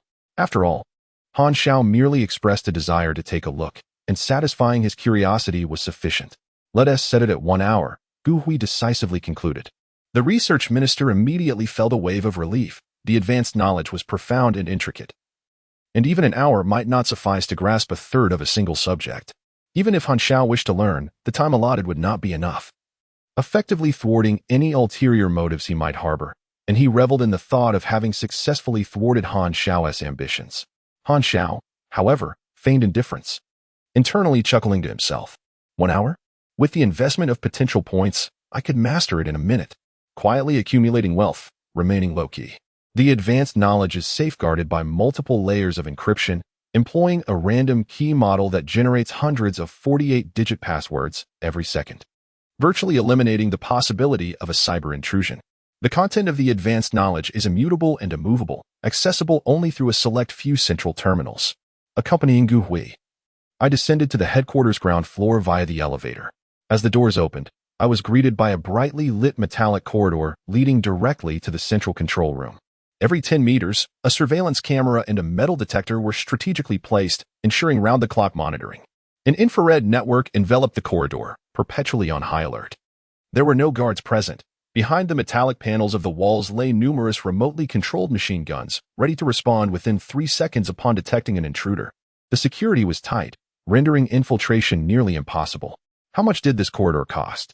I inquired. "Several $100 million, I believe," Gu Hui replied calmly. I shrugged. "I'm not envious at all.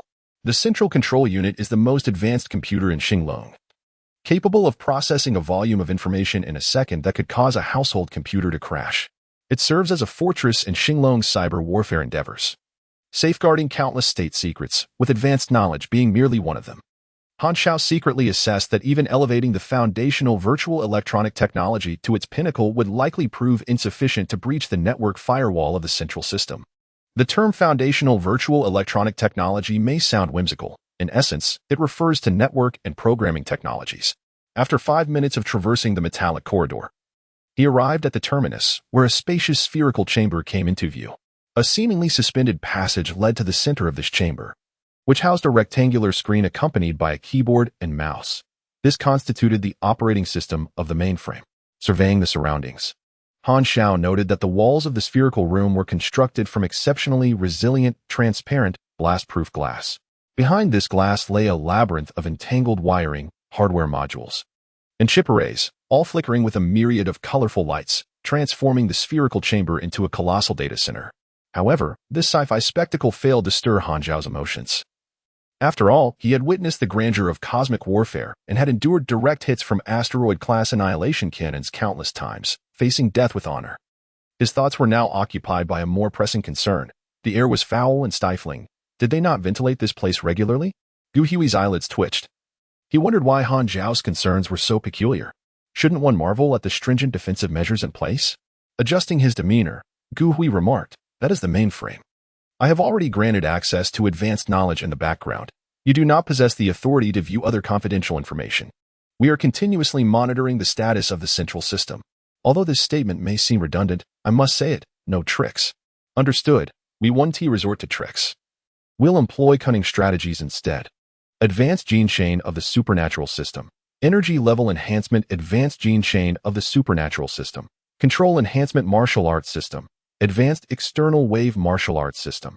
Advanced flash chi. Special thanks to zwnj 123. Dao Minggue, Xiao Denjan, Fenlong, 163419118, Fengzi Shua, Master Brother Bubbles, and the generous support from the cold depths of Pluto. 048 Advancement. Each primary profession possesses a distinct skill tree. The mechanical branch is referred to as the mechanical knowledge tree. The martial arts branch is known as the chi manipulation techniques tree. The psychic branch is called the gene tree. The magic branch is the magic knowledge tree. And the telekinesis branch is associated with the mental cultivation tree. Across the universe, there exist countless martial arts schools belonging to various races, encompassing swordsmanship, knife techniques, and martial skills.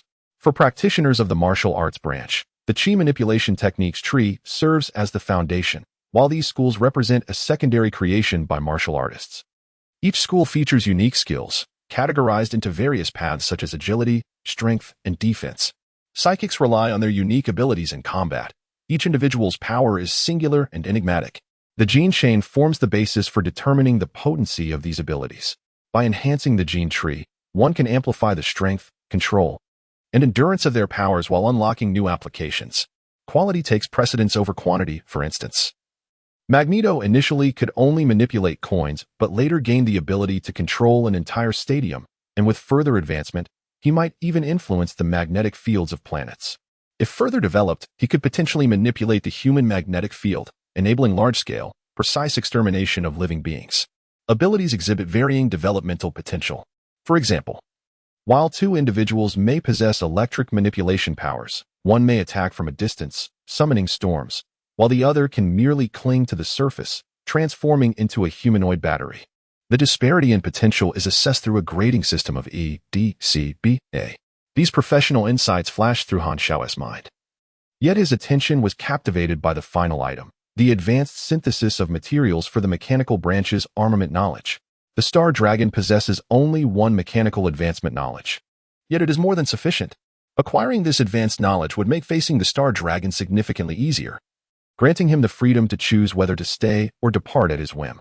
Han Xiao accessed the advanced material synthesis, and a multitude of intricate mechanical theories and diagrams materialized before him, incomprehensible even to an ordinary mechanic. Detected advanced synthesis of mechanical knowledge materials.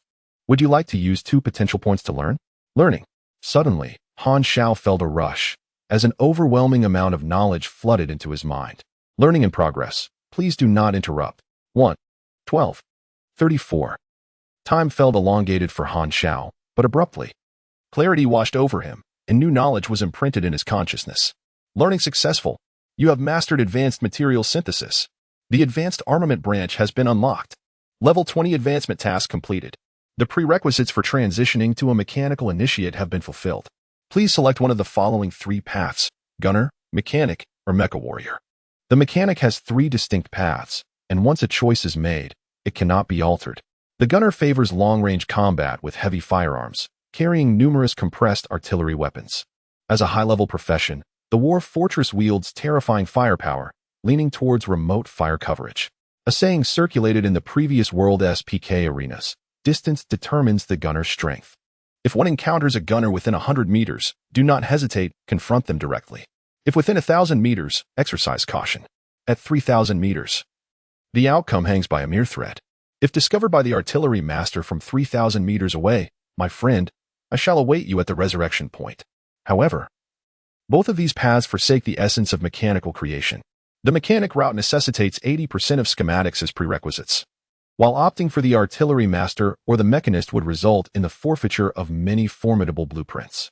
Although there may be a short-term enhancement in combat prowess, it is akin to grasping at sesame seeds while losing watermelons. Those formidable machines, mechs, warships, vessels, and heavy artillery are all crafted by the mechanic. The gear of the artillery master and mechanist originates from the mechanic. These two paths serve merely as supplements to the combat capabilities of the mechanical class. For not all players are enamored with the monotonous crafting duties of a mechanic. The majority engage in gaming for the thrill. Thus, proficient mechanics in the wild are exceedingly rare. Players from previous lives first recognized the formidable strength of mechanics in the third season, version 30. Han Xiao's former main character was indeed a mechanic, who also explored the other two routes, fully aware of their pros and cons, and could make a choice without hesitation. Class change successful. You have acquired the new profession of Mechanic Apprentice V1, with Energy 30, Agility 1, Endurance 1, Intelligence 3, and gained 3 free attribute points alongside 1 potential point. You have completed your first mechanical advancement, Endurance Enhancement Increased, granting 15 health points per 1 endurance and 18 stamina points per 1 endurance. A newfound power emerged from the void, and Han Xiao felt a profound transformation within his body. The energy that had long remained dormant within his cells began to resonate, creating a sensation of swelling akin to a tide. He felt as if he were a balloon on the verge of bursting. However, to the observing Gu Hui, there was nothing amiss. All changes transpired silently within Han Xiao's being.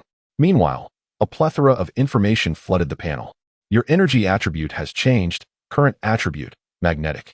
You have acquired the specialty, geometric thinking. You have comprehended the skill, energy refinement method. You have grasped the skill, intermediate mechanical affinity. You have learned the skill, sliding shot series. You have obtained the blueprint, titanium alloy. In an instant, Han Xiao felt as though he had been reborn. Previously unnoticed phenomena surged into his senses. He could discern the intricate textures of his palm, the minute dust concealed within the crevices of the keyboard, the hum of electricity coursing through the hardware behind the explosion-proof glass, and the whispering sound of air traversing his trachea. It is done. Han Xiao felt invigorated and proceeded to inspect his attribute panel. Name, Han Xiao race. Carbon-based human, yellow.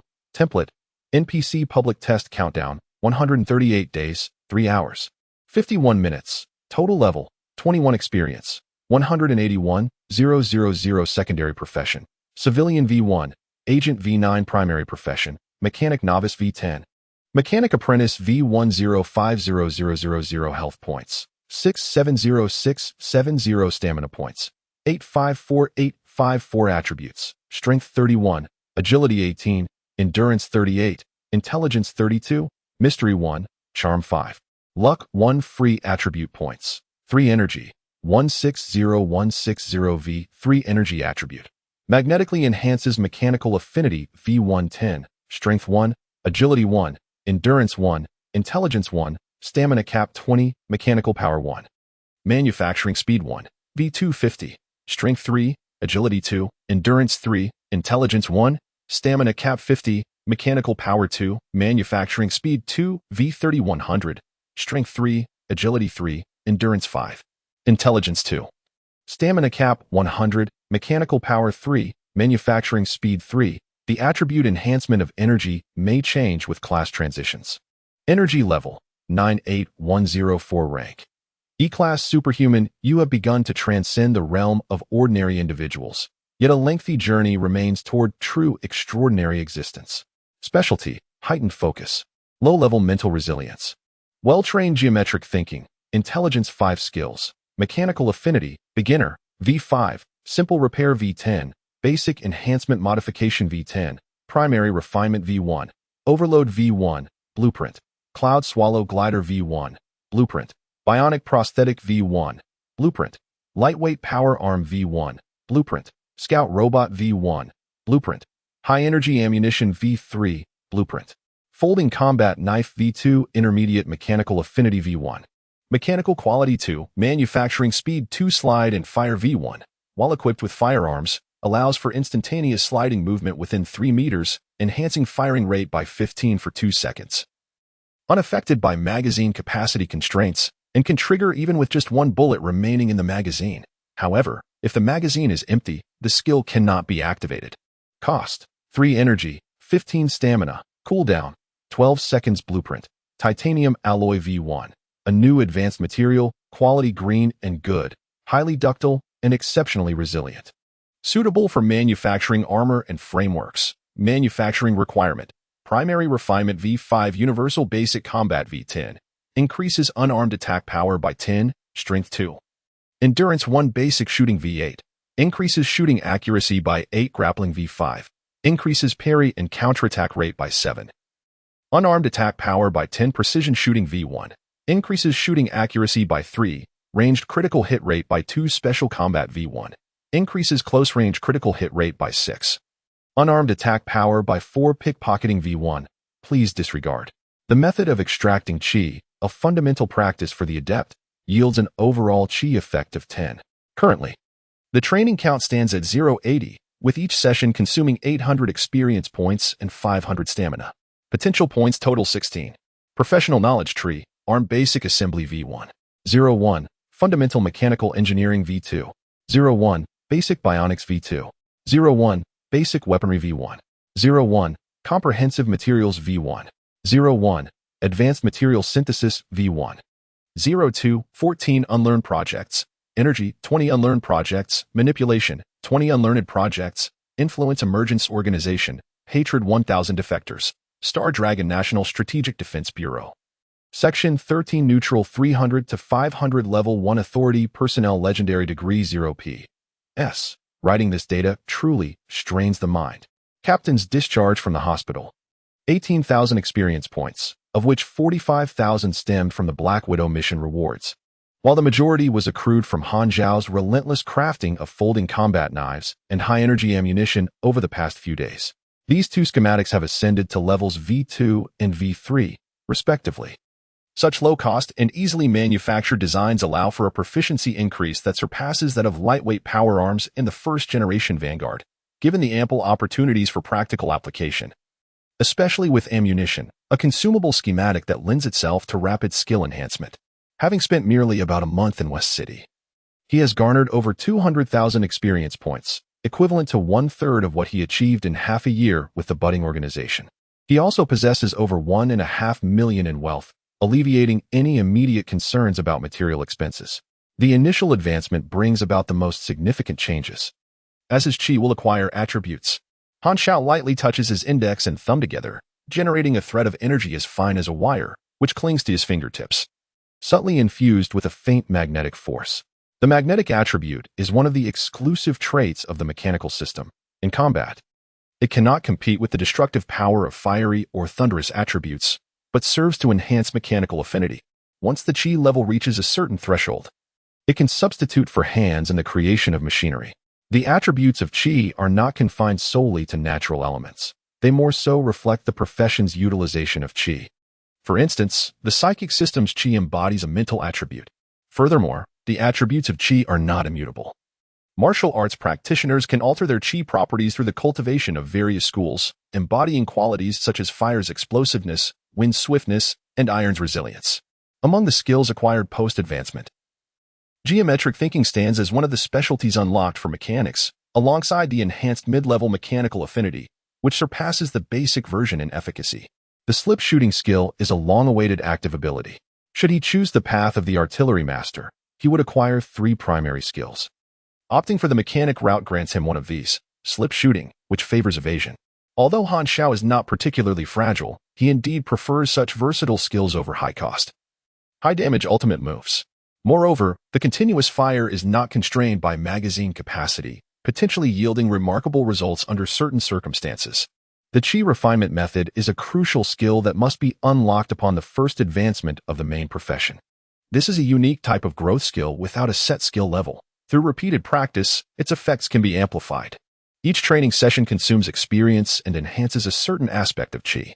Once the training sessions reach their limit, the skill's effects cease to accumulate. The efficacy of the training is contingent upon the primary attribute of the main profession. Most methods concerning Qi cultivation are growth-type skills. Qi serves as the foundation for superhumans, largely determining their energy level and rank. The preliminary standards for Qi levels are V1-10, V2-50, V3-100, V4-200, V5-400, V6-1000. Upon meeting these standards, one advances to the next Qi level, gaining new attribute bonuses, and at certain pivotal levels, Qi may reveal new applications. The initial advancement marks a watershed moment. At level 30, Hylar's energy level reaches an astonishing 500 auna, approximately 5 times that of Han Xiao, largely attributable to the energy refinement technique. The Taibo alloy, synthesized through the newly acquired schematics of advancement materials, is classified as a green quality material, ideal for crafting external armor, boasting remarkable impact resistance. The manufacturing requirement is a primary refinement level of V5. With 180,000 experience points, Han Xiao first expends 25,000 to elevate the agent to level V10. The attributes gained at maximum level are substantial: Strength 2, Agility 2, Endurance 3, Charisma 1, along with 1 potential point and 1 free attribute point. Detected advancement. Would you like to cancel the civilian profession? The civilian profession is the initial class for most humanoid players, akin to a beginner's guide to professions, preventing players from being unable to level up at the start. Upon the first advancement, players may opt to cancel the civilian profession, albeit with a reduction in the attribute return experience. However, if a civilian reaches maximum level, they can no longer cancel this profession after advancement. Many obsessive beginners have faced dire consequences from this. Let us cancel it, Han Xiao decided, having derived no benefits from this profession, thus incurring no losses. The civilian status vanished from the secondary profession panel, leaving only the fully leveled agent, with an overall level still at 21. Next, he invested 45,000 experience points to elevate basic shooting to level 10, enhancing it to a shooting precision modifier of 10, Agility 2, and earning an additional potential point. This expenditure totaled 70,000, and Han Xiao needed to reserve 64,000 experience points for the energy refinement technique, leaving him with, let us see. Let me calculate on my fingers. There are still 47,000 experience points remaining. I shall save them for now. Han Xiao sighed, noting how swiftly experience points could be gained and lost. Fortunately, he still possessed high-energy ammunition, which, once sold, would provide a steady source of experience. Feng Jun had been waiting for quite some time and led Han Xiao away. Suddenly, Han Xiao recalled something and remarked, by the way, I heard a person named Clate submitted a folding combat knife. Help me spread the word. I will not sell him anything. Feng Jun, feeling exasperated, replied, Do you truly see me as a mere messenger? Han Xiao, taken aback, responded, Isn't that the case? Feng Jun, momentarily at a loss for words, muttered, I will relay your message. He said he wouldn't sell me anything? Clate sneered upon hearing the rumor, dismissing it with indifference. He was unconcerned with Han Xiao's background. What mattered to him were tangible benefits. In his view, Han Xiao might not possess superior machinery in the future, and thus, the opportunity for business would be lost. Such a threat was hardly impactful. Han Xiao completed his advancement and began familiarizing himself with his newfound strength at home. Drawing from past experiences, he swiftly assimilated the knowledge, and thus commenced his training in the energy refinement technique. Each training session, in addition to consuming experience points, also required physical stamina. The speed of physical recovery is limited, and he must engage in mechanical manufacturing, allowing for a maximum of 2 training sessions per day. You have exercised the Qi refinement technique once, achieving a perfection level of 81, with Qi at 3. The effectiveness of the training is contingent upon the primary attribute of the profession, with intelligence being the main attribute for the mechanical system. Han Xiao has allocated all 4 of his free attribute points to intelligence, raising it to a total of 36. Previously, in an effort to escape the base, he had invested a considerable number of attribute points into strength and endurance. Henceforth, he need only focus on intelligence.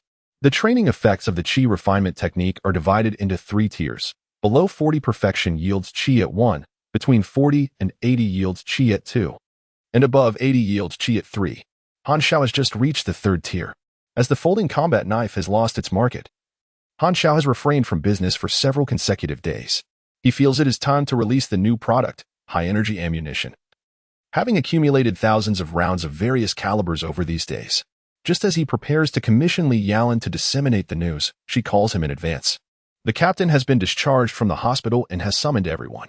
Upon arriving at the secret operations team's meeting room, his teammates have been waiting for some time.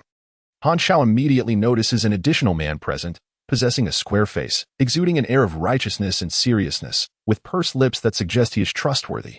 Are you Han Xiao? The captain's expression is displeased, his gaze filled with dissatisfaction and wariness as he scrutinizes Han Xiao. Han Xiao is momentarily taken aback at that moment. Lin Yao tugs at his sleeve and whispers that only with the captain's consent can the secret operations team recruit new members. However, your application for joining was specially approved by the Bureau during the captain's recovery, so we may harbor some reservations about you. Nevertheless, do not worry. Although the captain is stern, he is a good person. Understanding now, Han Xiao glances over and is startled to see Lin Yao, whose entire body is wrapped in bandages. Resembling a zwnj, with only his eyes and mouth visible, looking quite pitiful. Who did this to you? Han Xiao inquires, astonished. Li Yalan coughs lightly. Lin Yao, appearing aggrieved, corrects himself, saying, I fell. Han Xiao's lips twitch. With such severe injuries, did you participate in an activity akin to real men fall 100 times? Han Xiao is suddenly alarmed, pondering how casually your parents must have named you. Only Yi Xiao and Yi Fan have a higher occurrence rate than you. Zhang Wei, surprised, asks, do you know Yi Fan from the Xiao Military Intelligence Department? Prior to my hospitalization, I collaborated with him on several occasions. Indeed, there is someone with such a fateful name. That fellow must certainly possess extraordinary luck. Returning to the matter at hand, Zhang Wei's gaze grows intense as he states seriously. With you, our team regains a roster of 5 members. Your position will be in logistics. However, let me make this clear, your record is devoid of merit. And I harbor doubts about your capabilities. I will regard any orders you issue with skepticism, and should I deem you insufficient in skill, even with your high-level special approval, I shall expel you from my team. I extend my heartfelt gratitude to Kurtata for their generous rewards. Thank you immensely. 050 Rescue Operation, Part 1. Han Xiao raised an eyebrow. Trust is cultivated over time. Although Zhang Wei appeared aggressive, he nonetheless demonstrated himself to be a conscientious captain. And Han Xiao would not be angered by this. However, the notion of expelling him from the team was implausible, especially given the higher-ups' unwavering support for Zhang Wei. Zhang Wei was acutely aware of his inability to contest the decisions made by the upper echelon, that as captain, he bore the responsibility of leading the team. The sudden arrival of an inexperienced newcomer, without any background information provided, left him with little understanding of Han Xiao, complicating the task of leading the team effectively.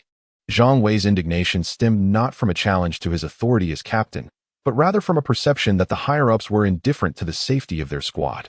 An unseasoned recruit, lacking competence, could easily make erroneous judgments, placing the team in peril.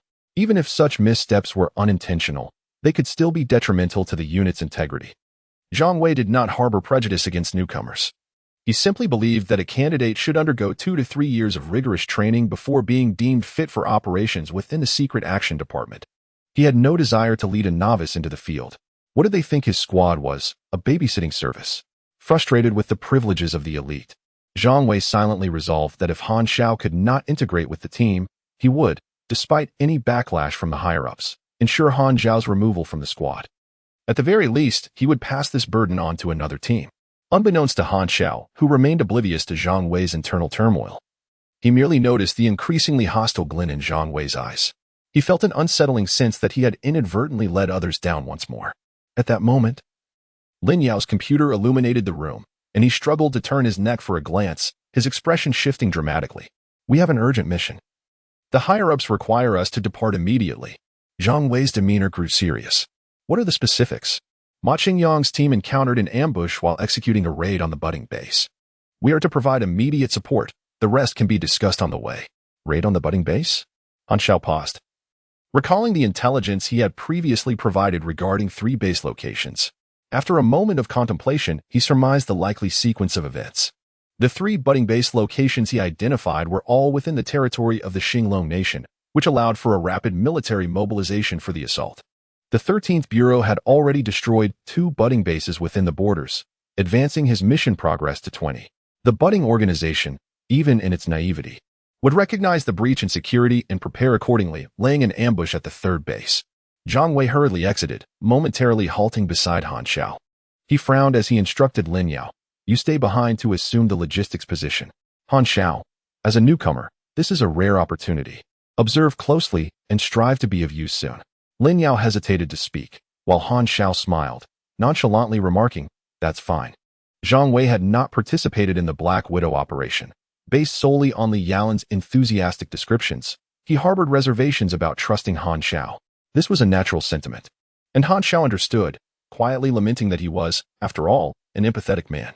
Han Xiao pondered for a moment, intercepting Li Yalan, as he produced 4 magazines brimming with high-caliber ammunition, declaring, "Consider this my token of friendship." Li Yalan's eyes sparkled with intrigue. "Is this your latest invention? Use it sparingly." Han Xiao chuckled softly, his tone laced with a sense of mystery. "It's capable of igniting. You have triggered an E-level mission. Rescue. Mission objective: assist the beleaguered secret task force in their escape. Mission requirements: successfully rescue the Ma Qingyang team. Mission reward: 8,000 experience points. Special reward: none. 8,000 experience points, though meager, were better than nothing, yet merely reflected the logistical nature of the reward. "Brother Xiao, the captain isn't targeting you deliberately. Please don't take it to heart," Lin Yao said cautiously. "I understand." Perceiving Han Xiao's natural demeanor, Lin Yao felt reassured and proceeded to operate 3 computers, swiftly typing away as he synchronized the frequencies to match those of the miniature cameras and earpieces worn by Li Yalan and her companions. The screen displayed the first-person perspectives of the trio, revealing that the team had already boarded the aircraft. The headquarters boasted a dedicated underground transit system, facilitating rapid transport of personnel to the helipad located on the city's outskirts. The 3 ascended into a combat aircraft, accompanied by a fully armed external team of 12. Han Xiao, Li Yalan, and Lin Yao engaged in casual conversation, while Zhang Wei and Lambert remained aloof, resting with their eyes closed. An hour later, the fighter jet landed at the designated site. The imagery displayed an expanse of desolate wilderness, barren hills stretching like the vertebrae of the earth beneath a brilliant azure sky, where the sun radiated its scorching light. The air shimmered under the intense heat, and the sand-laden ground resembled a searing hot iron, kissing the soldiers' combat boots and emitting a faint acrid scent. "We have arrived at the location," Zhang Wei reported in a subdued tone. The trio was fully equipped. Li Yalan donned her signature yellow hooded sweatshirt and black tactical bodysuit, a folding combat knife strapped at her waist, and a black backpack containing a lightweight power arm. Lambert was armed with dozens of folding throwing knives, in addition to a slender, high-caliber sniper rifle. However, Zhang Wei's weaponry astonished Han Xiao. He wielded a set of powered exoskeleton armor.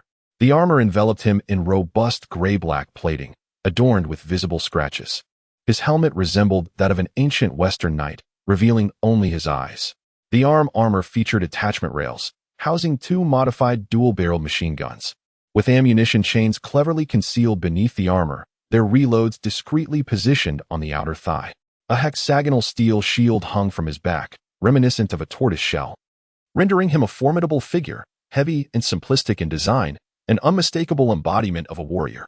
Han Xiao's interest was piqued. This was the prototype of the warfighter armor, one of the few basic powered armors from the Aquamarine Star's 10th version. The 6 nations wield distinct advanced knowledge, each developing unique weapons, referred to as the specialties of their respective factions. Players can acquire this power armor only after attaining a respectful relationship with the Tilius faction, and it comes at an exorbitant price. The repair costs after each battle alone can amount to tens of thousands. Players cannot match Han Xiao's rapid earning speed. As the team's logistics officer, responsible for equipment supply and maintenance, Zhang Wei will be in charge of the armor's repairs moving forward. In the absence of confidentiality measures, a mechanic can reverse engineer blueprints from tangible objects, which can be categorized into 2 scenarios. The first scenario involves having already learned the prerequisite knowledge for the blueprint. In this case, the deduction process is significantly accelerated, and the experience consumed while comprehending the blueprint remains within manageable limits. The second scenario, however, entails not having acquired the prerequisite knowledge, allowing for the deduction of the blueprint, albeit at a snail's pace. With the requisite experience often reaching astronomical figures, multiplying by dozens is not uncommon, resulting in blueprints that are typically marked with suffixes indicating incompleteness or defectiveness, rendering them far less effective than the official versions. The prerequisite knowledge for the Warlord armor resides within another branch of advanced knowledge, held by Tilius. Yet, after some contemplation, he suppressed this notion, recalling that he could merge to create superior mechanical blueprints that would cater to various needs, making the expenditure of vast experience to deduce a flawed armor blueprint unwise. The Lin Yao's rescue team is situated 13 kilometers away, with 15 armored off-road vehicles and a Black Hawk helicopter in pursuit. The rendezvous point is provisionally set at a hill 3 kilometers from your current location, providing a vantage point. Your mission is to intercept the pursuers and assist your comrades without engaging in prolonged combat. I have already sent the rendezvous details to them, so prepare yourselves. The orders were clear and concise. As the saying goes, the observer sees clearly, which is the essence of a logistics intelligence officer's role, coordinating the overall strategy and swiftly formulating suitable tactics for the combat personnel as reference. The three, along with the external team, swiftly reached the designated location and took cover behind the hill, awaiting the enemy's arrival. Before long, the roar of engines echoed from afar across the desolate plains, where several armored vehicles of the burgeoning organization were in hot pursuit of a single vehicle. The sounds of gunfire and grenade explosions filled the air as fiery blasts pursued the fleeing vehicle, creating craters and shrouding the area in smoke. The vehicle in question belonged to Ma Qingyang's squad. "Stand by," Zhang Wei commanded with a serious tone, his gaze fixed on the diminishing distance. Only when the targets were within range did he decisively order, "Open fire." From their concealed position behind the hill, the external team unleashed a torrential downpour of steel projectiles, flames erupting as a deluge of bullets struck the armored plates of the pursuing vehicles, sending sparks flying in all directions with a clattering symphony. Taken by surprise, the leading vehicles hastily swerved to evade the frontal assault, nearly tipping over as they sped along. The rescue operation, Part 2, Zhang Wei's dual handguns roared with ferocity, unleashing a barrage of large-caliber bullets that streaked forth, trailing two distinct fiery tails, resembling twin serpentine dragons of flame. These projectiles struck the foremost two armored off-road vehicles, and within 5 seconds, both vehicles erupted into blazing fireballs, obliterated in the onslaught. At that moment, Lambert showcased his prowess as a sniper, remaining as silent as stone while methodically firing. Employing armor-piercing steel core rounds, each shot yielded results, targeting tires and the glass before the driver's seat, significantly impeding the enemy's pursuit. Reinforcements had arrived. Ma Qingyang, who was desperately fleeing, was filled with elation, and his teammates were imbued with newfound hope. Though nearly all in his squad were injured, lying lifeless in the vehicle. Upon reaching the hilltop, Ma Qingyang poked his head out of the driver's seat and shouted, "Old Zhang, there are too many enemies. We must flee at once."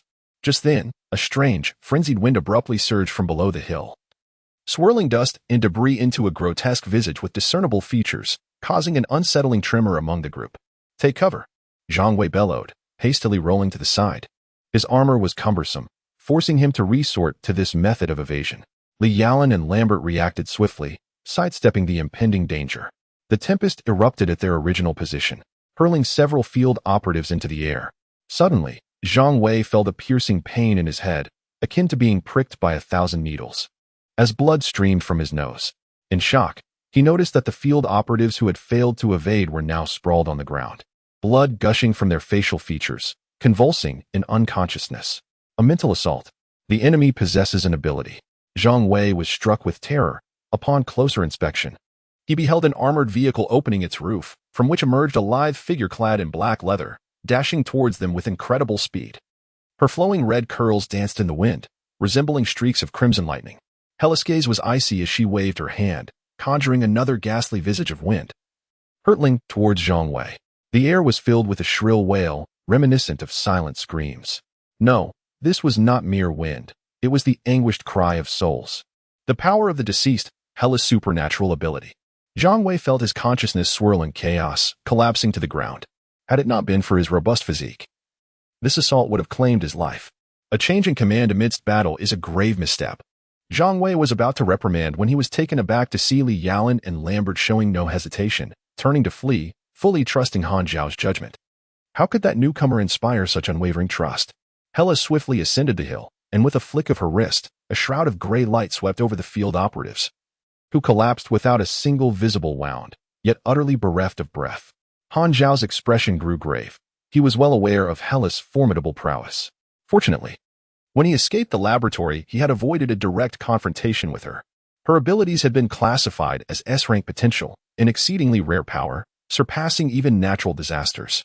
Now, Hela had only scratched the surface of her abilities, yet she was already formidable. Li Yalan, obstruct her, he commanded. Li Yalan turned decisively, executing a swift whip kick that exploded in a brilliant yellow blaze, forcing Hela back several steps. A martial artist? Hela squinted, her hands coming together to conjure a larger ghastly visage that hurtled towards Li Yalan.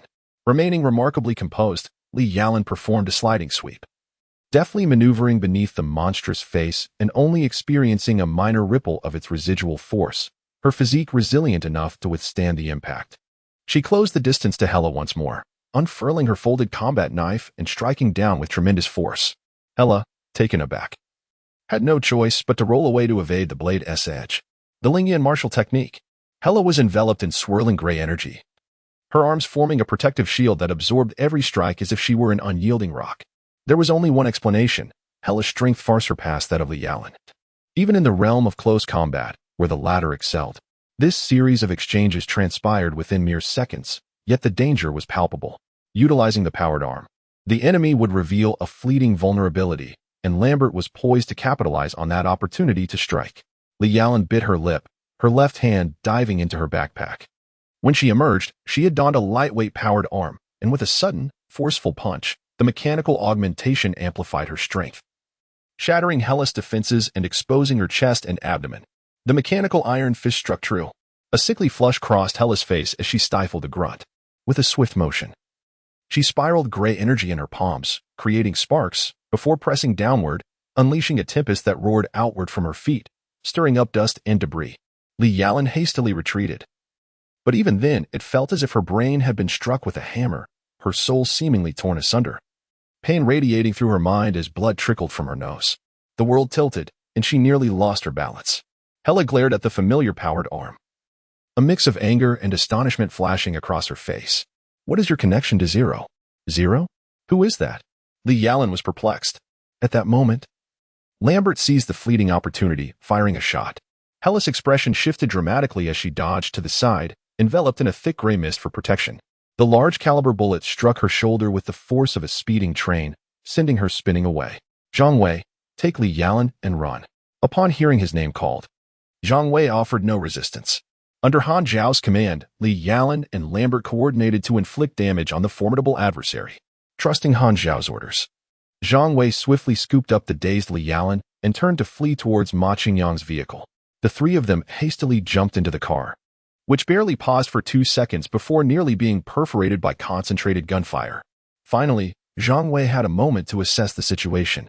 The pursuing armored convoy was not as swift as they were, and the powerful Esper was occupied with her injuries, unable to pursue them. As long as they reached the aircraft, they would be able to withdraw safely. Everything will be fine. Zhang Wei exhaled in relief.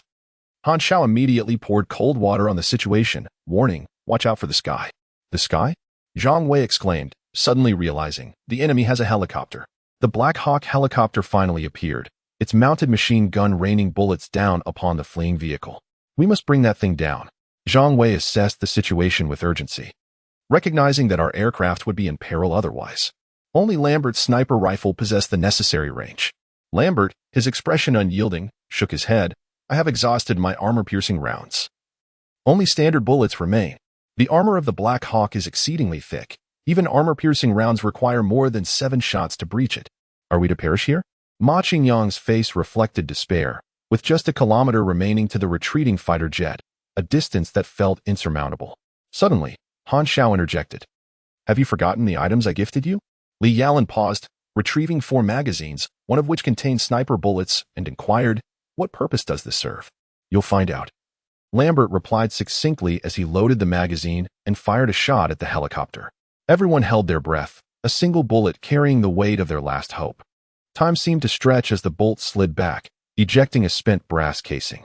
The muzzle belched fire and smoke as the deep crimson sniper round, adorned with flame motifs, was propelled from the barrel, accelerating and spinning, until it met the helicopter's bulletproof glass.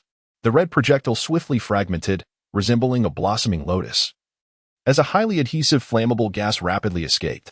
With a resounding explosion, a blinding fireball erupted, engulfing the helicopter in flames that appeared to ignite its very armor. The helicopter, now akin to a drunken beast, spiraled chaotically, the pilot's vision obscured by flames, as it fled the battlefield in a panic. Everyone gasped in astonishment, their eyes fixed on the incendiary magazine. It can ignite armor. What kind of bullet is this? Ma Qingyang marveled. Where did you procure such a treasure? Li Yaolin's eyes sparkled with excitement as she quickly switched to other calibers of incendiary pistol rounds, lifting her weapon to fire. Each incendiary bullet transformed numerous off-road vehicles into fireballs, igniting a sea of flames even upon striking the ground. The heat caused the temperature inside the enemy vehicles to soar. Igniting flames fueled by gas through the seams, leading to the overheating of crucial components such as engines and cylinders. The pursuing vehicle swerved to evade, unable to mount an attack. Seizing the opportunity, Lambert fired 2 more shots at the helicopter's rotor, sending it spiraling away, completely retreating from the battlefield. Ma Qingyang pressed the accelerator and surged into the aircraft's rear cabin. The already anxious pilot immediately took off, and the plane swiftly vanished into the horizon. Hella's complexion turned pale. The spot on her shoulder where the sniper's bullet had struck bore only a shallow wound, with wisps of gray mist swirling around it. Hastily staunching the bleeding, she gazed begrudgingly at the direction in which the plane had departed. Connecting with the leader's communication and gritting her teeth as she reported the discovery of Zero's whereabouts. 052 Harvest, rescue completed, you gained 8,000 experience. Star Dragon National Strategic Defense Bureau Affection Level 100. Xiao, you were truly remarkable. Lin Yao's eyes sparkled with admiration. Did you just realize that today? Han Xiao raised an eyebrow. Zhang Wei, feeling more open-minded, thought he had misjudged Han Xiao and sincerely apologized. I apologize for doubting your capabilities earlier. If it weren't for your command and the new equipment, we would have been doomed. On behalf of the team, I welcome you to join us. Although Zhang Wei's welcome was somewhat belated, he mused that it was better late than never. Han Xiao smiled subtly. There is no need for such apologies over trivial matters. After all, I am a magnanimous person. Zhang Wei felt a chill run down his spine, sensing an undertone in Han Xiao's words. Han Xiao suddenly recalled something. By the way, who manufactured your armor? Oh, this is the prototype of the unfinished warrior armor, a trophy we seized from Tilius years ago. Currently, we only possess this single prototype, and the schematics are progressing slowly. Even maintenance is quite troublesome. It is my equipment for now. The foundational knowledge of the warrior armor pertains to the heavy mechanical modifications of the advanced armed branches, which are prerequisites for many types of powered exoskeletons, personal mechs, and large war vehicles. Tilius has only developed the prototype, and Star Dragon's research speed is certainly even slower. Han Zhao's eyes gleamed. In that case, I shall take over the maintenance of your armor. Sure, Zhang Wei exclaimed, feeling a surge of trust in Han Zhao's abilities after this operation. Li Yaolin excitedly interjected through the earpiece, is this bullet your new invention?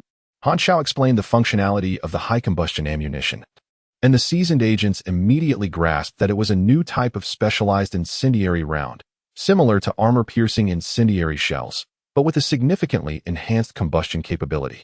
Armor-piercing incendiary rounds can penetrate armor. The burning agent within the projectile generates heat upon impact, igniting surrounding combustible materials.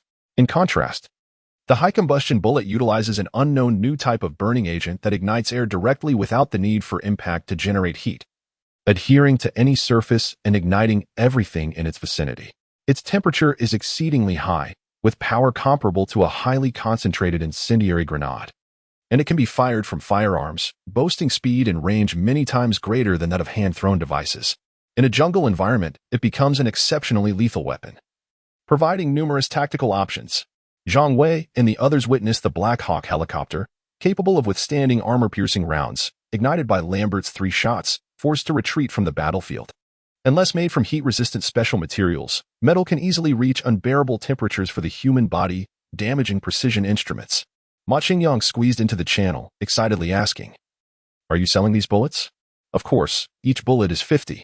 Han Zhao's gaze shifted, recognizing this as the perfect opportunity to launch the high-combustion bullets, enhancing their reputation through actual combat results. Ma Qingyang eagerly stated that he had pre-ordered 200 rounds, including 20 rounds of small-caliber pistol ammunition, 150 rounds of submachine gun caliber, and 30 rounds of sniper caliber. Well, they will be ready for pickup within a day. Han Xiao said to Li Yaolin, please continue processing the orders for me, and I will give you an 8% discount as usual. Li Yaolin's eyes curved into crescent moons as she replied, all right. The tale of Ma Qingyang's team's rescue spread like wildfire through the headquarters, and the reputation of the high-energy ammunition emerged. Han Zhao's new product? It was rumored that Old Ma's team survived solely due to the high-energy rounds. The incident involving the folding combat knife piqued the curiosity of many agents from the 13th Bureau, and upon learning that Ma Qingyang had ordered a batch of high-energy ammunition, they flocked to investigate. Having been saved by Han Zhao's team once, Ma Qingyang reciprocated by demonstrating the capabilities of the high-energy ammunition in plain view at the training ground. Flames roared. The onlookers were instantly captivated by the power of the high-energy rounds. What a remarkable item! After leaving the training ground, the agents hurried to place orders with Li Yalan, resulting in substantial quantities being requested. Compared to close combat weapons, this multifunctional ammunition, as Han Xiao had anticipated, was in high demand.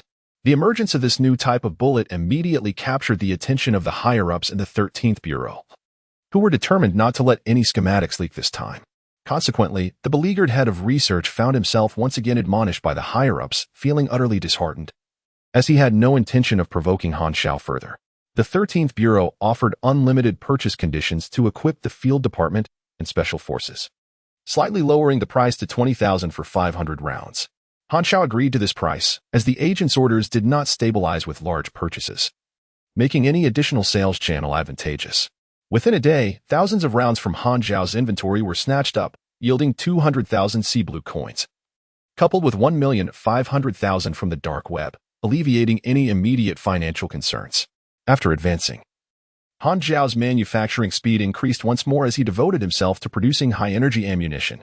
To express their support, the 13th Bureau provided a set of specialized equipment for producing casings and primers.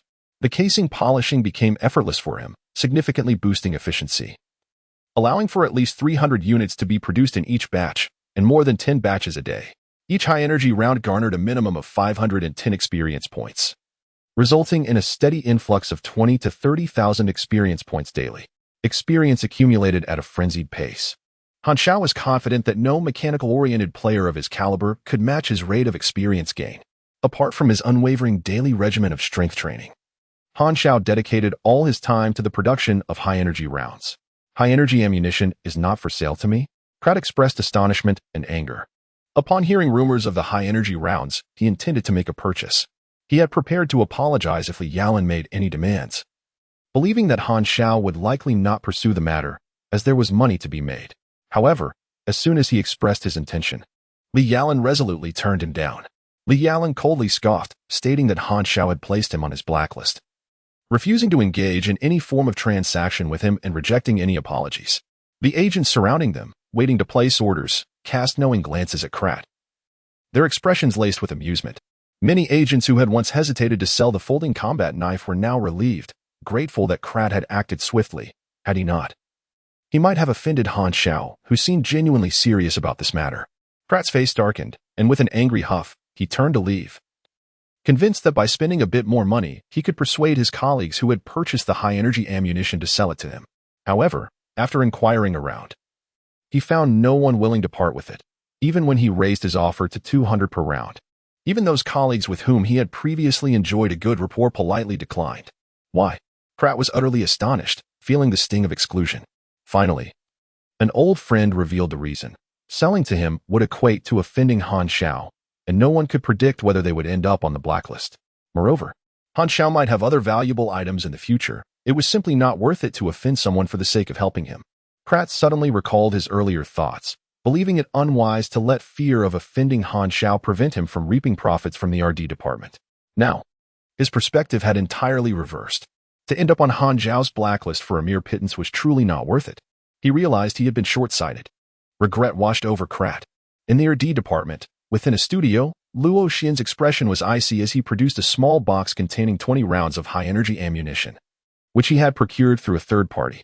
Han Zhao's blacklist only included Krat's team, not Luo Xian, the hacker. He believed that as a member of the RD department, it was his duty to derive blueprints through his skills, and thus, it was understandable, unlike Krat, who had acted so poorly.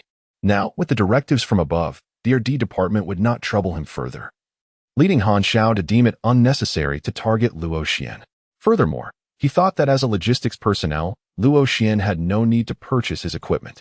Yet, Luo Xian felt otherwise, perceiving a sense of belittlement. Han Xiao, do you so look down upon me that you cannot even be bothered to deal with me? Anger surged within Luo Xian, stirring a deep resentment. However, he misunderstood. Han Xiao did not disdain him but had simply never acknowledged his presence. The head of the RD department had issued a strict order prohibiting anyone from researching high-energy ammunition, yet Luo Xian discerned the high-ranking official's significant interest in it. It wasn't that they did not desire the blueprints, but rather that they feared offending Han Xiao. Thus, Luo Xian resolved to secretly research the blueprints for high-energy ammunition and discreetly present them to the higher-ups. The 13th Bureau had numerous military factories that could manufacture it without Han Xiao's knowledge. He could not possibly know everything. After the previous success in cracking the folding combat knife, Luo Xian had bolstered his confidence, believing that Han Xiao's skills were rather mediocre. He was convinced that he could effortlessly decipher the high-energy ammunition this time. If successful, the higher-ups would undoubtedly regard him with newfound respect. This was his sole opportunity for redemption, and failure was not an option. The more he contemplated, the more he believed in the viability of his plan. As for the order from the head of research and development, Luo Xian dismissed it entirely. That scoundrel had gone back on his word, and seeking his favor would only demean himself. Taking a deep breath, Luo Xian adjusted his state of mind to its peak, deftly maneuvering the tweezers as he prepared to extract the warhead. The essence of the incendiary round lay within the propellant inside the warhead, making the analysis of its composition the most crucial task. Clang! The warhead was successfully separated. The first step was accomplished. Next was the disassembly of the warhead to extract the propellant, a process that required utmost caution to avoid any collisions or friction. A buffer conduit had been meticulously prepared, ensuring that neither the powdered nor the liquid propellant would ignite. Luo Xian felt he was executing flawlessly as he steadily opened the warhead. Success. Now it was time to analyze the components. Luo Xian was overjoyed. However, the moment he opened the shell, a blinding flash of fire expanded within his vision. The piercing sound of the fire alarm echoed through the air as dense black smoke billowed from the research department, engulfed in fierce flames. Members of the team hurriedly evacuated the scene. The automatic sprinklers on the ceiling whirled into action, dousing the flames with remarkable speed, leaving behind a chaotic mess. Various documents and blueprints were soaked, turning to mush at the slightest touch, while several non-waterproof computers malfunctioned, emitting electric sparks. The walls and floor were marred with charred remnants. What had caused the sudden inferno? The head of the research department, feeling a lingering dread, surveyed the devastation with a heavy heart. Security personnel arrived promptly to assess the situation. The fire originated from the workshop. Luo Xian emerged, drenched and wrapped in a blanket, his face smeared with soot. Resembling a bald, burned egg, no, a preserved egg. He was filled with trepidation. Had he not escaped swiftly and had there not been a fire extinguisher nearby, he might have been disfigured. He had not anticipated that the propellant for the high-energy ammunition was a gas, which would leak upon opening the shell and ignite upon contact with the outside air, effectively rendering it unusable once manufactured. Even in a vacuum, it could ignite momentarily. With his level of expertise, replicating it was utterly beyond his capabilities. Defeated, Luo Xian's expression was one of discontent. "What have you done?" The head of the research department exclaimed angrily. The security officer produced several charged shell casings, their red bases barely discernible, and stated solemnly that these were the casings for high-energy ammunition, which Luo's team had been investigating. The head of the department's eyes widened in disbelief, pointing at Luo Xian. Rendered speechless, "Do you treat my orders as mere trifles? When higher-ups inquire, it will be I who bears the blame. You are all a bunch of fools." Gu Hui arrived swiftly, his demeanor serious. "Explain this to me." The head of the research department, gritting his teeth, pulled Luo Xian forward, asserting that it was his reckless initiative. Gu Hui's expression remained impassive. "Do you have anything to say?" Luo Xian bowed his head. Had he succeeded in his clandestine research, it would have been a significant achievement. However, he had exposed himself by defying orders and causing a fire at headquarters. As an ordinary member without connections, he was bound to face dire consequences. A wave of despondency washed over Luo Xian, leading him to question whether his choices had been misguided. If only he had not been so proud and narrow-minded in the past, perhaps these misfortunes could have been avoided. "I am still too young," he lamented. Meanwhile, Han Xiao learned of Luo Xian's predicament through Feng Jun. Astonished by his audacity, even the creator of the high-energy bullets would not dare to open them post-manufacture. Impressive indeed. However, Han Xiao soon set aside the incident, his impression of Luo Xian reduced to a mere name. Zhang Wei's warrior armor had arrived at his workshop, the prototype's technology appearing quite rudimentary. Prototype of the war armor. Type: Full coverage small infantry armor, quality, white, base attributes, armor value 682, 1400, defense 35, power level 86. Energy value 250250, equipment requirements, strength 42, endurance 48, attribute bonus, agility 10, height 1, 95 meters, weight 370 pounds, control method, human operated without a chip, energy source, electric, combat consumption, 5 energy per minute, core power, 125130 ohm, skeleton module. Spring piston shock absorber. Reducing weight by 65, slightly enhancing shock resistance, occupying 20 power, right arm module, large caliber triple-barreled machine gun, 3 bullets per shot, attack power 105124, fire rate 5 shots s. Maximum fire rate 8 shots s, 5 seconds overload, ammunition capacity 30120 rounds, output power 75, occupying 35 power, left arm module, large caliber triple-barreled machine gun. As above, right wrist module, ejectable alloy blade, attack power 1215, output power 9, occupying 5 power, legs module, spring-powered running device, movement speed 15. Startup consumption 1 energy per minute, occupying 30 power. Auxiliary module, simple thermal imager, no power consumption, auxiliary module, hexagonal steel heavy shield. No power consumption, attached ability, thick armor reduces physical damage by 12. Note, a disgrace in the realm of armor. Simplistic. Han Xiao could hardly bear to look at it. Furthermore, regarding power, only the legs possess a basic mechanical drive. There is no internal exoskeleton installed, and all other parts rely entirely on the user's physical exertion. He finally understood why zwnj did not utilize the steel shield on his back. It was simply too cumbersome to wield. Moreover, the external armor was crudely assembled, with large iron plates welded together as makeshift armor, showcasing a blatant disregard for craftsmanship. Even if this were a prototype, it deserved a more serious treatment. However, there was no rush for modifications. Some ideas still required new knowledge for realization. After hastily repairing it, Han Xiao handed it back to zwnj through Feng Jun. Now, another matter occupied his thoughts. With 3 budding bases destroyed, what intelligence should be relayed to Xinglong? The 3 sub-bases merely represented the tip of the iceberg for the budding organization. There were no other bases within the borders of Xinglong. The locations Han Xiao subsequently provided necessitated that Xinglong's forces operate beyond their national boundaries. Armed forces intruding into foreign territories would be a blatant provocation of war. Although the 6 nations secretly vied against one another, none wished to ignite conflict at this time. The Great War that spanned the old and new eras had significantly depleted national strength, and all 6 nations were in a period of recuperation. Healing from the scars of war. Whether they would engage in battle again remained uncertain. Thus, conducting cross-border operations necessitates collaboration with other nations, introducing numerous variables. Sole reliance on his intelligence is insufficient. He must accompany the expedition to effectively respond to any unforeseen circumstances. The question remains whether the higher-ups at Xinglong will deny his request to leave Shidu. A sudden call from Feng Jun interrupted his thoughts, the tone grave. Han Xiao, the agents of Mingya lurking in Shidu have commenced their actions. They are tracking your whereabouts and seem aware of your affiliation with us. I am aware. Han Xiao replied calmly. He had anticipated this scenario when he instructed Li Yalan to utilize the lightweight power arm. Rest assured, we have deployed a substantial number of personnel nearby, monitoring the situation around the clock. Shidu is the territory of the 13th Bureau. Even if the Mingya organization discovers his location, attempting to confront him would incur significant costs. Nevertheless, caution was paramount. Han Xiao knew that some of Mingya's superpowered assassins were exceedingly formidable. He should prepare some weapons for self-defense. Please retrieve 2 Eagle handguns from your bureau's warehouse for me. The Eagle handgun, renowned for its substantial caliber and effectiveness in close-quarters combat, boasts a power comparable to that of a sniper rifle within a 30-meter range, though its potency diminishes rapidly beyond that distance.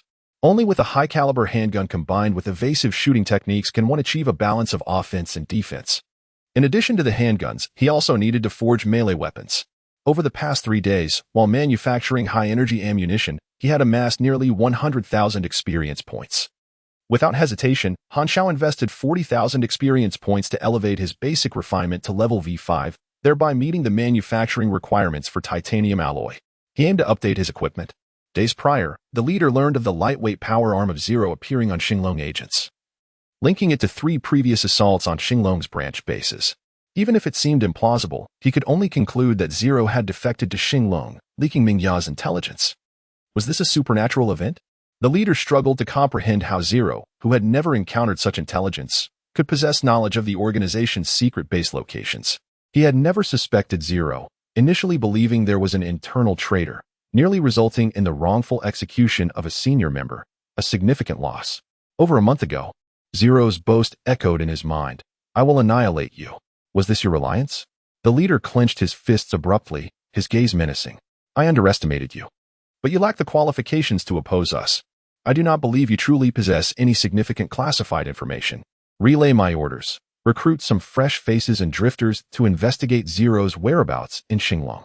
Any fruitful discoveries will be generously rewarded by the organization." The leader's tone was icy, his intent lethal. "If any clues emerge, let Nuwa Sa handle him." Nuwa Sa, on par with Hyla, is an executor of the Mingya organization, a ruthless assassin. Each executive possesses their own unique strengths, and the number of executives within the burgeoning organization has always remained a closely guarded secret, even among its own members. The leader's gaze is profound.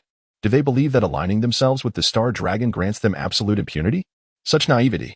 Gratitude is extended to Dao Minggue, Yuan Shui Yuan, Tang Kiao Wangzi, and the patrons of Guilong Dao for their generous contributions, which enrich both mind and spirit.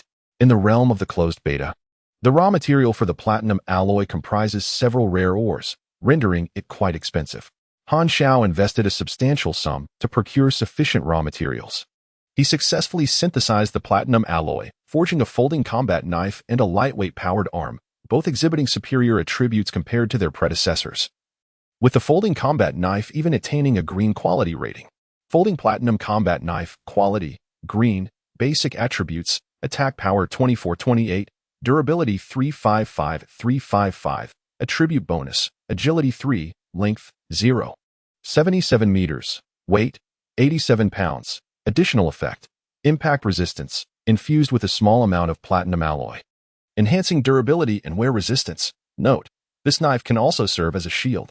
The distinctive properties of platinum alloy include toughness and impact resistance, making it exceptionally suitable for armor crafting. The following day, Feng Jun delivered 2 Desert Eagle handguns, featuring longer barrels than typical pistols. Han Xiao conducted a few test shots. Within a 30-meter range, the kinetic energy of the bullets rivaled that of a sniper rifle, leaving a significant gash in the head of a humanoid target. The recoil was substantial, causing the aim to drift upwards if not carefully managed. However, with his strength, he could effectively wield these formidable weapons. To prepare for any potential assassination attempts, Han Xiao carried both Desert Eagles and the folding platinum combat knife, with convenient pockets sewn into the lining of his clothing. Always equipped with 6 magazines, 2 high-explosive magazines and 4 standard ones. The Desert Eagle holds only 8 rounds, and for the standard magazines, Han Xiao opted for steel core bullets, which provide superior penetration at close range, making them ideal for the Desert Eagle. Han Xiao glanced at his experience panel. After leveling up, he had approximately 100,000 experience points remaining, coupled with the recent gains from manufacturing high-explosive bullets. And after deducting the experience required for basic refinement upgrades and the costs associated with the energy refinement method, he still possessed nearly 200,000 experience points. It was not until the system broadcasted the ID of the first player to reach the level cap of 60 in version 10 that everyone was taken aback. Realizing that this individual was the very one who had initially proposed the notion of leveling compression. You shameless rogue. Han Xiao had no intention of compressing levels. He was not constrained by version level limits, which was a significant advantage, regardless of how much experience he possessed. If it did not translate into combat power, it would be futile. Thus, he decided to directly expend 180,000 experience points to ascend 3 levels. Mechanic Apprentice level up, Energy 30, Agility 1, Endurance 1. Intelligence 3, gain 3 free attribute points, gain 1 potential point. X3 The energy refinement method had been practiced 10 times over the past few days, yielding an additional 30 energy points. Han Xiao's energy reached 280 points, meeting the standards for V4, thereby acquiring a new level of attribute enhancement. Power V 4200, Strength 3. Agility 4, Stamina 5, Intelligence 4, Health Limit 150, Mechanical Power 4, Manufacturing Speed 4. The total enhancement from power is remarkable. Strength 10, Agility 10, Stamina 14, Intelligence 8. Health limit 320, mechanical quality and manufacturing speed 10, which is nearly one-third of the fundamental attributes, yielding significant benefits. The mechanical class relies on mechanical combat. Thus, enhancing intelligence is undoubtedly wise.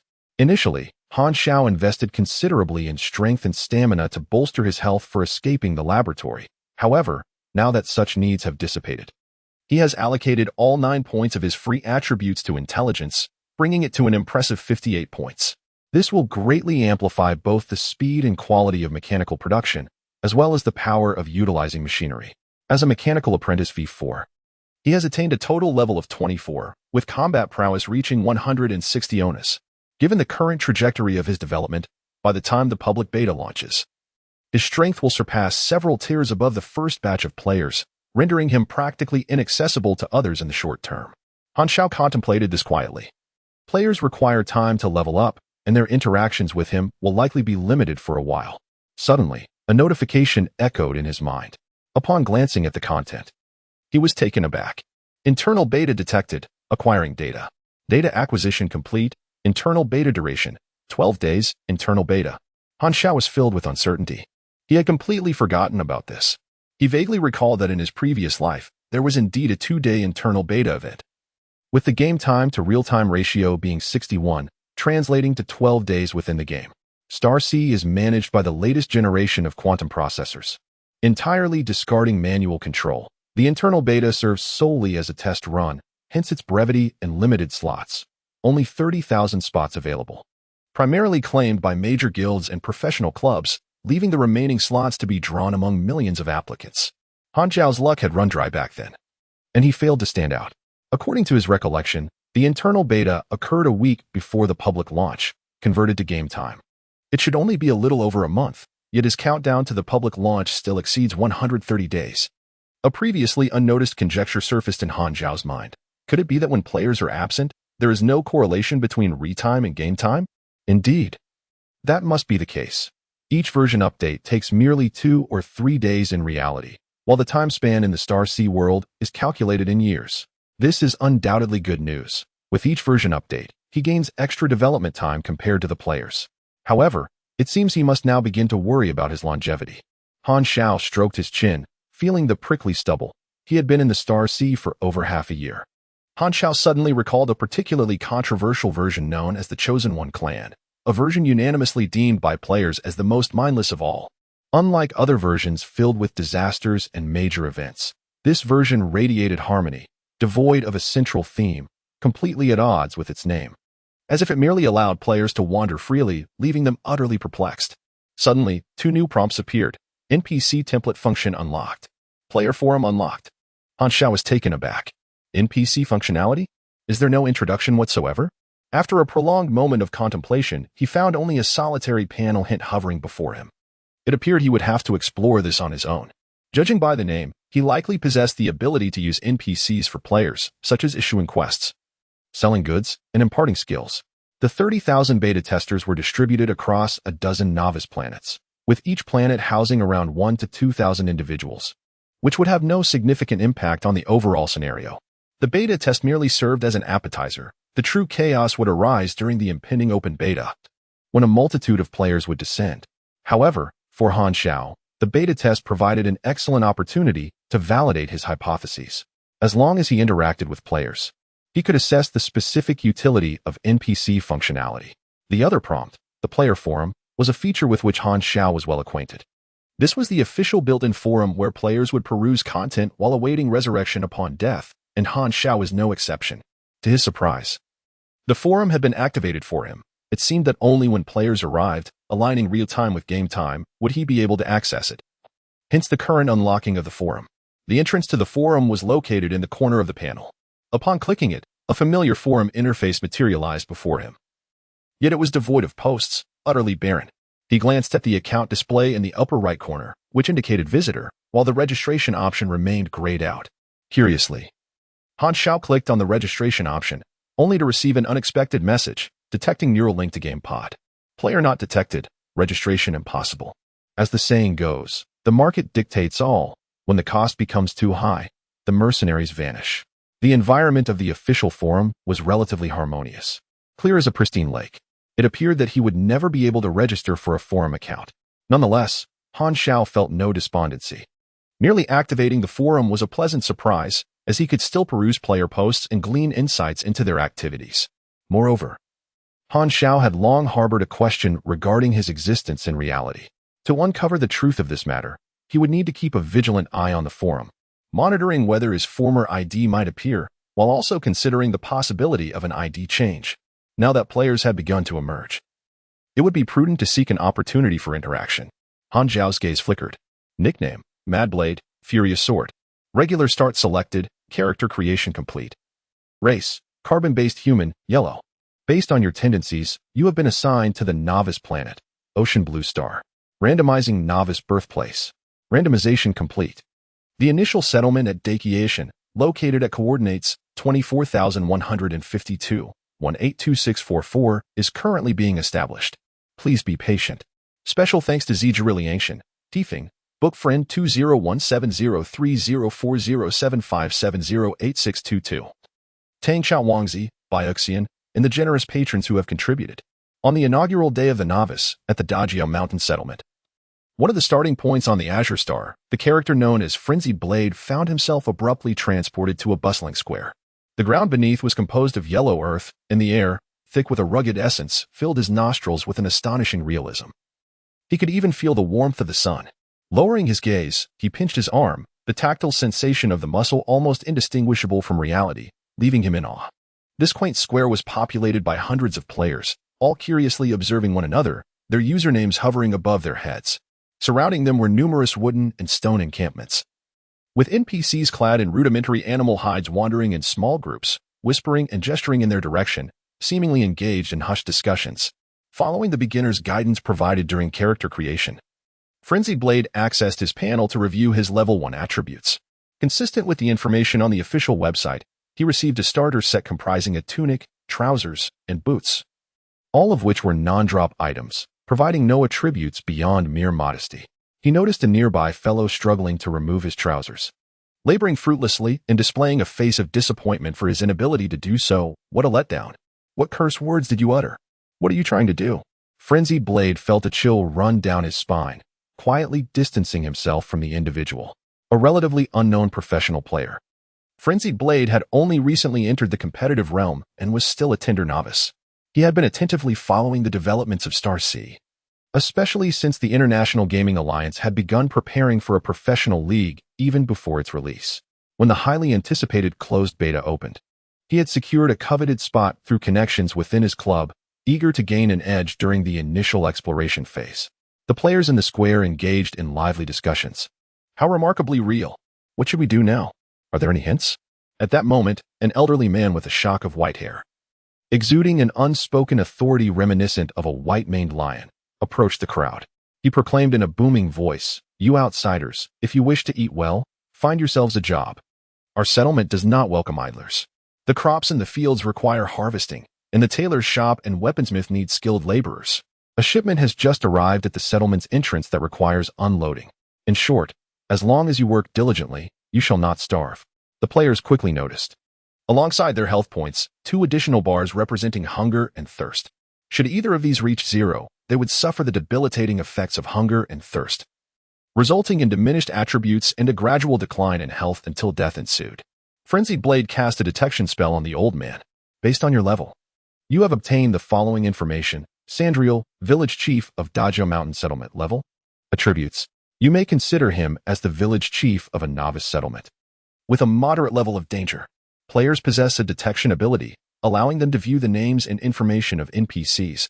However, if there is a significant level disparity, certain information may be obscured.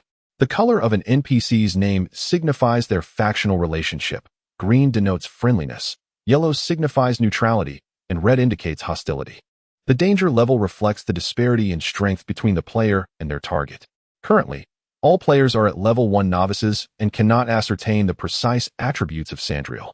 The weapon shop offers firearms, ammunition, and melee weapons, while the marketplace is bustling with individuals selling food and water. To the west lies a beast arena where riding mounts can be rented, should one wish to depart. A public transfer train station is located a few kilometers to the north. For those eager to acquire various life skills, the blacksmith and tailor shops are excellent choices. Based on Sandriel's description, the crowd grasped the situation. The settlement permits the undertaking of several life-related secondary professions and one primary combat profession as a novice hunter, all of which require financial investment for training. The player's map is presently shrouded in the fog of war, obscured and darkened, with a backdrop of numerous planets. Information regarding the map and faction dynamics must be explored to illuminate the panel map, with countless elements available for discovery, evoking a sense reminiscent of Magical Girl Scrolls 21. Ultimately, all initial endeavors necessitate monetary resources.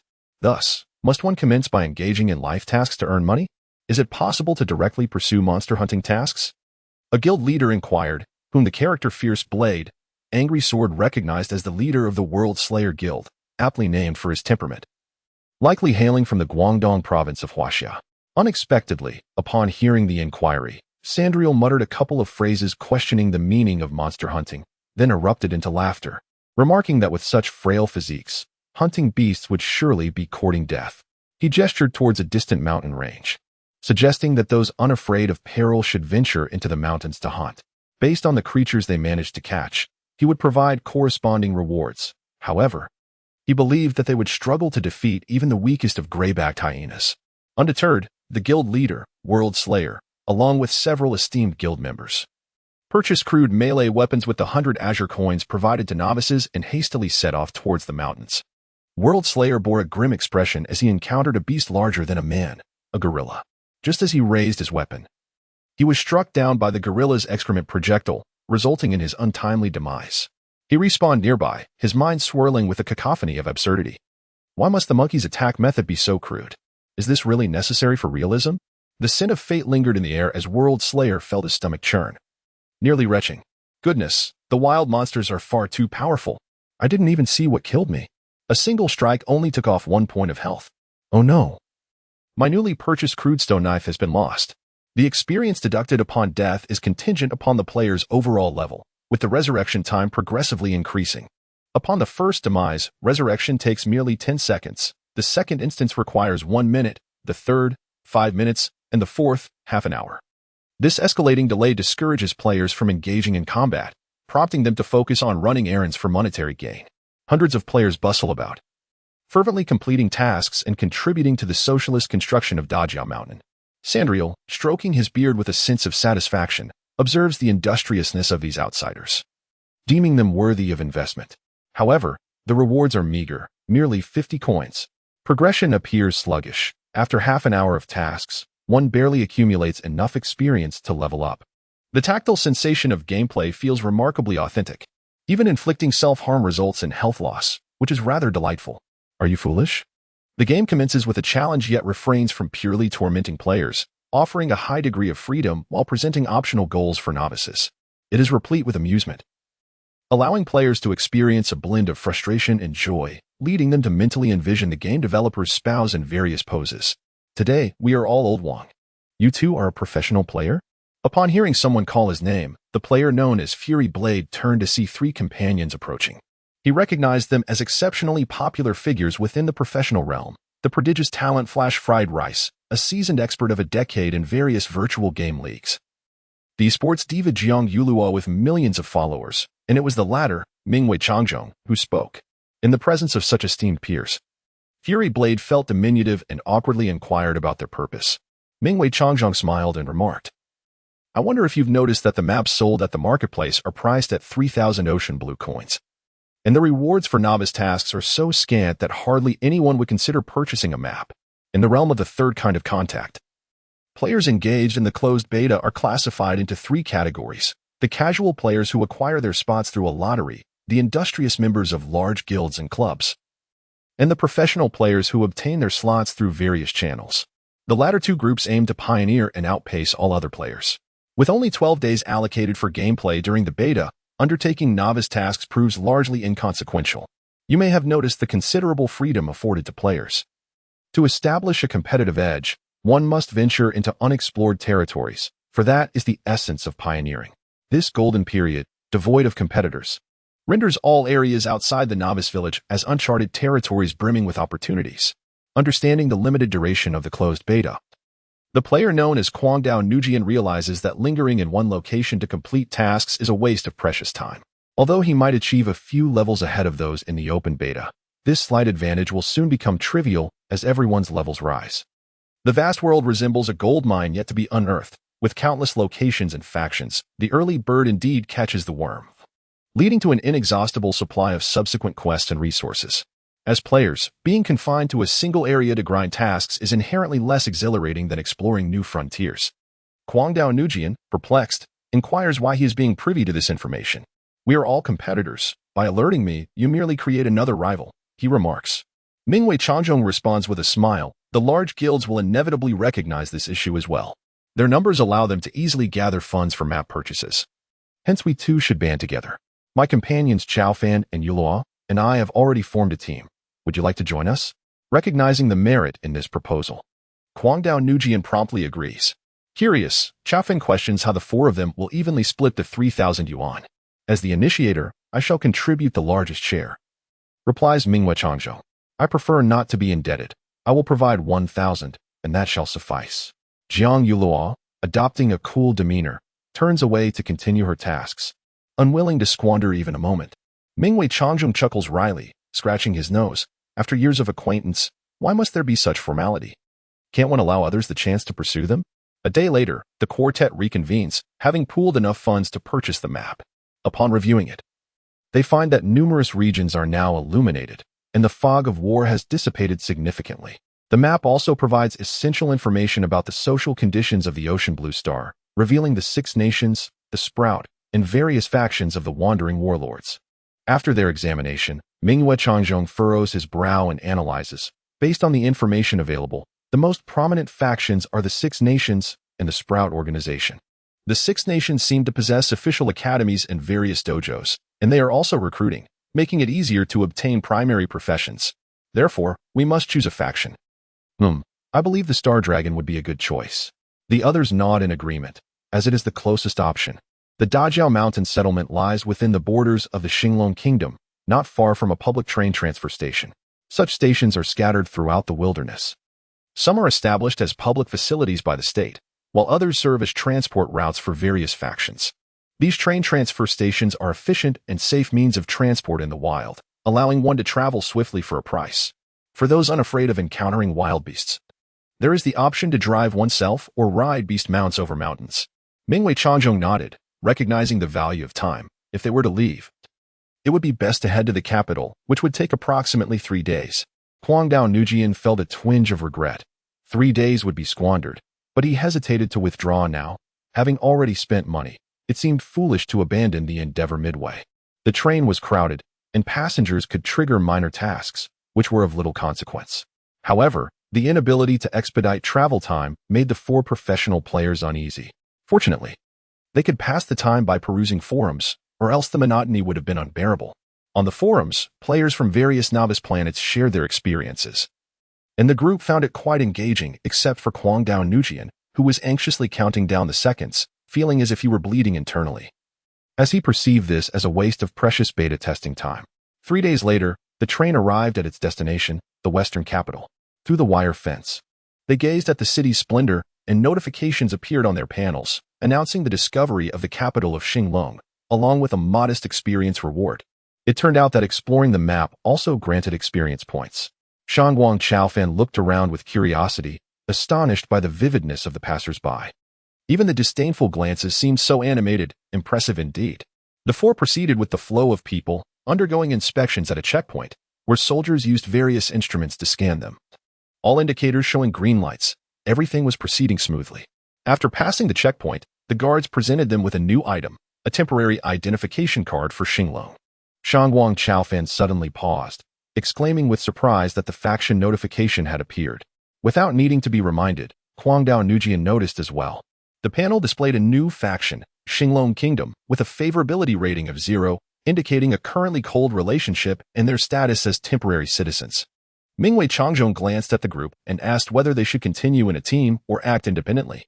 "I'll stick with you," Shangguang Xiaofan chuckled, eager to team up since he belonged to the same club as Mingwei Changjong.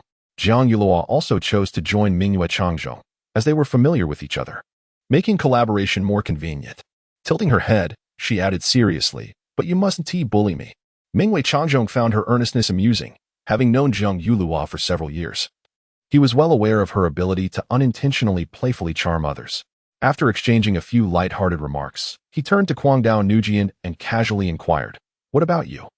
As the fervent sword-wielder observed the three esteemed professionals engage in light-hearted banter, a wave of inexplicable self-doubt washed over him, as he realized he was merely a novice amidst their prowess.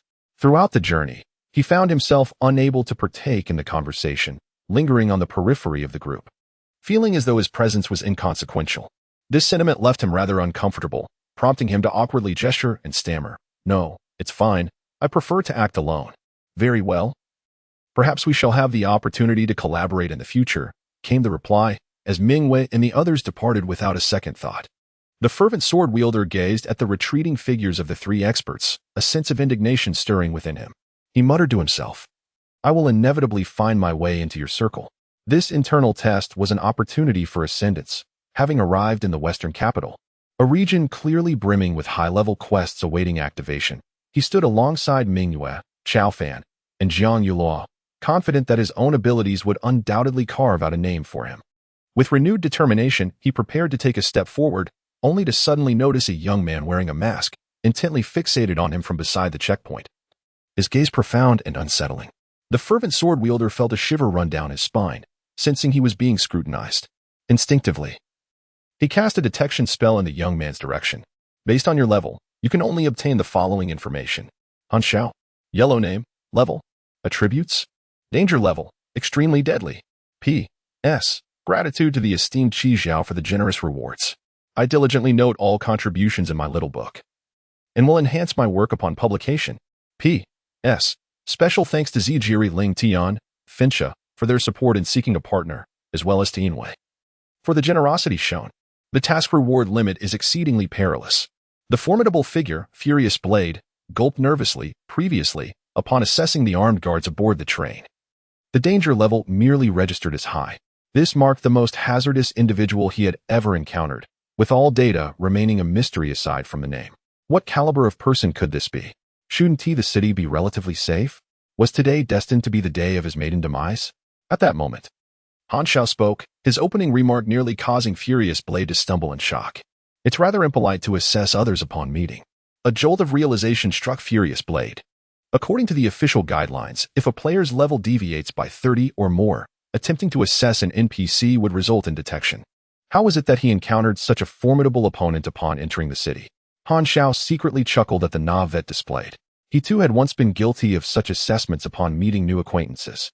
Since receiving news of the internal test launch, Han Xiao had contemplated engaging with players, pinpointing all novice starting areas on the map, with the nearest being the Great Horn Mountain settlement, merely 3 days distant.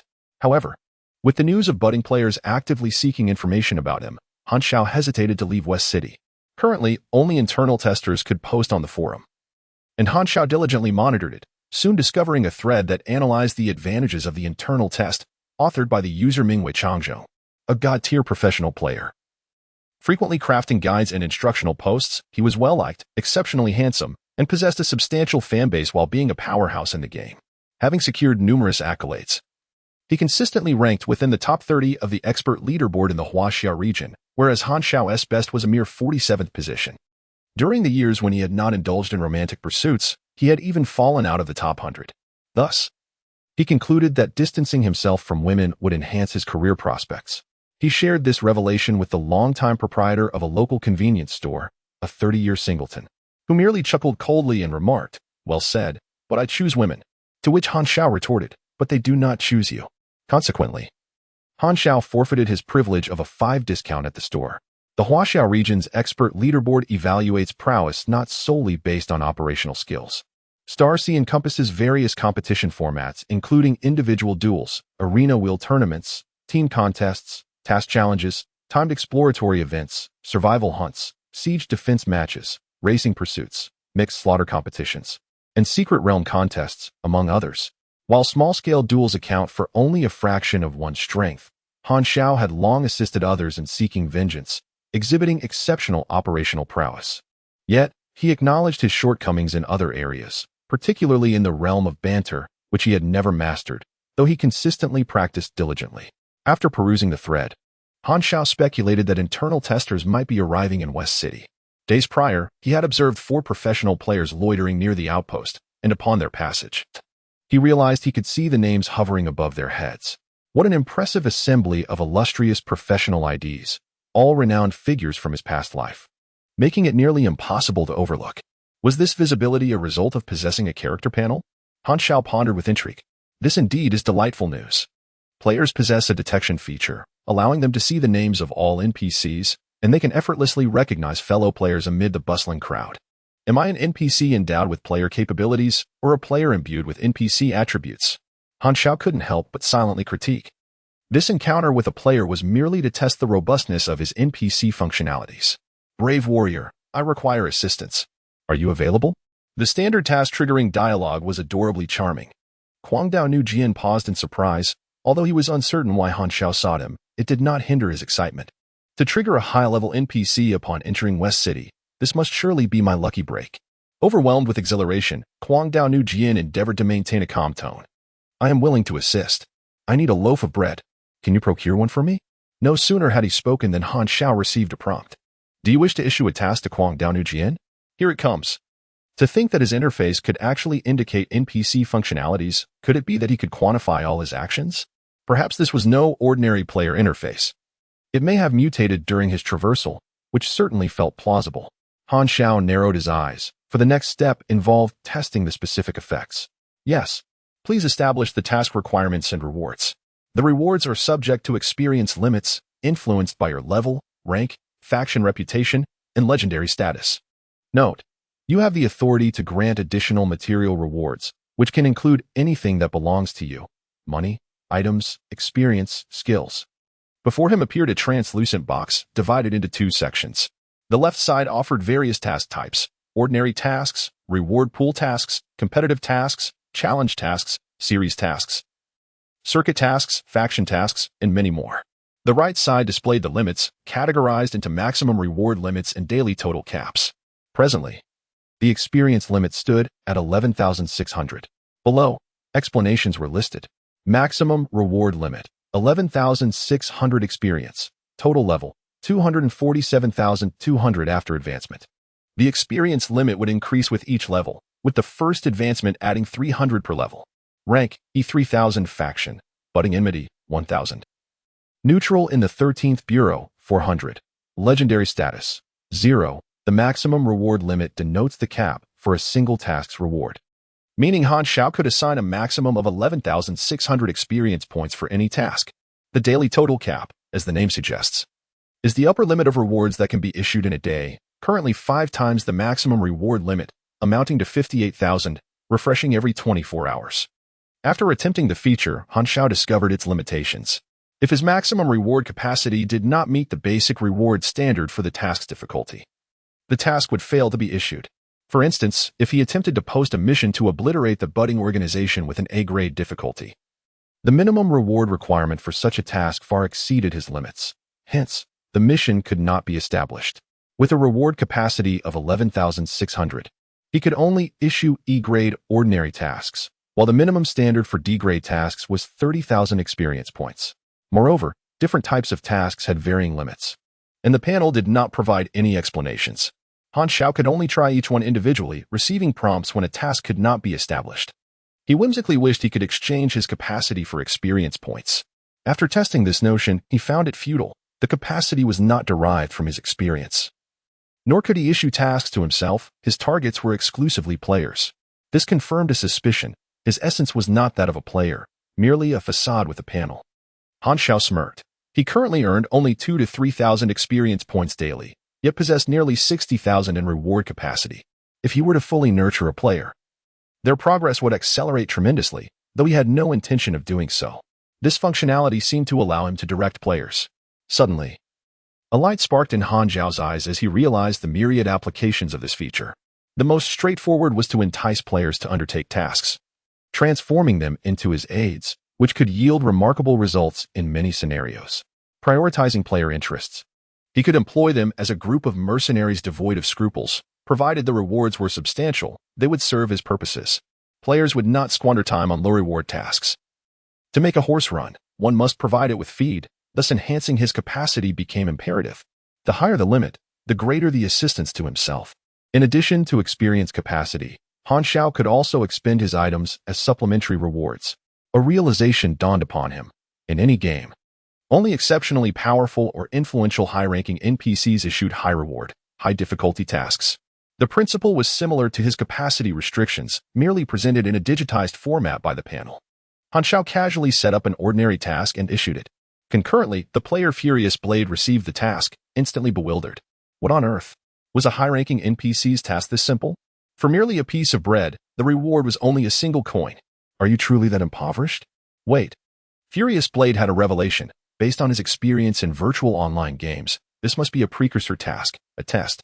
Only by satisfying the NPC could he trigger subsequent missions, and failing this would mean losing the opportunity. The more he pondered, the more plausible it seemed.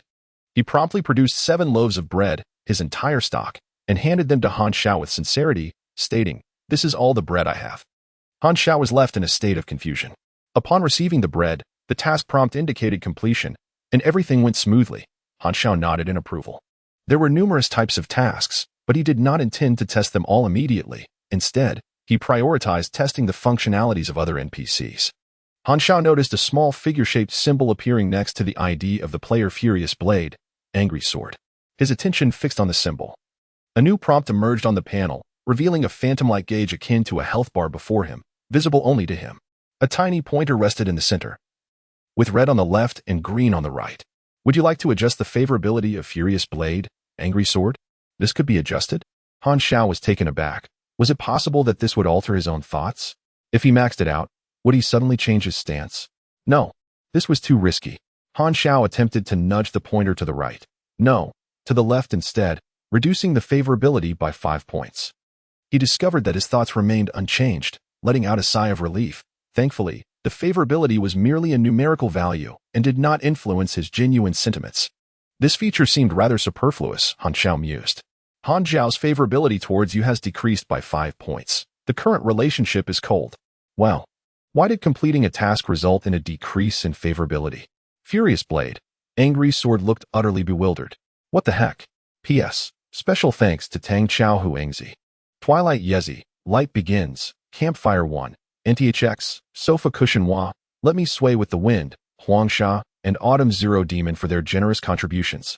058 The prehistoric pit. Han Xiao comprehended the affection system and, after some reflection, considered the possibility of selling items to players, prompting a strange chuckle to escape his lips. Ah, young one, you possess potential. I only sell to those fated. Quandao Jian, in a state of utter bewilderment, stared in shock. Wait, the affection has decreased. Yet you still believe in me? Is the affection system inverted in this game? Why does this NPC's laughter send chills down my spine? It's truly terrifying. Do you wish to open a personal shop for Quandao Jian? Han Xiao raised an eyebrow. Yes. Before him materialized a translucent interface akin to a quest prompt, divided into 2 sections. The left side showcased an item shop, indicating that he could list his possessions even if they were not physically on him, while the right side presented a skill shop, allowing him to display his mastered skills. Han Xiao attempted to place a few items on the list. Please set a price for the items. The price can be in currency, experience, or barter. You may also establish purchasing conditions, including but not limited to affection rating, level, skills, and class. In the vast universe, with its myriad currencies, the Ocean Blue coin merely served as the currency of Ocean Blue Star, while the sole universal currency was the NR. The types of currency could be freely set, provided one had encountered them. This feature was indeed comprehensive. This is nothing more than a tactic devised by developers to retain players, enticing them to increase NPC affection and thereby artificially extending their playtime. I recall the countless arduous quests I undertook to elevate my reputation with the glorious Federation to respect, allowing me to purchase a glorious class flagship. Have I transitioned from a noble revolutionary of the proletariat to a nefarious member of the capitalist elite? My interface is indeed impressive. Han Xiao finalized the setup of his items and confirmed the listing. Before Quandao Jian appeared a shop interface, and upon glancing at it, his attention was instantly captivated. Unable to restrain himself, he gasped, his face flushing as he stammered. Divine artifacts. Folding battle blades, high-velocity bullets, the Type 73 Hornet pistol, the Jason submachine gun, military rifles. Quan Dao knew Jian's eyes gleamed with fervor at the attributes of these items. To him, they were all divine artifacts. With such equipment, he could undoubtedly surpass all other players by several tiers. However, upon inspecting the prices, it felt as if a bucket of ice water had been poured over him, chilling him to the core. The least expensive high-velocity bullet cost 100. Why not simply rob a bank? Furthermore, the lightweight power arm required an affection rating of over 10 points. Given this NPC's penchant for reducing affection through quests, would this equipment forever remain beyond my reach? No wonder the danger level was classified as extremely lethal. This NPC was clearly not someone of my level should be engaging with. The item shop left the furious Sword of Madness in a state of bewilderment. Yet upon glancing at the skill shop, he was instantly revitalized. Basic combat, fundamental shooting, grappling, these common skills alone made his mouth water. As he looked further down, he was struck dumb with astonishment. Knowledge pertaining to mechanical class advancement. A plethora of miscellaneous mechanical skills awaited him. But the one that left him utterly awestruck was the energy refinement technique. A divine skill. Sword of Madness roared internally. However, Han Xiao suddenly shook his head, lamenting that alas, he was not a mechanic and thus could not learn my skills. Sword of Madness was momentarily stunned, engulfed in a conflict of thought. He had already regarded Han Xiao as a mysterious mentor, a hidden NPC of sorts, a rare opportunity indeed. If he could learn from him, his growth would undoubtedly surpass that of all other players. Yet, his inclination was towards martial arts, as indicated by his ID. Counting his available currency and experience, he found just enough to acquire a basic mechanical knowledge. Sword of Madness ultimately made up his mind. Such a chance, akin to winning the lottery, would be regrettable to miss. He decided to gamble. This time, he was certain he would not come to harm.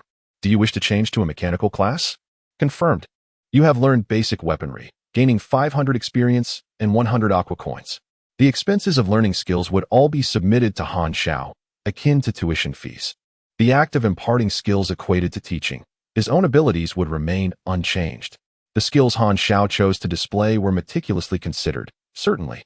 Advanced knowledge and blueprints would not be sold, and active combat skills like sliding shot were not showcased. Most of what he imparted were skills easily obtainable by players, though most players were still unaware of this fact. For instance, the energy refinement technique was guaranteed to awaken for players upon reaching level 20 in their first class advancement. Yet the excitement evident in Sword of Madness's breathlessness indicated he was oblivious to this. Selling skills that players would inevitably learn felt akin to pulling a fast one. Sword of Madness was suddenly filled with misunderstanding, believing that Han Xiao had a penchant for trading, concluding that only through purchases could one increase favorability. He secretly resolved to frequent Han Xiao's business more often.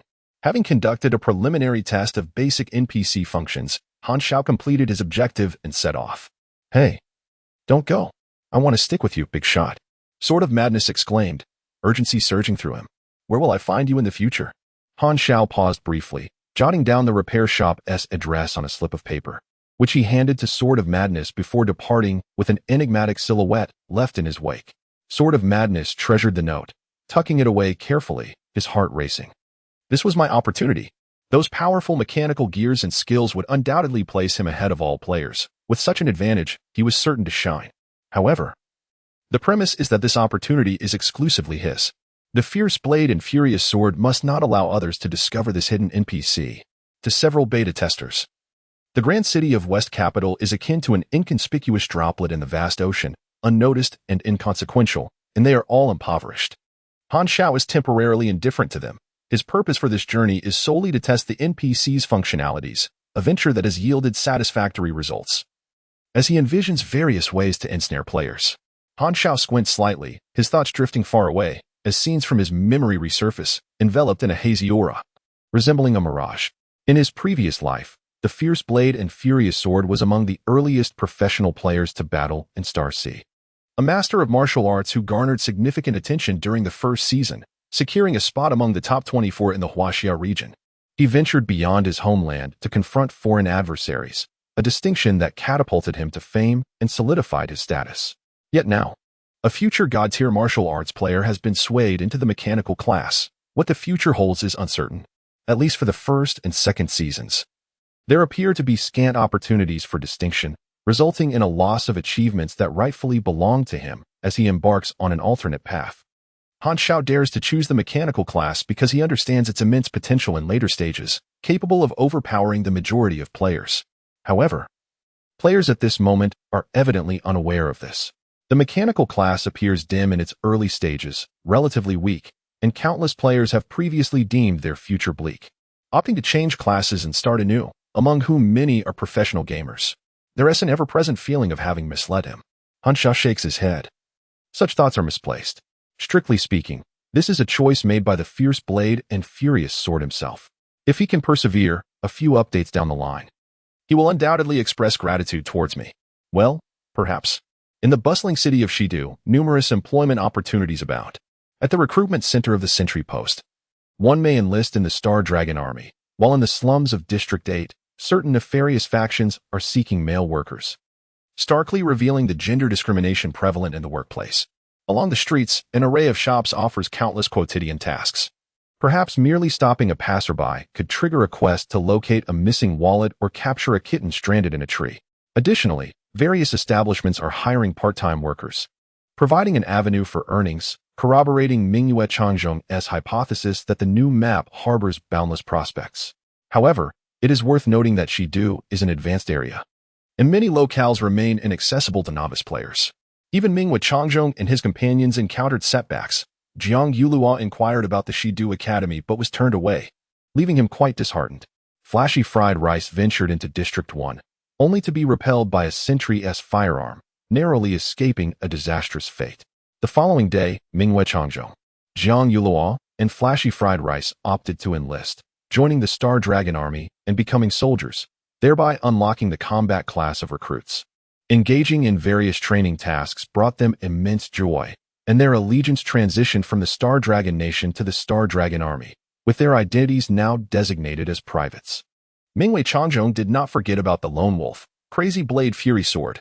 The group exchanged friend requests while in transit. Mingyue Changzhong kindly informed Crazy Blade Fury Sword of the opportunity to join the army, but received a dismissive response, leaving him somewhat vexed, as he assumed Crazy Blade Fury Sword had little interest and chose to disregard it. Unbeknownst to Mingyue Changzhong, Crazy Blade Fury Sword was entirely unimpressed by the opportunity he mentioned, fixated instead on clinging to Han Xiao's substantial influence, reveling in the euphoria it brought.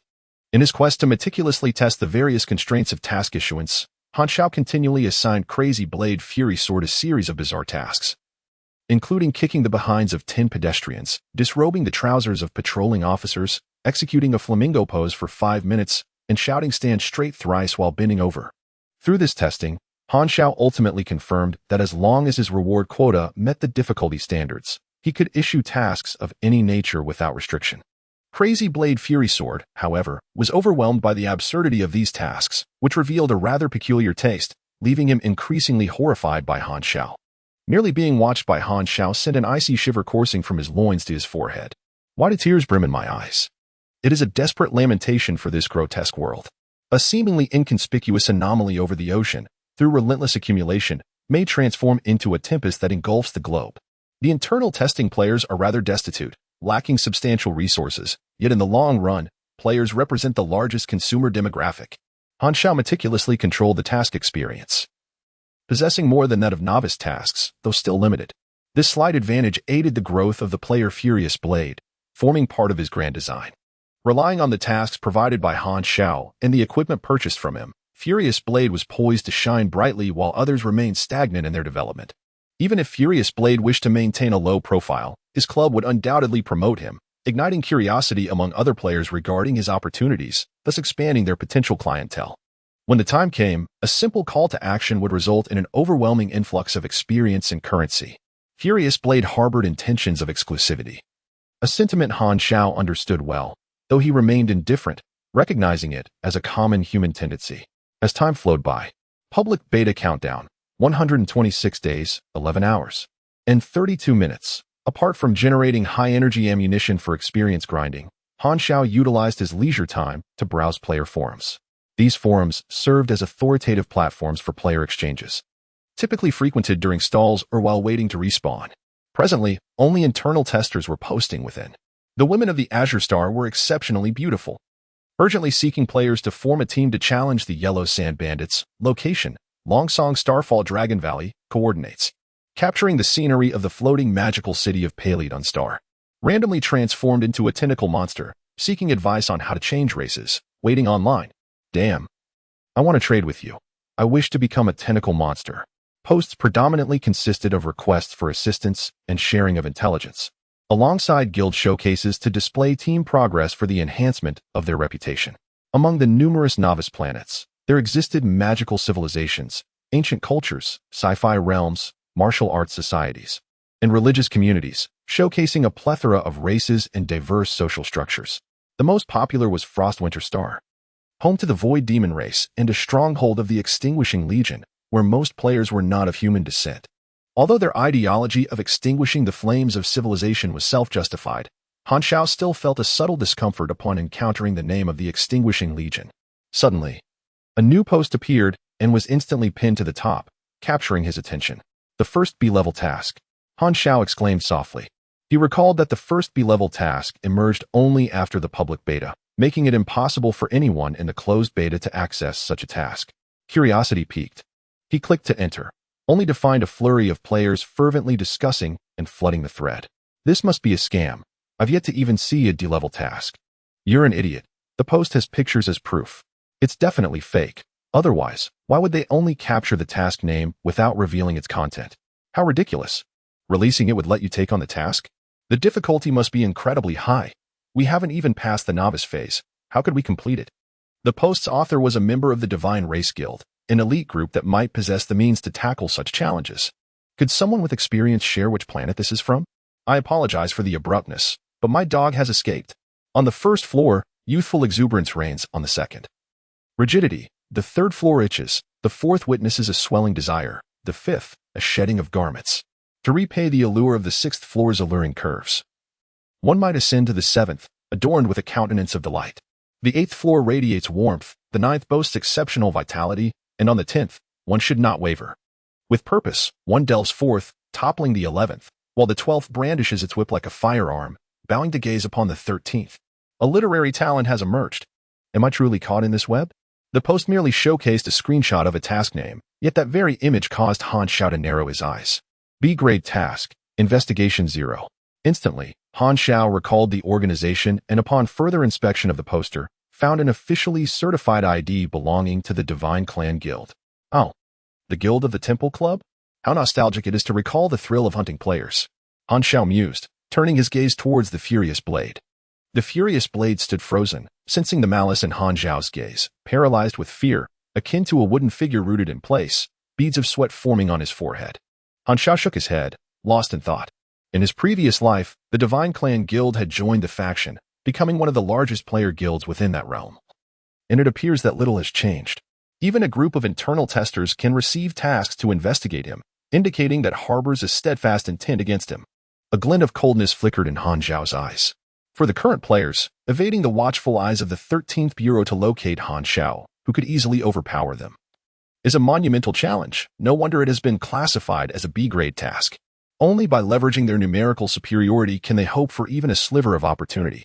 Yet, the Divine Clan Guild seems to have no shortage of members. Suddenly, Xiao discerned which base would be his next target.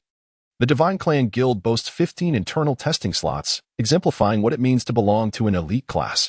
The president and vice president personally led a select group of their finest into the internal test, and after deliberation, they expressed a preference for technology in the system survey.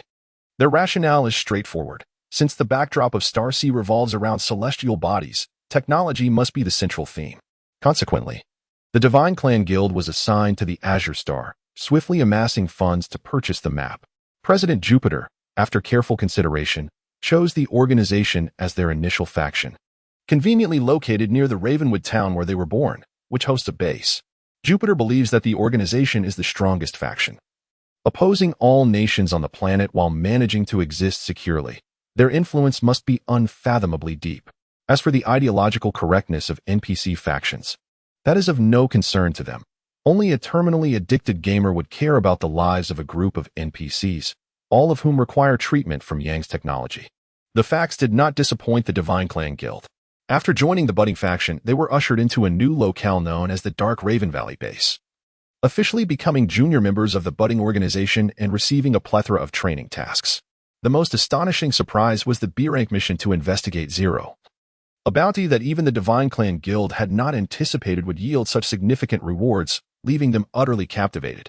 The mission prompt was succinct, revealing only that the target, Zero, resided within the Star Dragon realm, with no additional clues provided. At that moment, the Divine Clan Guild was engaged in an intense meeting, deliberating on how to accomplish this task. Jupiter solemnly stated that this was the first B-rank mission, seemingly devoid of combat, and given their current level, it was indeed feasible to complete it. The rewards were extraordinarily generous, potentially propelling them ahead of all other players. Whether they could suppress rival guilds in the future hinged upon seizing this opportunity. We only know that Zero is within Star Dragon, a vast expanse akin to searching for a needle in a haystack.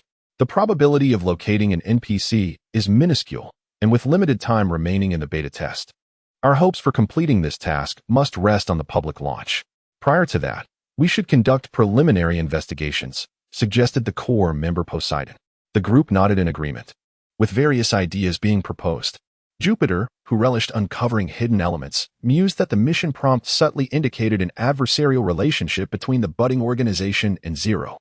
If we were to capture or even eliminate Zero, would there be additional rewards? He pondered.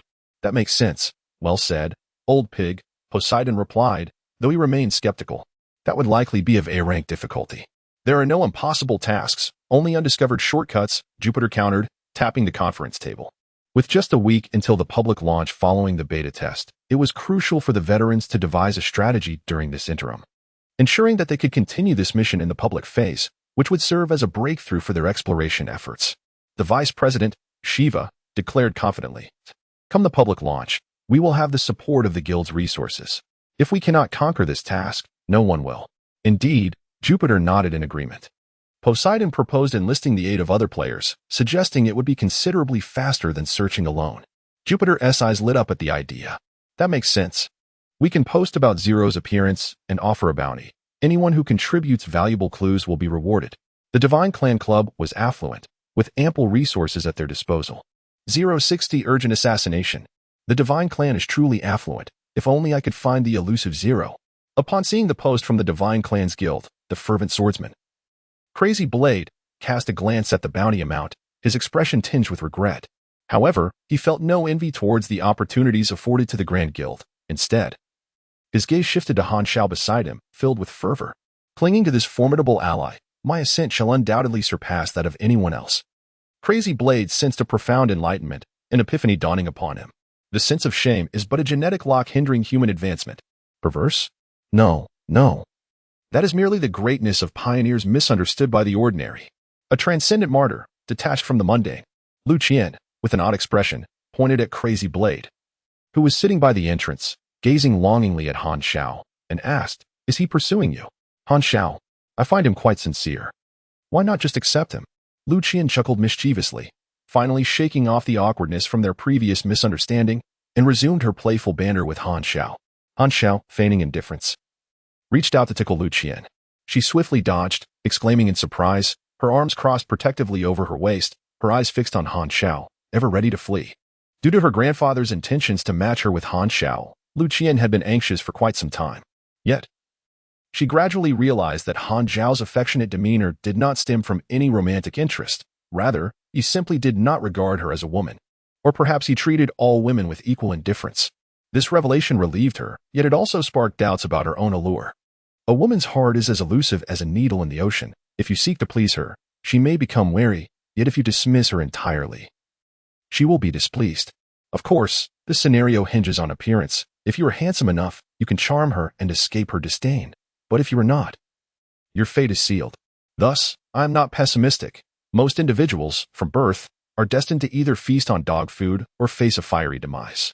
Clad in revealing attire, Lu Qian's soft curves were accentuated, yet Han Xiao remained unmoved, entirely immune to her beauty. He had grown indifferent to such allure. After working 15 hours daily, he seemed to be leaning towards asexuality.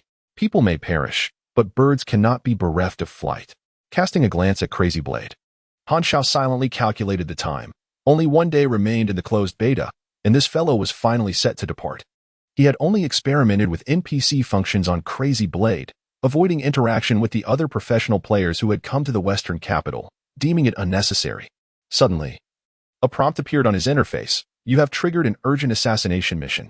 Mission alert. Assassins are approaching the battlefield. Mission requirement. Survive. Mission reward. Unknown. Han Zhao's expression sharpened. An urgent mission. An attack could occur at any moment. What bad luck. Old Lu is not home at this time. Crazy Blade hurriedly followed suit. Han Zhao cast a fleeting glance at him, remaining silent as he moved hastily, an instinctive alertness surfacing. As if someone were lurking in the shadows, watching him. If the adversary remained concealed, they would serve as a ticking time bomb. It would be more prudent to provoke an explosion. The temperature had dropped, and the fierce blade of the sword felt a chill coursing through its arm. Suddenly gripped by a sense of fear, an intangible aura of lethal intent began to coalesce. Suddenly, his vision darkened, plunging him into an abyss of murky darkness. Devoid of sound and reference, as though he were ensconced in the womb, enveloped in tranquility, evoking an overwhelming desire to surrender to slumber. An illusion. Han Zhao's eyes widened in shock, a surge of energy racing through his mind. You have fallen into an illusion. Assessing. Your intelligence exceeds 50 points. Assessment passed. You are immune to this illusion. The darkness shattered. The illusion dissipated. In the moment his perception restored, Han Zhao discovered a strange male assassin, positioned 5 meters away. Wielding a handgun aimed at his forehead, a chilling smirk of assured victory gracing his lips. Click. The assassin pulled the trigger. Han Zhao's expression shifted. At such a close distance, how could he evade the bullet? It is often said that moments of impending peril stretch time infinitely. Han Zhao felt the flow of time slow, and in the next instant, he suppressed all negative emotions with extreme rationality, his gaze turning as cold as ice. I'm not dead yet. The technique of sliding fire allows one to complete a maximum 3-meter slide in an instant, thus, reducing the distance traveled proportionately shortens the time required. Han Zhao determined his movement distance to be a mere 5 centimeters, completing the evasion nearly instantaneously, narrowly avoiding the fatal blow. The bullet grazed Han Zhao's cheek, carving a searing wound that burned with intense pain, igniting his nerves. A lethal projectile had been miraculously evaded. By mere inches, the assassin's expression shifted. Norsa, an executioner of the budding organization and a master assassin, had dispatched over 100 targets using his illusionary abilities, never having failed, even against other ability users. According to organizational intelligence, Zero's strength was at most that of an elite agent, relying solely on mechanical combat and lacking inherent power. How could he possibly escape the illusion so swiftly? The intelligence was erroneous. As Han Zhao nimbly dodged, he conjured 2 fierce eagles from his lower back, enhancing his rapid-fire capability, infusing his twin firearms with searing energy while activating overload. The thunderous, large-caliber bullets erupted forth, the recoil causing his wrist to tremble. Bang, bang, bang, the bullets relentlessly struck Norsa, all of them plunging into his chest. The evasion and counterattack occurred in perfect harmony. Han Zhao's mastery of the sliding fire technique was nothing short of extraordinary. What appeared simple was, in truth, a magnificent culmination of his extensive combat experience. Norsa's body trembled violently. Had it not been for the protective energy surrounding him, he might have been utterly incapacitated. A mouthful of blood erupted from him as he summoned his strength, hastily retreating in a desperate bid for escape. One misstep led to another, and he found himself ensnared in a precarious situation, adhering to the assassin's creed of retreating immediately upon failing to secure a decisive blow. Han Zhao's expression was frigid, his energy coalescing around his legs as he pursued Norsa with relentless determination. He swiftly replaced his magazine with a high-caliber one, aiming with precision at Norsa's path and firing without hesitation. A torrent of flames surged forth, obstructing Norsa's route. He came to a sudden halt, gritting his teeth as he turned to confront the approaching Han Zhao, his eyes igniting with a swirling, colorful mist, deep and enigmatic. Illusion intrusion detected. Assessing. Your intelligence exceeds 50 points. Assessment successful. You are immune to this illusion. Bang. Han Zhao paused momentarily, but without a word. He fired a precise shot that struck Norsa's neck, creating a horrifying gaping wound. Norsa's eyes widened in terror as he clutched his throat, unable to stem the flow of blood that splattered forth. He attempted to speak, but his trachea had been shattered, producing only a series of gasps. Why was the infallible illusion ability unable to affect Zero? Han Zhao advanced with purpose, his dual pistols resembling spears as he forcefully toppled Norsa, pressing the guns against his chest and pinning him to the ground before ruthlessly pulling the triggers. Thud! The gunfire resonated dully. The bullet pierced through, causing the ground beneath Norsa to erupt in a spray of vivid crimson. While his features ignited in flames, his internal organs instantly reduced to charred remnants. His hands, once flailing in desperation, fell limp at his sides. You have slain the executive officer of the budding organization, Nosa Kono, V25 Esper, earning 7,500 experience points. You have completed the urgent assassination mission, receiving a character summoning card. Han Xiao breathed heavily, blood soaking his mask and trickling down his cheek to his jaw, each droplet splattering on the ground like fallen crimson plums. At last, silence enveloped the surroundings, save for the crackling of the flames. With Nosa's demise, the furious blades of chaos were liberated from their illusion. In his perception, only a fleeting moment had passed, and upon witnessing the battlefield before him, he was left utterly astounded. What had transpired here moments ago? This gift I shall accept. Feng Jun, accompanied by a fully armed field operative, arrived breathlessly. Upon meeting, he hurriedly grasped Han Xiao, inspecting him for wounds, exclaiming, "You weren't injured, were you?" Han Xiao pointed to the abrasion on his cheek, retorting, "Are you blind?" "I'm fine." Feng Jun sighed in relief, his expression troubled. It was a stinging embarrassment for him that his charge had been harmed while under 24-hour protection. "It's not your fault," Han Xiao reassured him, gesturing toward the corpse of Nuo Sa, frowning as he remarked, "This individual is an executor of the Sprout organization, a super assassin who has never missed his mark." Nuo Sa Kono. Feng Jun immediately recognized him. Unable to forget the notorious figure who had once assassinated a senior official of the Star Dragon in plain sight, Nuo Sa had always been a formidable asset for Sprout, akin to a lethal serpent, instilling great fear in the Six Nations. Suddenly, Feng Jun grasped the gravity of the situation, looking at Han Xiao in disbelief, his voice wavering. "Wait, you were ambushed by Nuo Sa, and you managed to turn the tables on him. You're that strong. Is this your first day knowing me?" Han Xiao replied tersely. His mind delved into the panel, and reward information materialized. Character summoning card. Release the abilities of that character once. Character, Nuo Sa Kono. Ability, illusionary power, E. Target intelligence above 50 points may exempt. Usage count, 0-1. Character summoning cards are rare consumables, typically dropping only from special missions, allowing limited use of NPC abilities. Previously, there were dedicated studios that farmed such cards for those affluent enough to pay for power. Although Han Xiao did not rely on such items for combat, having an additional trump card is always advantageous. He felt fortunate to have allocated his free attribute points to intelligence early on, inadvertently exempting himself from Nuo Sa's abilities. Had he realized this after being affected, the consequences would have been dire. The Sprout organization, this gift I shall accept. Han Xiao's gaze flickered. Since they are foes, it is only natural for the enemy to act against him. He would neither lament nor rage, but would respond with violence in kind. Would you like to claim the reward? No. Such ethereal consumables can reside within the panel and can be claimed when needed. The Fury Blade lay aside, astonished at the array of black-clad operatives, constantly scanning, and upon discovering the affiliation of the field personnel with the Strategic Defense Bureau of Star Dragon, he found Han Xiao increasingly enigmatic. Feng Jun pointed at the Fury Blade, inquiring puzzled, "Are you familiar with him?" "Pay him no mind," Han Xiao replied, taking the handkerchief offered by Feng Jun to wipe the wound on his cheek, his brow furrowing as he stated, "Nuo Sa has located my position. It is evident that Sprout is aware of it as well." "That may not be the case," Feng Jun countered. "The intelligence department's hackers have secured the network, concurrently conducting program screening and manual identification. Any information regarding you is strictly prohibited from leaving the Western capital." Han Xiao's expression turned serious. "Are you certain?" Feng Jun nodded. Hesitating, Nosa would not act without reason. He must have relayed the intelligence to the agents lurking in the West City. It is only a matter of time before it is disseminated. Upon hearing this, Han Xiao wasted no time and turned to leave. "Hey, where are you going?" "I still need to take you to report to headquarters," Feng Jun called out urgently. "There is no time for explanations. Request the higher-ups to seal off the entire city." Han Xiao insisted. Nosa had never failed. He would likely not exercise excessive caution and could act as soon as he located Han Xiao. His intelligence originated from the sleeper agents embedded within the West City. If digital communication was compromised, the agents would have no choice but to exit the city. It was possible that the information had not yet reached the upper echelons of the budding organization. Han Xiao was acutely aware of the identity of the liaison for the budding organization in the West City.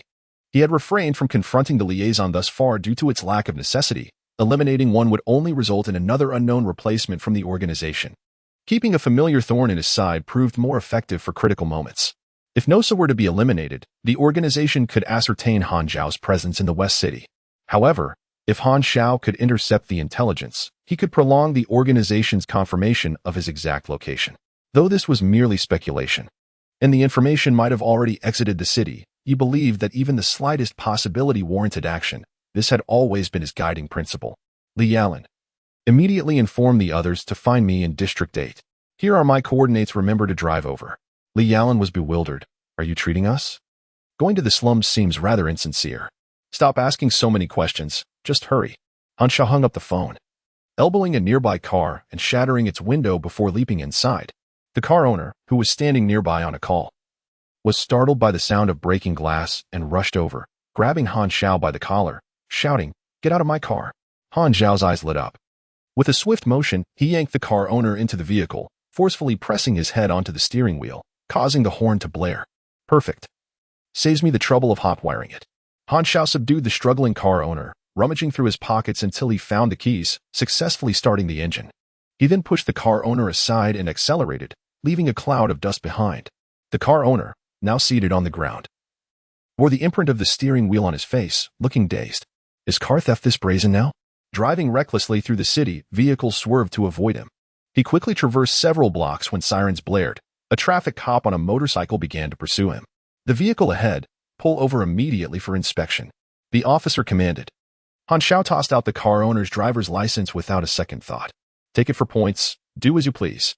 Ignoring the pursuing officer, Han Xiao arrived at District 8, disembarking and striding purposefully towards his destination. The motorcycle cop relentlessly followed, blocking his path. Stop right there. Han Xiao was seething with frustration. Why is it that whenever one is pressed for time, everyone seems eager to engage in conversation? With a swift strike of his hand, the traffic officer, taken by surprise, collapsed, his eyes rolling back in shock. Han Xiao strode purposefully through the tangled narrow alleys, dispatching 3 groups of would-be robbers along the way, until he arrived at an abandoned chapel, now a refuge for the impoverished. Many homeless souls lay on makeshift bedding, enduring night after night in the company of fleas, filth, and the stench of sweat. In the realm of Hailan Xing, religion also held sway. During the tumultuous era of war, suffering drove countless displaced individuals to seek spiritual solace. A certain sect, seizing the moment, infused their doctrines with the most sought-after ideals of the time, the hope for world peace.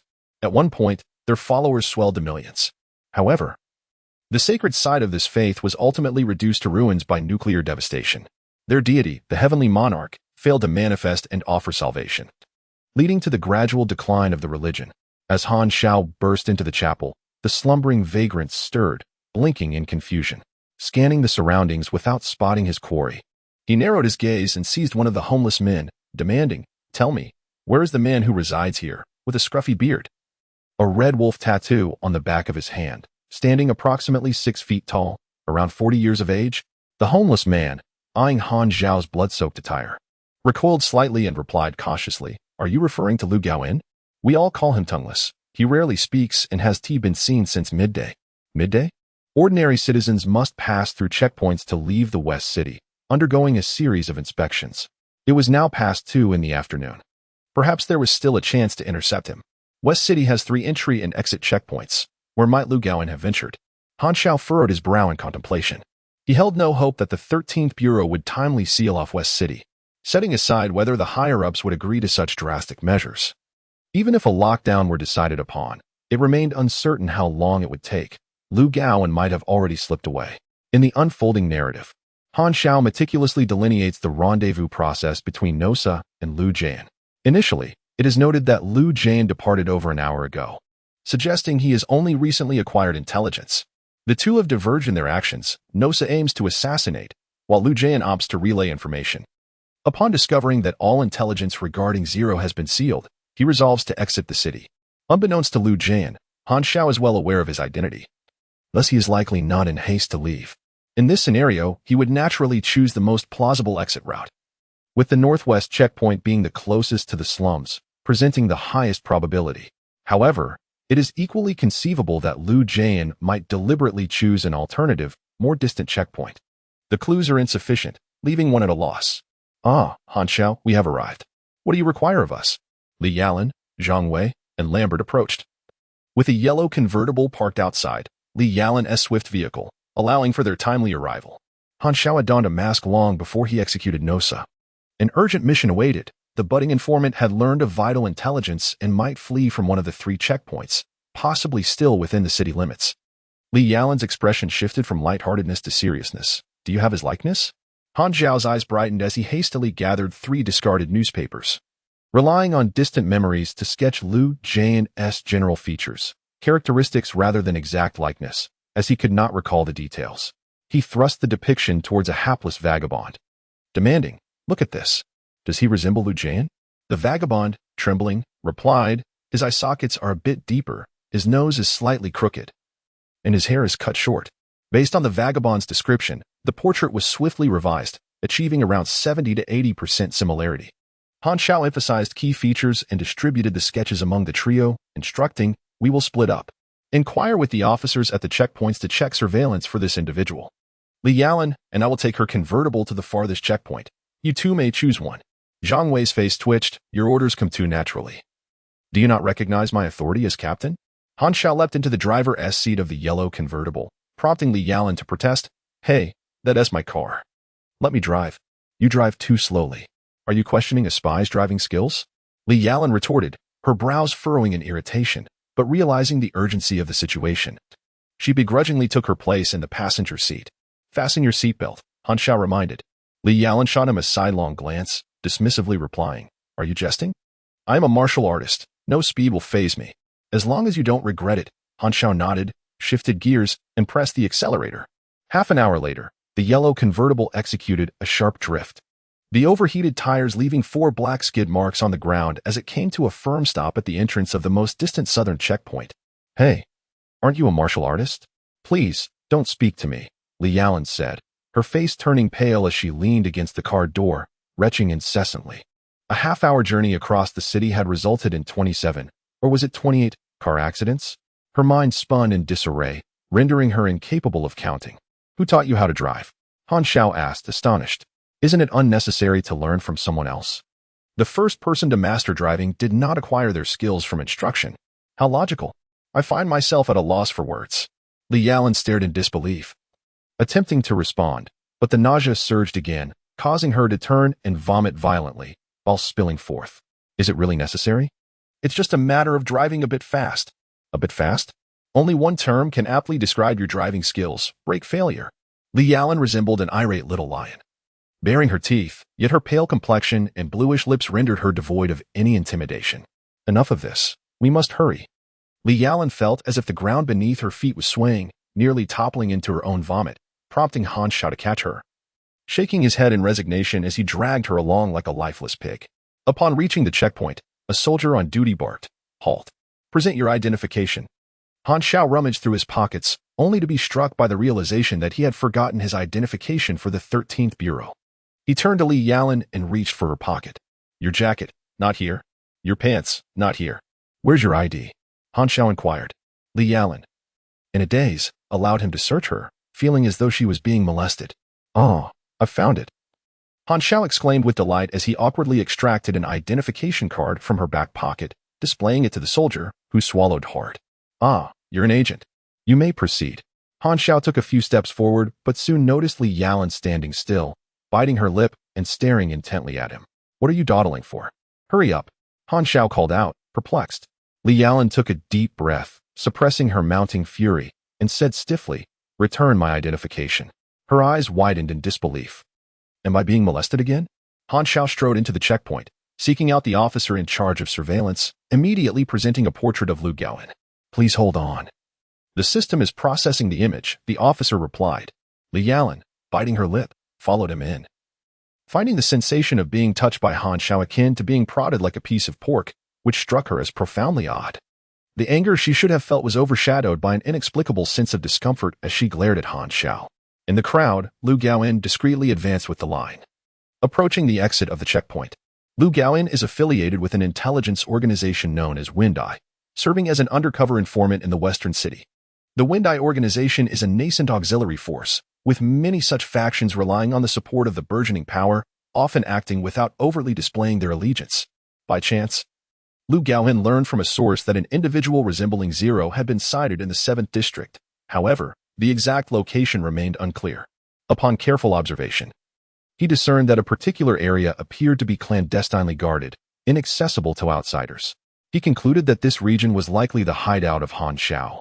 Under the protection of the 13th Bureau, this area was near a repair shop, covertly overseen by Feng Jun, realizing that no news regarding Zero was circulating online.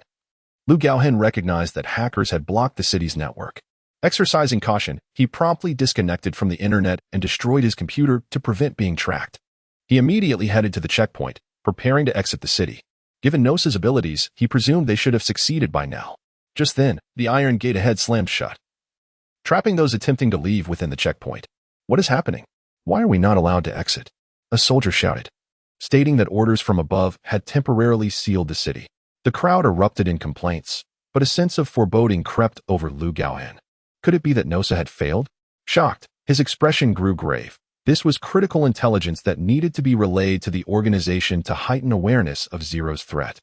As the soldiers checked everyone's identities, Lu Gaohen felt confident in his ability to remain undetected. Having spent 2 to 3 years in the western city without revealing himself, he believed it impossible for them to locate him. Suddenly, a voice exclaimed, "It's him." Lu Gaohen's heart sank in disbelief. He attempted to retreat, but was surrounded on all sides by people. Glancing at the pervasive military presence, despair washed over him as soldiers swiftly subdued him to the ground without resistance. "You caught up with me," Han Xiao remarked, exhaling in relief. "I can't believe you actually tracked me down," Li Yalan expressed, astonished. Lu Gaohen looked up, his face despondent. "How did you know it was me?" Han Xiao remained calm, explaining that this individual was a liaison for the budding faction within the western city, leaving a lasting impression. Overwhelmed by confusion and despair, Lu Gaohen prepared to bite down on the venom sac in his molar. Loyal to the burgeoning faction and choosing to end his life rather than divulge vital information.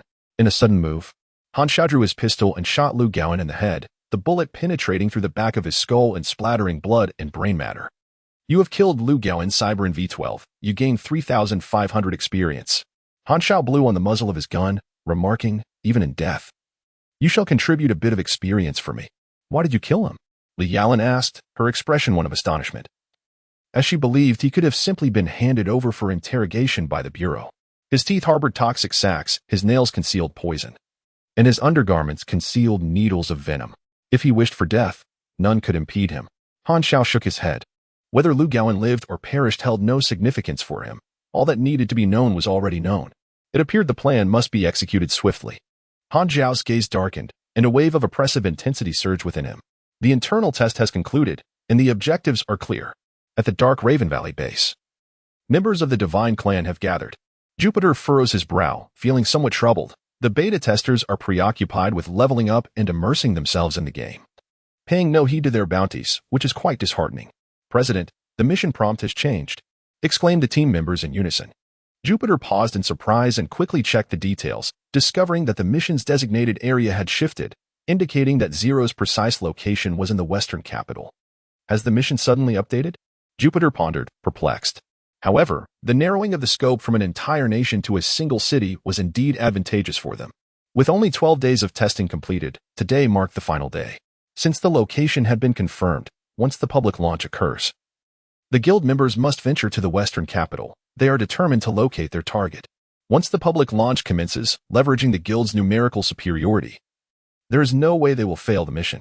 They now await the public launch with confidence. Jupiter's demeanor radiated assurance. This B-level task had become a foregone conclusion in his eyes, easily within his grasp. This time, he was certain he could subdue those old adversaries. And the team members were filled with excitement. The leader stood with his hands clasped behind him, listening to his assistant's report. Executive Norsa had vanished in the western capital.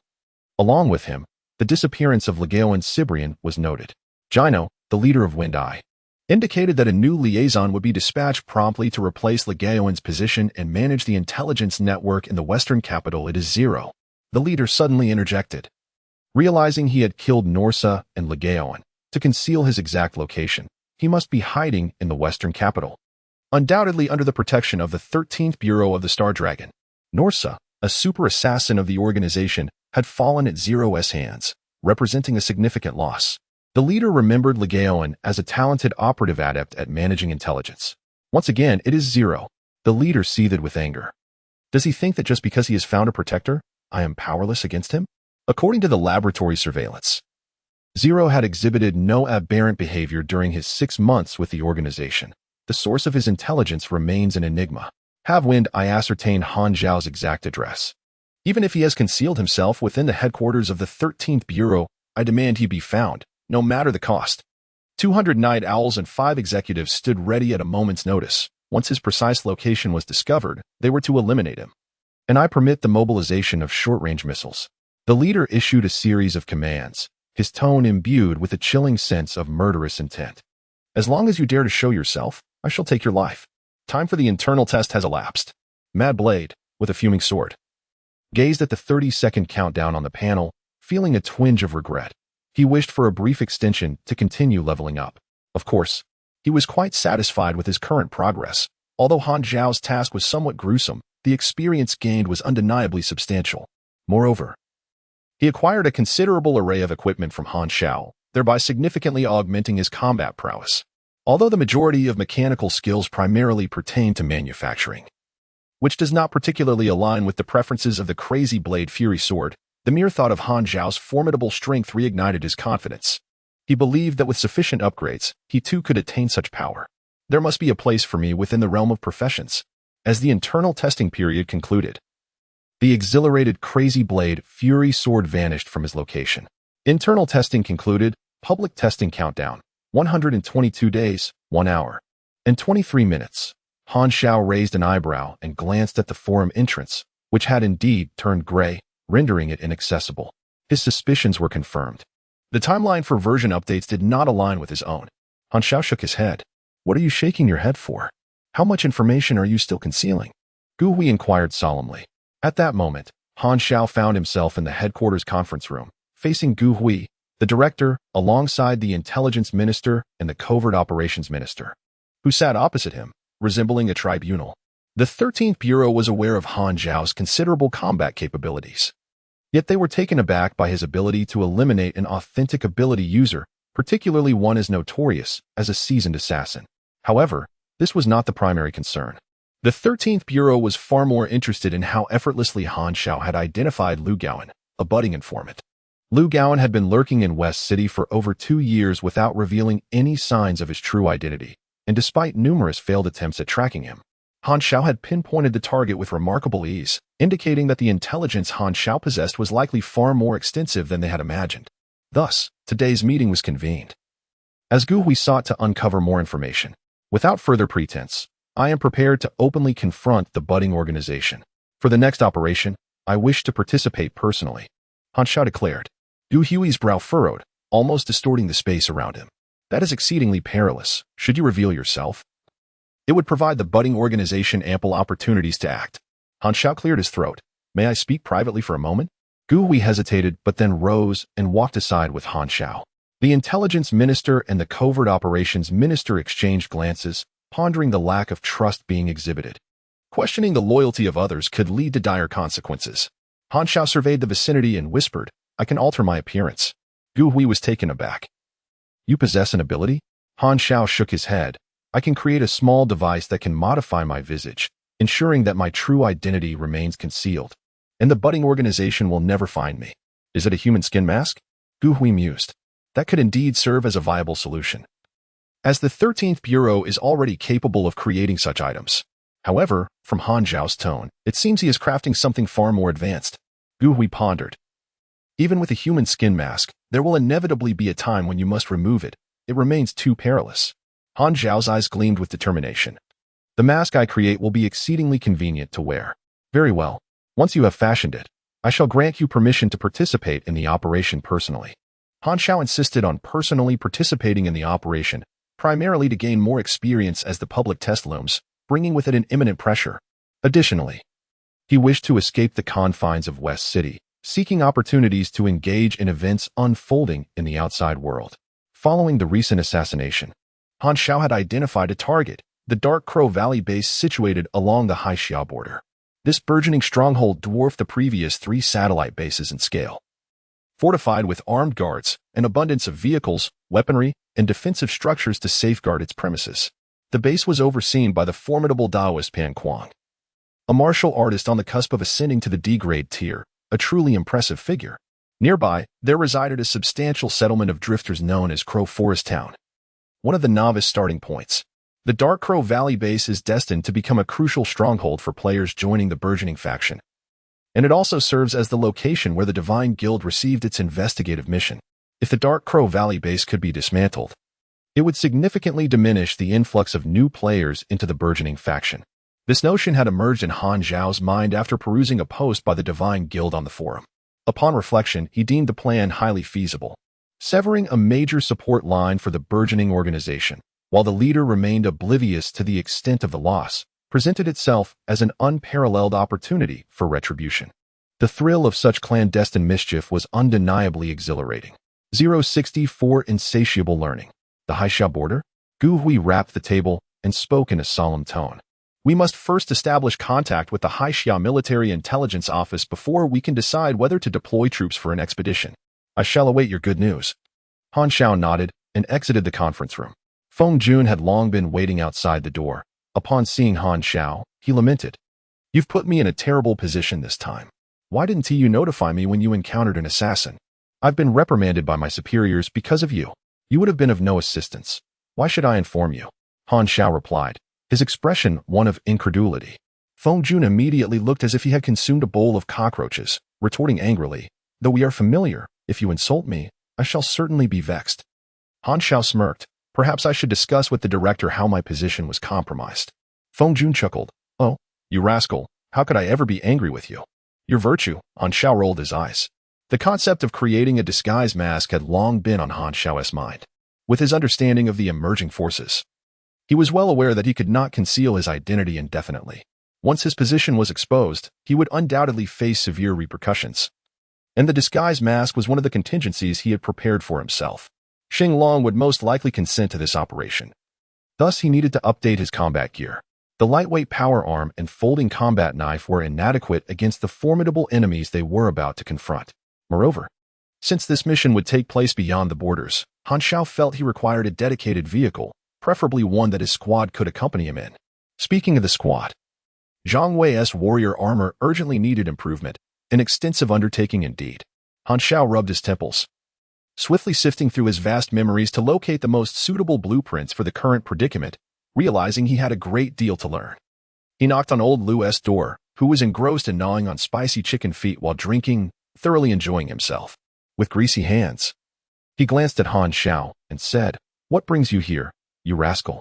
I wish to borrow books on mechanical knowledge, Han Xiao replied, gesturing towards the wall of bookshelves. He expected old Lu to refuse as he had last time. However, to his surprise, old Lu readily agreed, gesturing towards the bookshelf. The key is in the drawer. Feel free to take what you need, but remember to return it once you're done. Han Xiao was taken aback. You actually agreed? I didn't think our friendship was that strong. Old Lu set down the chicken feet and huffed. Consider it my gratitude. Gratitude? Han Xiao frowned, uncertain. This isn't another one of your schemes to promote your granddaughter, is it? Old Lu's expression stiffened, visibly perturbed. What is wrong with my granddaughter? Why do you look down on her? However, old Lu's gratitude towards Han Xiao stemmed from the fact that Gao had informed him of Han Xiao's assassination attempt, which he had faced alone, ensuring that Lu Qian was not implicated. This incident had significantly improved old Lu's perception of Han Xiao. You're not too bad, kid. Old man L patted Han Xiao's shoulder with a satisfied smile before stepping out, leaving him to peruse the books in the room, a clear indication of his trust. Han Xiao glanced at the greasy handprint on his shoulder, his lips twitching in irritation at the old man. Taking a deep breath to compose himself, he resolutely chose to immerse himself in his studies. Do you wish to consume one potential point to learn the fundamentals of energy branch theory? Fundamentals of biochemical energy branch? Fundamentals of optical energy branch? Affirmative. A torrent of knowledge surged into his mind, overwhelming him to the brink of explosion, and it took a considerable moment for him to regain his composure. Gritting his teeth, Han Xiao continued to grasp the remaining books of knowledge. Fundamentals of electromagnetic principles in control branch. Fundamentals of mechanics in control branch. Fundamentals of virtual electronic technology in control branch. Fundamentals of wide area sensing in control branch. 7 foundational subjects. But this was just the beginning. The fundamentals of energy theory surged to level V3. The fundamentals of electromagnetic principles ascended to V2. The fundamentals of virtual electronic technology reached V2. The fundamentals of mechanics progressed to V2. The already known fundamentals of mechanical engineering elevated from V2 to V4. The fundamentals of weaponry advanced to V3. The comprehensive basics of materials improved to V3. The fundamentals of assembly rose to V2. The advanced synthesis of materials climbed to V2. His potential points were depleting at an alarming rate. Originally possessing 21 points, he had expended a staggering 20 points in this fervent pursuit of knowledge. Han Xiao was assured that all the knowledge he acquired could yield formidable blueprints, leaving no room for waste, yet it still consumed a considerable number of potential points. You have comprehended the skill of beginner programming. You have comprehended the skill of kinetic electromagnetic enhancement. Beginner programming, derived from foundational virtual electronic technology, serves as a precursor skill for creating various chips and programs. Much like simple assembly and basic enhancements, it is a core competency for any mechanic.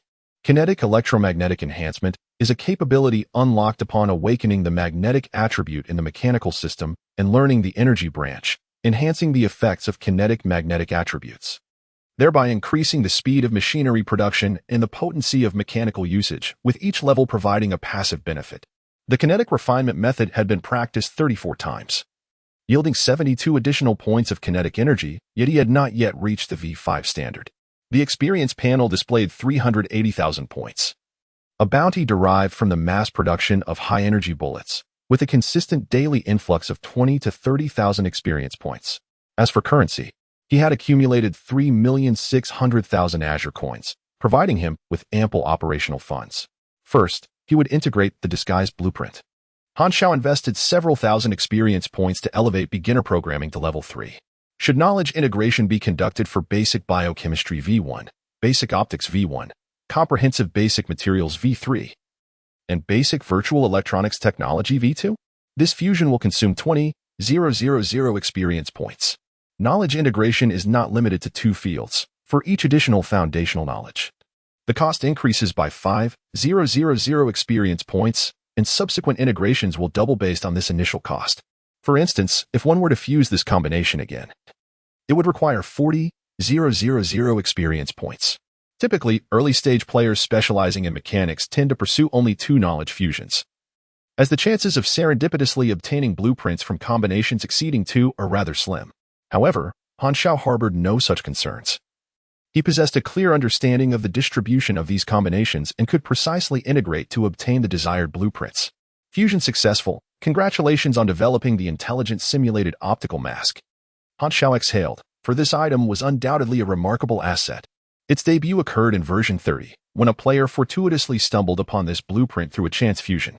Firstly, the stringent combination of 4 knowledge fields made it challenging to rely on luck, spanning across 3 branches. Secondly, the knowledge levels required had to meet his current standards. Thirdly, prerequisites in skills and attributes demanded intermediate mechanical affinity, an intelligence score of 55, and basic programming proficiency at V3, with the final requirement being a focus on the mechanics pathway. Of course, value is relative. The effectiveness of this blueprint justifies the strict conditions imposed. In the year 065, Han Xiao compiled a list of materials and sent it to Feng Jun. My heavens, you require Bach composite colloid, Farl4 solvent, and 12 sets of miniature electronic components. Are you aware of the costs associated with these items? I have funds, Han Xiao replied. Feng Jun was taken aback, suddenly recalling that Han Xiao, unlike him, a mere public servant living on a modest salary, had amassed a considerable fortune from mechanical orders, establishing himself as a standard affluent individual. An hour later, Feng Jun delivered 3 suitcases to Han Xiao's studio. Each suitcase was lined in black fabric. The first contained 3 10-centimeter-long transparent tubes filled with a milky, turbid viscous solution. This was the Bach composite colloid.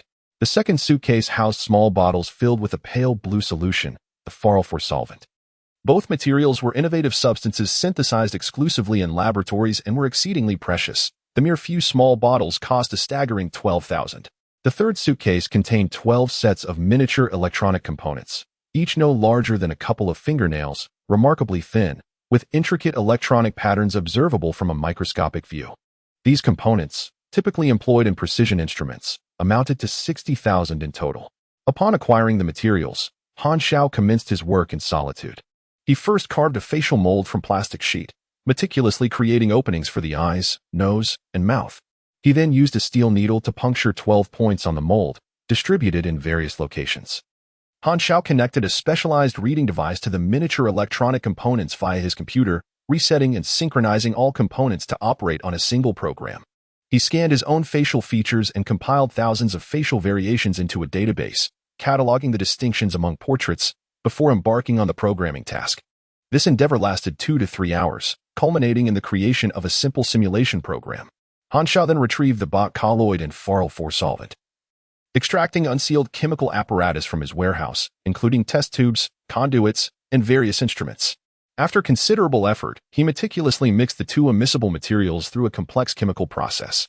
Subsequently, employing a predominantly ionization reaction protocol, he synthesized a new composite material, which was neither milky white nor pale blue, but rather a flesh tone. This novel material amalgamated the properties of both the bot colloid and Farl 4 solvent, exhibiting excellent conductivity. This was the foundational material for the intelligent simulated optical mask. Drawing upon fundamental biochemical knowledge, with utmost care, Han Xiao positioned the miniature electronic components onto the 12 marked points of the mold and gently poured in the new material solution. Following several procedural steps, he sealed the mold and awaited the solidification reaction. Timing himself, Han Xiao promptly opened the mold at the designated moment, revealing a membrane as thin as a cicada's wing, resting serenely within the mold. At this stage, the manufacturing process was nearly complete. Han Xiao executed the final few steps with expedience, achieving success. He pressed gently on the electronic component locations, noting a slight firmness. Yet overall, the surface felt exceptionally smooth. The surface of the mask is coated with liquid crystal. When pressed by a finger, a colorful halo appears around the point of contact, reminiscent of the changes seen on a liquid crystal display. You have crafted an intelligent optical simulation mask, earning yourself 5,000 experience points. This advanced facial equipment can alter one's appearance at will, allowing for the disguise of identity with minimal energy consumption. Just 5 minutes of charging sustains it for 10 hours. This mask costs nearly 200,000. Han Xiao picked up the mask and donned it on his face, feeling its cool, breathable texture. Approaching the mirror, he pressed his finger against the electronic component on his jawline. Suddenly, the reflection in the mirror transformed into the visage of a stranger. Han Xiao pressed a few more times, and the features shifted again, revealing completely different faces. This was not an ordinary human skin mask, but a versatile disguise mask capable of changing appearances at will, a true stealth artifact. The electronic components input a simulated portrait program, strategically placed at key areas that determine facial features, randomly assembling images from the built-in database. The mask's coating, resembling a screen, conforms to the contours of the face, achieving a lifelike 3D effect. With a simple press of a button, one's appearance can be randomly altered. The Intelligent Optical Simulation Mask, abbreviated as the Simulation Mask, boasts 4 primary functions. First, simulation allows for random changes to facial features, adhering to the parameters set by Han Xiao, ensuring that the appearance remains within the realm of humanity, thus avoiding any grotesque, otherworldly visages. Second, memory enables the storage of 3 different appearances that can be swapped. Third, reset allows for the restoration of any of the 3 memorized appearances at any time, ensuring that the original disguise is never lost. Fourth, scan simulation employs a hidden detector within the mask to swiftly scan the face of a humanoid target, transforming into their likeness with an impressive 70 to 80 similarity, an invaluable asset for infiltration. After experimenting briefly, Han Xiao removed the Intelligent Optical Simulation Mask and proceeded to the headquarters to meet Gu Hui. Have you created a disguise mask? Gu Hui inquired. Han Xiao chuckled softly. Donning the mask again, he had taken care to memorize a mundane appearance prior to his visit, ensuring that he did not reveal the mask's ability to alter features at will. This capability was Han Xiao's ace in the hole. Gu Hui examined the mask, mistaking it for a mere human skin disguise, something the 13th Bureau also produced, albeit lacking the realism of Han Xiao's creation. Moreover, this mask was remarkably lightweight, seemingly more portable. Would you be interested in submitting the blueprints to the Bureau? Han Xiao smiled and replied, It's merely a human skin mask. There are no blueprints. Can't you all create them yourselves? Gu Hui pondered this and conceded, dropping the subject. Han Xiao, sensing relief, silently exhaled. He had managed to keep his secret hidden. Quickly changing the topic, he asked, May I participate in the operation personally? After a moment of contemplation, Gu Hui nodded. The higher-ups have conferred with Xiao, and the military intelligence department has decided to collaborate with us. This time, you will accompany your team on their mission. The Dark Crow Valley base is situated on the border of Xiao, a place where one cannot allow others to slumber peacefully. Xiao surmised that Xiao would not refuse. Confirming his participation in the operation, he suppressed his excitement and inquired about the departure timeline. There was no need for haste. Mobilizing the troops required time, and the staff needed to formulate a concrete strategy with Xiao, which would likely delay departure for at least half a month. Half a month was ample time for him to complete all necessary modifications. Upon returning to the workshop, Xiao pinned down his primary objectives for the upcoming fortnight. First, to enhance his own contingency plans. Second, to procure a vehicle for the team's operations, as he needed to ensure logistical support and maintenance for the squad. Third, to reinforce Zhang Wei's warrior armor, an extensive undertaking, to be addressed one step at a time. Xiao shook his head. He first required greater combat capabilities, which could be approached from several angles. Primarily, he considered defense, the aspect he valued most, for survival was paramount. Next, ranged offensive capability necessitated superior weaponry. 2 enhanced eagles would suffice after upgrades. As for melee weapons, although Xiao favored distance, he must also guard against close encounters, thus requiring modifications to his lightweight power arm. Additionally, mobility in rugged terrains was crucial. The Cloud Swallow glider, which had accumulated dust on the shelf for so long, finally had the chance to be utilized. Explosions are indeed an art form. Xiao swiftly formulated a plan, jotting down a materials list and dispatching Feng Jun to the warehouse for procurement. This batch of materials was valued at 300,000, a considerable expense. Feng Jun grew increasingly exasperated with Xiao, feeling as though he was evolving into a caretaker. The directive from above mandated comprehensive protection for Xiao, making interactions with him quite challenging. The higher-ups seemed acutely aware of this dynamic, offering Feng Jun a raise as a form of consolation.